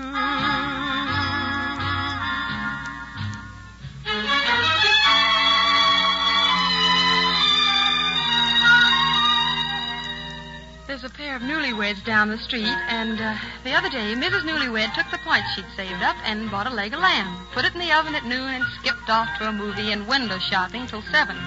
She thought she'd get away with it, but when she got home, she found hubby in the kitchen and a little black cinder in the oven.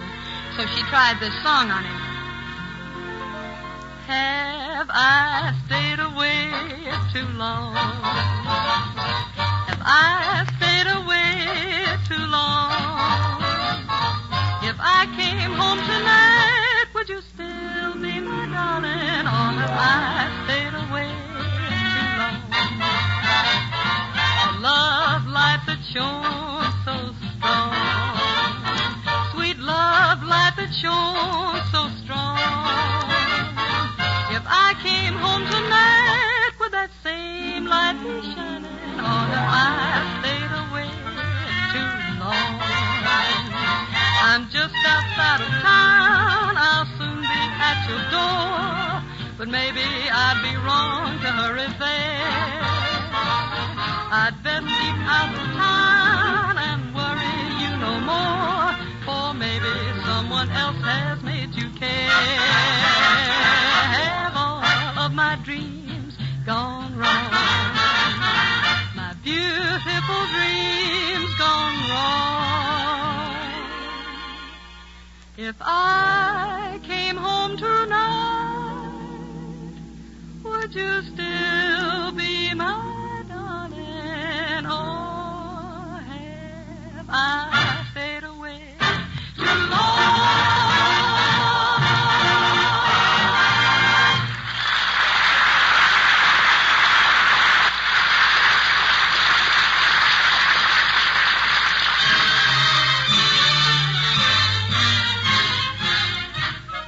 And now we take you to New York for our regular visit with our old friends William and Mary, played by Cornelia Otis Skinner and Roland Young.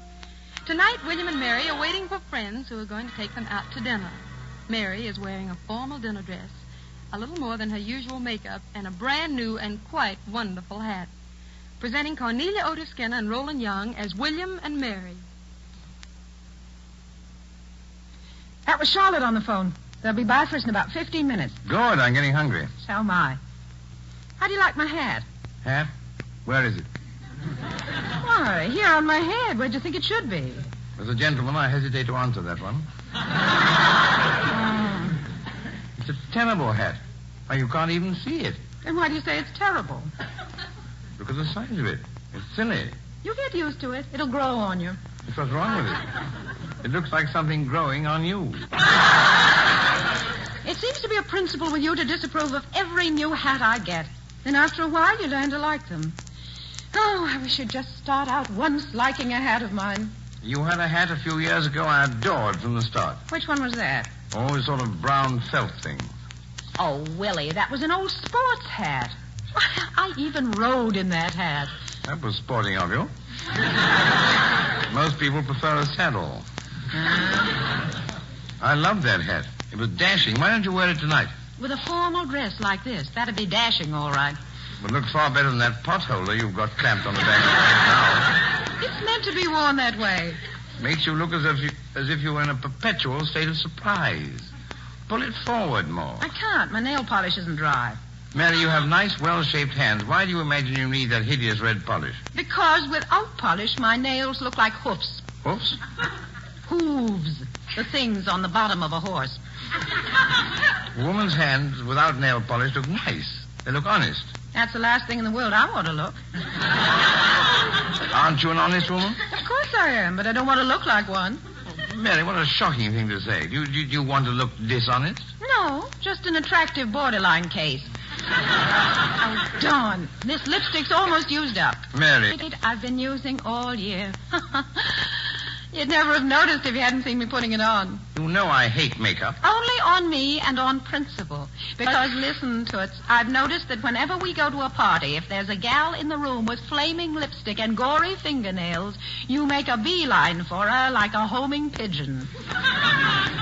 Pigeons don't make beelines. Well, if you were a pigeon, that's what you do, if pigeons did. Well, I suppose makeup is all right for other women but and not for my wife. A man doesn't want to kiss a girl who's all slathered up with lipstick. Do you imagine I intend to kiss every man I meet? A man likes his wife to look sensible and wholesome. Wonder how you like me without any makeup at all. I'd love it. With my nose all unpowdered and gleaming. I'd love it. A pretty woman without powder or makeup has a distinguished look. That's right, dear. The distinguished look of a healthy tomato. Don't you even want your wife to look smart? Yes, but not to the degree where she attracts attention. How would you like to have men staring at you in the streets? I'd love it. In the streets or in buildings or in the open fields. But a happily married woman... That's just when a little attention is most needed for the morale. Well, by heaven, I'm darned if I'll have my wife the sort who... Oh, you like the made-up creatures as temporary amusement, is that it? But you want your wife to be a little brown mouse. I mean a little gray wren. I mean an old shoe. I don't want you to be an old shoe. No, but that's what you meant. Okay, here goes. All right, for my wife. I'll show you. What's the matter with you, Mary? Nothing's the matter yet. I'm just turning myself into that little brown wren. What are you doing, Mary? Can't you see? I'm taking off the last vestiges of lipstick. I didn't mean to take it all off. Oh, but I'm going to, sweetheart. Men don't want to kiss women who are all slathered up with lipstick. Just wait till you see them lining up for this fine, wholesome, white-lipped vision. Mary, stop rubbing your nose like that. I'm not rubbing it. I'm polishing it. Getting that healthy, glowing outdoor look. When I get through with my nose, you'll be able to see yourself in it. I don't want to see myself in your nose. Are you going crazy? Not at all. I'm going sensible, the way a man likes his wife to be. But, Mary... Wait, honey, child, I'm not finished yet. You objected to this hat. I think I can find that dashing one you like so much. Well, no, Mary, I didn't mean... And sure enough, here it is. Oh, wait a minute. As ever buried beneath Mary, three please. tennis rackets and a fishing rod. It's overdashed Mary. itself a bit, but we'll try. Just the thing with a formal afternoon dress. Mary, this is perfectly preposterous. Finishing touch, no powder, no lipstick, the old hat, and I've smeared off most of my nail polish. Mary, I'm not sure How do I look? Beyond words, awful. That is awfully nice. Oh, my Lord. Very nice indeed. Well, there's the Perkins. Yeah. We said we'd be ready. I'm ready now. Oh, come on, Mary. A joke's a joke, but... But what? You can't go looking that way. That's why you said you want me to look.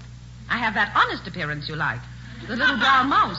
The old gray shoe. Then do something else quick. Get into a little dishonesty. Oh, come on, Mary. We can't keep them waiting. But I tell you, I'm ready. You can't go to a party fixed up that way. I'm not fixed up. I'm fixed down. And for goodness sake, fix yourself up. Powder your nose. Why, Willie. And put on some lipstick. Why, Willie. Any other comments, dear? Yes. Take off that appalling hat.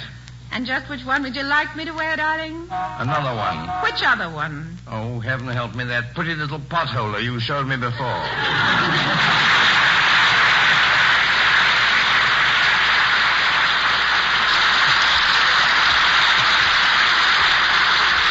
And now we return you to Dinah Shore in Hollywood.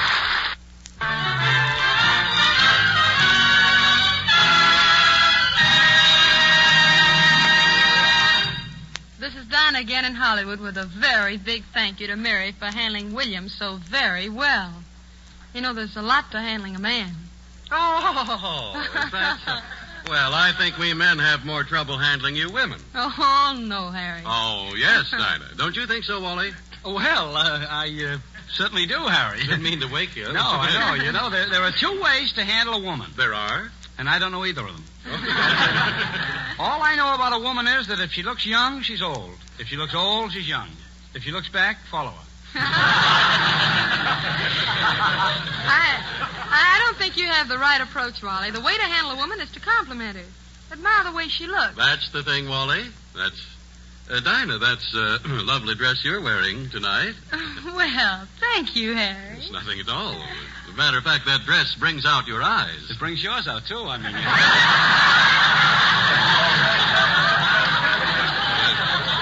After all, Wally, that's beside the point. Really, another way to handle women, Wally, is to talk to her intimately about the things you're interested in. Sure. Now, I, for instance, enthralled the gals with my conversation on bird's eye frosted foods. Boy, what a chance I missed last night. Why? There I was sitting on the sofa with my girl. Her arm was right there, and my arm was, and it was slipping around her, and a tiny waist it is, too. I mean, it was all ready to, and her big brown eyes looked into, and I snuggled closer, and I looked into hers, and I should have whispered, darling, do you think have I ever told you about bird's eye oven baked beans? Is that what you mean, Harry? Exactly, but I would go further than that. You would? Oh, yes. I would have said, bird's eye oven baked beans are something new and different. Oh. Different from any other beans you ever ate. Sure. They're cooked Grandma's way, baked New England style in brick ovens with pork and molasses, baked until they simmer with oven-fresh goodness. Oh, I can just see it. Yeah. There we were on the sofa. Both of my arms around her, and as I look into her eyes, I say... Yes? They simmer with oven-fresh goodness. That's it, Wally. I got it. Then tell her that bird's eye oven-baked beans are quick frozen so that all their natural goodness and old-fashioned flavor are sealed right in. Oh. Held there for you to enjoy. Sure.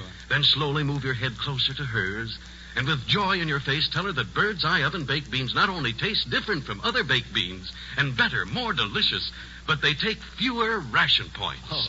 They're a bargain in ration points. Put a little ration in my passion, huh? Yeah. I mean, And then, to really make her see things your way, Wally... Yes? You give her a package of bird's eye oven-baked beans, and you tell her how easy they are to prepare. Sure. Just take them out of the package and heat them up. All right. I say, darling, heat them up.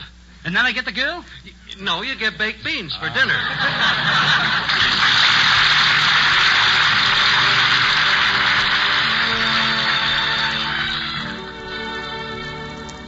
You know, a lot of people dream about the plastic house of the future, or automobiles with two-way television and landing fields on top of our home in the world of tomorrow. But most folks dream of that world of yesterday, the showboat cutting through a streak of silver moonlight on the Mississippi, and walks through a country lane when magnolias in spring have their coming-out party, and a lazy old quartet on the curb humming a lazy old song. Carry me back to old Virginia. There's where the cotton and the corn and taters grow. There's where the birds warble sweet in the springtime.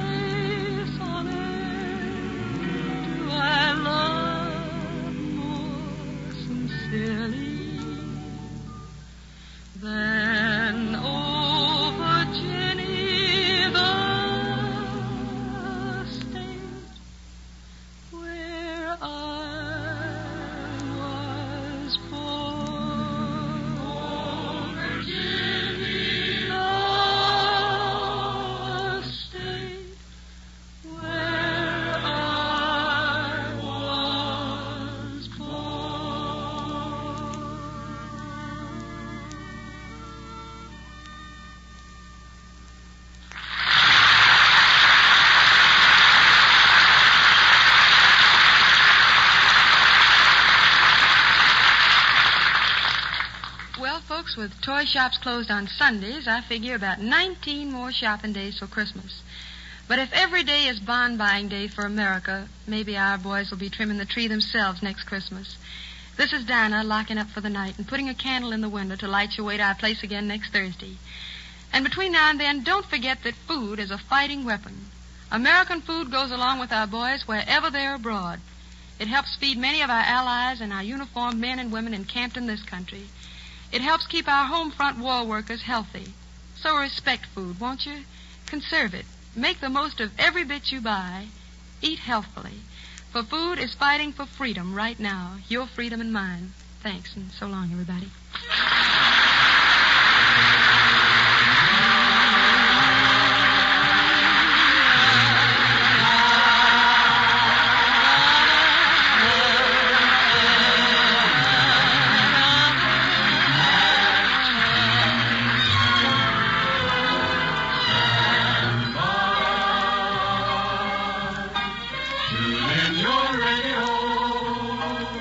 This is Harry Von Zell saying better buy Bird's Eye. The better buy for flavor and for ration points. Starting this Sunday, Bird's Eye Quick Frozen Foods will be a greater ration point value than ever before. For example, those swell Bird's Eye oven-baked beans will be reduced to only 2 green points a package. Delicious Bird's Eye rhubarb will take only 6 green points.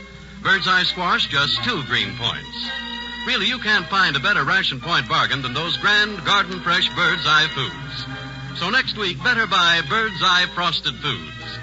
Next Thursday, Bird's Eye Frosted Foods will again bring you the Dinah Shore program with Cornelia Otis Skinner, Roland Young, Wally Brown, Robert Emmett Dolan and his orchestra, and the Joseph Lilly Singers. And so, goodbye until next week.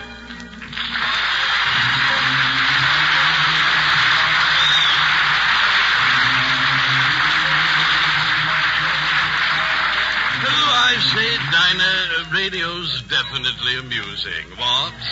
Elucidate further. Well, hard note that each program begins in a manner quite different from any other. But each concludes with exactly the same terminology. Deucedly observing, old boy. You refer, I take it, to that moment when the announcer ogles the clock and says he. This is the Columbia Broadcasting System.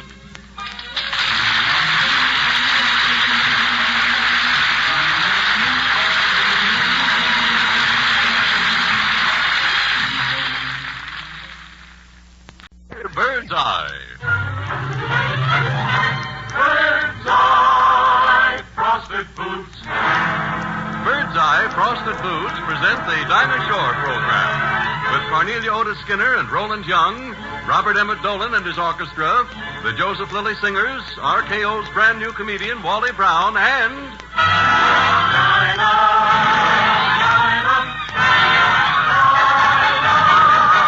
Is there anyone finer than Dinah Shore?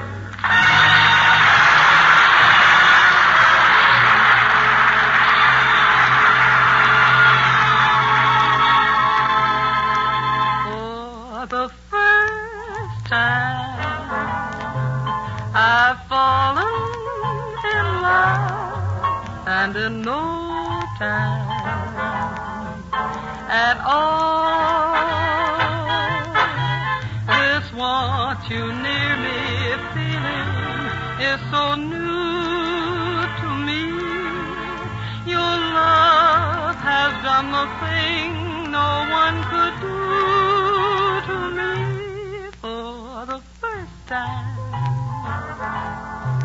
I know that it's real, and I do.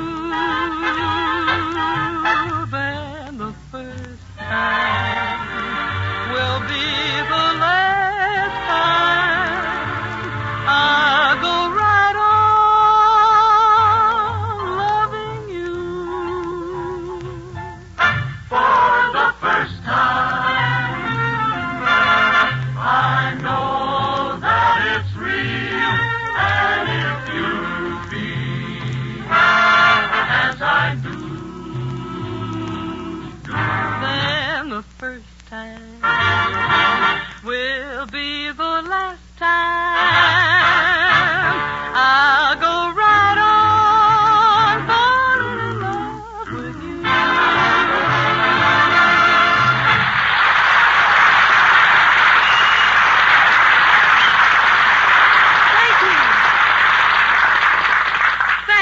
Hi there, everybody. This is Dinah, all set for another Thursday night of music and fun. And when I say fun, I can only be thinking of RKO's new funny man, who is currently co-starring in 7 Days Ashore. Don't say it. And here he is. Don't say it. Wally Bright. He's not and I'm there. glad.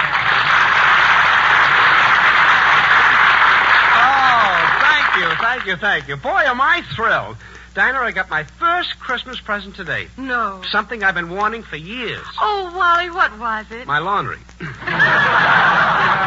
Wally, that's wonderful. Yeah, you said it. Now I can take my coat off in company. I suppose you'll have to learn how to walk in socks all over again. Well, I'll try tonight. You know, I got an invitation to Mrs. Mossbaum's benefit party, and I was asked to bring a friend. Oh, so you're going alone? Now, wait a minute, Harry. Now, look. Why do you think I came here tonight? I'm going to invite the most charming, the sweetest, the loveliest, the most talented girl in the whole world. She's one of the... Oh, Wally. Oh, gee. You know, you said that like I was George. You can stop there, Wally. I'll go. Oh, swell. Let's get started. Yeah, let's get started. Come on. Yeah, now, wait a minute, Harry. Now, wait a minute. This is by invitation only. Besides, you look out of place. It isn't a costume party. Well, a costume? Oh, I get. Well, you're a fine one to talk. Look at that suit you got on. Well, what's the matter with it? Yeah, well, it's nothing. Why is the coat so long? Oh, I haven't got the pants yet. I see. Sort of a double-breasted feature with shorts. Well, Hey, Wally, come on. Ask Harry to come. If you're nice, maybe he'll drive us. Who? You mean he's got a car and gasoline? Mm-hmm. Oh, Harry, of course you can come. I'll bring Dinah and you bring Ethel. No, nothing doing. Nothing. You must think I'm the biggest fool in the world. Oh, Harry. You're not so big. See, come on, Harry. Maybe Mrs. Mossbaum will let you play the piano. Oh, no, Dinah. Gee, do you think she'll let me tickle the ivories? Well, just make sure it isn't Mrs. Mossbaum. Come on, fellas. We're going to be late. Yeah, come on. Let's get in the car. Go.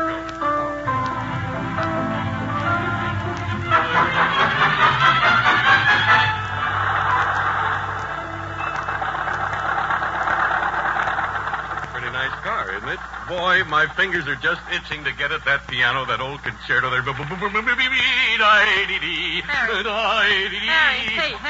Harry, that'll come later. Please watch where you're driving, please. Yeah, hey, Harry, watch. You know that cop who stands on the corner of Hollywood and Vine? Oh, yes, I know him well. Well, he looks very funny standing on your front bumper. Say, how old is this automobile? Oh, wait, it isn't so old. It may not be so old, but you better put new wicks in the lamps. Yeah, you said it. You said it. What a car. Oh, no, not that again. Hey, wait a minute. What's that noise? Your concerto is rattling. Wait a minute.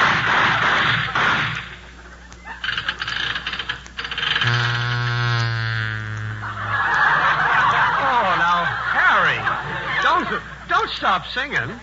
Wally, my motor died, I think. Oh, you think? Let's take a look here a minute. I'll get out with you.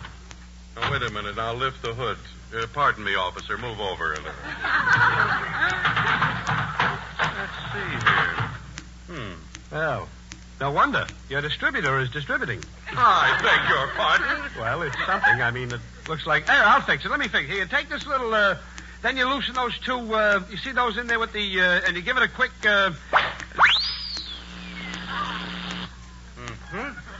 That's very good. Now what? Then we get back in the car and wait for the bus. I guess we didn't wait long enough. Well, here we are. No car, no bus. No party. And no piano playing. Gosh almighty. What do you care? Anyway, it's you have to miss the party. We have to miss it. I mean, but I'll tell you about a party I went to. I mean, it was a surprise party for my brother. A party? Yeah, it was wonderful. He didn't show up. He couldn't. He got a job. That was a surprise. It was wonderful. It was a Christmas job at the post office. He's the fellow that holds his finger on the string while you tie the bow, you know. Last Christmas, he didn't take his finger out in time. We had to send him dough to get him back from Liverpool. It was nice. He's still stuck on Ellis Island. Package is still on his finger. His finger's way up. Hey, you can't Wally. even, I mean, the whole thing, Wally, you don't even know what he's... the party. thinking of the poor guy's finger. I mean, it was the party. Oh, yeah, the hostess. She was a big society woman. She was wonderful. She's talking about the 400. Why, she was 2 of them. That's 800, isn't it? Boy, that was a lot of beef. The butcher wanted to give her points. She didn't open the door, you know. She just leaned against it. The thing was all you couldn't... Everybody brought a little stuff. They all mixed it in there. They put it into a... And they mixed it up with a... Got a little strong after a while. Strong. I took one drink and one of my tonsils looked the other and said, "You break the glass and I'll ring the alarm." What a party. Wonderful. Everybody was so happy, you know. It was all you couldn't even... People had their... Oh, yeah, sure. How about this party tonight? Do you think we'll ever get there? Oh, Well- sure, we'll get there. Oh, The sure. motor will start in a minute. This is a wonderful car, you know. I got it direct from the factory. Yeah, well, you should have waited till it got to the end of the assembly line. The whole thing. Well, I got to get the car started. I got to get at that piano. That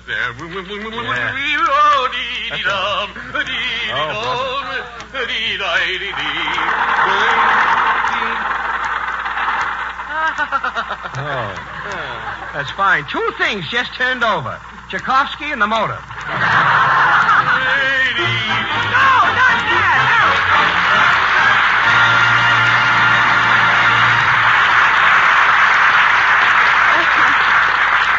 Thanks, Wally, but don't go away. The evening's young yet. Now, Harry, suppose you pass on to everybody the real good bit of news we all heard this week. All right, Dinah, indeed I will. The good word, friends, is this. Many Bird's Eye frosted foods have been cut way down in ration points. Yes, big reductions on the finest of all frosted foods, Bird's Eye. Listen to some of them. Those wonderful New England-style Bird's Eye baked beans take only 2 green points for the full pound package. Tasty golden Bird's Eye squash takes only 2 green points. And that delicious out-of-season springtime treat, Bird's Eye rhubarb, takes just 6 green points a package. Yes, sir, the points are down on Bird's Eye, which makes them more than ever your best buy. For Bird's Eye foods are garden fresh in flavor and economical to serve. Garden fresh Bird's Eye frosted foods usually cost you less per serving than market fresh foods. And all Bird's Eye fruits and vegetables are top quality. The same high quality, flavor, and goodness you've always found in Bird's Eye foods. So for the better buy in frosted foods, the better buy for flavor and for ration points, be sure you get Bird's Eye. If it has the name Bird's Eye on the package, it's your better buy.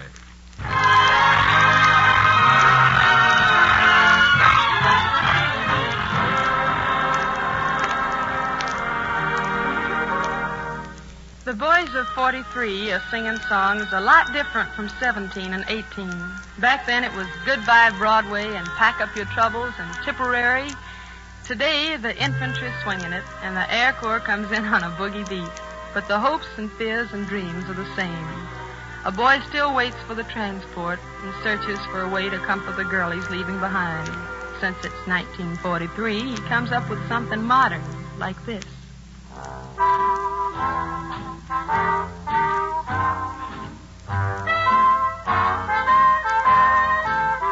Shoo, shoo, shoo, baby. Shoo, shoo, shoo, baby. Shoo, shoo, shoo, baby.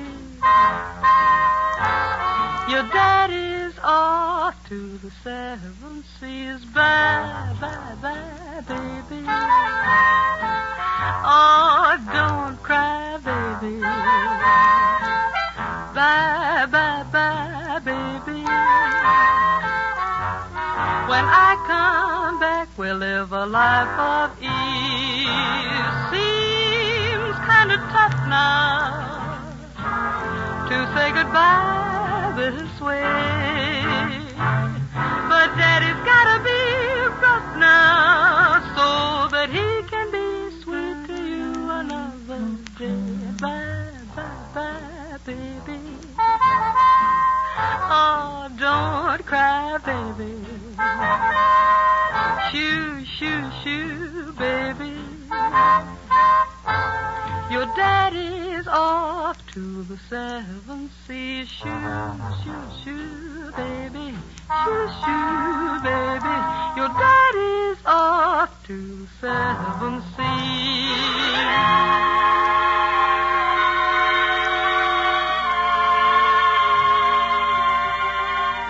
With the girls of 43, things are different, too.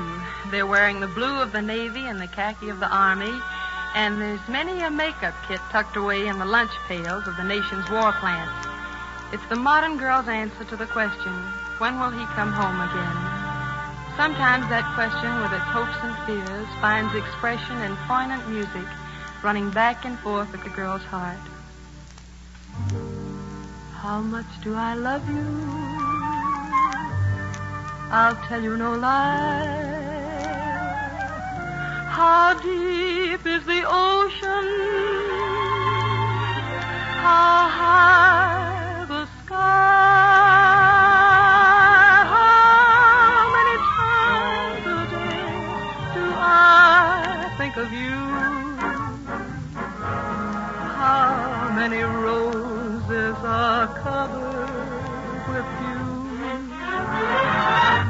How far would I travel to be where you are? How far is the journey from here to a star? If I ever lost you, how much would I cry? How deep is the ocean? How high is the sky? How deep is the ocean? How high the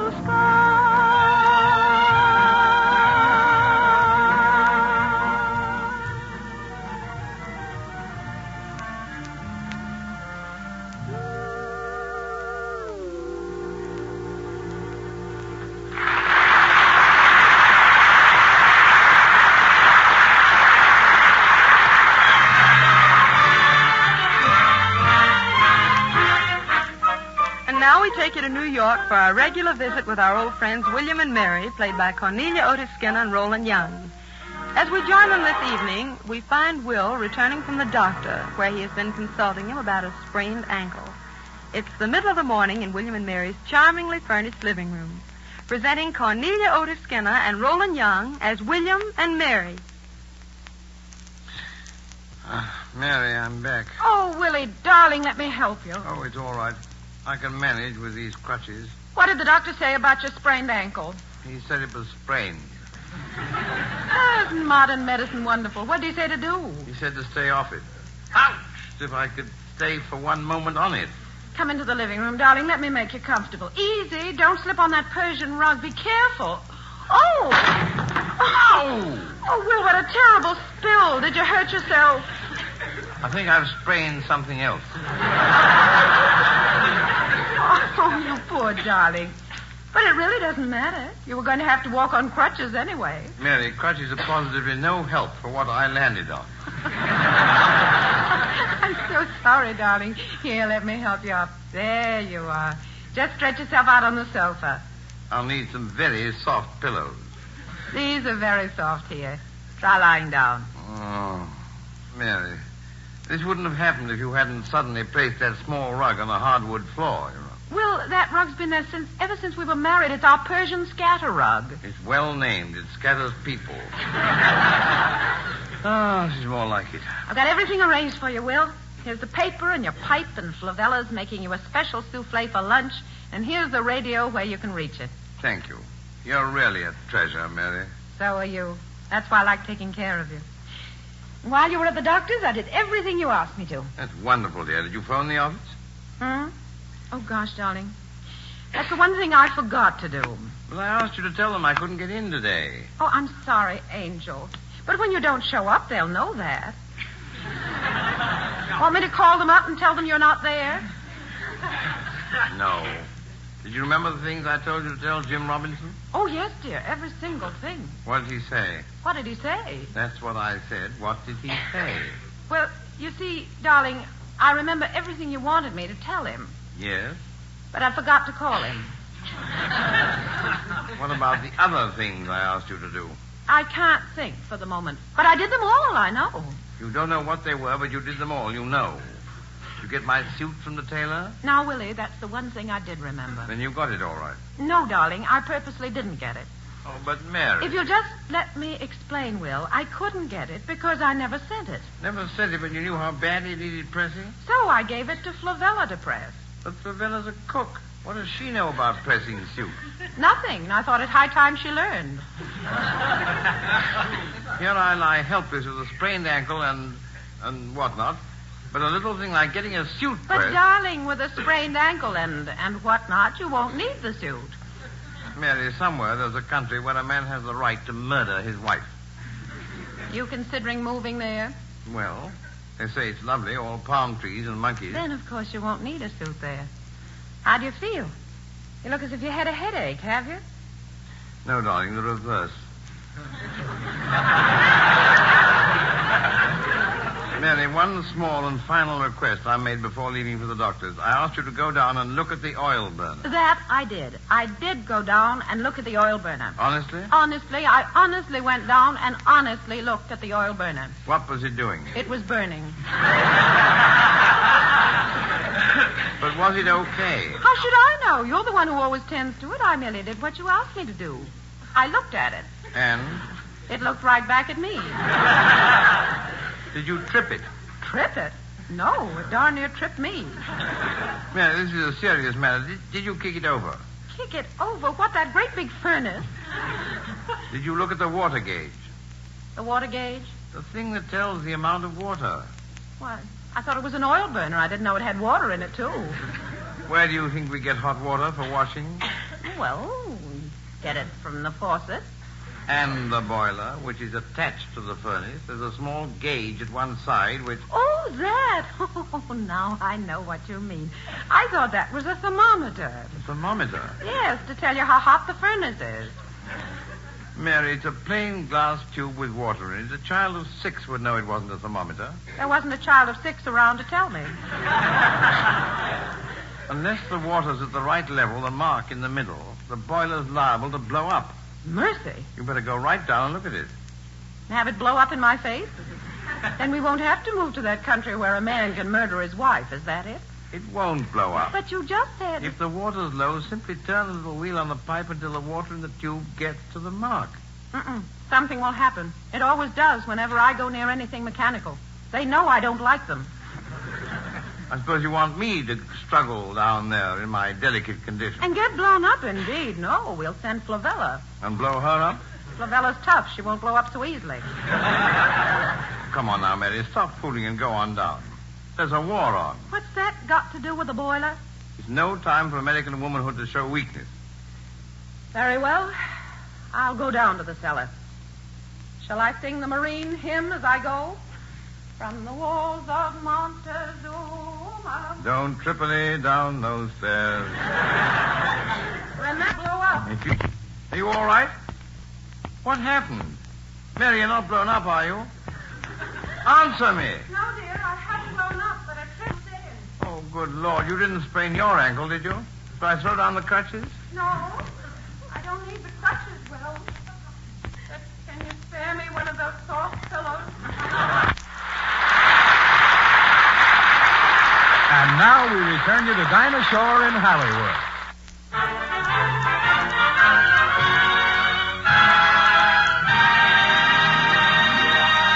Thank you, William and Mary. I certainly hope the doctor will fix you both up so you'll be around again next week. You know, I wish I could send them my doctor, Dinah. He's a wonderful guy. Been practicing medicine for 25 years. You know, I had a swell doctor, too, Harry. He was a chiropodist. I had to give him up, though. He was too corny. My corns were all over they were awful. I mean, I tried everything for my corns. I even tried, cornflakes. It didn't help. I mean, I finally got some eye wash for them. I tried that. The only thing now, every time I take off my shoe, my big toe winks at me. It's funny. No. I mean, I had another doctor once. He was a midget. I had to eat a crab apple a day to keep him away. It was funny. He was all, you couldn't even... You, probably didn't, probably didn't pay your bill, and it left him a little short. Well, I didn't put mine. I saw an accident yesterday. An automobile came along and hit this fellow right on the... He was under the... I run over. I said, you could see him. I looked under the car. I says, what's your name? I mean, are you married? And he says, no, this is the worst thing that ever happened to me. But Doc was nice, though. He was a swell guy. He came over Well, and my he says, let me doctor's see a swell fella, too. I love to talk with him. He tells me about the things he's taken out, Wally, and they're amazing. Well, they are amazing. Couldn't be any more amazing than some of the things you've taken out. I mean, I was in the, why, they're gruesome. I mean, that girl that, the one Well, that I wait a had... minute, you've got me wrong here, Have I? Wally. Oh. Yeah, just the other day, my doctor and I were walking out in the country, and we were talking about something very near and dear to my heart. Oh, you mean arteries? No, beans. What? Beans? Yes, what beans? Bird's eye oven baked beans. Oh, I see. Oh, yeah. You see, my doctor was very interested because bird's eye baked beans make such a swell meat substitute. Yes. So nutritious and so high in protein value, you know. I'll bet your doctor was all ears, wasn't he? Well, he always looks that. Oh, yeah. Yes. A colloquial thing, yes. Yes. Well, anyway, when I told him how wonderful bird's eye baked beans taste, why bird's eye are different from other baked beans, he was really interested. You know, bird's eye baked beans are small, tender beans, cooked New England style in brick ovens, simmered with savory pork and rich, sweet molasses. And the moment they're done just right, they're packaged and quick frozen, so that all that grand oven-fresh goodness is sealed right in until they reach the table. And, Wally, you should have seen the Doc's eyes pop out when I told him what a swell point bargain bird's eye baked beans are. Why, Doc, I told him, bird's eye oven baked beans only take 2 green points for the full pound package. And was he overjoyed? He thought they were higher in points than that, you know. Oh, he caught you with your points down, didn't he? I mean, he caught you with the... Yes, you want to put it that way. And when I told him that all you do to serve bird's eye baked beans is to heat them up, he started running as fast as he could toward the city to get some, and then something awful happened. What, Harry? Well, the Doc was running lickety-splitsy, and I hollered after him, be sure you get bird's eye. Be sure you get bird's eye. You like bird's eye better than any other baked beans you ever had, better than the kind you make at home, better than the kind you're accustomed to buying. Just look for the name Bird's Eye. And, Wally, just as I said Bird's Eye, the doctor tripped and fell into a well. Fell into a well? Serves him right. What do you mean it served him right? Well, he should have been attending to the sick and left the well alone.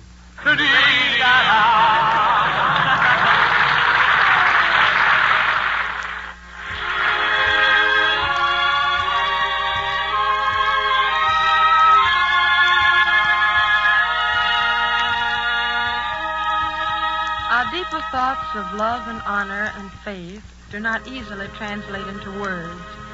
And so music has become the language of the heart. One melody can be a prayer, a single note of benediction. But then the sun, though great and warm, is wordless too, and the beauty of the silver moon shining on a lake at midnight is wordless.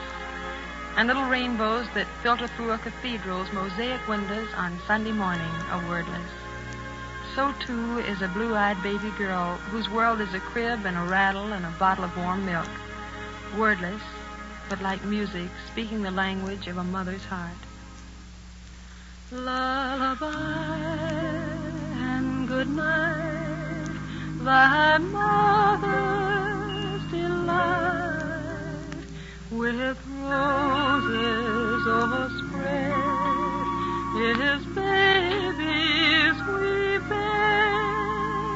Lay thee down undressed, may thy slumber be blessed. Lay thee down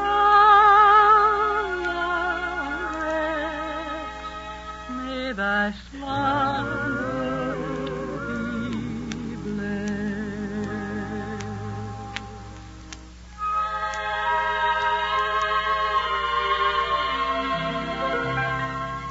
Rock-a-bye, baby, on the treetop. When the wind blows, the cradle will rock. When the bough breaks, the cradle will fall. And down will come, baby, cradle and all. Lay thee down now and rest. May thy slumber be blessed. Lay thee down now and rest. May thy slumber be blessed.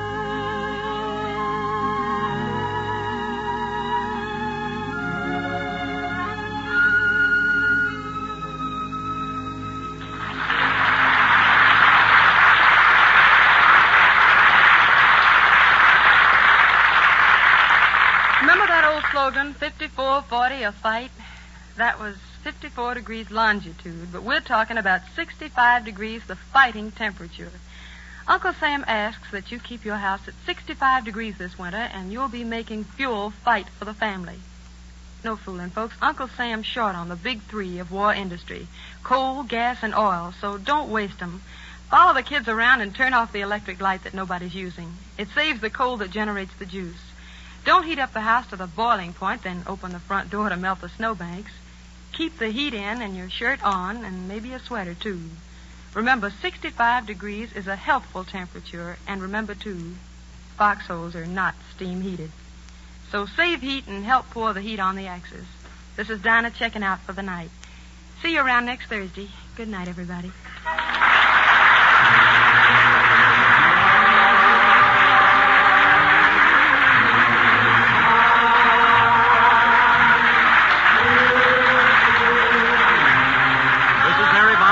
Saying better buy Bird's Eye. Bird's Eye oven-baked beans. Just be sure, though, you get Bird's Eye, for there's absolutely no comparison between Bird's Eye oven-baked beans and other baked beans you can buy, quick frozen or otherwise. Bird's Eye baked beans are oven-fresh, cooked with pork and molasses, and guaranteed the best beans you ever tasted or your money back. Buy a couple of packages of delicious Bird's Eye baked beans. Use one for Saturday night supper, and keep the other in the freezing compartment of your refrigerator for a real old-fashioned treat for unexpected guests who might drop in during the week. Yes, for the better buy in baked beans, better buy Bird's Eye. Next Thursday, Bird's Eye Frosted Foods will again bring you the Dinah Shore program with Cornelia Otis Skinner, Roland Young, Wally Brown, Robert Emmett Dolan and his orchestra, and the Joseph Lilly Singers. This is the Columbia Broadcasting System.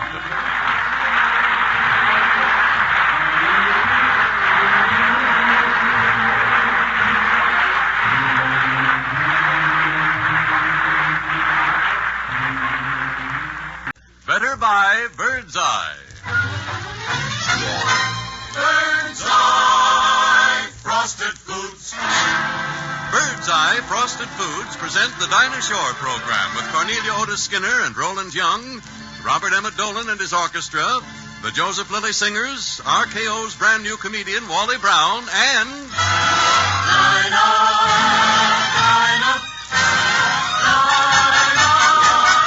Is there anyone finer than Dinah Shore?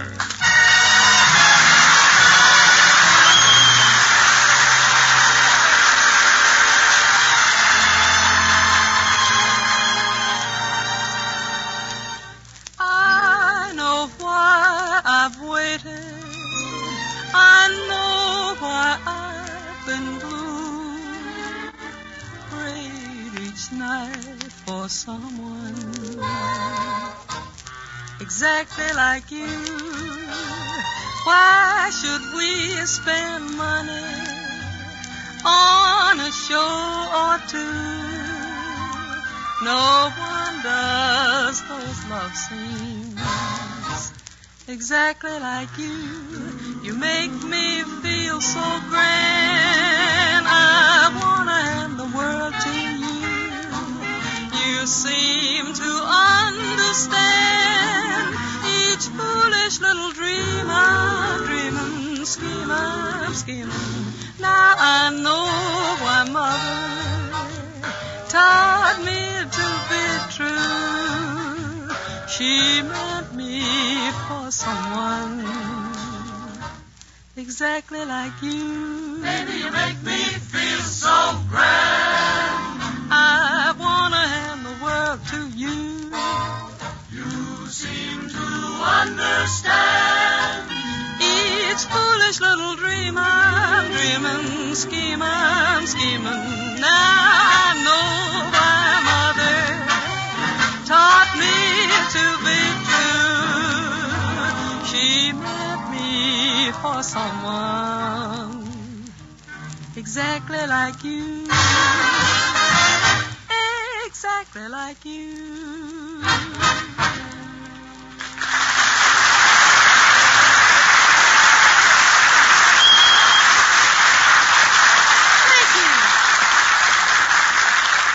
Thanks, and hi there. everybody. This is Dinah. And this being the night before Christmas, our regular Thursday night meeting place is chock full of holiday fun and music. Say, Dinah, what is it with this Wally Brown? Can't he ever get here on time? Well, Wally just called Harry. He wants us to meet him on the corner of Hollywood and Vine. Oh, sounds like an emergency. Hope she's got a sister. Come on, let's go.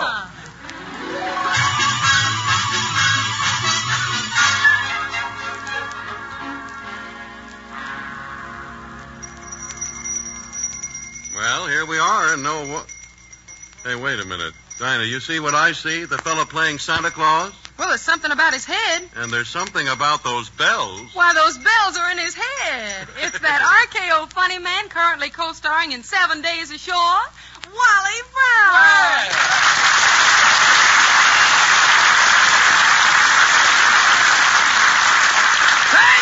Thank you. Merry Christmas, Merry Christmas. Well, Wally, how come you're playing Santa Claus? You know of a better excuse to stand in the corner of Hollywood and Vine on a windy day? Well,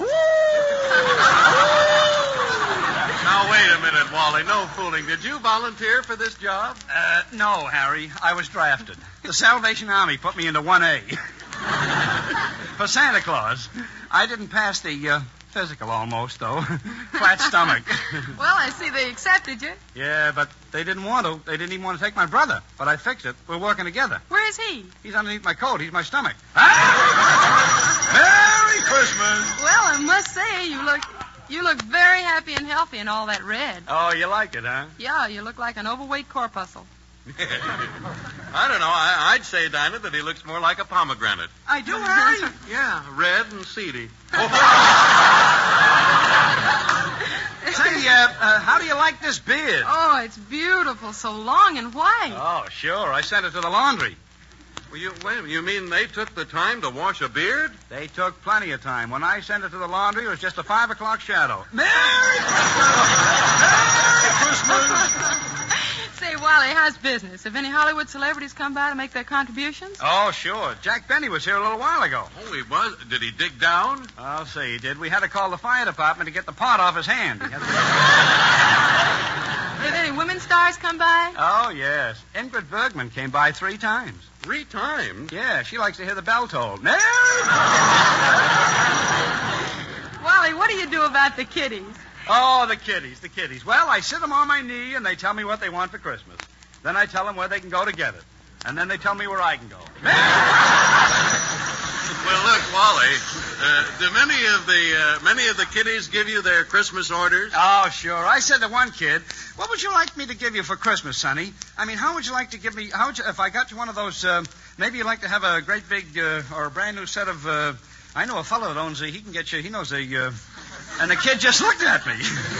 So I said to his mother, why doesn't he answer me? She said, are you kidding? We'll never get home. He talks just like you do. I suppose the little ones ask for pretty simple things. Oh, well, not always, Dinah. One kid walked up to me and shook hands and said he wanted Betty Grable. Then I shook hands with him. Merry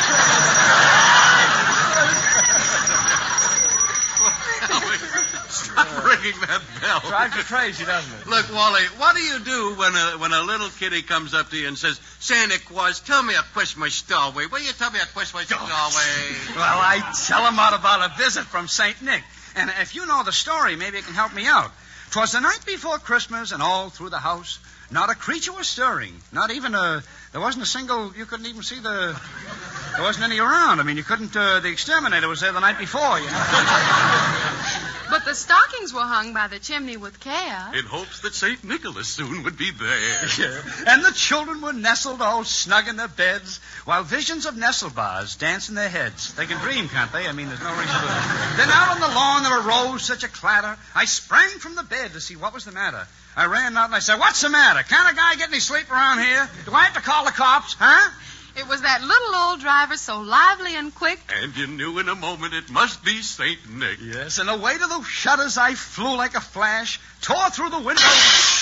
What a crash. I yelled to St. Nick, get those reindeer off my front lawn.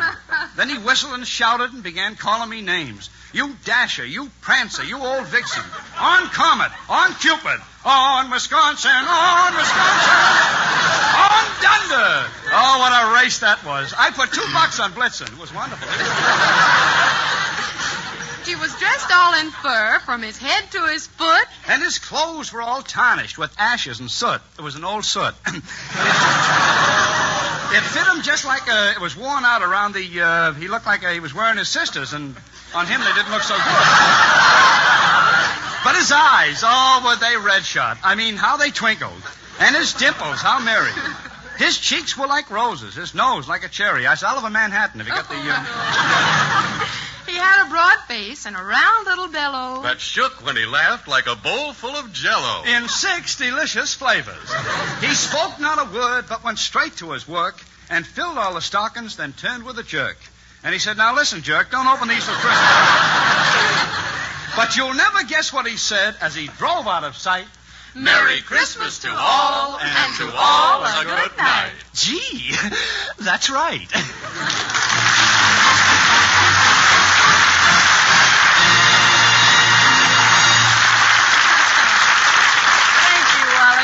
Thank you. You know, folks, there's one thing I'm sorry about this Christmas. It's just too bad we can't suggest that besides serving bird's eye quick frozen vegetables for Christmas, you folks should serve a delicious bird's eye turkey. We're really, truly sorry, friends, but this year there'll be none of those special, plump, tender bird's eye turkeys available. Wartime conditions have just made it impossible to supply you with that king of the birds, the bird's eye turkey. Yes, folks, but in spite of the fact that we can't offer you a wonderful bird's eye turkey, you can have plenty of grand bird's eye fixings to go with your main dish. Delicious out-of-season, quick-frozen vegetables that are low in ration points and such a blessing to serve. All you have to do with any bird's eye vegetable is open the package and cook. And you get pick-of-the-crop vegetables that have been carefully selected, cleaned, and quick-frozen, all within about 4 hours, so that their true flavor and their vitamins and minerals are held for you until they reach your table. So don't forget to get bird's eye vegetables as the crowning touch for a perfect Christmas dinner. Visit your Bird's Eye food store tomorrow for the better buy in quick-frozen foods. Ask for Bird's Eye, and be sure you get Bird's Eye. Bird's Eye quick-frozen foods.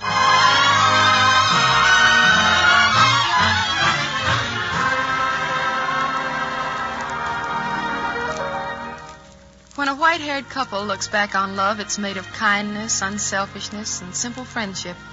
But when two youngsters look at love, it's a bit of the moon, a kiss, a whisper, a booth behind a curtain in a dinky side street cafe. Two hands across a table where a flickering candle drips wax down an old wine bottle. I can see a secret rendezvous, a table set for two, with candlelight and wine. There we'll share an old familiar tune, a strain of Clair de Lune, with candlelight and wine.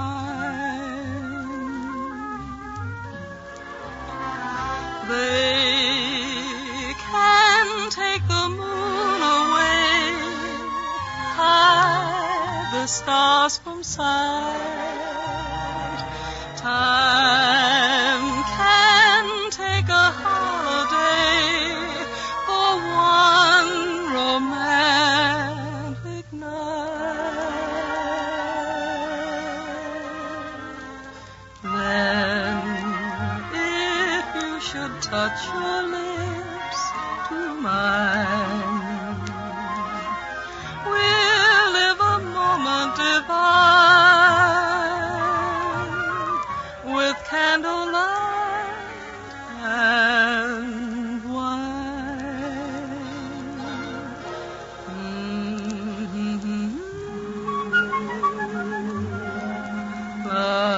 Da-da-da-da. A moment divine.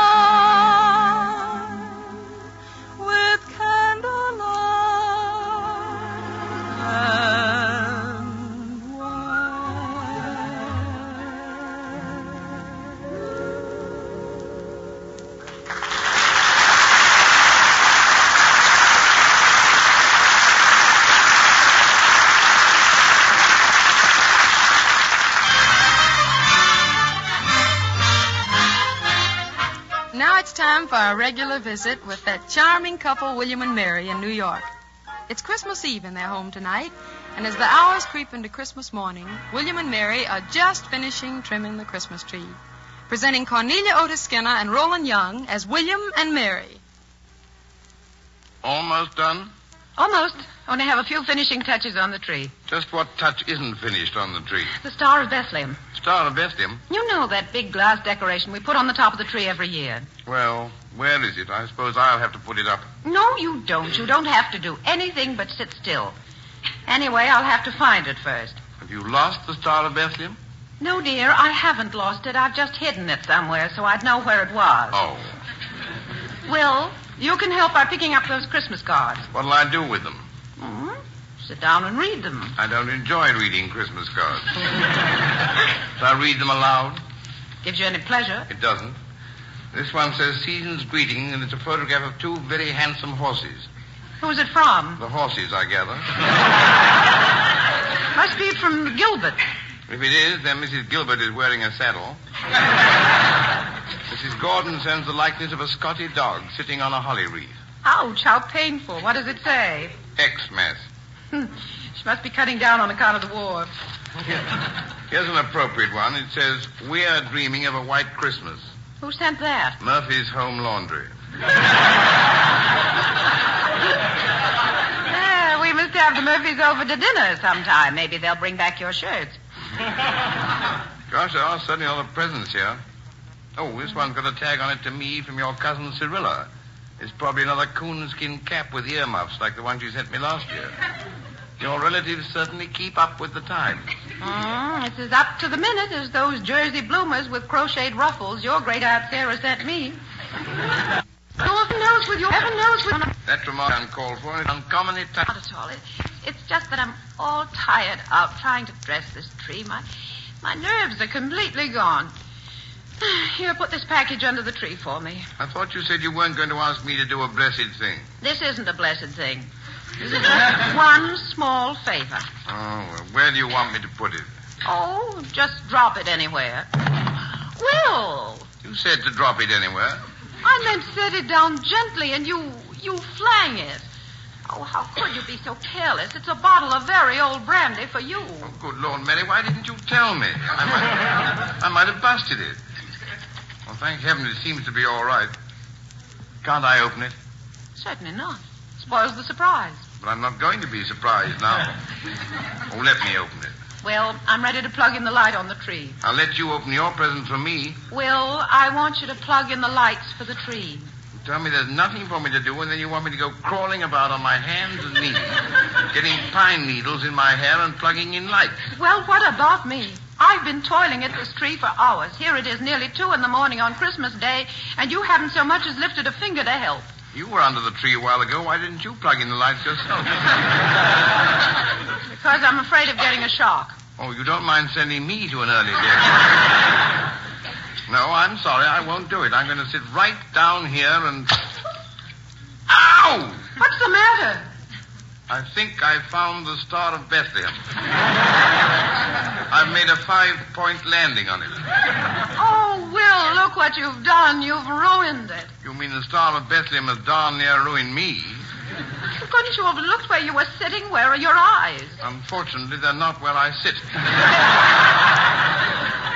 William, you're completely impossible. I've worked myself to the bone trying to make Christmas happy for you and Emmy, and what do? You go to Christmas parties, and then you come home and plunge headlong into the chair. Headlong? You think it's been any fun for me? Dead tired, and I'm dead tired, too. Furthermore, I have a perfectly good invitation to go to the club tonight. Well, why don't you go? Everybody be gone by now. Oh, this is all very silly. You think so? Mary. Hmm? Are you crying? Uh-uh. Are you crying, Mary? I tell you. You are crying, aren't you? No, I'm not crying. I'm not crying at all. Oh, there now, darling. If I said anything to hurt you, I'm sorry.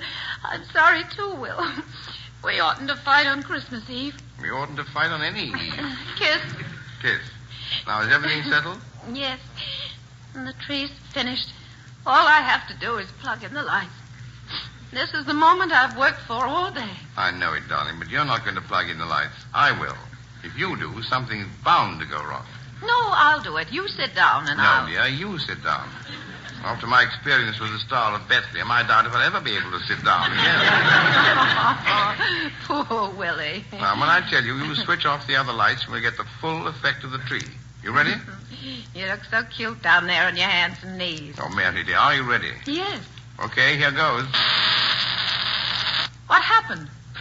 Will, are you all right? Oh, it's a short circuit. Oh, dear. Now, isn't that fine? Here it is, Christmas Eve, no lights at all. Oh, well, it isn't really so bad. Look, it's so lovely here in the dark. Why, just look at that moonlight streaming in on the tree. But, Mary... The way it's shining on those ornaments, they look so lovely. Red is really the gayest Christmas color, isn't it? Well, Mary, wait a minute. You know, it's amazing. They look like real candles and real flames. But, Mary... For heaven's sake, what is it? They are real flames. What? Yes, go get some water. That short circuit will set the tree on fire.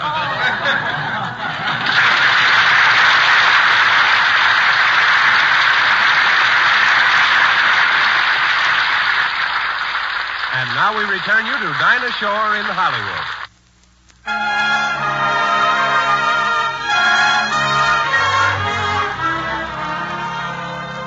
I guess if you lived up in the Milky Way somewhere and looked down at the funny old world this Christmas, America would loom up as a million little fir trees throwing gold and blue and green lights upon the snow.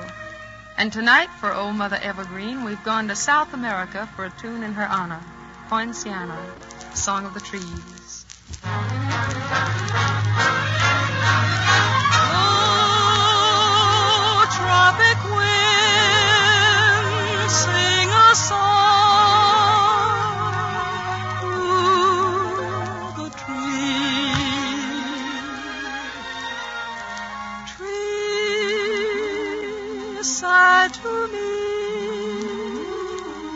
soon my love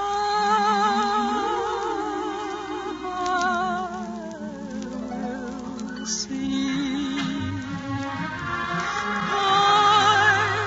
Poinciana, though branches speak to me of love. Pale moon is casting shadows from above. Poinciana, somehow I feel the jungle heat within me. There grows a rhythmic savage beat. Love is everywhere, its magic perfume fills the air. To and fro you sway, my heart's in time, I've learned to care.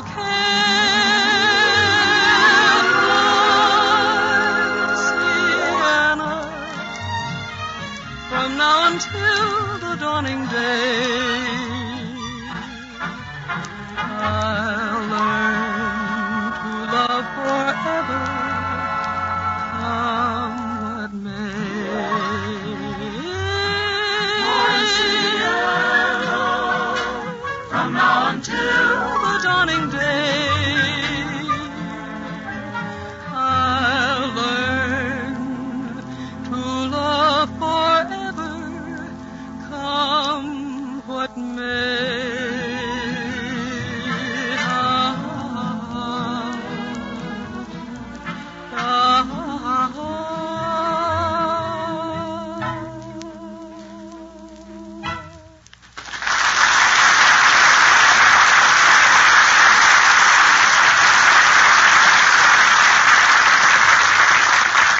Oh, jeepers creepers, that was lovely. Dinah, you know, if I had my choice of Christmas gifts, I'd ask for a song from you every day. Well, thank you, Harry.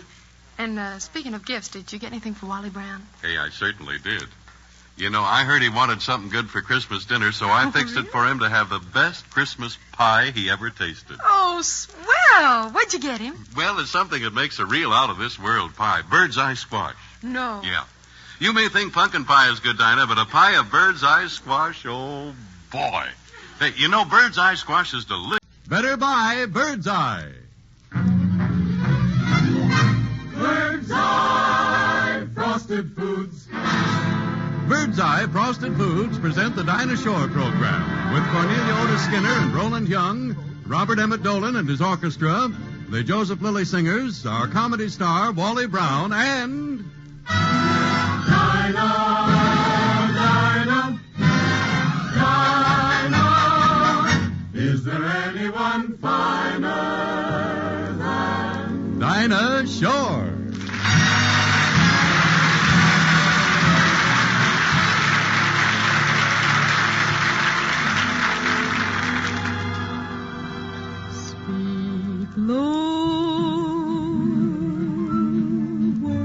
Speak love,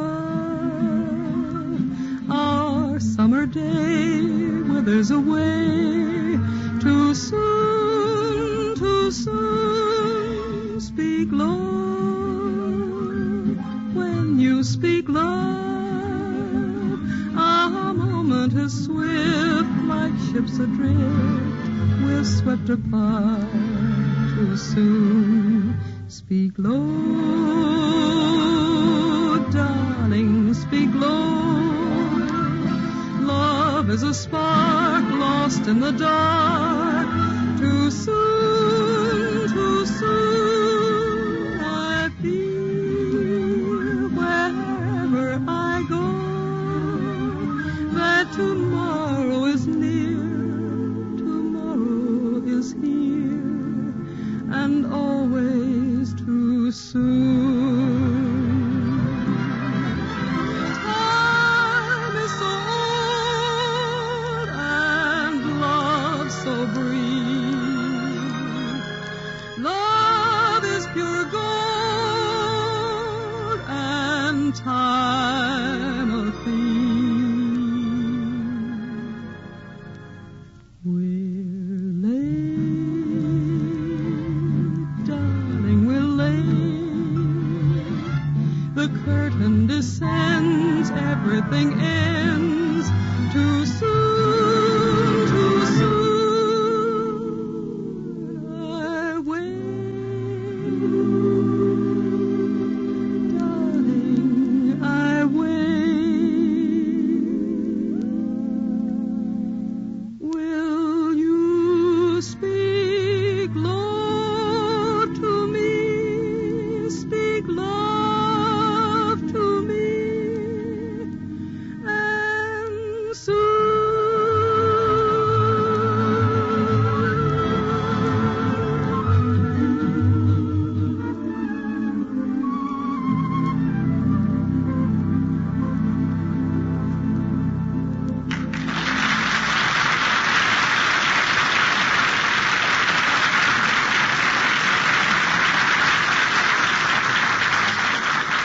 Thanks, and hi there, everybody. This is Dinah. At this time, it is my pleasure and privilege to offer you Farmer Wally Brown, who has been cultivating his crops for years and has this one great statement to make. My back is killing me. Well, Farmer Brown. Wally, what in the world are you doing in those overalls? Dinah, I got to rush right back to my farm. I got more hoeing to do. Right now? Sure, when you got a hoe, you got a hoe. I mean...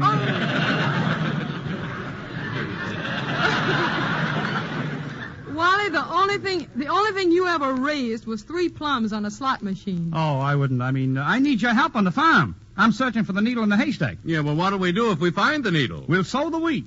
Oh.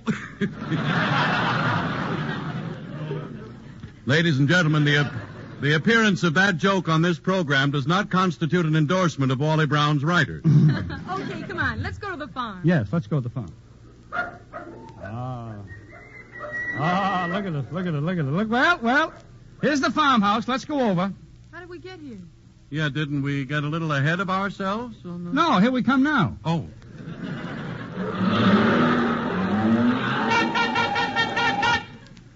Now, let's go into the farmhouse. Wally, I'm thirsty. Where's the kitchen? First door to your left. You'll find it right down there by the... Hey. Hey. How do you like that, Dinah? He keeps the chickens in the kitchen. On this program, we lay eggs anywhere.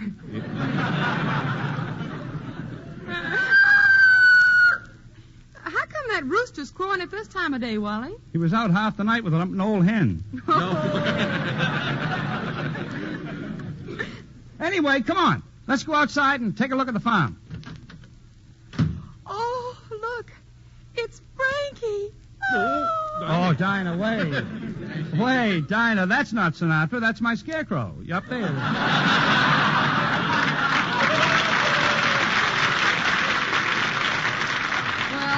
It's not fair to have him wearing a bow tie. Well, he couldn't get the... Look, Wally, please. I'm getting tired of walking. Oink, oink. All right, Harry, here, you can ride piggyback. Get on that thing. Let's get on the horses and round up the cattle. Yeah. Oh, yeah. Yippee! Oh, whatchamacallit? Hey, Wally, have you got a... You're quite a horseman. Yes, I am. Say, have you got a lot of cattle, Wally? I have about 500 head out there. 100 head. Huh? 10 head. Well, 2 heads are better than 1, I think. Now, in this corner, we have my tobacco field. Oh, yeah. Say, why have you got that fence running through the middle there? Well, that's to separate the cigars from the cigarettes. You see what I mean? Here, Harry, have a cigar. A coroner. A coroner? Yeah. No, what? You mean a Corona? Smoke the cigar and see who comes for you. I mean, Say, Wally, I've seen enough of this farm. Let's go back. Okay. First, let me show you my cows. They're wonderful. Oh, you'll love it. Here, give me that pail there, Harry. Yes, sir. Yeah, here you are. Well, it seems like you have to do all the work on this farm. Well, I have to. I haven't got any hands. What do? Milk the cows with your elbows? Well, be good if I'll show you how I milk them. Here, come on, watch this, Harry. Bah, bah, bah. I thought that was kind of short for a cow. I mean... Oh, boy. You are a farmer, phooey. Yes, phooey. Wally, you better give up and come back to the city with us. Huh? Now, don't be silly, Harry. I'm a scientific farmer. I once had it was a big one, too. I mean, I had a bumper. I had a mean crop of, I can raise I studied, too, you know. I was way up in the... In fact, there's only one thing bigger than my farm. What's that? My mortgage. I'll wait. My whole family worked on the farm. My dad used to love to work on the farm. He loves to work anyway. He loves work. Work fascinates him. He can sit and look at it for hours. And my great-grandfather, there was a guy. He got up early. He got up early one morning and staked a claim. Nowadays, you have to get up early to claim a stake. It says right here. And it was wonderful, though. Sugar. I've raised lump sugar and brown sugar and maple sugar. You raised cane? Well, just on Saturday night, stranger. I sold horse meat, too. It was wonderful. I got 20 cents a pound for the horses and 18 cents a pound for the saddles. It was wonderful. Makes a swell dinner. You don't have to pass the meat. It just gallops around the table. It's great. And the mosquitoes on my farm are very patriotic. They bite you, and then they fly to the blood bank. It's great. They bite you, and then they fly to the blood bank. Oh, I thought you didn't hear me. Anyway, they bite you. I had 2 acres of vegetables. They're wonderful. If you want an apple, you pick it right off the tree. If you want a grape, you pick it off the vine. You want a tomato, you call her up. It's wonderful. Wonderful.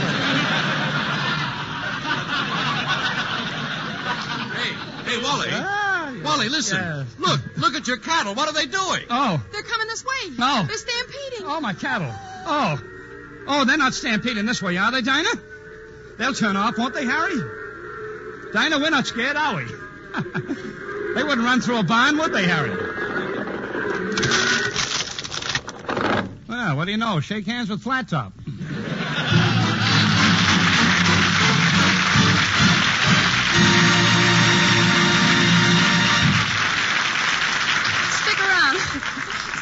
Wally. While helpful Harry happily helps housewives hold down household finances. Honorable hostesses, here's Harry.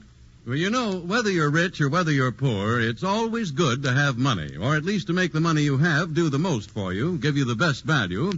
And when it comes to buying food, that means buying Bird's Eye frosted foods.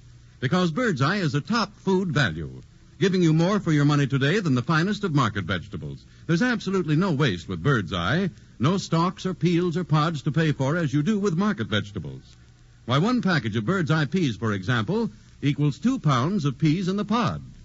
Bird's Eye comes to you all cleaned and prepared and ready to cook, saving you work as well as money. What's more, Bird's Eye foods are flavor savers and vitamin savers. For since they're quick frozen within about 4 hours after picking, Their garden fresh flavor, vitamins, and minerals are sealed in, saved for you. Believe me, you save, you get top value, a value that even market vegetables can't beat when you get Bird's Eye. So be sure you do get Bird's Eye. Always look for the name Bird's Eye on the package. Bird's Eye Frosted Foods.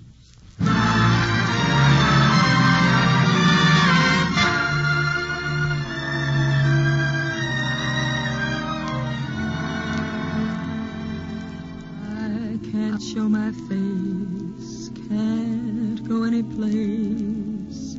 People stop and stare, it's so hard to bear. Everybody knows you left me. It's the talk of the town. Every time we meet, my heart skips a beat. We don't stop to speak, though it's just a week. Everybody knows you left me. It's the talk of the town. We sent out invitations to friends and relations announcing our wedding day. Friends and our relations gave congratulations. How can you face them? What can you say? Let's make up, sweetheart. We can't stay apart. Don't let foolish pride keep you from my side. How can love like ours be ended? It's the talk of the town.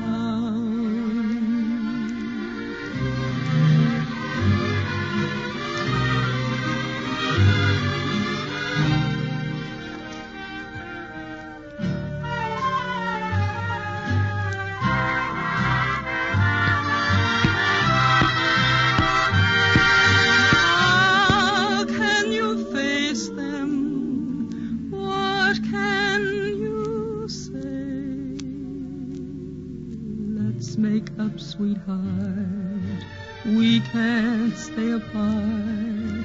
Don't let foolish pride keep you from my side. Everybody knows you left me. It's the talk.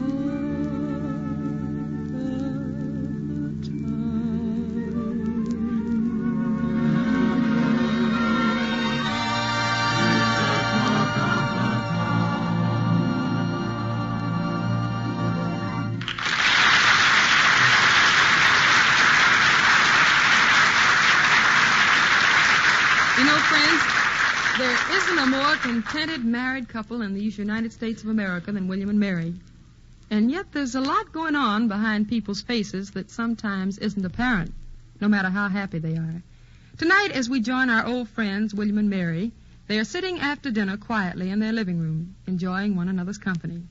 Will is in the easy chair, and Mary is sitting before the fire, knitting, presenting Cornelia Otis Skinner and Roland Young as William and Mary. Want your book? No, I haven't finished the evening paper. Where is my book? In your lap. Oh. I love home. Happy? Mm-hmm. I'd be completely so if I could only find my pipe. That shouldn't be difficult. It's in your hand. Oh. Sometimes, dearest, I think you should have been a college professor. Because of my mind? Because of the absence of it. Professor of what? Oh, I don't know. Greek, dentistry, anything. Would you like being the wife of a college professor? I wouldn't have minded as long as it was a man's college. Mary, sometimes you give alarming indications of being a loose character. That's one reason you like me. Anything new in the paper? Nothing much. It says rain. I could have told you that without reading it in the paper. It's been pouring all day. Full of fresh, aren't you? Mm-hmm. What else does it say in the paper? It says that good wives don't interrupt their husbands while they're reading it. Sorry. By George, Mrs. Curtis is dead. Will, what an awful way to scare a person. What do you mean? Coming out with news like that so boldly. Well, how would you suggest coming out with it? Well, more sort of breaking it gently. You could say, guess who's dead? Mrs. Curtis wasn't a particular friend of ours. Well, I know, but it seems only respectful to act appropriately mournful. I feel sort of sorry for him. Yes, they've been married some time, haven't they? 25 years. Oh, he'll probably marry again. After a session of 25 years? I want a little liberty. I mean, I should think he'd be too inconsolable to marry again. You'd be surprised how easily consoled some men are. William? Mary? If I died, who would you marry? Mary, what a dreadful thing to say. No, who would you? I wouldn't marry anybody. Oh, yes, you would. I'd want you to. Well, I never of all the... One must face facts now and then. Face facts? Face what facts? You haven't died, thank heaven. No, but I'll have to someday. What day? Mary, are you feeling ill? No, I never felt better in my life. But you can't tell. I might go into some sort of decline or eat a mushroom that turned out to be a toadstool. Stop it, Mary. Of all the morbid... Not morbid at all. I asked you a perfectly practical, unemotional question. If I died, who would you marry? I wouldn't marry anyone, I tell you. But you'd have to. You wouldn't know how to be anything but married. I wouldn't trust you unmarried. Wouldn't trust me in regard to what? Other women. You wouldn't trust me in regard to other women, yet you want me to have a second wife. That's logic for you. No, I'd want you to have someone to make you happy. Well, not too happy, of course. But well taken care of. Someone nice, some friend of mine. Some friend of yours? I suppose you couldn't possibly be some friend of mine. Well, I'd have to know first. Go ahead, Will. Go ahead with what? Announcing my engagement? I'm really serious. How about Helen Tucker? Helen Tucker's the shape of a sofa cushion, and she bores the living daylights out of me. That's fine. Then you'd never love her as much as you do me. Mary, I'm trying to show you that I couldn't love anybody as much as I do you. Oh, that's sweet of you, dear, but you're going to have to marry someone. Charlotte Perkins would make a good wife. Are you crazy? Charlotte Perkins is happily, blissfully married to my best friend. Yes, but he might die, and that would keep it all in the family. This is by all means the most gruesome. I know someone, Sophie Yarnell. Sophie Yarnell grins like a hyena, and she's so skinny one might as well get cozy with a bicycle. I tell you someone. Don't tell me anyone. Mary, this is all preposterous and idiotic. But since you will harp on the subject, why pick out these impossible creatures? Might as well marry me off to some old hag. Well, who would you suggest? No one, I tell you. If you had to, if it was the law. Well, if it were the law, I can't think. Well, let's see. Peg McFadden mightn't be so bad. Peg McFadden? Why, she's not wife material. She's a siren. Sirens don't marry. They must have married sometime in the ancient days, otherwise there wouldn't be any little sirens today. No, you admit Peg's a siren, then? Not necessarily, but she's pretty and amusing. Is that what you want in a wife? One of the things. You're pretty and amusing. Don't try to sidetrack. What other qualifications has she? Oh, I don't know. She's companionable and she dresses well. She spends most of her income on clothes. Well, she has her own income to spend. That's another thing in her favor. Well, of all the hard-boiled... You said you wanted me well taken care of. I meant in more noble ways. Oh, what noble ways? Oh, I don't know. Things like giving you the food you like and taking your clothes to the tailor's. By the way, I forgot to take your suit today, but I'll take it tomorrow. And removing those dangerous little pins the laundry sends back in your shirts. Peg wouldn't do any of those things. Well, she might learn. Not a woman like that. Like what? Like Peg. Why, I bet she wouldn't even bother to learn your collar size. Do you know my collar size? Of course I know your collar size. What is my collar size? Your collar size? My collar size, yes. Well, I always look before I buy you any new ones. That's all beside the point. May I ask what is the point? The point is you want to bring a person like Peg McFadden into my house. But I don't want any such thing. I'm Oh, married. yes, you do. It's obvious you'd rather be married to her, an irresponsible person who only cares about having a good time. Do you think for 1 minute she'd bother about your needs? Mary, this is utterly ridiculous. And Emmy, what about our little daughter? Suppose she got sick. That woman would probably leave Emmy to die like me. Mary, you're becoming hysterical. I'm not hysterical, you brute. Here you are mooning about my successor, and I'm not even dead yet. Thank goodness you're not, my darling. Mary, Yes, Will? what would you do if anything were to happen to me? Why, well, what a silly question. I'd stay right here and take care of Emmy. And that, my dear, is precisely what I should do. Now, where is that confounded newspaper? In your lap, darling. And now we return you to Dinah Shore in Hollywood.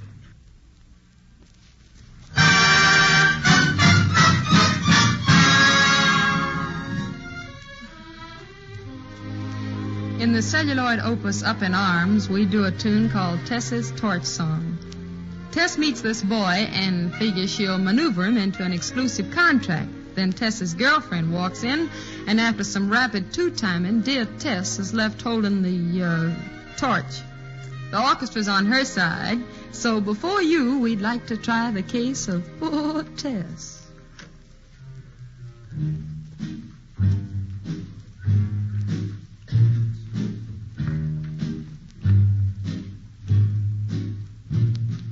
I had a man, he was a good man. That is, you see, what I mean is I thought he was a good man. I had a friend, she was a good friend. I told my friend about my man, 'cause I thought she was a good friend. Life was sweet, didn't I have my man?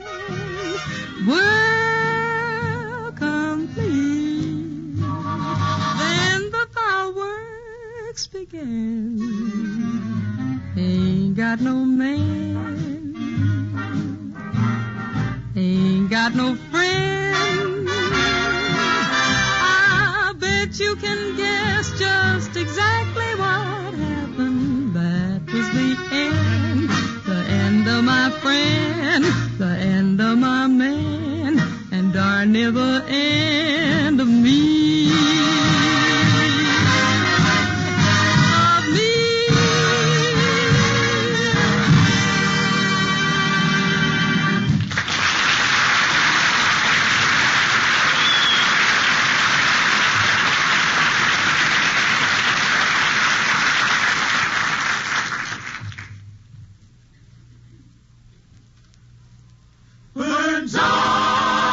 Frosted Foods.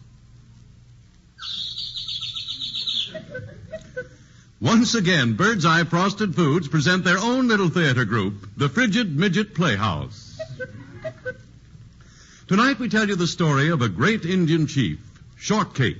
Or, why does an Indian wear a feather in his hair? I don't know, Mr. Bones. Why does an Indian wear a feather in his hair? To keep his wig warm.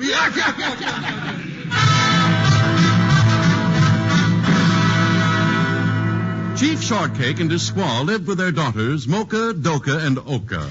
And being an Indian, the chief loved cornmeal, and so he planted acres and acres of corn. The day it was ripe, Shortcake got up early and headed for his cornfield. But all of a sudden, a big storm came up, and the wind scattered the corn all over the countryside, and the lightning hit Shortcake, and he fell motionless to the ground. His squaw screamed as she saw the body of her husband laid out so cold and still. Mocha, Doka, and Oka, crying bitterly, told their mother that they would bury Shortcake. But the squaw said, No, squaw bury Shortcake.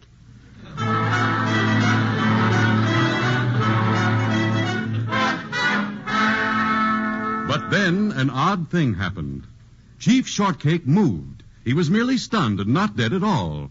But alas and alack, there was no corn, and he and his family were very unhappy. But the squaw hit upon an idea, and she said to the chief, Go to Bird's Eye Food Store and get package of Bird's Eye quick frozen golden sweet corn. I hear on radio it tastes very good. So the chief went and took Mocha, Doka, and Oka with him. It was a long trip, and the girls got tired, so the chief carried Mocha and Doka on his back. He couldn't carry Oka, so he did the rumba.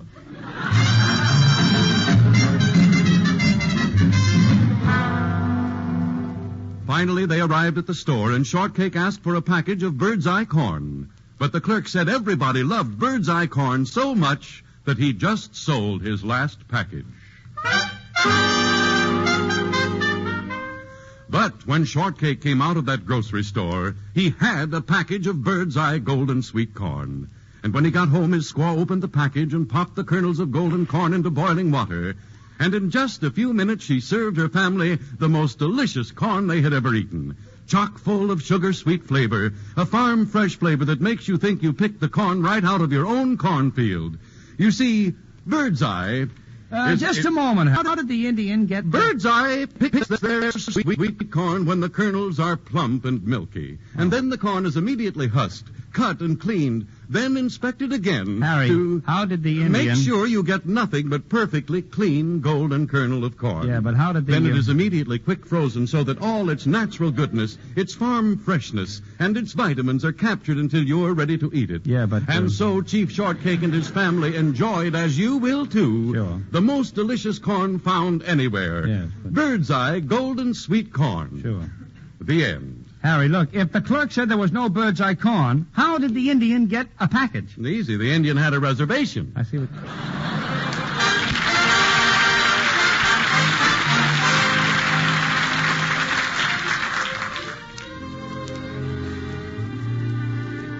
These days, the doctors are busy doing the greatest job in the history of their fine profession. So when we have tiny ills like the blues, let's call up another MD, the good old doctor of music, because he'll write us a simple little prescription that goes like this.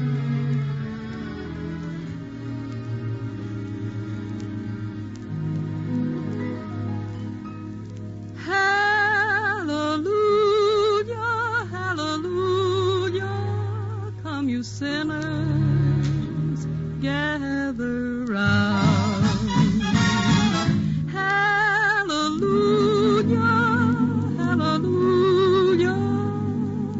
Sinners I have found a land where the weary forever are free. Come you sinners and just follow me. Forget your troubles, just get happy. Better chase all your cares away. Hallelujah, get happy. Get ready for the judgment day. The sun is shining, come on, get happy. The Lord is waiting to take your hand. Hallelujah, get happy. We're going to the promised land. We're heading across the river. Wash your sins away in the tide. It's all so peaceful on the other side. Forget your troubles, just get happy. Better chase all your cares away. Hallelujah, get happy. Get ready for the judgment day. We're heading across the river. Wash your sins in the tide. It's all so peaceful on the other side. Forget your troubles and just get happy. Better chase all your cares away. Hallelujah, get happy. Get ready for the judgment day. Hallelujah, hallelujah, hallelujah. Get ready for the judgment day.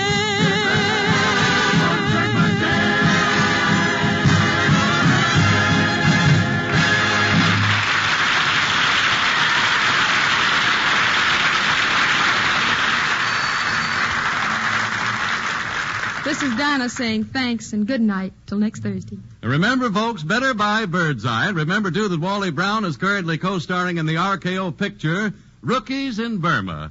Next week, Dinah's going to have as her special guest Ginny Sims, and so we hope you'll all be with us next week. Good night. This is the Columbia Broadcasting System.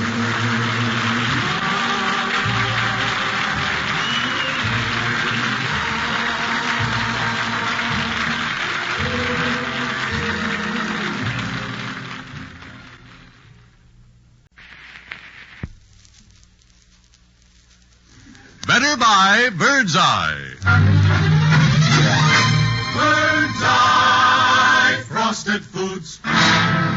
Birdseye Frosted Foods present the Dinah Shore program with Cornelia Otis Skinner and Roland Young, Robert Emmett Dolan and his orchestra, the Joseph Lilly Singers, our comedy star Wally Brown, and... Dinah, Dinah,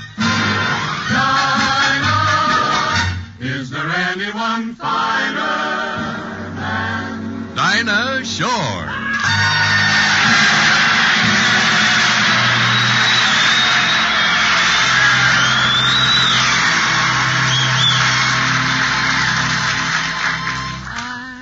Couldn't sleep a wink last night because we had that silly fight.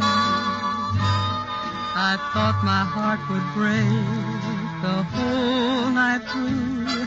I knew that you'd be sorry, and I'm sorry too. I didn't have my favorite dream, the one in which I hold you tight. I had to call you up this morning to see if everything was still all right. Yes, I had to call you up this morning, 'cause I couldn't sleep a wink last night.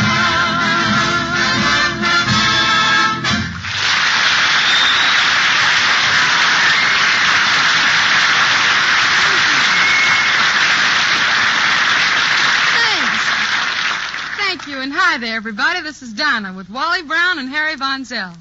Tonight, I've invited Jenny Sims, my special friend, the star of the Philip Morris Show, to be our very special guest. Wally, have you found Jenny yet? No. Dinah, maybe she couldn't, she probably missed the, but she could have waited for the, she couldn't have taken a, you can't get one of those either, I mean. Calm down, Wally. I'll show you how to get her. How? Call for Jenny Sims. Call for Jenny Sims. That did it! Here she comes now.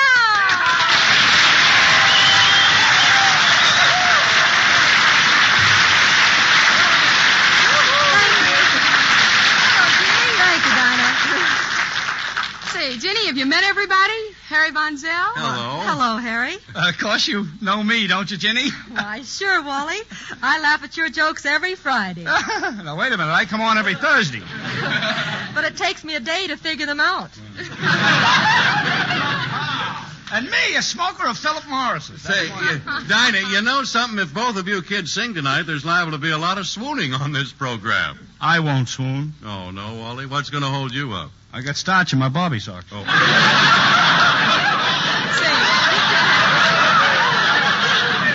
Jenny, we got a big surprise for you. We're all going to do an opera. It's called Madam Fly. Oh, you mean Madam Butterfly, don't you? I know, but we couldn't get any butter. Well, Dinah, do I have a nice part? Well, yes, within reason, Jenny. You'll play Giannini, and Wally, you'll sing the male lead. Well, what about me? Well, you'll be the commentator, Harry. Oh, I see. Good evening. This is Hilton Frost speaking to you from Box 74 of the Metropolitan.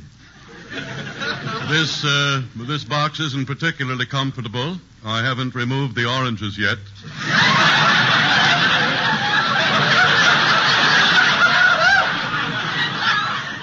As the curtain rises on the first act, we see the lover, Volanini, searching for his beloved Giannini as he stands on the end of a gondola. Well, she's not down here. After some warm milk and a hot bath, the opera resumes with Volanini now back in the gondola. Ah, a couple of lady gondoliers. Say, is this Venice? Certainly. Where else do they have canals instead of streets? Are you kidding? Listen, after last week in Hollywood, I'm beginning to wonder where they have streets. Aren't you Prince Volanini?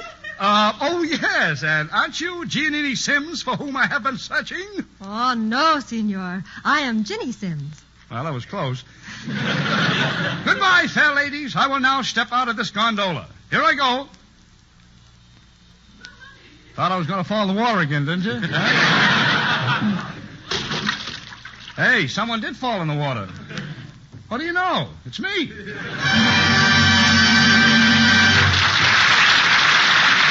As the scene changes, we find the two lady gondoliers discussing the fate of Prince Wallenini. Gosh, Giannini. Prince Wallenini is wonderful. Such lovely eyes. Yes, but most of my men only have two. And those butcher shop legs. Butcher shop legs? Yes, no meat. Oh, it's too bad I can't marry him. Little does he know that tonight I will elope with the Count. Well, goodbye and good luck. And don't forget me. And don't forget me either. I'm still in the water, you know, over here.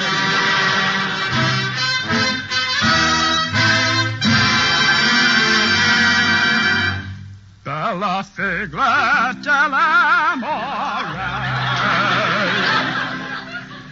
Lizzie dotes and dozy dotes and little lambs eat ivy. A kiddly ivy too, wouldn't you? Oh, oh. Bella figlia dell'amore. A kiddly ivy too, wouldn't you? Wouldn't you? Wouldn't you? Wouldn't you? Wouldn't you? Of course, who wouldn't?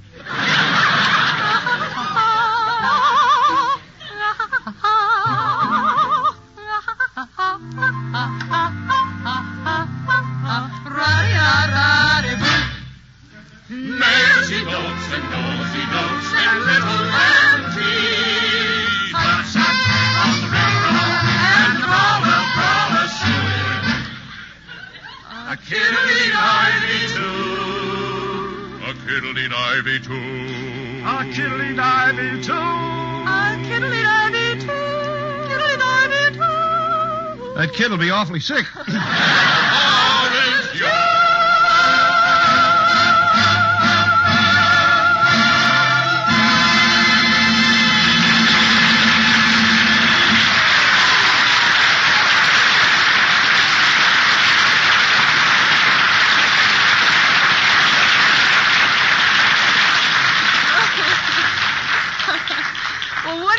Here's Harry Von Zell, looking rather fit and able to discourse on goodies for your table. Pull up a mic, Harry, and discourse. Well, Dinah, it's really the lady of the house who has trouble on discourse. Once again, Harry, but slower. I say it's the housewife who has the trouble when she's planning meals. She doesn't know what to have for discourse or dat course. No, really what I mean, ladies and gentlemen, is that most women I know have to wait until they're in the food store to decide what to have for dinner that night. And it's pretty tough. But if these same women, you and you, my friends, would wander over to the Bird's Eye Frosted Foods department and see what Bird's Eye offers you in the way of delicious foods, your meal will practically plan itself. For you'll find in the Bird's Eye cabinet a great variety of really farm-fresh vegetables and fruits. A wider variety than you can get in the regular vegetable department. Many of them out-of-season fruits and vegetables. Such labor-saving, flavorsome items as golden sweet corn, spinach, green stringless beans, rhubarb, squash, lima beans, and a host of others that will bring variety and good eating to all your meals. For all Bird's Eye foods are quick frozen, so you get the same garden-fresh flavor you'd get if you just picked them out of your own garden. Now, the next time you market, go over to the Bird's Eye department and start your meal planning there. Just be sure the packages you buy are marked Bird's Eye. For variety, for the better buy in flavor and nutrition, and because most Bird's Eye foods require no ration points, remember, better buy Bird's Eye.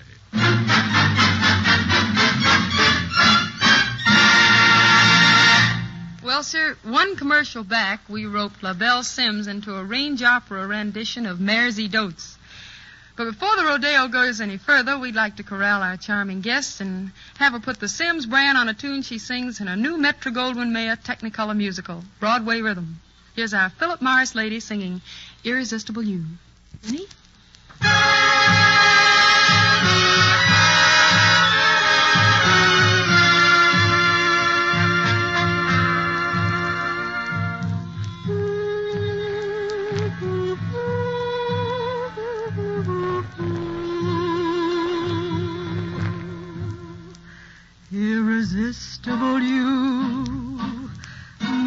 heart has gone to you. And while I exist, I'll be irresistibly drawn to you. I know from the first it was so. I was caught in the undertow and was lost from the moment we kissed. Irresistible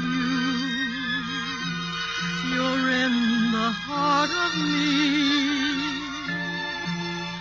and your magic eyes seem to magnetize every part of me. I'm yours, my heart and I insist, for we don't want to resist. Irresistible you. Irresistible you. Only you. Always you.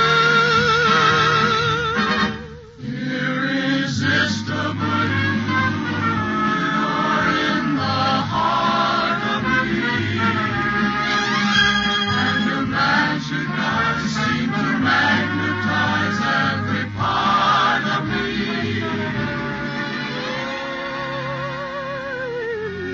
Yours, my heart and I insist, for we don't want to resist. Irresistible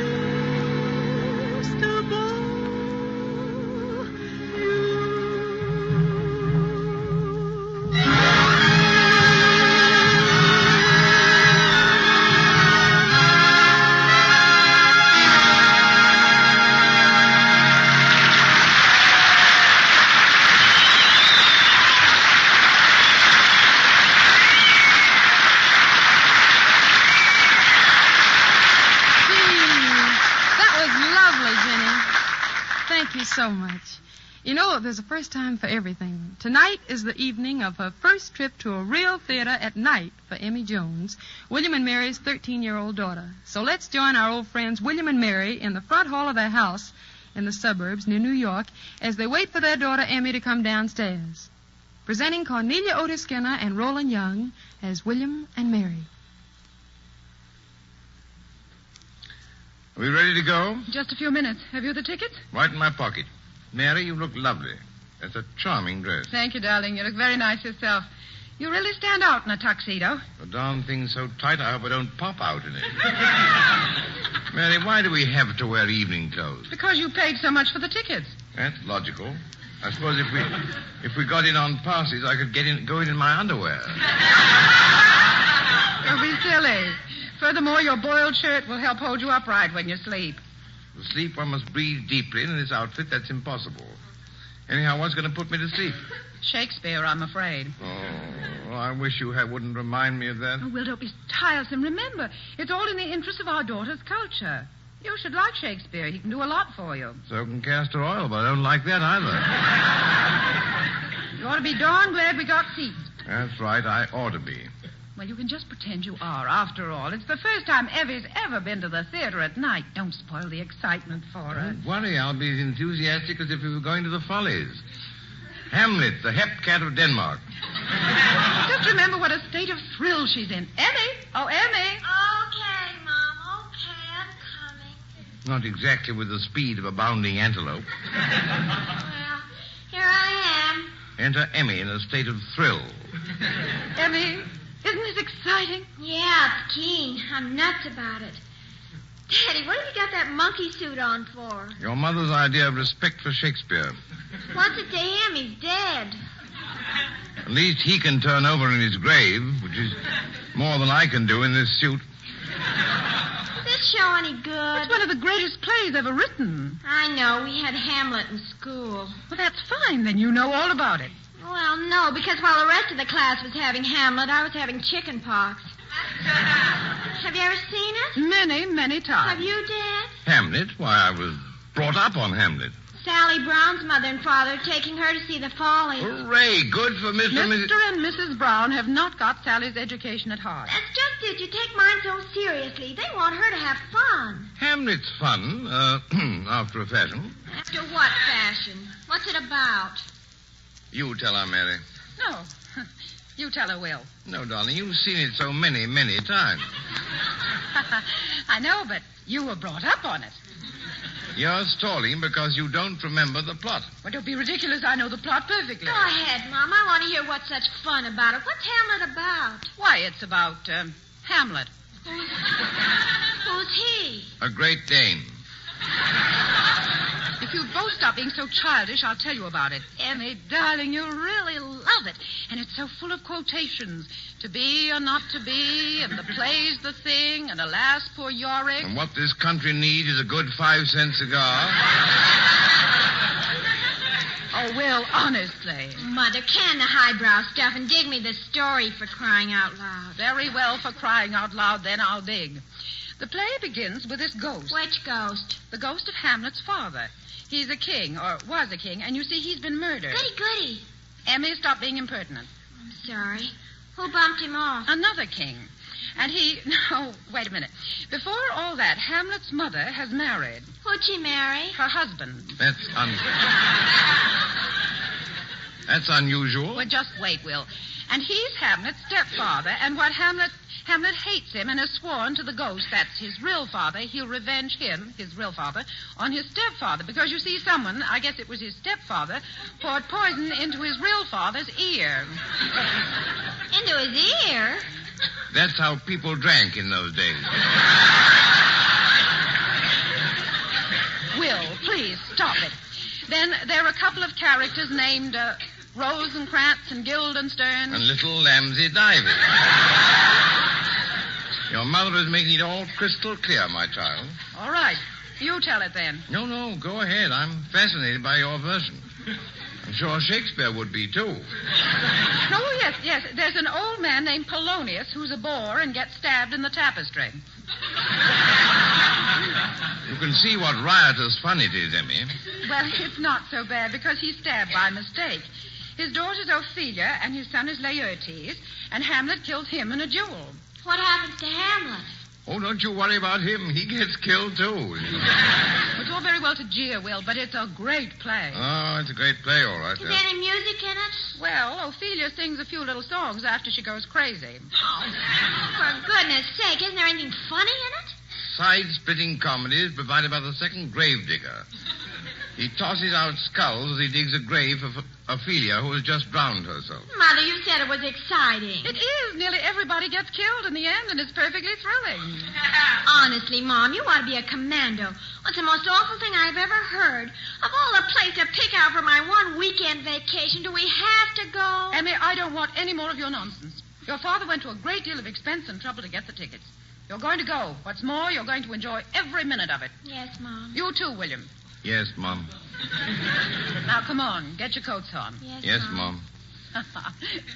You're both fools. Will, does it say on the tickets what time it starts? No, I was just looking it up here in the paper. Oh, here we are, Hamlet, yes. Curtain rises promptly at 8:30, Regent Theatre. I thought it was the Olympic. It was, but it's moved. Well, then what are our tickets for? I'm afraid to tell you. No, go ahead. The Follies. Oh, William. Whoopee, what a break. Let's get going.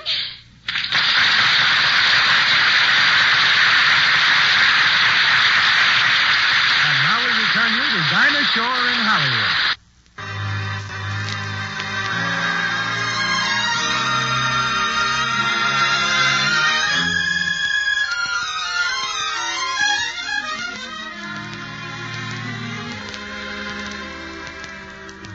Well, folks, if you'll do an about-face and turn west again, we'll slip into the bird's-eye rumpus room and kick up a little noise with the Union. It's a romantic tragedy where the long-suffering lover plays milquetoast, and though he gets the brush, he meekly says, when you want me back, I'll be around. I'll be around, no matter how you treat me now. I'll be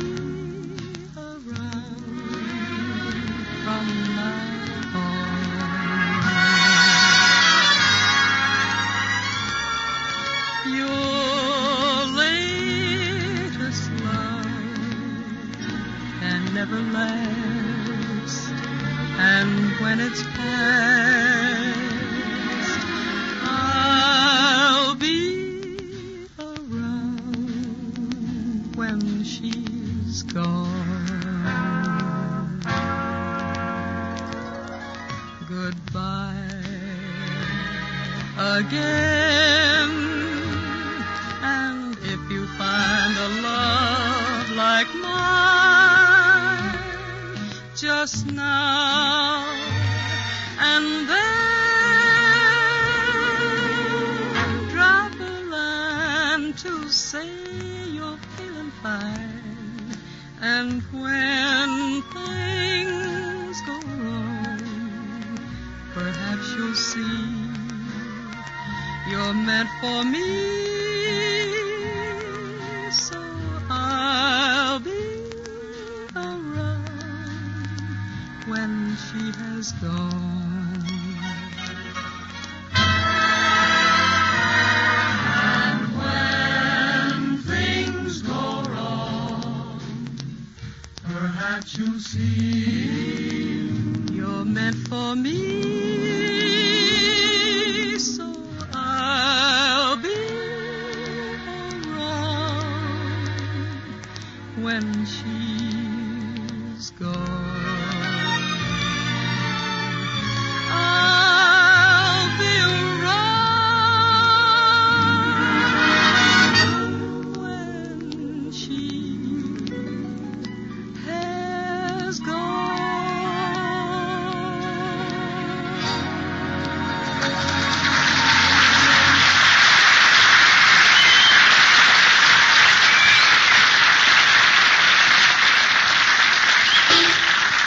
And now, the Frigid Midget Playhouse. Tonight we bring you a stark, staring tragedy of murder entitled Who Shot Father? Or It Wasn't the Bathtub That Was Plugged.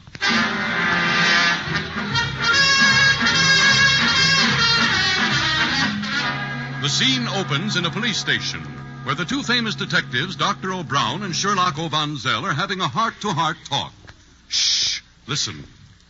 I bid 2 hearts. I bid 3 hearts. Say, O'Vanzel, I understand Pickpocket Taylor has confessed. Is that so? What did he steal? The Empire State Building. Oh, ridiculous. How could he steal a big thing like that? He made 2 trips. I'll take it. Hello? What? Your father has been shot. Certainly, we'll be right over. O'Brown, call car 7 to come and get us. Oh, that old car won't do. It'll do in a pinch. Calling car 7. Calling car 7. Why haven't we heard from you? Why haven't we heard from you? Is it something we said, huh?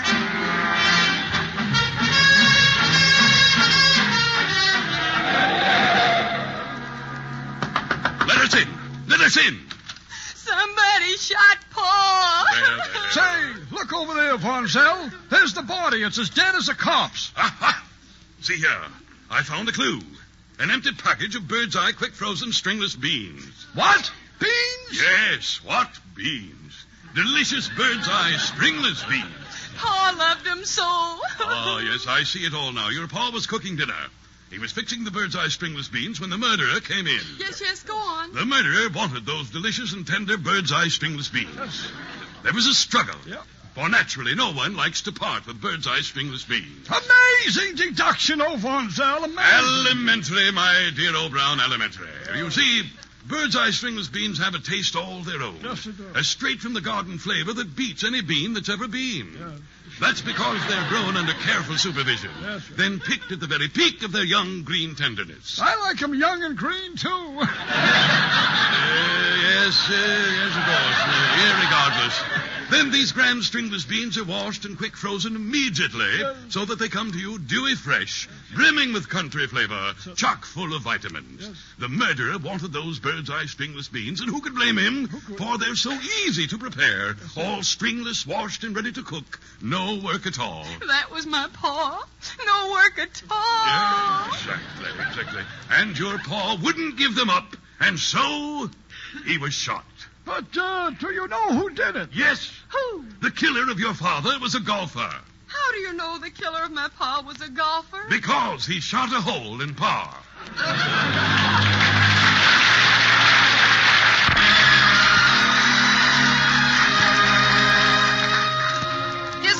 them for the child psychologist. Mammy says to her little baby boy, "What you love there, little baby boy?" And he says, "Shortening bread." And Mammy's worried because other little boys love licorice sticks and little jelly beans and little girls. But no, this little baby boy loves shortening bread. So Mammy takes the case to Mr. Anthony, and nothing happens. But then she takes the case to Nelson Eddy, and they all end up singing. Put on the skillet, put on the lid. Mammy's gonna bake a little shortening bread. That ain't all she's going to do. Mammy's gonna make a little coffee, too. Mammy's little baby loves shortening, shortening. Mammy's little baby loves shortening bread. Mammy's little baby loves shortening, shortening. Mammy's little baby loves shortening bread. 3 little babies lying in bed. 2 was sick and the other most dead. Sent for the doctor, he said, feed those babies on shortening bread. Mammy's little baby loves shortening, shortening. Mammy's little baby loves shortening bread. Mammy's little baby loves shortening, shortening. Mammy's little baby loves shortening bread. Slipped the kitchen, slipped the lead, slipped my pockets full of shortening bread.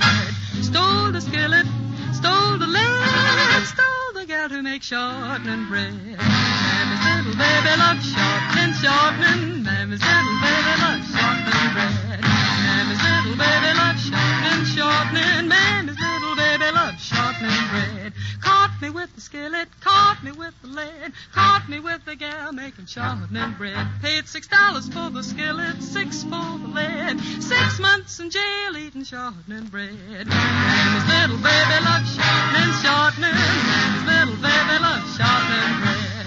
Mammy's little baby loves shortening, shortening. Mammy's little baby loves shortening bread.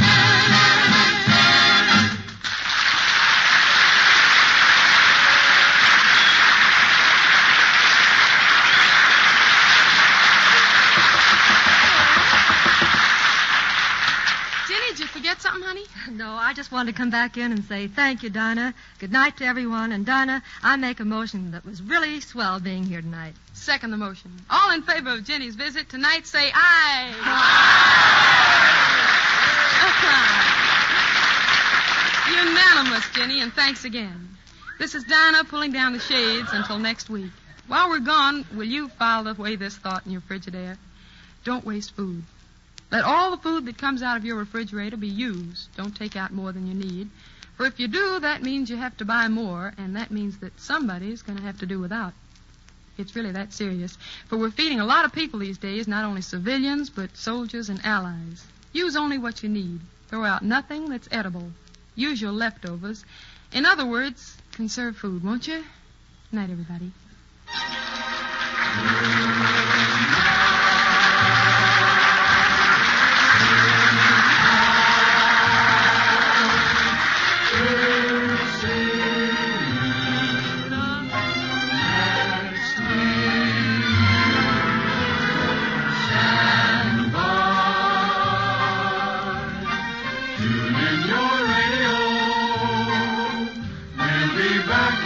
This is Harry Von Zell saying better buy Bird's Eye. Wally Brown, incidentally, is currently co-starring in the RKO picture Rookies in Burma. Next Thursday, Bird's Eye Frosted Foods will again bring you the Dinah Shore program with Cornelia Otis Skinner, Roland Young, Wally Brown, Robert Emmett Dolan and his orchestra, and the Joseph Lilly Singers. And now goodbye from Bird's Eye until next week. This is CBS, the Columbia Broadcasting System.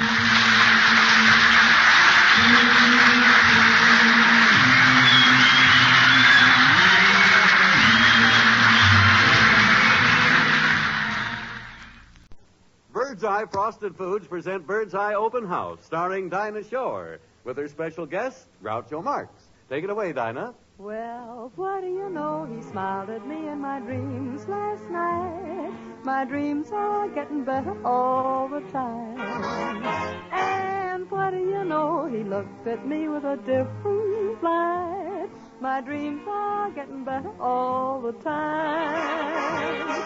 To think that we were strangers a couple of nights ago. And though it's a dream, I never dreamed he'd ever say hello. Maybe tonight I'll hold him tight when the moonbeams shine. My dreams are getting better all the time.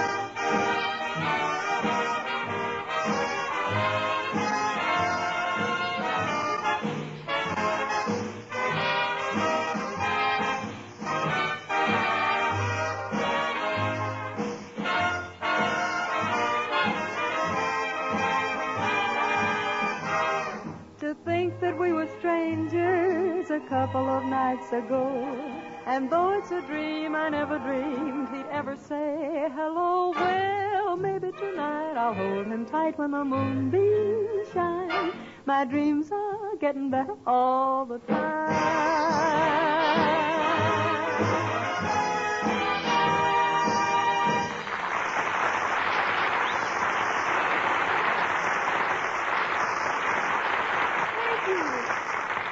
Good evening, ladies and gentlemen. How you fellas?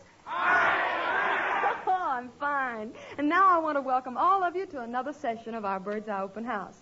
As usual, Robert Emmett Dolan and his orchestra are here to make music for you, and Joe Lilly and his chorus are here to sing for you. And to amuse you, we're indeed fortunate to have Groucho Marx, a man who has made people laugh all over the world. But here's a man who only last week made an old lady laugh in Glendale, Harry Von Zell. How are you, Harry? Fine kind of an introduction. Well, go ahead, Dinah. Have your fun. I can't get sore about it. Not after the time I had at your house last night. Oh, well, I'm certainly glad you enjoyed yourself, Harry. Oh, I sure did. And the house looked lovely, the way you carried out that St. Patrick's Day motive with everything in green, you know. Yes, especially your face after the fifth martini. Yeah. Well, don't let that fool you, Dinah. I don't care a fig about martinis, actually. It's just that I plan adding a new room to my house, you see. Martinis, what has that got to do with you drinking so many martinis? On account of the lumber shortage, I'm collecting as many toothpicks as I can. Isn't that silly? Well, now I've heard them all. Yeah. Harry, after spending all day cooking, it sure did my heart good to see you enjoy the food so much. Didn't I, though? Well, everything was delicious. That fried chicken was out of this world, Dinah. Well, thank you. Way out of this world. Tell me, was it really southern fried? Was it really southern fried? Yeah. Well, Harry, I put some of it in the icebox next to a piece of Yankee pot roast and it got right up and walked out.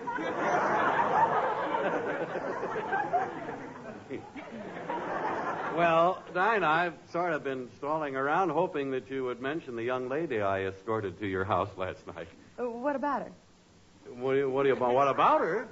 Well, Dinah, she happens to be the pin girl of the neighborhood. You mean the pin-up girl? I mean pin girl. She works in a bowling alley. Oh, set him up in the other alley, Joe Lilly, please.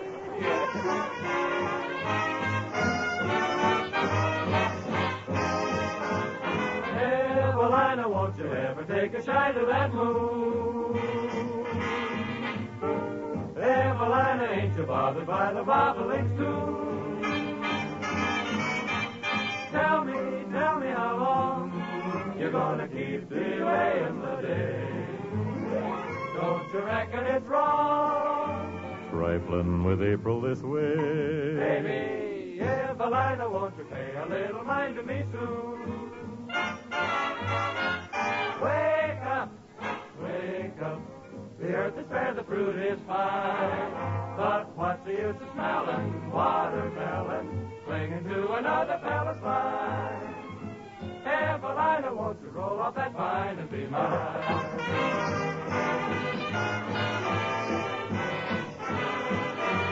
Wake up, wake up. The earth is fair, the fruit is fine. But what's the use of smelling watermelon, growing on another fella's vine? Oh, Evelina, won't you roll right off the vine and be mine? Roll off the vine and be mine. All mine, all mine, all mine.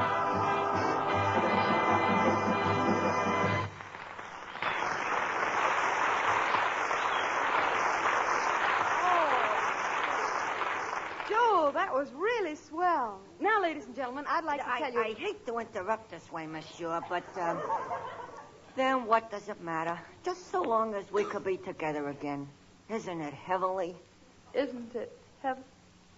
Well, I'm sorry, I don't understand. Oh, there's no use pretending, monsieur. I love you madly. Madly, I love you. Well, this is so sudden. I'm very flattered, but... Well, why don't you fall in love with a girl your own age? Oh, I did love a girl my own age, but alas, she loved another. Oh. Well, whom did she love? Frank Sinatra. Gosh, did I burn. I was so angry. I challenged that Sinatra guy to a fight, but he wouldn't fight me. He wouldn't? No, not unless I took off 30 pounds.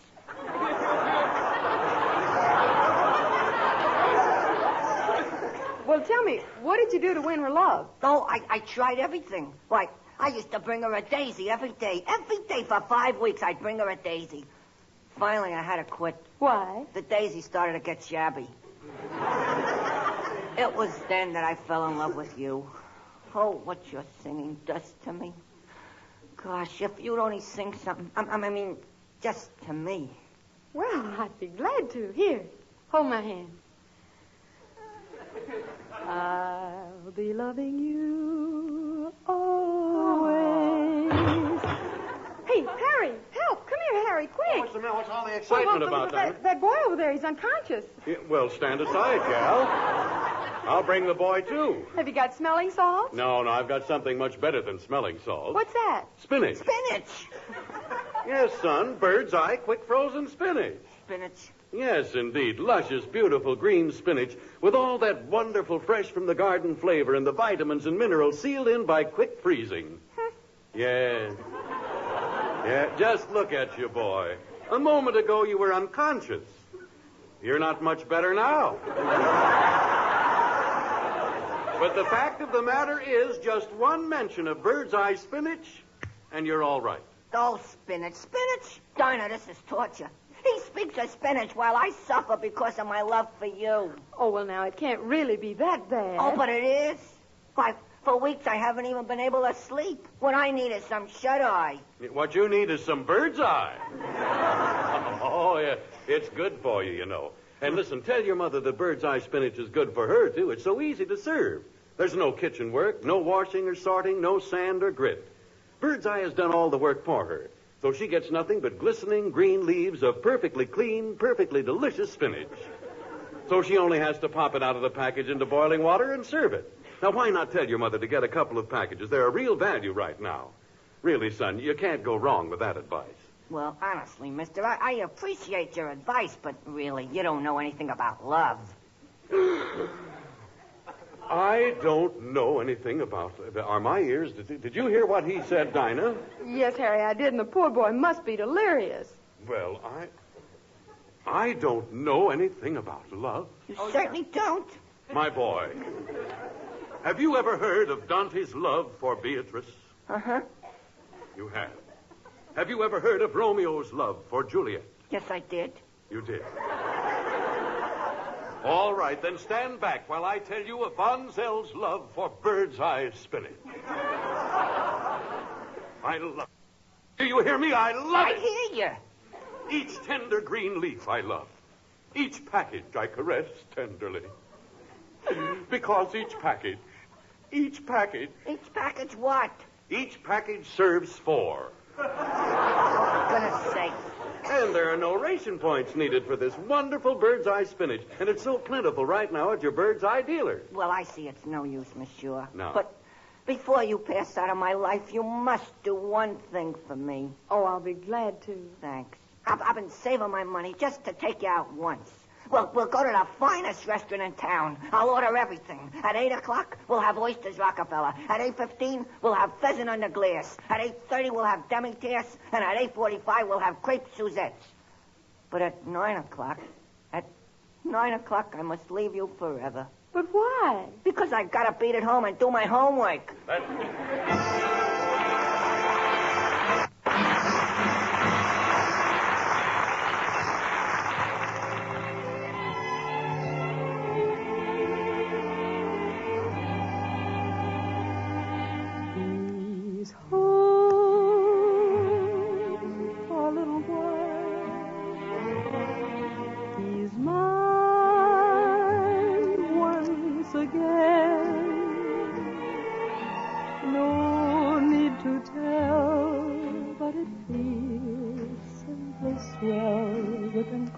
to me where he's supposed to be.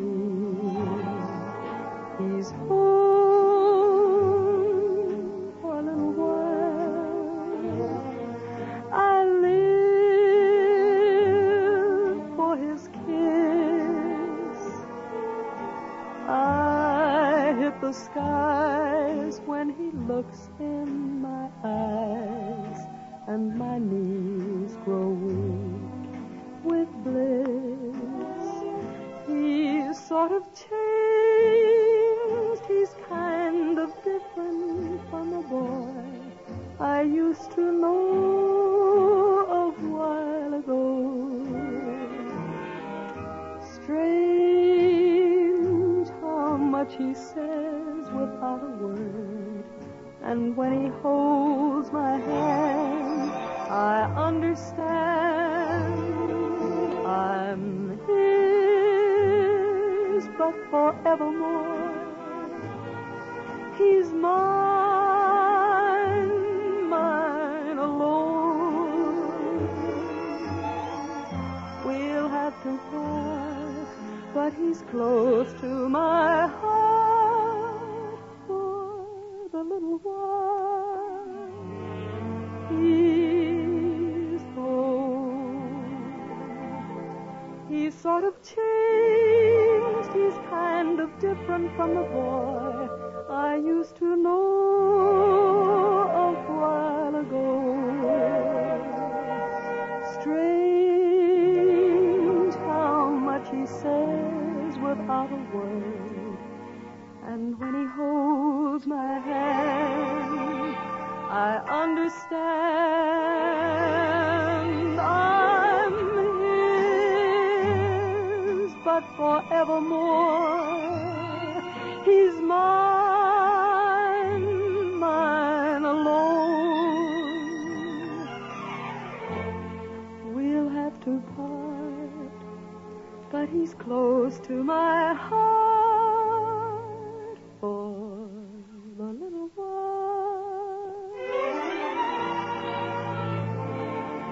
He's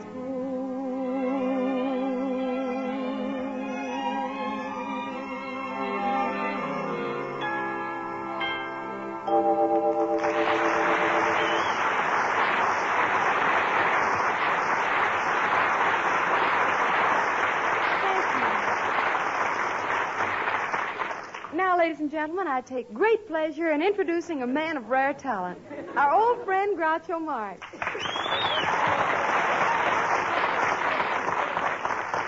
Hello, Dinah. Hello, Groucho. How are you? Dinah, dear, before we go any further, there's something I must confess to you. What is it, Groucho? It's just that every night you keep running through my head.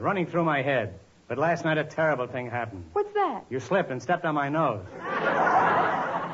But Dinah, why make any further pretense of our love? Marry me and we'll be as happy as two bugs in a rug. You got the money for the rugs, I've already got the money for the bugs.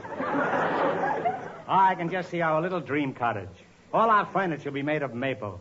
Bird's eye maple. You hear me? I hear you. Bird's eye maple. And in a year or so, who knows? We may even have a little spinach running around the table. Oh, Groucho, you make the future look rosy. Funny thing you should mention Rosie. We met in an ice cream parlor. She looked so lovely. Standing there between the empty Coca-Cola bottles and the empty chewing gum counter. Groucho, I've given you your last feed line. Now, tell me, what would you like to do tonight? Dinah, I'd like to neck, but with all these people out here, maybe we better put on a play. By a strange coincidence, I have with me my own version of a movie based on the insurance business. Oh, well, fine. Give me a copy, and I'll ask Harry to read the introduction. Bobby Dolan, please, music.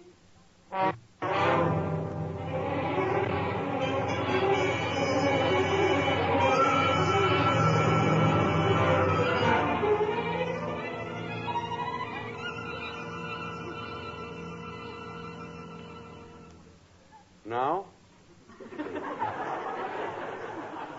Those of you who have seen that thrilling motion picture, Double Up, Here Comes the Indemnity, will remember that scene where the attractive young Mrs. Phoebe Martin is at home alone.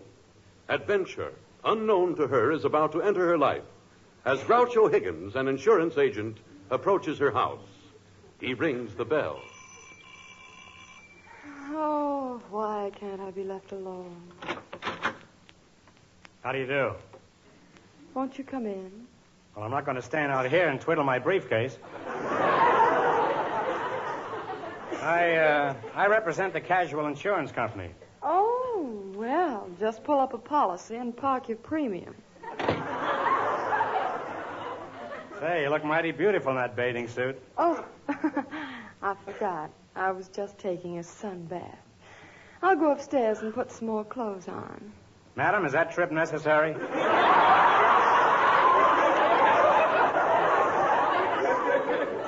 Well, I'll just put this wrap on.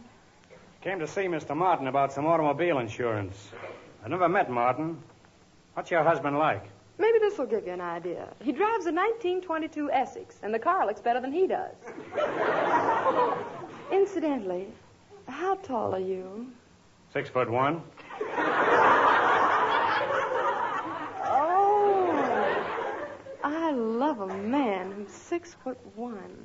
You know your voice makes music and your eyes dance? They do? Yes, and they'd better quit before 12. Remember the curfew. Let's not make a sham of things. Can I kiss you? But I don't even know your name. Groucho Higgins. Okay, pucker up. Ah, your kisses set me on fire. And your kisses set me on fire. And what are we waiting for? Let's throw another log on the fire. Oh, how I love a man who's 6'1". It's so heavenly here in your arms. Darling, do you know what it's like to have a husband who doesn't love you? Frankly, no. Well, it's torture. If I just look at another man, he goes mad. He's the most jealous man in the world. Who can that be, my darling? Oh, it's my husband. Take me in your arms again, my sweet. Come in. Kiss me again. Oh, good evening, dear. Who's the man you're kissing? Anyone I know?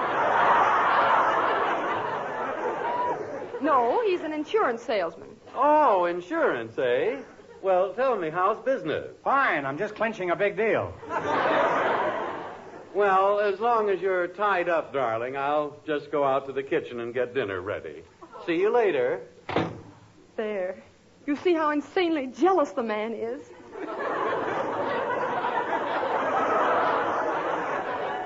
He certainly is. The beast. And he's so cruel to me, too. Never a civil word. I can't stand it any longer. You must help me. But how? Tell me, do you happen to have a $50,000 insurance policy with you? One with the double indemnity clause covering sudden death? Yes, I've got one right here. Good. I'll get my husband to sign it, the beast. $50,000 policy, eh? That'll mean $1.85 commission for me. $1.85 commission, but don't you see, it can mean $100,000 for us. All you have to do is help me kill him. Help you kill him? Never. Please. Okay. Oh, I love a man who's 6'1". Coming down the stretch. But listen, we must devise an ingenious plan. Nothing must be left to chance. It must be the perfect crime. Yes, it must be the perfect crime. I'll call him. Oh, darling. What is it, dear? See how he speaks to me. The beast. Won't you come here a moment? Yes, dear. Would you please sign this? Oh, all right. But I must hurry back to the kitchen and baste the roast. The baste.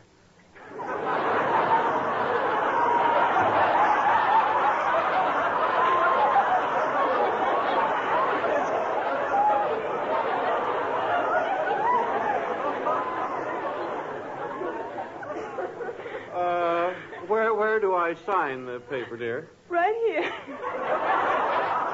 Here's the pen. Oh, thank you. That's where I'll probably wind up.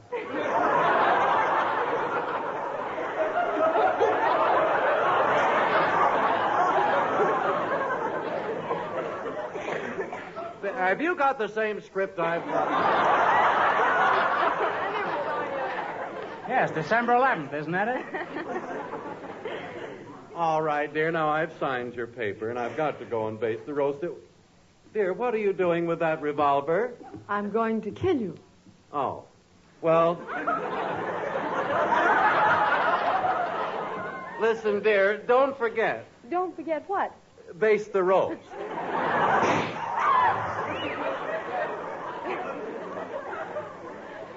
What a cleverly devised murder.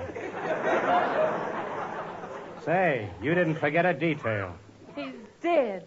He looks awful lying there. Yes, he does. Slip a doily under him.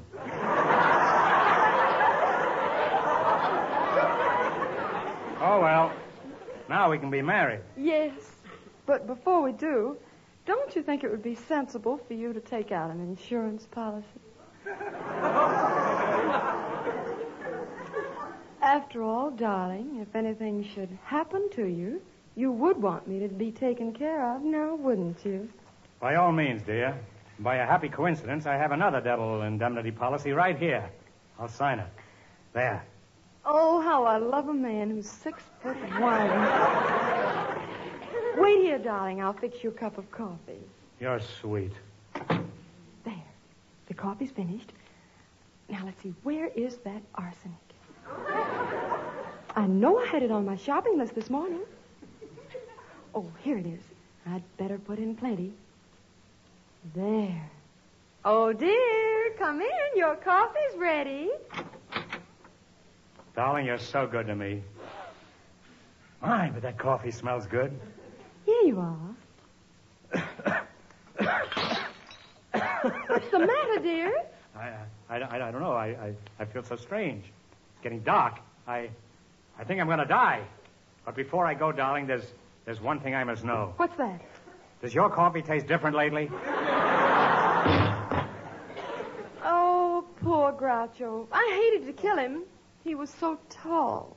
6'1". Oh, yeah? Well, I'm not 6'1". For your information, I'm only 5'8".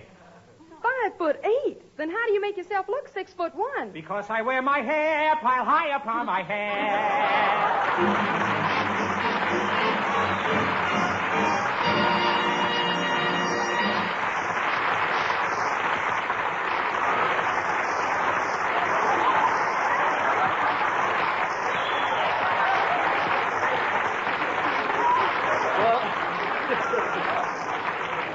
Ladies and gentlemen, now I'd like Harry, let me do it. Oh, go away, Dinah. Come on, Harry, let me now. I know all about it. And I know all about it. Yeah, but I'm very persuasive. But I'm very persuasive. But I'm a woman. But I'm a... Oh. Well, all right, you win, Dinah, but let me say something. Okay, just a minute.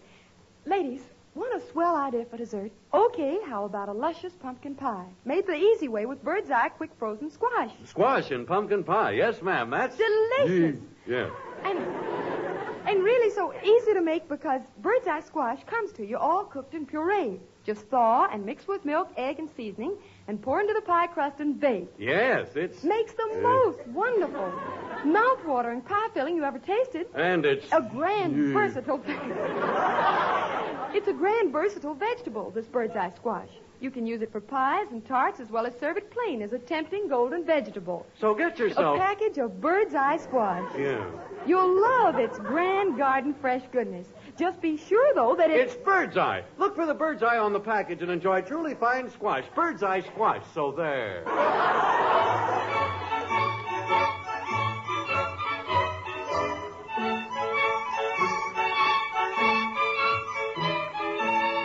March 17th is St. Patrick's Day. I'd like to add my 2 notes worth to the festivities by singing a song in honor of the wonders worked by St. Patrick for the Irish, the Kerry dance.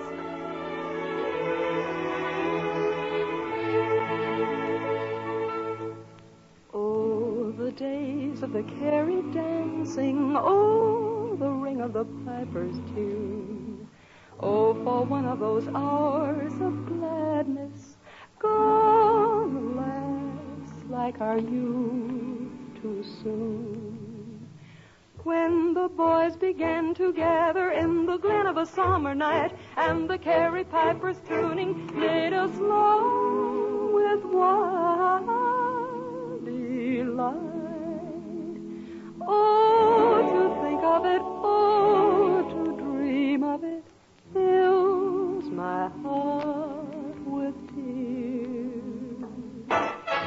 the days of the carrot dancing. Oh, the ring of the piper's tune. Oh, for one of those hours of gladness, gone and last with our youth too soon.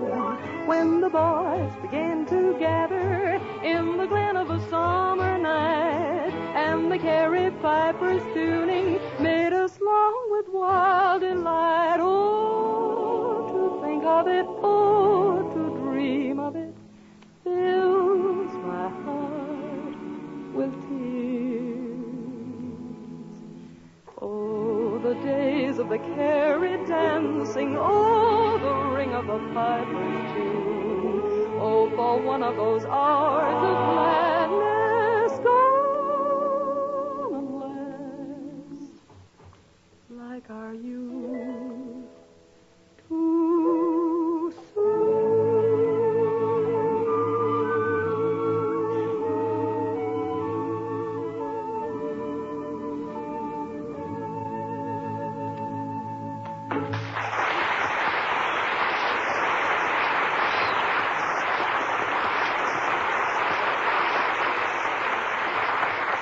We'd like to thank Groucho Marx for dropping over and hope he pays us another visit very soon. Next week, don't forget, we're expecting a visit from Eddie Cantor. And now, I'd like to pause for just 1 second and have you time me. Well, that was pretty short. If you were counting, you might have reached 2 or possibly 3. But let's think of it this way. During that pause, your Red Cross spent $7 to help our boys overseas. The Red Cross is doing the biggest job in its history this very minute. Wherever our boys may be, the Red Cross is ready to help them with blood plasma, with food, with entertainment, and with friendship, be it at the front, in a hospital, on leave, or to help them by helping their families right here at home. So please remember, give generously when the Red Cross calls on you. Night, everybody.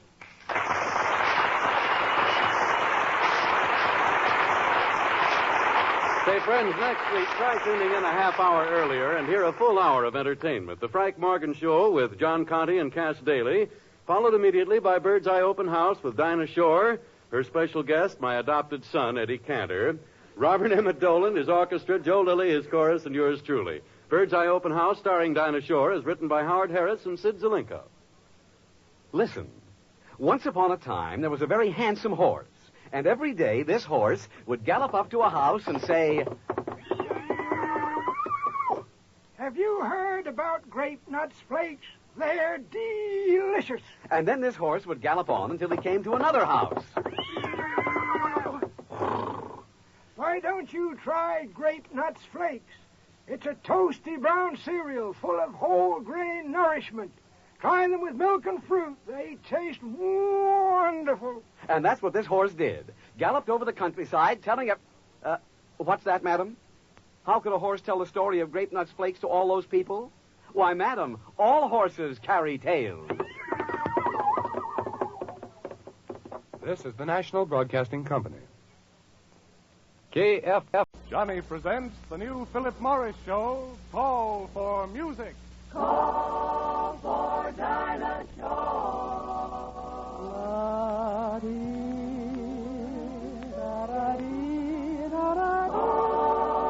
for Harry James.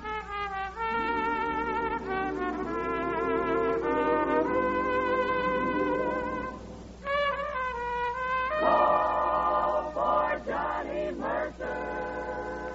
You got accent, situate the positive, don't mess with Mr. In Between. It's the Philip Morris Call for Music, a musical report on what's new this week in show business.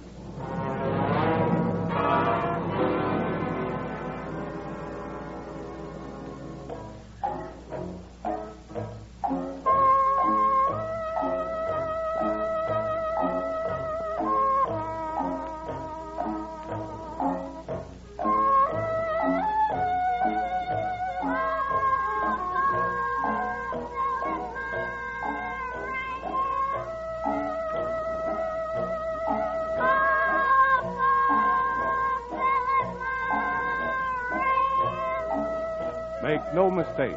Of all leading cigarettes, Philip Morris, and only Philip Morris, is recognized by eminent nose and throat specialists as definitely less irritating to the nose and throat. for a cleaner, fresher, milder smoke. Make Philip Morris your call. The cigarette for one and all.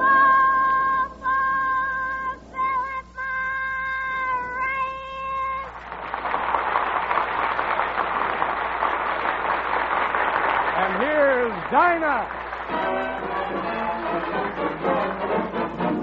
The faucet, she is dripping, and the bench is falling down. My pocket needs some money, so I can get into town. My brother is not working, and my sister does not care, because she needs a motor, so I can go anywhere.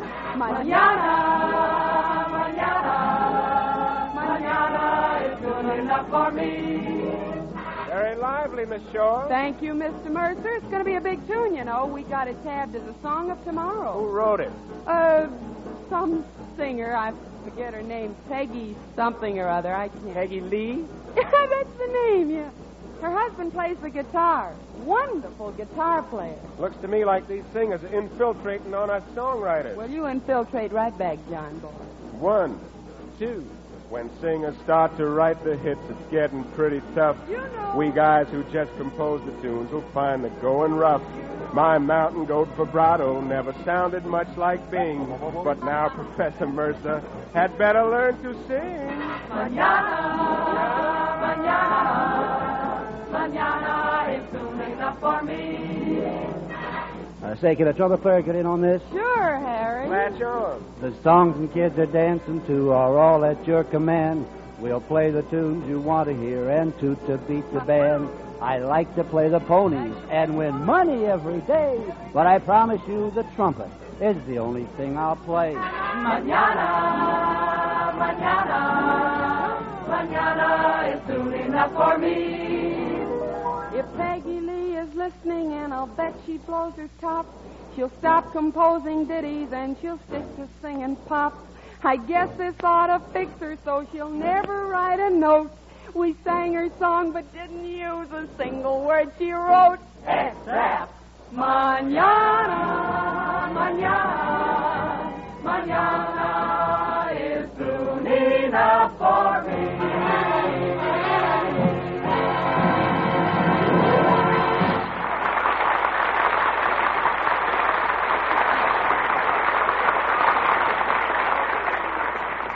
Thank you. Every Friday night, Harry, James, Johnny Mercer, and I are going to bring you a report on what's new and exciting this week in popular music. And I'll give you my slant on what's happening in the band business. I'll slip you a mercerized view of the tintinabulations of Tin Pan Alley. Listen to that boy. Altogether, Philip Morris will try to give you an inside look and listen to what's going on in front of the movie cameras, the microphones, and the footlights of a pretty big country. Well, Dinah, I just got back to Hollywood after touring about 100 different cities with the band. Mm-hmm. And every place that we went, we found the same thing. Folks want to hear those good old timers. The headlines in Variety and Billboard this week say the same thing. They've got a big traffic jam down memory lane. Oh, I don't mind. I like the old songs. There's one old timer I did for Columbia Records, and they're bringing it out just in time for Valentine's Day. Sweetheart, if you should stray a million miles away, I'll always be in love with you. And though you find more bliss in someone else's kiss, I'll always be in love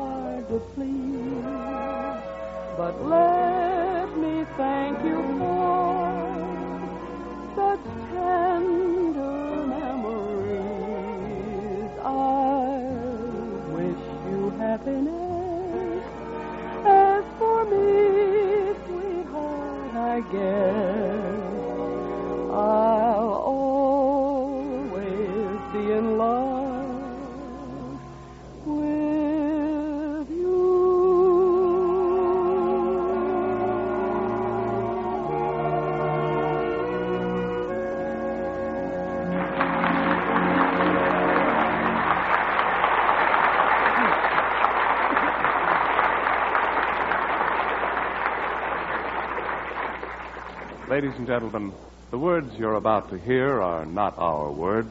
They're words written by one of America's top-ranking doctors. And if you smoke, these words concern you. Here's what the doctor reports.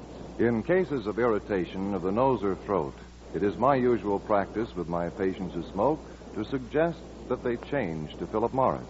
And why does the doctor advise this change to Philip Morris? Well, he says... The reason for this advice is that I'm convinced that they are less irritating than other cigarettes. Yes, those are the actual words of an eminent nose and throat specialist. And those words concern you. For like thousands of other smokers, you too may have the symptoms of cigarette irritation without even realizing it. For example, that tight, dry feeling you sometimes get in your throat from smoking, or that occasional cough, or that musty, stale taste in your mouth. Perhaps it never occurred to you, but all these may be symptoms of cigarette irritation. Common sense will tell you that when it comes to smoking, less irritation means more enjoyment. From your first cigarette in the morning to your last one at night. Yes, less irritation means a cleaner, fresher, milder smoke. So isn't it good common sense to choose Philip Morris? Because of all leading cigarettes, Philip Morris, and only Philip Morris, is recognized by eminent nose and throat specialists as definitely less irritating. No other cigarette can make that statement.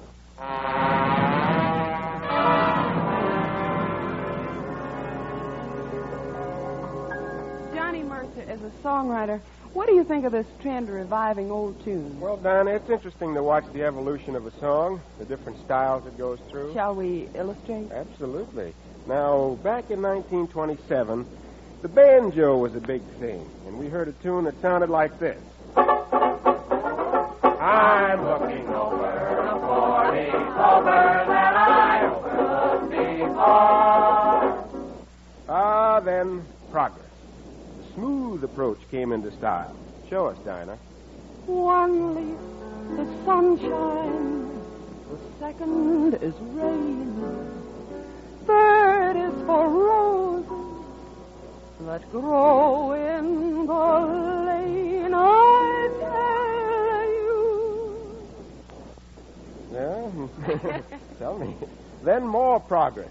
The boys with the beat took over and hotted it up in this fashion. Mr. James, will you take the podium?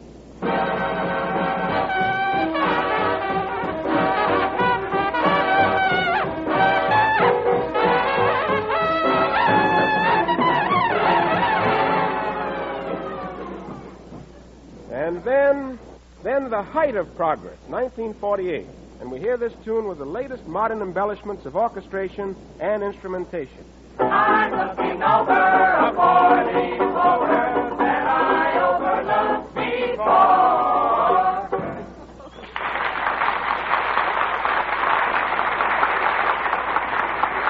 Oh, Johnny, that's going to set progress back 20 years. I shouldn't talk. I dug up an old one myself. Remember Sugar Blues? Oh, I should say I do. You made a swell record of it, Johnny. You really made show business news. Well, for this, I don't need a banjo. But a trumpet would come in very handy. Is there a trumpet player in the house? Just give me the old sugar blues. Oh, play me that low down melody. How you can have your St. Louis, your bebopping too, and you can have your hidey-hoes, but here's a tune that tickles my toes. Oh, what a strain. Just listen to the pep and rhythm in that refrain. Let me stand here with the brass section rising, 'cause it's a chance to do some real harmonizing when they play the sugar blues.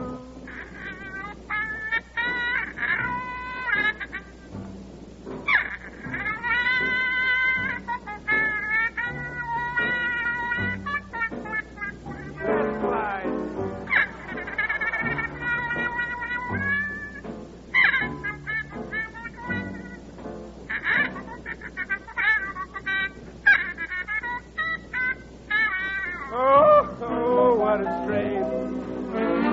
Just listen to the pep and the rhythm in that refrain. Let me stand here with the brass section rising, 'cause it's a chance to do some real harmonizing when they play the sugar blues.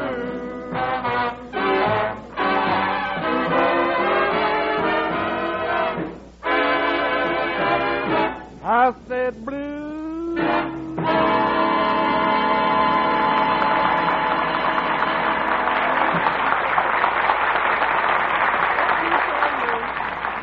Philip Morris is going to call for more of the same as the weeks roll by. See, have you noticed how many songs lately are written to tell a story?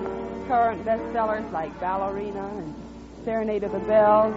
Well, one of my favorite story songs was the title tune of a picture they made at Paramount not so long ago. There's a story the gypsies know is true, that when your love wears golden earrings, he belongs to you. And love story that's known to very few. But if you wear these golden earrings, love will come to you. By the burning fire they will glow with every coal. You will hear desire murmur low inside your soul. So be my gypsy, make love your guiding light, and let this pair of golden earrings cast their spell tonight.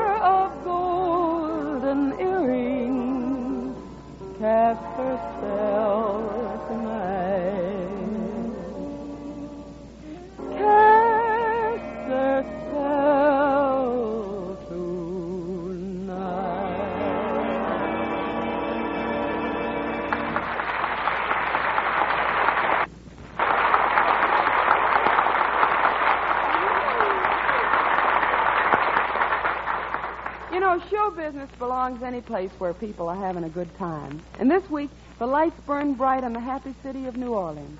It was Mardi Gras week. And in the city where jazz was born, music was king once again. Say, Harry, do you have something appropriate for Mardi Gras? Well, yes, Dinah. We have a brand new number here. In fact, it's so new the ink isn't even dry on the arrangement. It's called Ultra. And we hope the granddaddies of jazz from Basin Street will enjoy hearing this 1948 Descendant.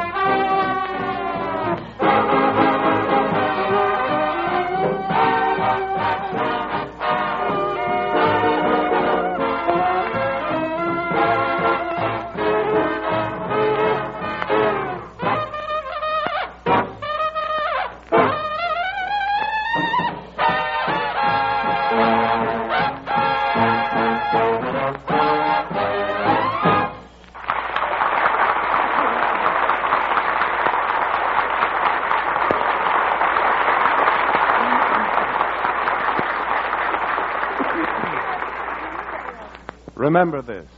No other cigarette can give you a cleaner, fresher, milder smoke than Philip Morris. No other cigarette can give you the advantage of better taste and finer flavor that Philip Morris gives you. Remember, of all leading cigarettes, the superiority of Philip Morris, and only Philip Morris, is recognized by eminent nose and throat specialists. No other cigarette can make that statement.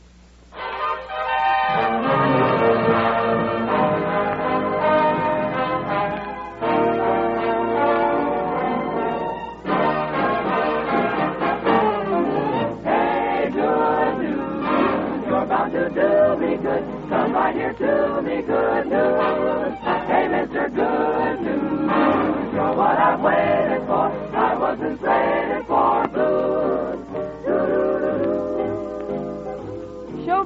there's bright lights on theater marquees.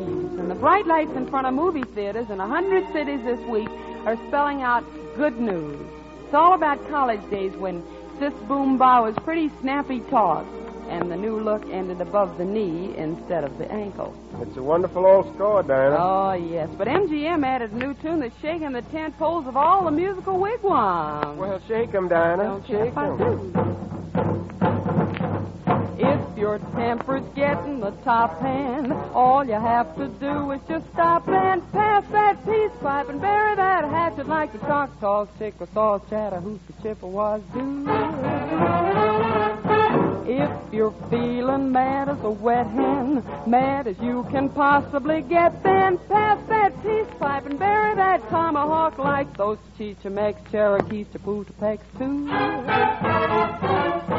Pull your ears in, try to use a little control.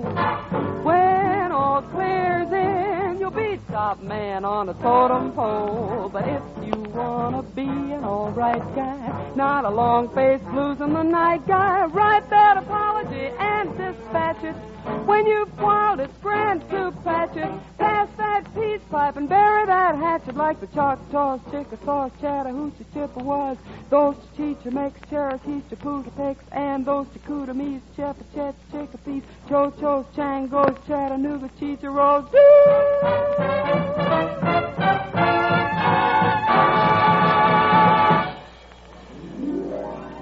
In the picture Good News, there's a love song that June Allison sings to Peter Lawford. Only Peter Lawford isn't there. It's called Just Imagine. I think it ought to sound kind of pretty on a trumpet, Harry.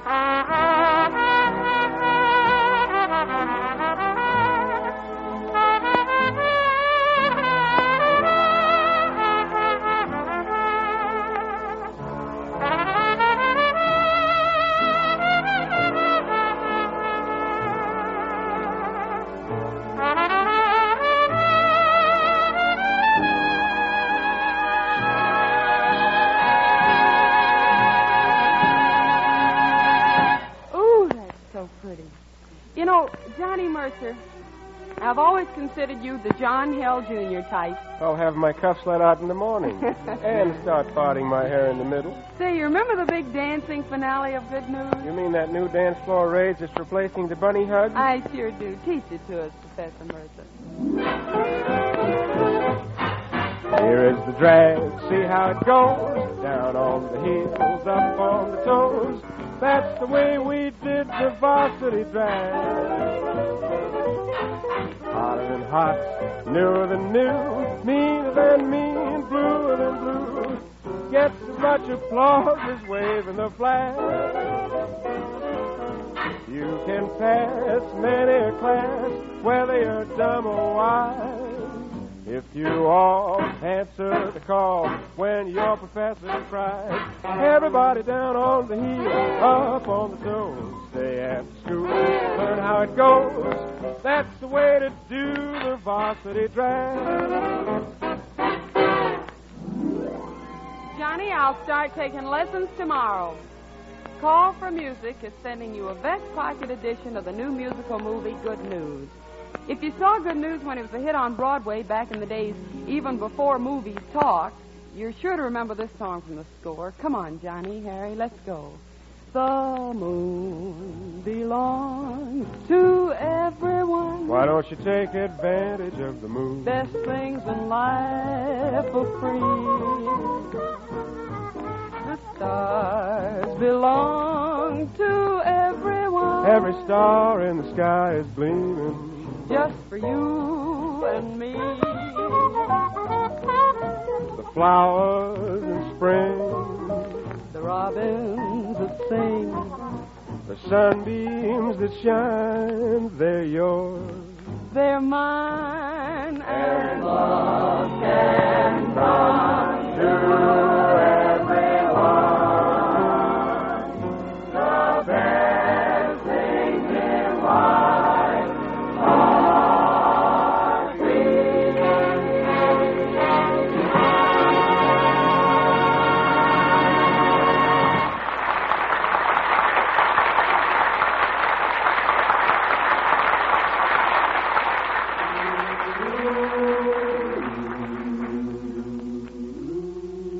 Every Friday night at this time, Philip Morris is going to bring you a sample of what America is singing. We'll report to you from the sound stages and from the wings of Broadway theater. We're going to have the new songs on the rise and the old ones that are coming back.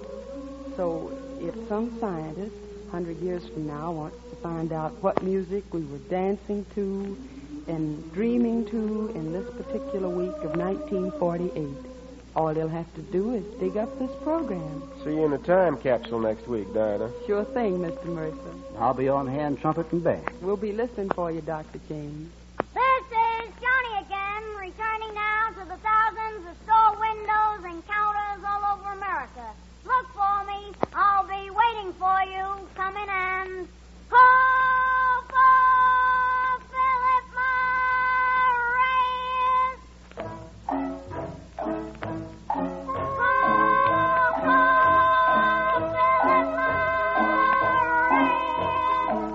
The swing is to Philip Morris, to America's finest cigarette.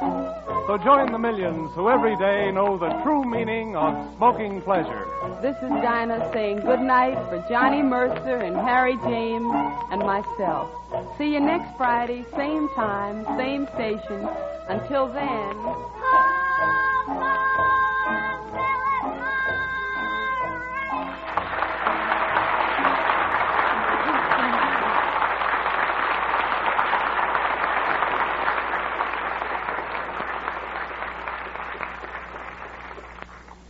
Hello? Hello, testing. 1, 2, 3, 4, 5. That's it, 5. Pipe smokers, try Revelation pipe tobacco. A smooth blend of 5 tobaccos. Yes, relax. Take 5. Take Revelation of fine pipe tobacco. This is Jack Rourke saying goodnight for Philip Morris, America's finest cigarette.